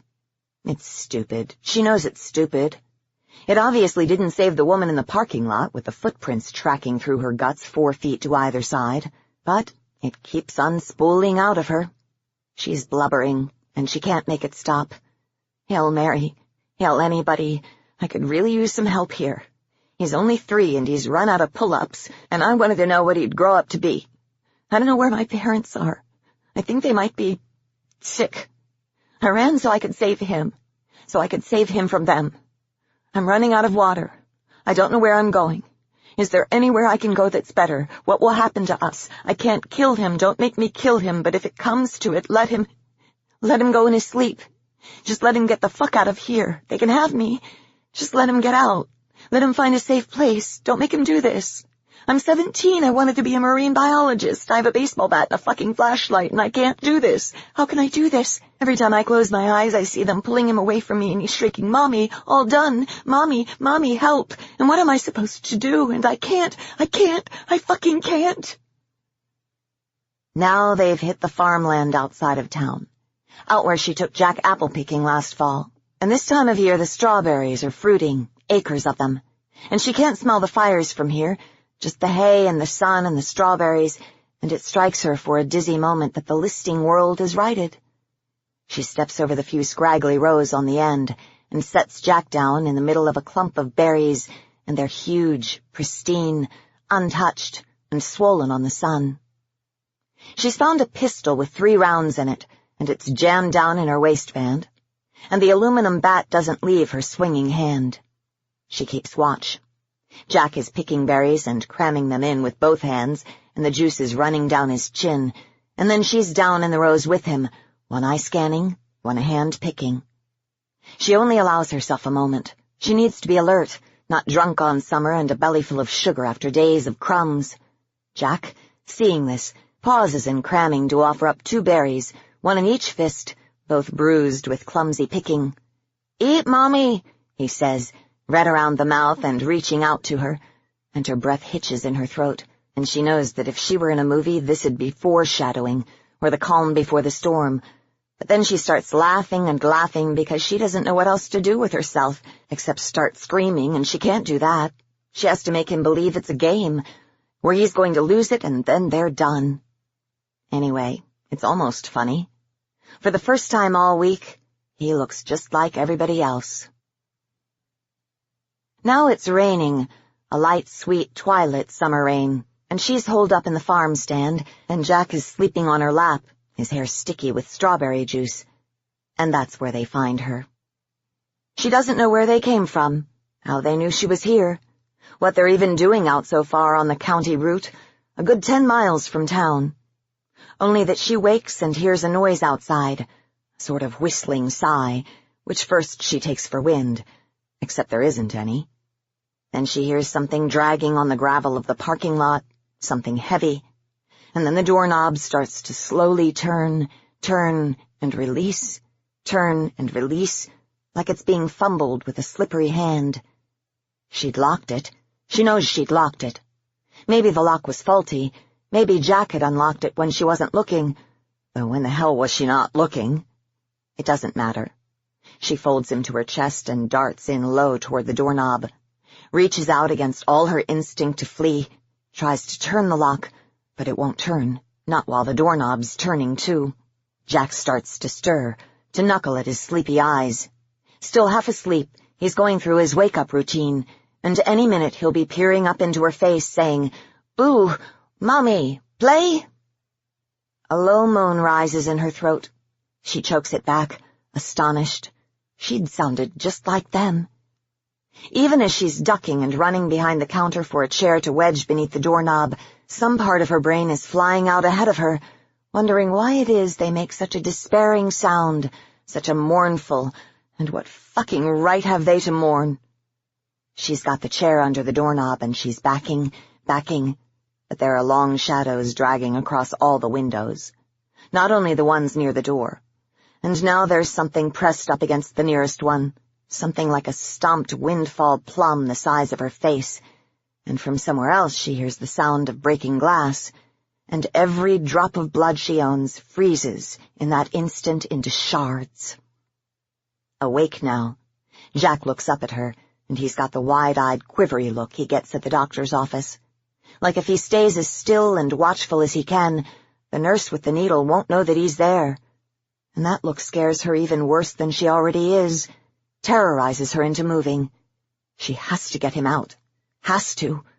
Failing that, she has to buy enough time to draw the gun and kiss him goodbye and tell him to close his eyes and count to 3 like she used to do when she had a present for him, because if it comes to it, the best present her useless love can give him is an easy death. But in the end, when it comes down to it, can she even give him that? Well, now or never. She's got him sitting on the counter, facing him into a corner toward a poster of apple varieties so he can't see what's happening at the doors and windows. And she's sliding the safety off down by her hip where he can't see that either. For a second she almost loses her resolve, almost plants one in her temple so she doesn't have to see him die, but leaving him to get eaten even as he clings to her corpse, crying, "Wake up, Mommy!" That's the one thing she won't ever do. "Give Mommy a hug," she tells him. "Biggest hug you got." And her voice breaks to shit, but she can't do much about it. And he flings out his arms and buries his face in her neck, and she holds his head there with her offhand while she slips the gun up between them, against his tiny chest, his hammering hummingbird heart. She doesn't even have to aim, he's so small. Anywhere will do.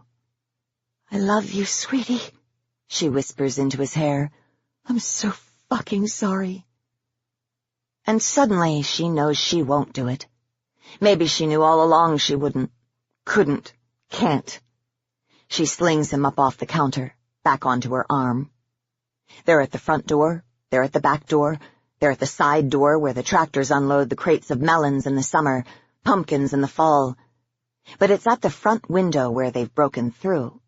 And she doesn't know if they smell her through the gap or what, but they're starting to cluster there. And even as she watches, more windfalls appear at the glass, more leave the back wall windows. "Close your eyes, baby," she says, and lunges for the back door. Now she's running harder than she's ever run.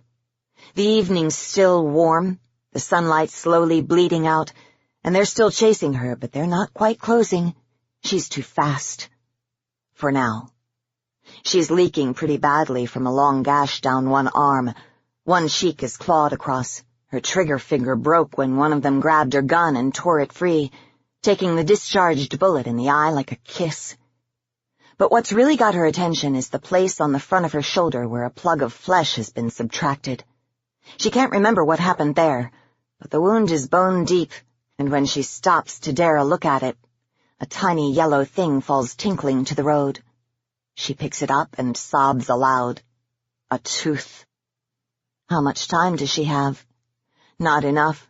Not near enough. She has to get Jack somewhere safe, get far away from him, because they didn't get him. She didn't let them get him. She puts her arms, her head, her back between their teeth and him. But when she turns, she'll smell the meat on him, and she can't bear to think on that too long. Suddenly, horribly, she knows that when she runs, he won't stay put. He'll follow. That when she turns wrong, turns sick, and comes for him, he won't run. Not from her. He'll probably think she's nibbling at his face for tickles before the teeth sink in.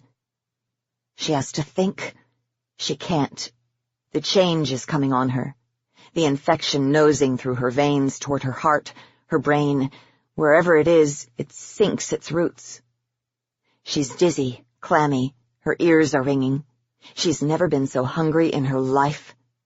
Her vision's dimming, but her sense of smell is paring to a point, and she can read Jack in layers of scent. Strawberries, piss-stained race car jammies, milk-fed flesh, and fear. There's something else there, though. Something bittersweet and pungent, with a scorch against her swollen tongue like salt. He loves her. He trusts her. It oozes from his pores. She smells him and she spits and spits until her mouth stops watering. Her mind's starting to drop down its curtains now, but in one last burst of clarity she sees it like a movie, her and Jack stumbling down the embankment into the flowering orchard, fleeing the open road, and she knows what happens next, the only chance he has. She hasn't figured out how the infection works. Maybe nobody ever will. But she's thinking of the corpses lying dead in the parking lot, the not-quite corpses on her tail, and her brain feels like a soaked sponge in her head. Her thoughts go soggy before they quite connect. But she's stumbling down the embankment into the flowering orchard. She's fleeing the open road. She's pushing through the trees to the shed she knows is there from when she took Jack apple-picking a lifetime ago. She'd had to stop and change his diaper, and a sunburned woman had directed her down to the shed among the trees. "Hope you've got wipes," the woman told her, but at least it's a little privacy. Keys above the door. Keys there now, too. She fumbles the padlock. Her fingers are so cold. Fights it open. Sets Jack down so she can unfold the knife. Cuts into the back of her hand with the blade point. Spells find. Spells Jack. He watches her wide-eyed, far too scared to cry. "Be brave for Mommy," she tells him, kneeling down, her voice slurring to paste. "Okay? Okay," he whispers, and afterward it's all she can do to push him aside and lock the door between them and slip the key where she won't drop it, under her tongue, like a coin. But first she lifts his little arm up to her mouth and bites down hard. Then she's running back up toward the road, toward them, like the idiot in the movie who dies that someone else might live, waving her arms and yelling. Once she's got their attention, she takes off down the road, away from him, away from them, and herd that they are, they follow. They chase her for a quarter-mile before the infection takes over. It slows her to their speed, and they fall in step around her. She disappears among them, like a droplet entering the sea. Now she's got something carved into her hand, but she can't read it. There's something in her mouth, so she spits it out. There's blood on her lips, though, and more blood off back somewhere behind her. She can smell it on the wind, and that's something she can understand. The thing on the door of the little building is mysterious to her, so she takes it in one hand and pulls until it breaks. The door falls open, and there's one like her on the floor, like her only smaller, curled up in a ball and gnawing upon a brick. She knows that hunger, knows it deep. The virus has imprinted it upon her every cell. Somewhere even deeper she knows the thing that pulls itself to sitting, blinks up at her with eyes like soft-boiled eggs, and smiles.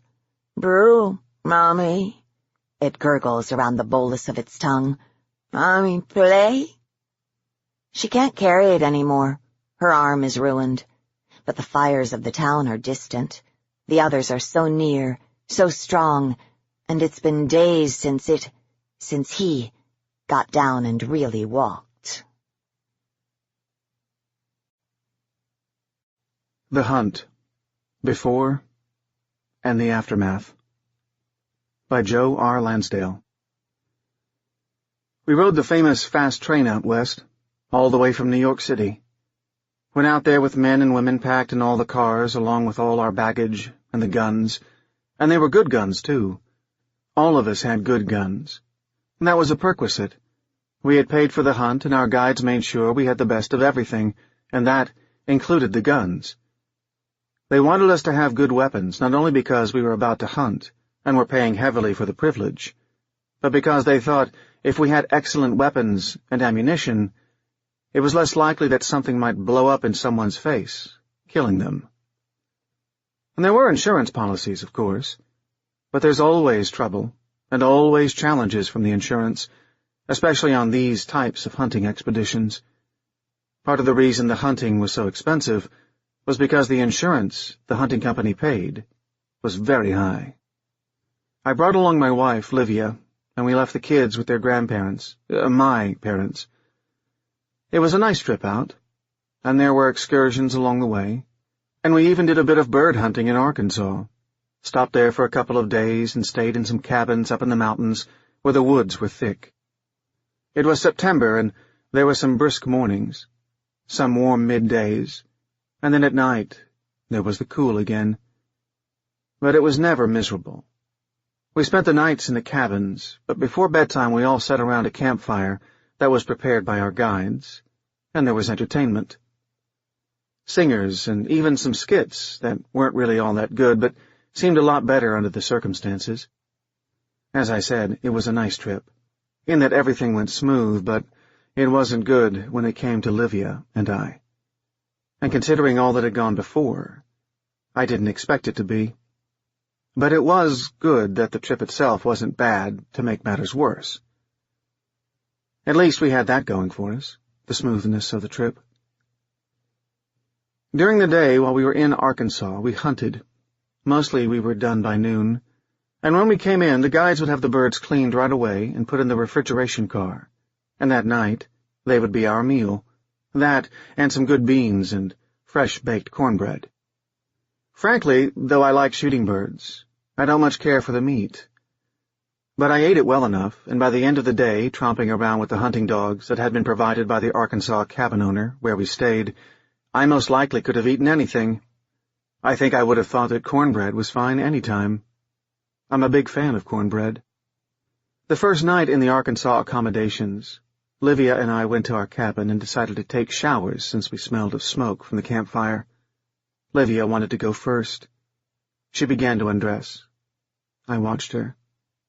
Even though she was nearing the age of 40, she had a youthful body, and I enjoyed watching her take off her clothes and pause before a mirror in the bedroom to shake out her hair, which had been tied back in a ponytail.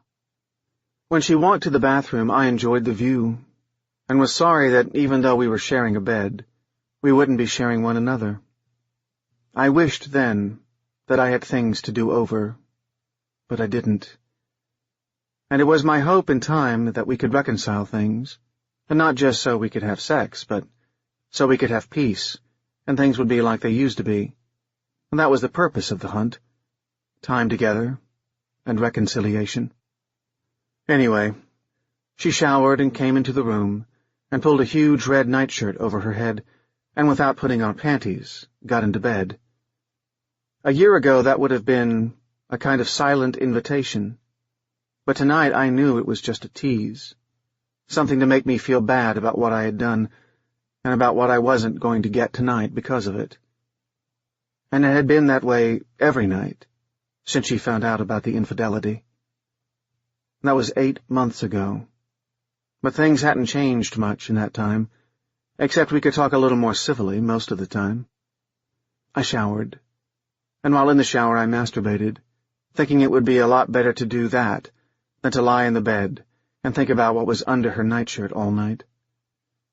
There was also in me a bit of defiance. I was truly sorry for what I had done, and I had tried in every possible way to make it up.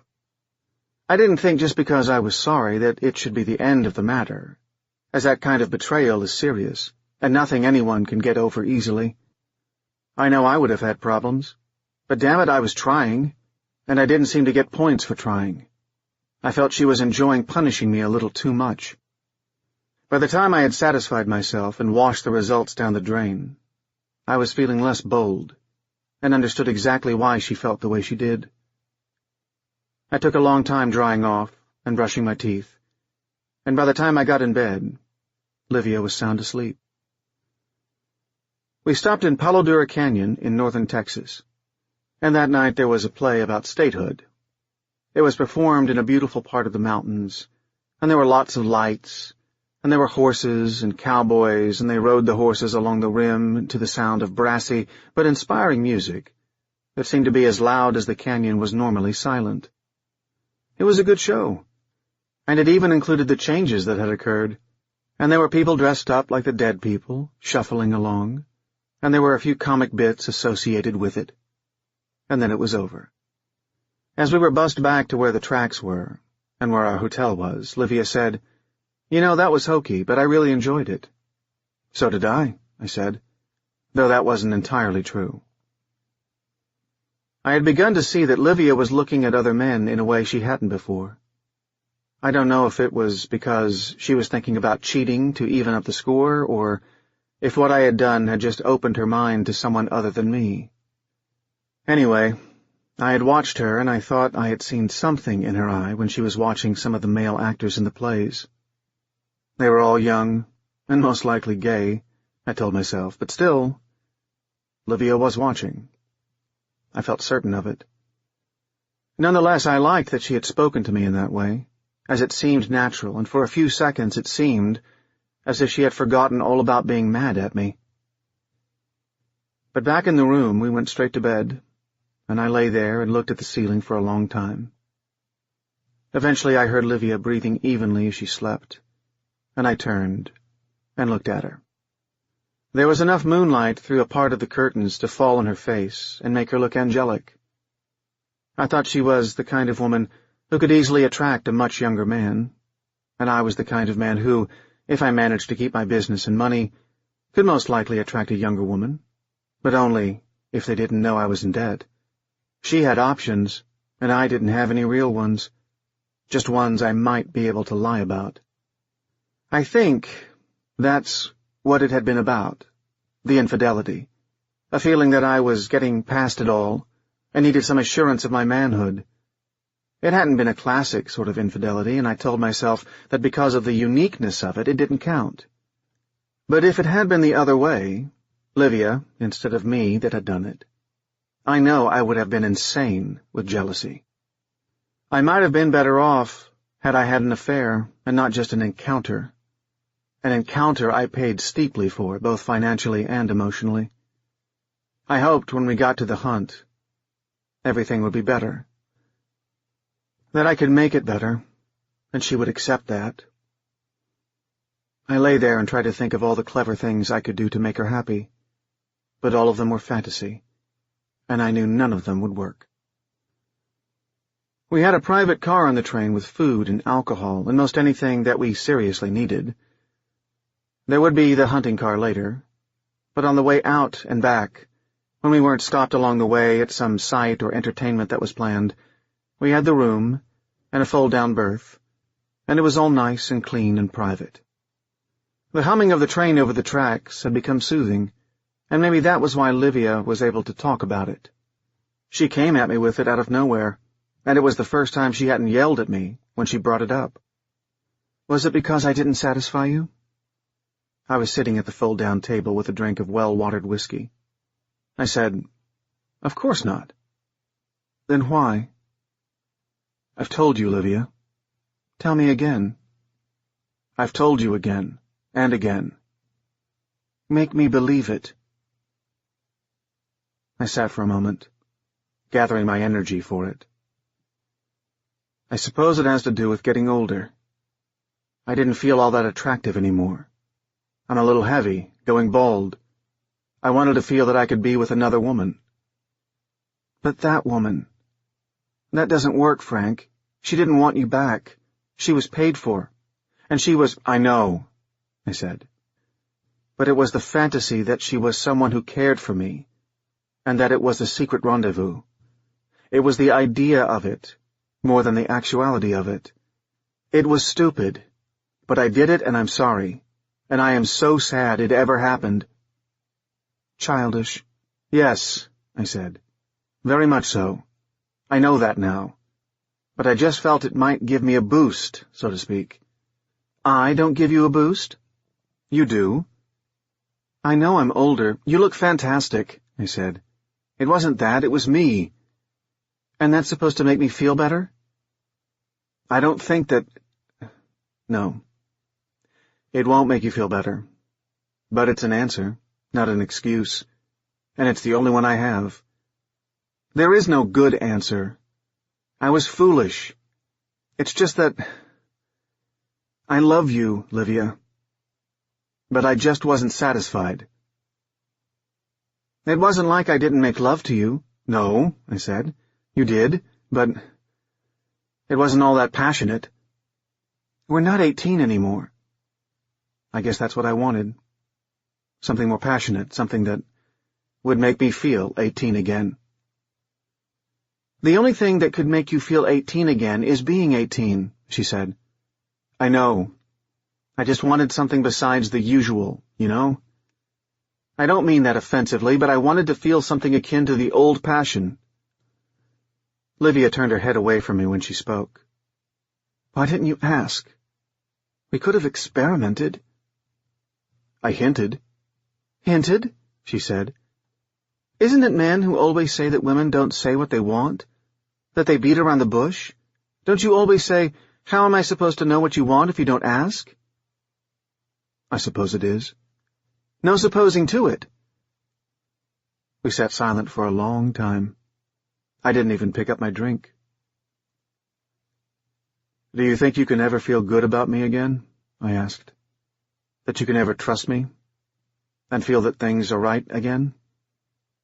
Can we ever be okay?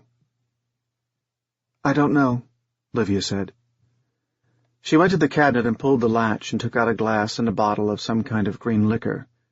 She poured herself a drink and put everything back and went to sit on the fold-down bed. You'll try? I said. I try every day, she said. You don't know how hard I try. This trip. Was it a mistake? I don't know. I'll see how it makes me feel when it's all over. I nodded and drank the rest of my drink. I couldn't think of anything else to say or do except get another drink, and I didn't even do that. I just sat there, and in time Livia got a magazine from her suitcase and lay on the bed and read. I finally got up and got another drink and sat down at the table with it. I sipped it and thought about how I had ruined everything that had ever meant anything to me for a piece of overpriced, heavily lubricated ass. I began to hang all my hopes on the hunt, and that the enthusiasm of it would excite her as it did when we used to deer hunt together. That had been years ago, and this was different, but I think, except for those times when we had been young and in bed together, it was the time when I felt the most bonded to her. I suppose it was the thrill of the hunt, and mostly the thrill of the kill. I never deluded myself into thinking hunting was a sport. Killing was what it was all about, and to kill something was to satisfy something deep in the soul, something primal, and it was a strange thing to see that primitive nature in a woman, and to observe her face when she stood over the body of a dead deer, her eyes bright, the deer's eyes dull, and on Livia's face an expression akin to the one she had when she had an orgasm, and lay in my arms, happy, satisfied, having experienced something that was beyond intellect and rationalization. It was a cool, crisp morning when we reached Montana. The air felt rich with oxygen, and the sky was so blue it was hard to believe it was real. There wasn't a cloud in the sky.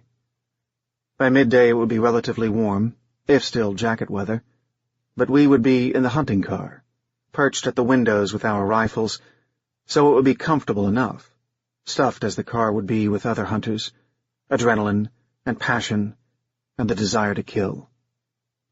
Though perhaps kill was the wrong word here, and that's what made the whole thing somehow acceptable. You can't kill what's already dead, but you can enjoy the shooting. And maybe it wasn't as good as a live deer brought down and made dead, but to shoot the living dead, a human, and not have any remorse because it was all sanctioned, there was something about that. Something about the fantasy of killing a human being, instead of just bringing down a walking thing that was the shell for someone who had once lived. The train parked on the tracks, and some of the guides went to the storage car where the dead people were kept. They would let them out and drive them to the center of the plain, and they would throw sides of beef in the dirt to keep them in that area, bloody beef that the dead could smell and want. When they went for the beef, when the guides said it was time, we could point our guns out the window and take them as fast as we could shoot. Sometimes, the guide said, the dead would come to the window, and that you had to be careful because you could get so caught up in the shooting you could forget that they wanted you as much as you wanted them. If your arm was out the window, well, you could get bit, and the waiver we had signed said that if that was the case, we went out there with them. We wouldn't necessarily be dead, but we soon would be. So there was a chance to shoot someone who was actually alive, someone already doomed. It was considered practical and even humane, and it was covered by insurance money that your family would receive. Livia and I settled into our shooting positions. We had benches by a long window, and the window was still closed.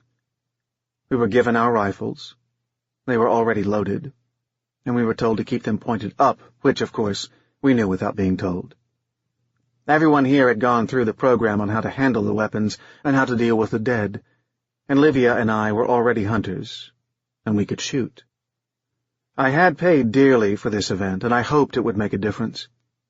When it was all over, I would be deep in debt, but I would have saved my marriage if it worked.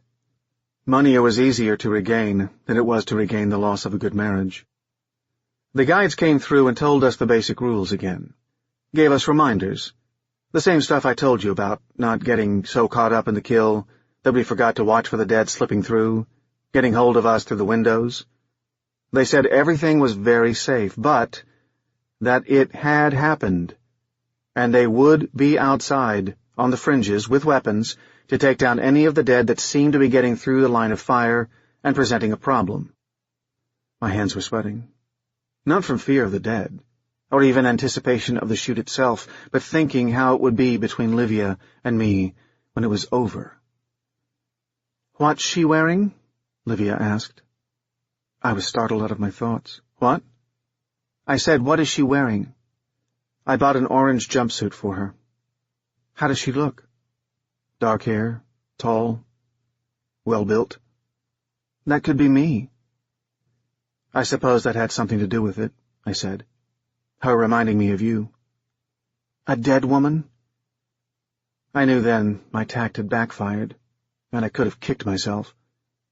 "Just the appearance," I said. "It's been a while, and even with refrigeration she's gone downhill. She still looks close to being alive, not as much as before." "You mean when you fucked her?" We were seated pretty close to the other hunters, and I glanced to see if any of them had heard her, heard anything we might have said. They all seemed preoccupied with their weapons and their thoughts and their eagerness, and I realized that Livia wasn't as loud as I thought she was. "I don't know how to describe her so that you will know her right off," I said. "I'll try and point her out." "You do that," Livia said. "I want to be the one."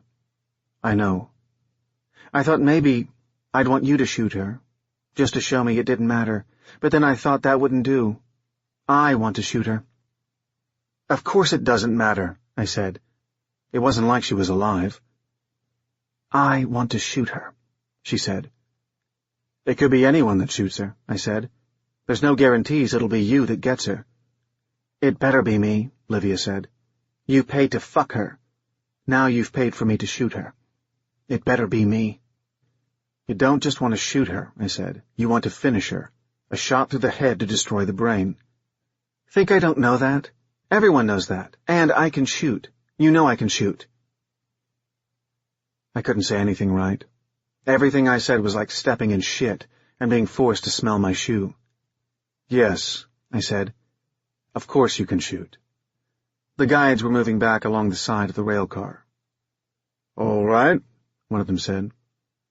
"We are going to open the cars, and when the dead come out, and listen to me, do not shoot. Not at first. The beef is in place. You see the yellow chalk line we've laid in the grass? You cannot, and will not, shoot until the dead are beyond that, on the beef. If some do not go past the line, the outside guides will work 'em that way with the push poles, and if they can't get 'em to go, they may have to put a few down themselves. After the dead are over the line, you can fire at will, and if they start to come back over the line, you can still fire, but you have to wait until they are first over the line. Does everyone understand?" We all called out that we understood. "Any questions?" asked the guide. There were none. "Then," the guide said, "ladies and gentlemen, the windows will be lowered. Do not put your rifles out the windows until the dead are all past the yellow line, and when they are, then it is open season." The automatic windows rolled down. The windows gave plenty of room for propping the rifles and for laying your elbows on the sill. We heard the train cars opening on either side of us, and we could hear the dead moaning. Then we saw them coming out of the cars. The guides had big, heavy poles, and they pushed the dead with them to make sure they went toward the yellow line. But they didn't need much pushing. The bloody meat smelled even better than we did to them, and the dead went for it right away. Livia said, "Point her out. I want to shoot her a few times in the body before I take the head." "Someone might beat you to it," I said. "Just Point her out. In that moment, I thought about the night I had had with the woman who had no name, and was for a while part of the dead brothel down on 41st Street. She was only part of it while she was fresh, and then they had to let her go to the sale market for the hunts, and I was lucky to buy her. I almost didn't win the bid, and I had to keep raising it, and pretty soon I had my bid way up there, and it was really far more than I could afford.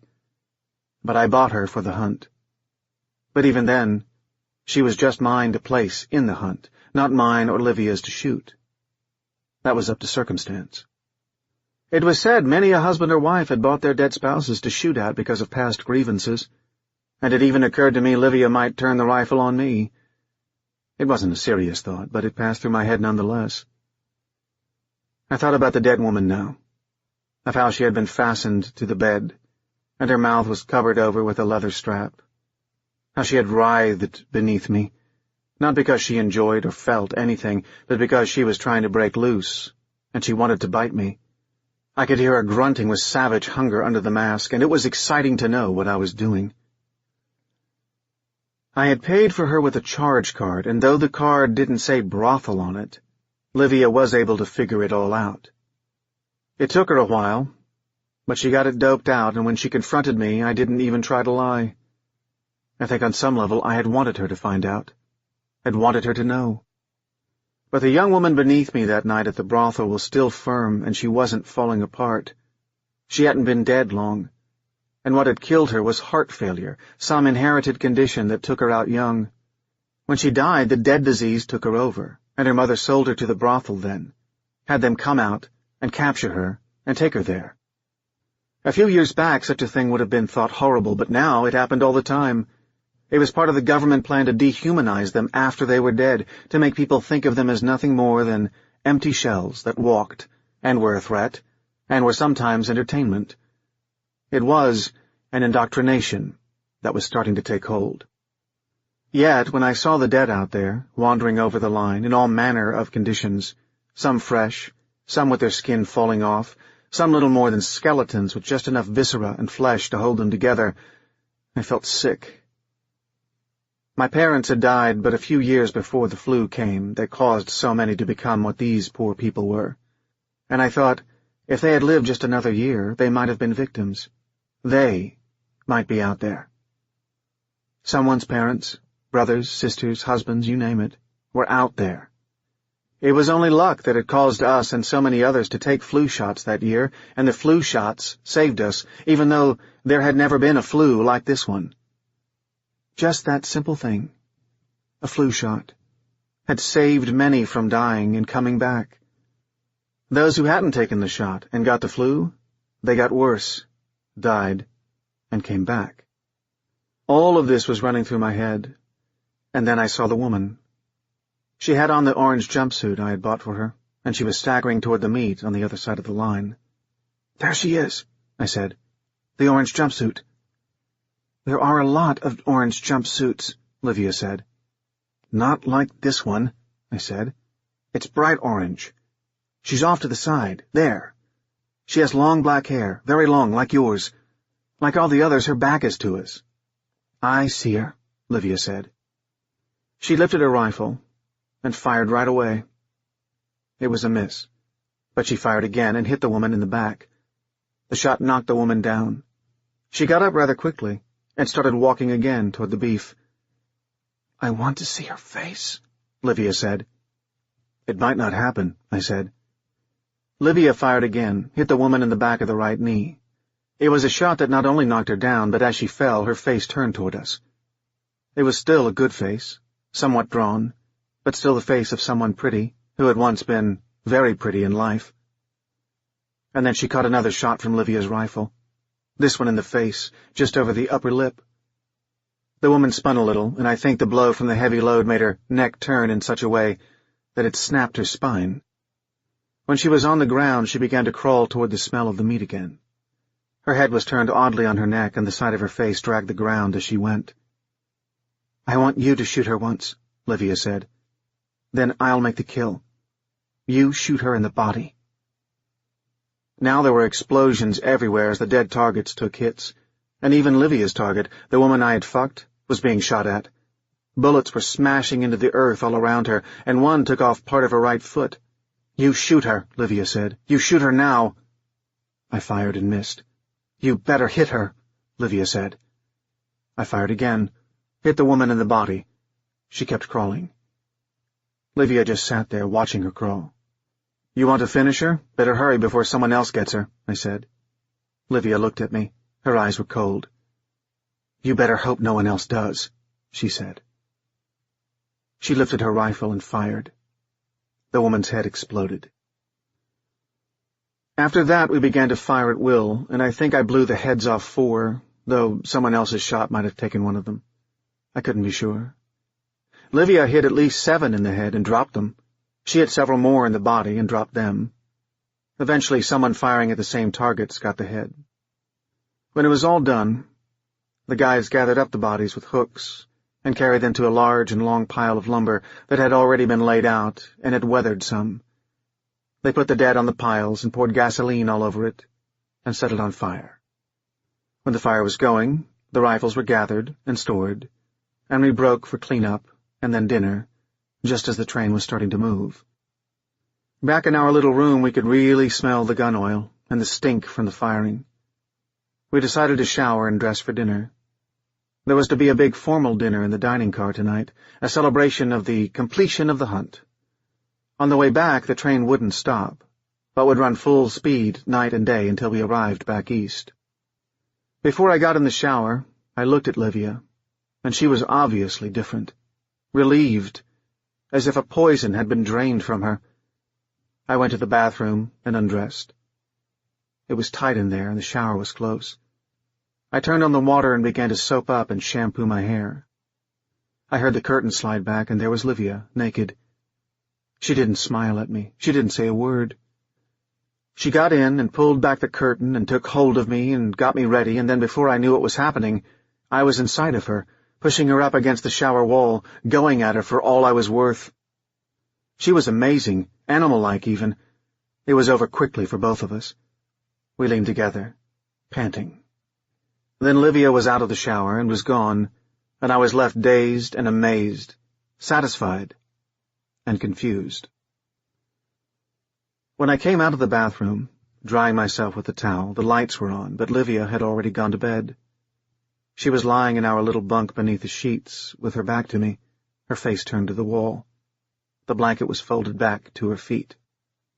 I was about to put on my pajamas when she said, without turning toward me, "Don't bother with your pajamas. Put out the light and come to bed." I did. And we did.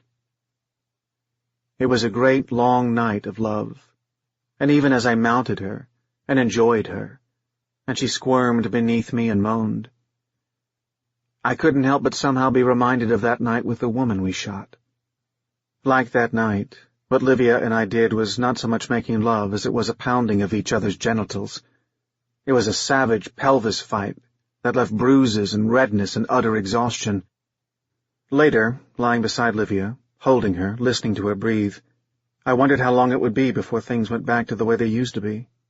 Not just how we could be together without the thing I had done not hanging before us in the air, but with sex as well. How long before it became mild again, as common as a subway ride, and as boring. I thought of that, and I thought of the strange time I had had with the dead woman in a room on 41st Street, and I told myself that such a thing couldn't happen again. But I knew, too, that while Livia and I had been at it this night, when I closed my eyes, it was not Livia I saw. It was the dead woman I imagined beneath me. What in hell were the desires of man? No profound revelation presented itself in answer to my question. I closed my eyes and thought about many things, but mostly I thought about that dead woman, and how she had been, and how it had been to shoot her today, and how it had made Livia and me fill up with the lava of passion. I tried to think of Livia and our life, and how much I loved her, but in my mind all I could see was that dead girl being screwed by me, or shot by us, and the fast train fled eastward. Bit Rot by Charles Stross. Hello? Do you remember me? If you are reading this text file and you don't remember me, that's Lilith Nakamichi, 47. Then you are suffering from bit rot. If you can see me, try to signal. I'll give you a brain dump. If I'm not around, chances are I'm out on the hull scavenging for supplies. Keep scanning, and wait for me to return. I've left a stash of feedstock in the storage module under your bunk. To the best of my knowledge, it isn't poisonous, but you should take no chances. If I don't return within a couple of weeks, you should assume that either I'm suffering from bit rot myself, or I've been eaten by another survivor.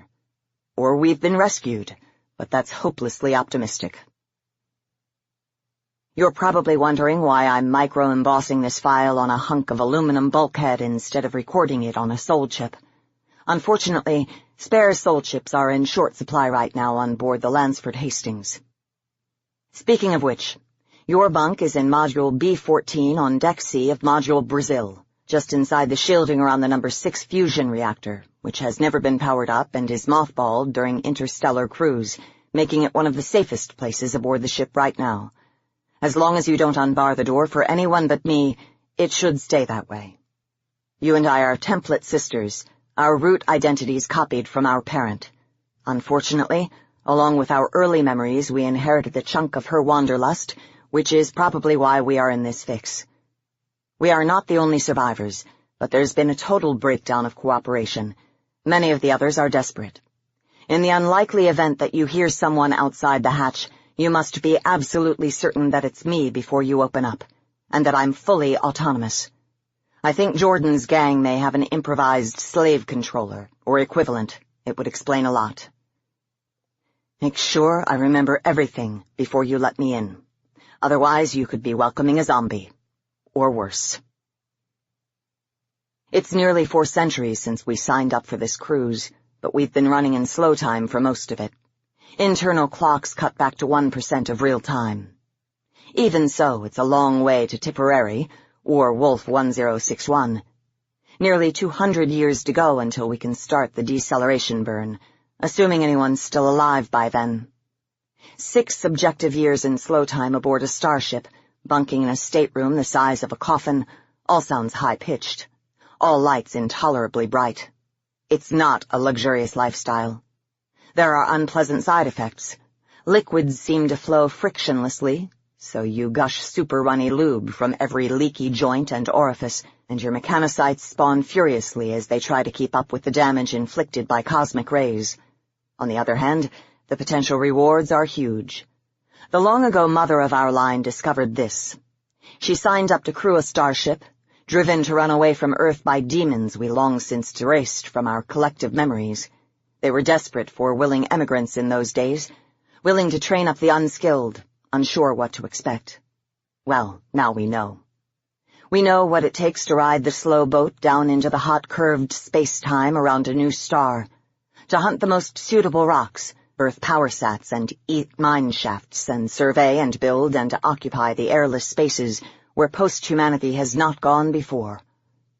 When it amused her to spawn us, our line matriarch was a wealthy dowager, her salon a bright jewel in the cultural hub of Tau City's inner belt society. But she didn't leave us much of her artful decadence. She downloaded her memories into an array of soul chips, artfully flensing them of centuries of jaded habit and time-worn experience, to restore some capacity for novelty in the universe. Then she installed them in new bodies and summoned us to a huge coming-out ball. Daughters, she said, sitting distant and amused on a throne of spun carbon dioxide snow. I'm bored. Being old and rich is hard work. But you don't have to copy me. Now fuck off and have adventures and don't forget to write. I'd like to be able to say we told her precisely where to put her adventures by proxy, but we didn't. The old bat had cunningly conditioned us to worship her, at least for the first few decades. Which is when you and I, sister of mine, teamed up.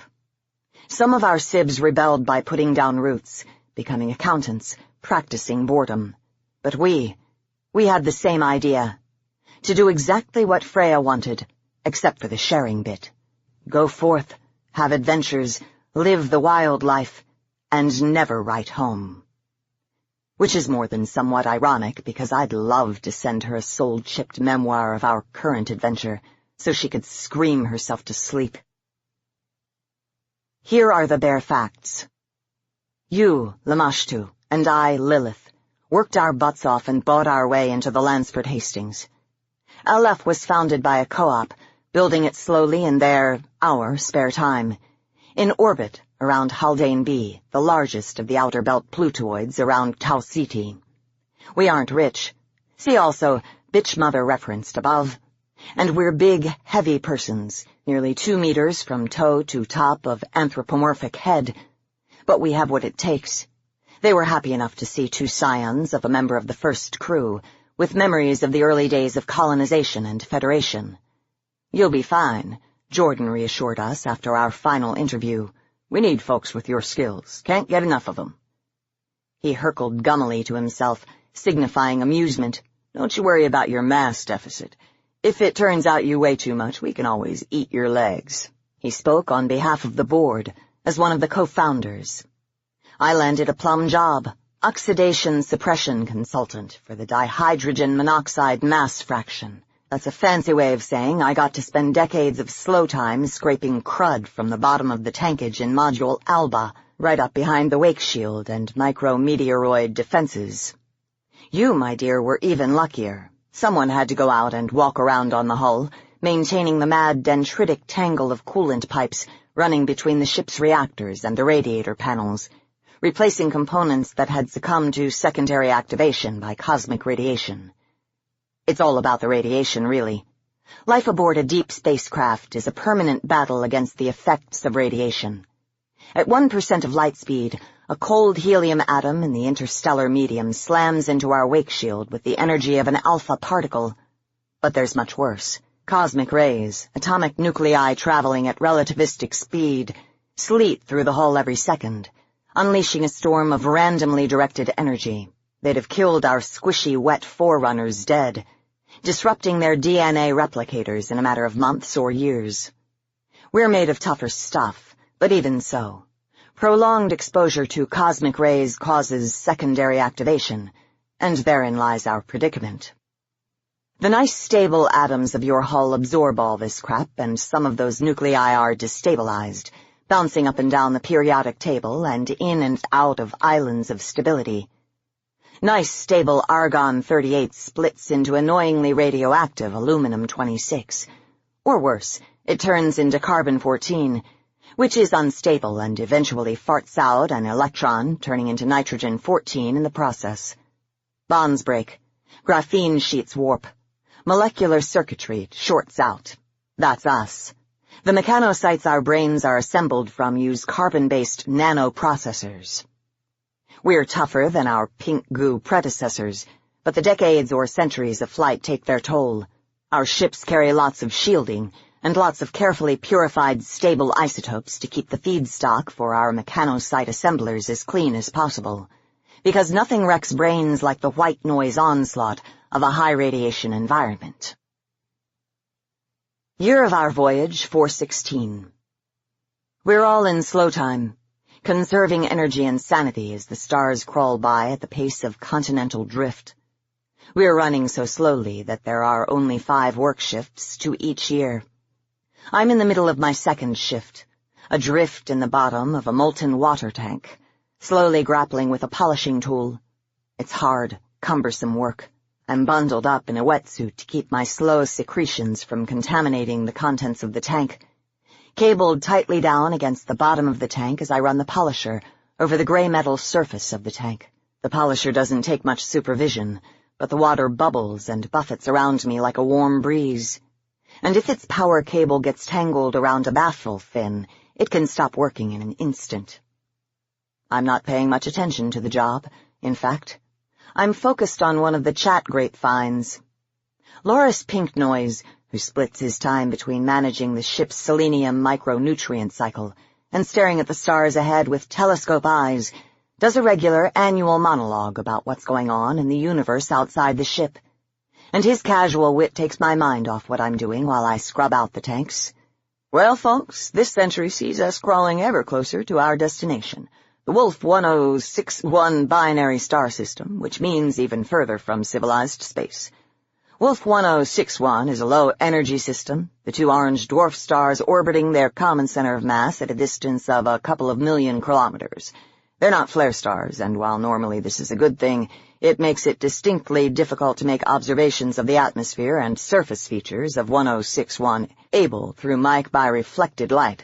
The primaries are so dim that even though our long baseline interferometer can resolve 100-kilometer features on the inner planets back in Sol system, we can barely make out the continents on Echo 1 and Echo 2. Now those continents are interesting things, even though we're not going to visit down the gravity well anytime soon. We know they're there, thanks to the fast flyby report, but we won't be able to start an actual survey with our own eyes until well into the deceleration stage, when I'll be unpacking the— Loris's voice breaks up in a stuttering hash of dropouts, and the lights and the polisher stop working. The Lansford Hastings is a starship, one of the fastest mecha ever constructed by the bastard children of post-humanity. From one angle, it may take us centuries to crawl between stars, but there's another perspective that sees us screaming across the cosmos at 3,000 kilometers per second. On a planetary scale, we'd cross Sol system from Earth orbit to Pluto in less than 2 weeks, Earth to Luna in under 5 minutes. So one of the truisms of interstellar travel is that if something goes wrong, it goes wrong in a split instant, too fast to respond to, except when it doesn't, of course. When the power went down, I do what anyone in my position would do. I panic and ramp straight from slow time up to my fastest quick time setting. The water around me congeals into a gelid, viscous impediment. The plugs and anti-leak gaskets I wear abruptly harden, gripping my joints and openings and fighting my every movement. I panic some more and begin retracing my movements across the inner surface of the tank towards the door. It isn't completely dark in the tank. A very dim blue glow comes from the far side, around the curve of the toroid, bleeding past the baffles. It's not a sight one can easily forget. Cherenkov radiation, the glow of photons emitted by relativistic particles tunneling through water, slowing. I crank up the sensitivity of my eyes, call on skin sense for additional visuals as panic recedes, replaced by chilly fear. All the regular shipboard comms channels have fallen silent. Almost a minute has passed. Can anybody hear me? I call in quick time over the widecast channel Loris was so recently using. What's happening? I'm in the alba mass fraction tankage. Help! It's an answering voice. Who's there? I'm in the gyro maintenance compartment in Brunei. What's going on? I've got a total power loss, but everything's glowing. A growing chorus of frightened voices threatens to overload the channel. Everyone who's answering seems to be at this end of the ship, up close behind the wake shield, and ramped up to quick time. At least, I hear no replies from persons in the cargo modules, or down near the drive cluster or radiators. Anyone still in slow time won't be beginning to reply for minutes yet. The menacing blue glow fades as I swim towards the fore inspection hatch. Then, in a soundless pulse of light, the backup lamps power up, and a shudder passes through the ship as some arcane emergency maneuvering system cuts in and starts the cumbersome job of turning the ship minutes too late to save us from disaster. "Hello, peeps," drones Loris Pinknoise, our astrophysics philosopher. He's still coming up to speed. He sounds shaken. "Well, that was something I never expected to see up close and personal." I pause, an arm's length below the hatch. Something odd flickers in a corner of my eye, laser sharp. Again, in my other eye. And my mandibular tentacle, my tongue, stings briefly. Odd, I think, floating there in the water. I look down into the depths of the tank, but the emergency lights have washed out the Cherenkov glow, if indeed it's still there. And there's another of those odd flickers, this time right across my vision, as if someone's flickered a laser beam across the surface of my optical sensor. More chatter. Then Loris again. "We just weathered a big radiation spike, folks. I'm waiting for the wide-angle spectrophotometer to come back online. It's overloaded. In fact, the spike was so sharp it generated an EM pulse that tripped every power bus on this side of the hull. Here we come? We took lots of soft gamma radiation and a bunch of other stuff. While he's speaking, the tank's circulation pumps start up. Around me, the ship shakes itself and slowly comes back to life in the wake of its minutes-long seizure. A chatter of low-level comms start up in the back of my head, easy to screen out. I don't believe anybody's ever seen anything like that before, folks. Not seen it and lived to tell anyway. It looks like... I'm reviewing the telemetry now. It looks like we just got whacked by a gamma-ray burster. I think we lucked out. We're still alive. I'm triangulating now. There's a candidate in the right direction, about 9,000 light-years away, astern, and about 15 degrees off-axis, and... oh yes. I just looked at it, folks. There's an optically visible star there, about 20 magnitudes brighter than the catalog says it should be. Wow, this is the astronomical find of the century. I have an itchy feeling in my skull. I shut out Loris's prattle, turn inwards to examine my introsense, and shudder. A startling number of my mechanocytes are damaged. I need tech maintenance. My feet are particularly affected, and my right arm, where I reach for the hatch. I do a double take.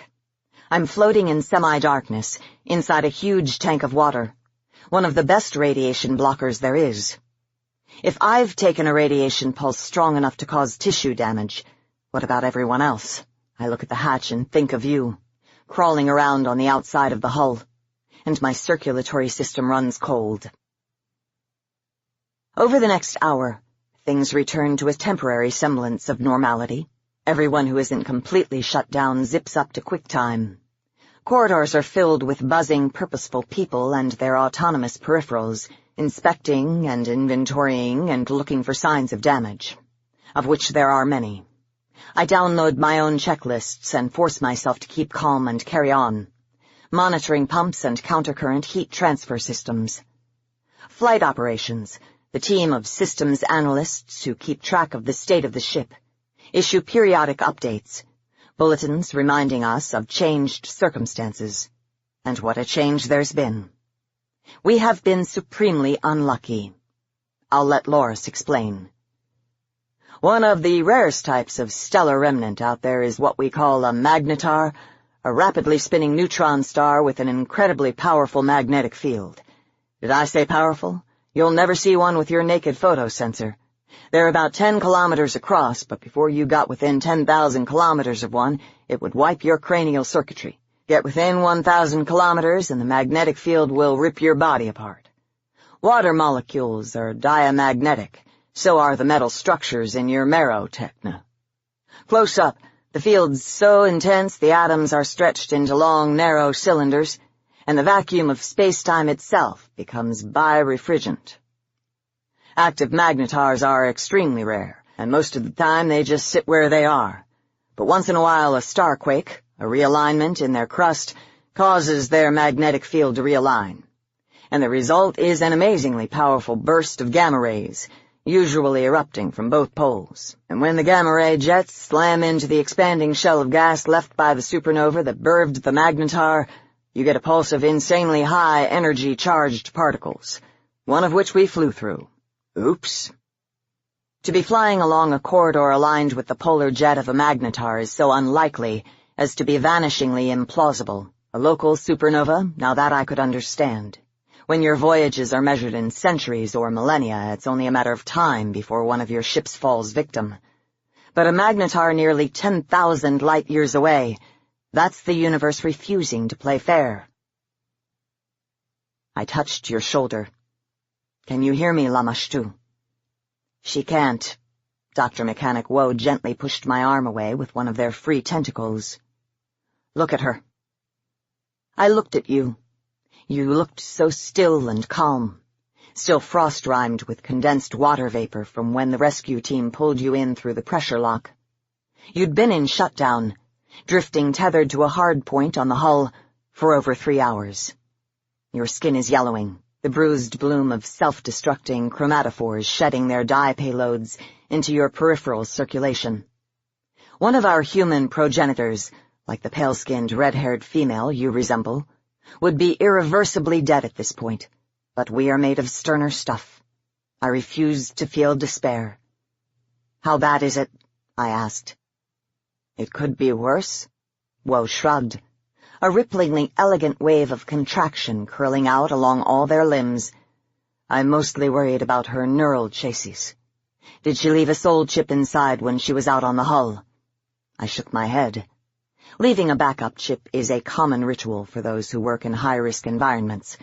But you spent so long outside that you'd run the risk of diverging from the map of your memories. She was wearing a chip in each of her sockets. You could try checking for them. Can you do a reload from chip? Only if I could be absolutely certain it wasn't corrupted. Otherwise I'd risk scrambling the contents of her head even worse. No, Lilith, leave your sister to me. We'll do this the slow way. Start with a full marrow replacement, then progressively rebuild her brain while she's flatlined. She should be ready to wake up after a month of maintenance downtime. Then we can see if there's any lasting damage. I saw the records, sister. You were on the outside of the hull, on the wrong side of the ship. You were exposed to almost 30,000 grays of radiation. The skin on your left flank, toughened to survive vacuum and cosmic radiation, was roasted.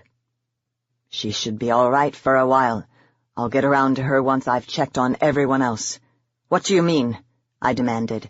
Who else was outside the hull? Isn't she the most urgent case? The doctor's dismay was visible.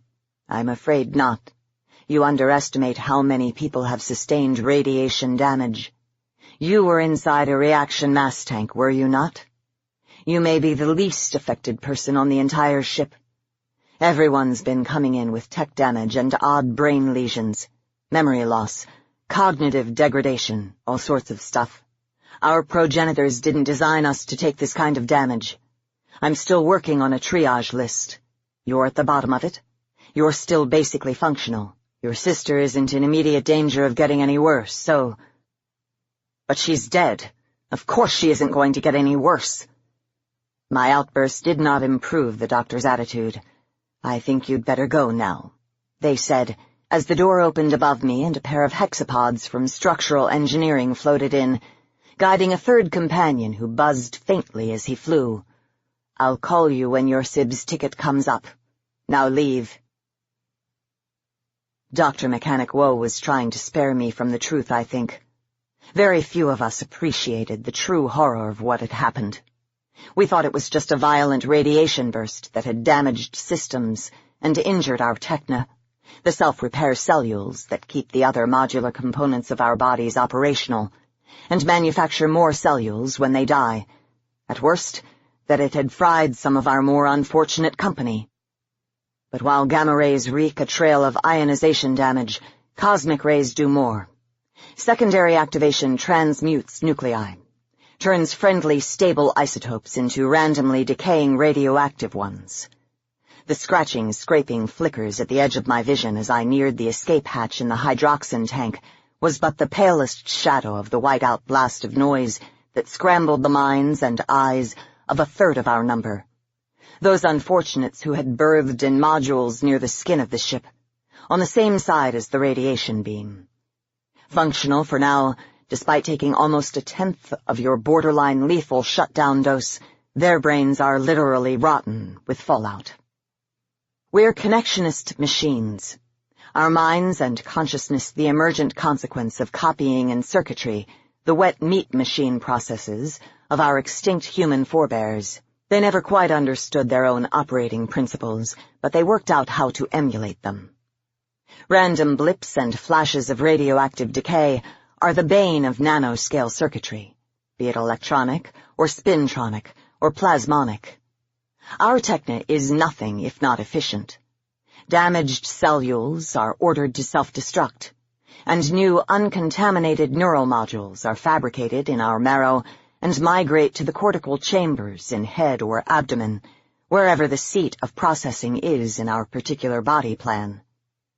But what if all the available molecular feedstock is contaminated with unstable isotopes? 2 months after my visit, Dr. Engineer Woe called me from the sick bay. I was back in the mass fraction tank, scraping and patching and supervising. The job goes on until all fuel is spent. At 1/10 of real-time, Rather than my normal deep slow time, I could keep an eye on developments while still doing my job without too much tedium. As disasters go, this one crept up on us slowly. In fact, I don't believe anyone, except possibly Dr. Engineer Woe and their fellow mechanocyte tinkers and chirurgeons, has any inkling of it at first. Perhaps our response to the radiation storm was a trifle disjointed and slow. An increase in system malfunctions, growing friction and arguments between off-shift workers. Everyone was a bit snappy, vicious, and a little stupid. I gave up listening to Loris Pink Noise after he interrupted a lecture on the evolution of main sequence stars to launch a vicious rant at a member of his audience for asking what he perceived to be a stupid question. I didn't think it was stupid anyway. The chat streams were full of irritation. Withdrawal into the tank was easy, so I was taken by surprise when Woe pinged me, "Lilith, if you would come to Bay D16 in Brazil, I have some news about your sister that I would prefer to deliver in personal proximity." That caught my curiosity. So for the first time in a month, I sped up to real time, swam up towards the hatch, poked my way out through the tank meniscus, and kicked off along the corridor. I noticed at once that something was wrong. A couple of the guideway lights were flickering, and one of them was actually dark. Where were the repair crews? Apart from myself, the corridor was deserted. Halfway around the curve of the tunnel, I saw something lying motionless against a wall. It was a remora, a simple-minded surface-cleaning creature, a true robot in the original sense of the word. It hung crumpled beside a PowerPoint. Thinking it had run into difficulty trying to hook up for a charge, I reached out for it and recoiled. Something had punched a hole through its carapace with a spike right behind the sensor dome. Peering at it, I cranked my visual acuity up to see a noise-speckled void in place of its fingertip-sized cortex. Shocked, I picked up the pathetic little bundle of plastic and carried it with me, hurrying towards my destination. Barreling through the open hatch into the dim-lit sick bay, I saw Dr. Engineer Woe leaning against a surgical framework. "Doctor," I called, "someone attacked this remora. I found it in the B-zone accessway. Can you—" I stopped. The sick bay was lined on every wall and ceiling with the honeycomb cells of surgical frames, the structures our mechanics use in freefall in lieu of an operating table. They were all occupied, their patients staring sightlessly towards the center of the room, xenomorph and anthrop alike unmoving. Woe turned towards me slowly, shuddering. "Ah, Lilith." Its skin was sallow in the luciferin glow. "You've come for your sister." "What's—" A vestigial low-level swallow reflex made me pause. "What's happened? What are all these people doing here?" "Take your sister, please." Woe rolled sideways and pushed two of the frames aside, revealing a third, sandwiched between them. "I recognized you by the shape of your head, but there was something odd about your thorax. In the twilight, it was hard to tell. You'd better get her back to your module. I've done what I can for her without waking her. If and when you start her up, she's going to be hungry. What you do about that is up to you. But if you want my advice, you won't be there when she comes to. If experience is anything to go by." I noticed for the first time that Woe was not only ill. One of its tentacles was truncated, the missing tip protected by a neatly applied occlusive caul. "What happened to your—" "The bit rot has affected a third of us, Lilith. You're one of the lucky ones. There's nothing better than a thick blanket of water for cosmic ray shielding." "Bit rot?" I still didn't understand what was happening to us. "Radiation-induced dementia. You may not be familiar with the condition.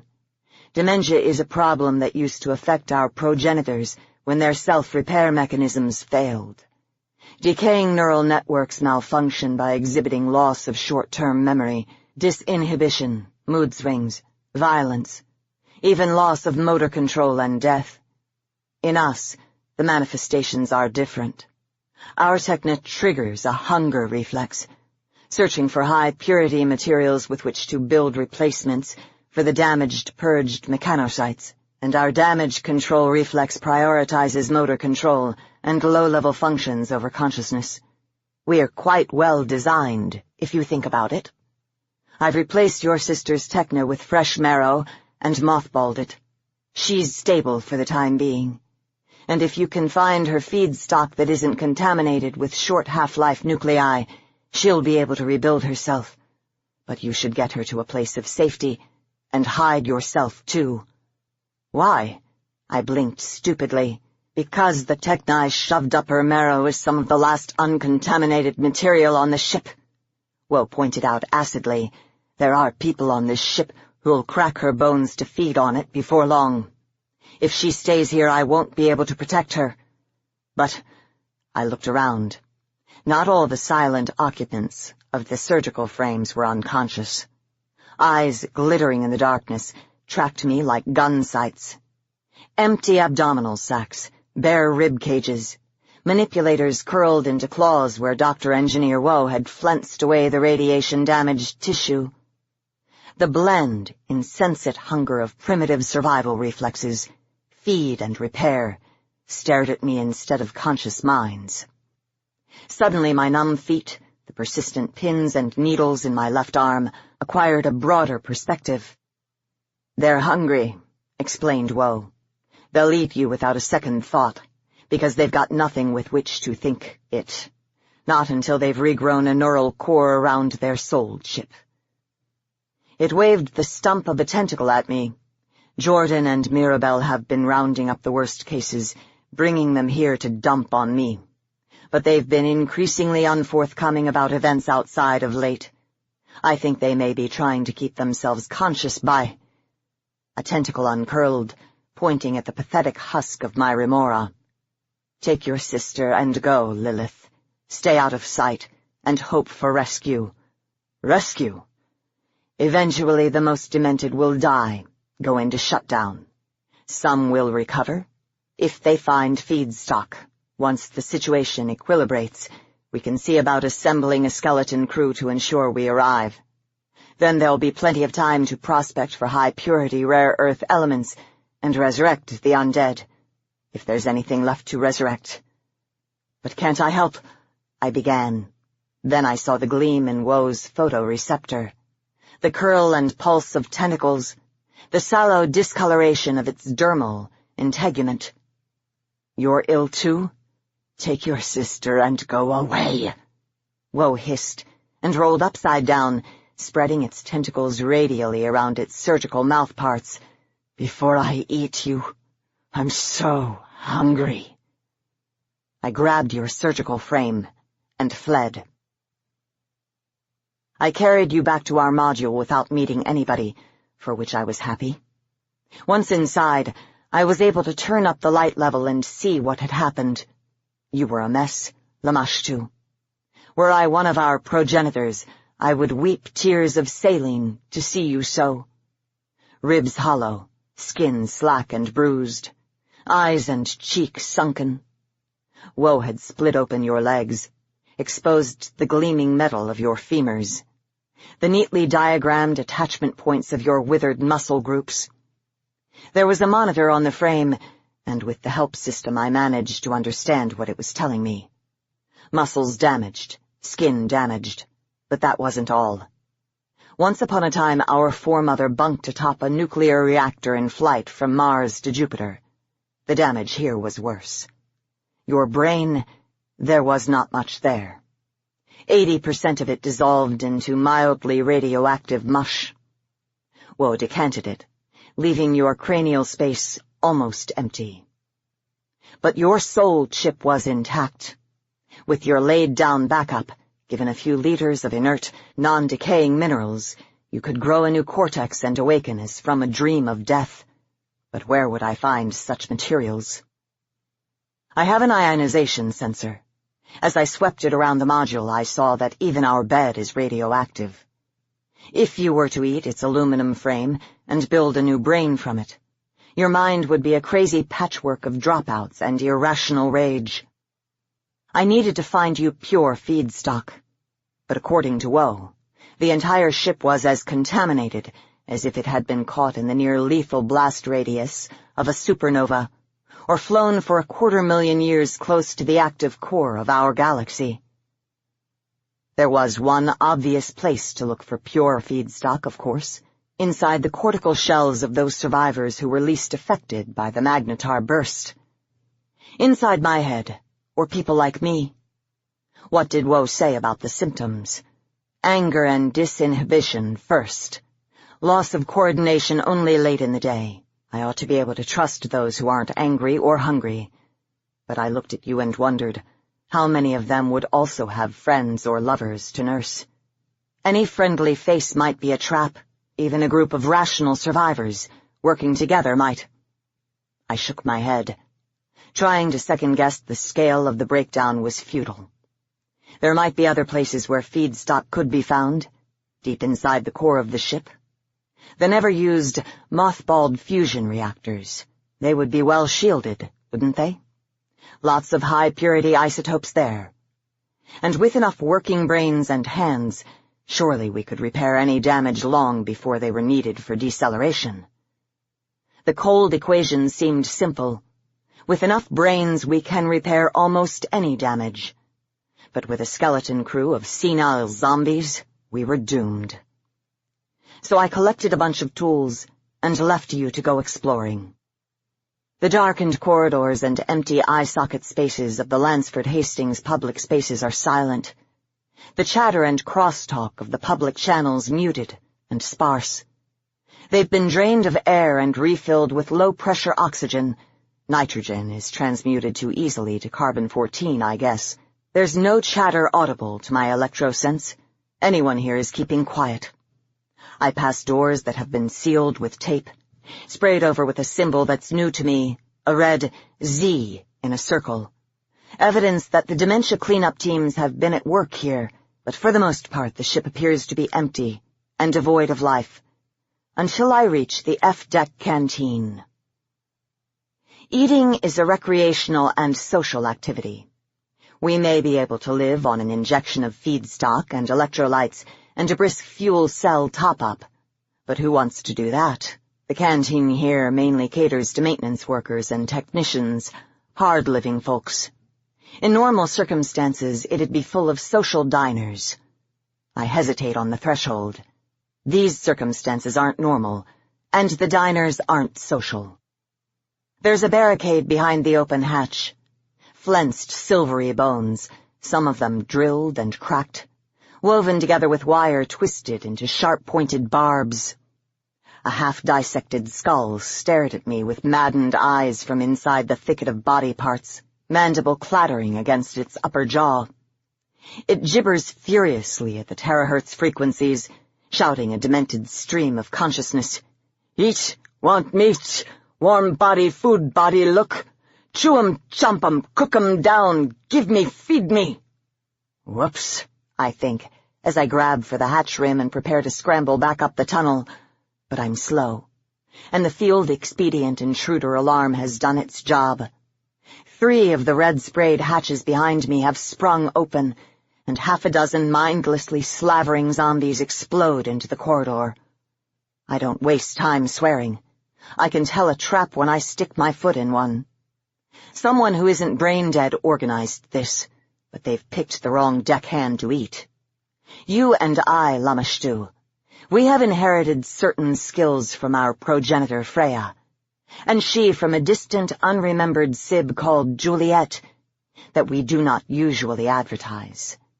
They come in handy at this point. Our killer reflexes. Hungry but dumb, the zombies try to swarm me, mouthparts chomping and claws tearing. I raise my anti-corrosion implement, spread the protective shield, and pull the trigger. Chlorine triofluoride will burn in water, scorch rust. What it does to robot flesh is ghastly. I have a welding lamp, too, an X-ray laser by any other name. Brief screams and unmodulated hissing assault me from behind the shield, gurgling away as their owners succumb to final shutdown. The corridor cleared. I turn back to the barricade. "This isn't helping," I call. "We should be repairing the—" A horrid giggle triggers my piloerectile reflex, making the chromatophores in the small of my back spike up. Meaty, spirited, clean thinking. The voice comes from behind the barricade, which has fallen silent, eyes clouded. Jordan, is that you? It's Lilith Longshanks. Bet there's lots of eating on those plump buttocks of hers. What do you say, my pretties? An appreciative titter follows. I shudder, trying to work out if there's another route through to the reactor control room. I try again. You've got to let me through, Jordan. I know where there's a huge supply of well-shielded feedstock we can parcel out. Enough to get everyone thinking clearly again. Let me through and... I trail off. There is another route, but it's outside the hull. It's your domain, really. But if I install one of your 2 soul chips, gain access to your memories, I can figure it out. I don't think so, little buffet. The charnel head shudders as something forces itself against it from the other side. Something big. If Jordan has been eating, trying desperately to extract uncontaminated isotopes, what has he done with the surplus? Where has he sequestered it? What has he made with it? In my mind's eye I can see him. A cancer of mindlessly expanding, reproducing mechanocytes, governed by a mind spun half out of control, lurking in a nest of undigestible leftovers as he waits for food. I look at the bulging wall of bones, and my nerve fails. I cut the Teflon shield free, cover my face, and launch myself as fast as I can through the floating charred bodies that fill the corridor, desperate to escape. Which brings us to the present, Lamashtu, sister mine. I've got your soul, half of it, loaded in the back of my head. I've been dreaming of you, dreaming within you, for days now. In an hour's time I am going to take my toolkit and go outside, onto the hull of the Lansford Hastings, under the slowly moving stars. I'm going to go into your maze and follow the trails of pipes and coolant ducts, home to the number 6 reactor, and I'm going to force my way into the reactor containment firewall, and through the neutron shield. And I'm going to strip away every piece of heavily shielded metal I can get my hands on, and carry it back to you. When you're better, when you're back to yourself, and more than a hungry bag of rawhead reflexes, you can join me. It'll go faster then. We can help the others. I'm running out of wall to scribble on. Anyway, this is taking too long, and besides, I'm feeling a little hungry myself. Goodbye, sister. Sleep tight. Don't let any strangers in. This has been an Audible Studios production of Zombies, More Recent Dead, written by Paula Guerin, narrated by Sean Pratt and Marguerite Gavin. Producer, Mike Charzik. Copyright, 2014 by Paula Guerin. Production copyright, 2014 by Audible Inc. Audible Studios is a division of Audible Inc. Audible hopes you have enjoyed this program.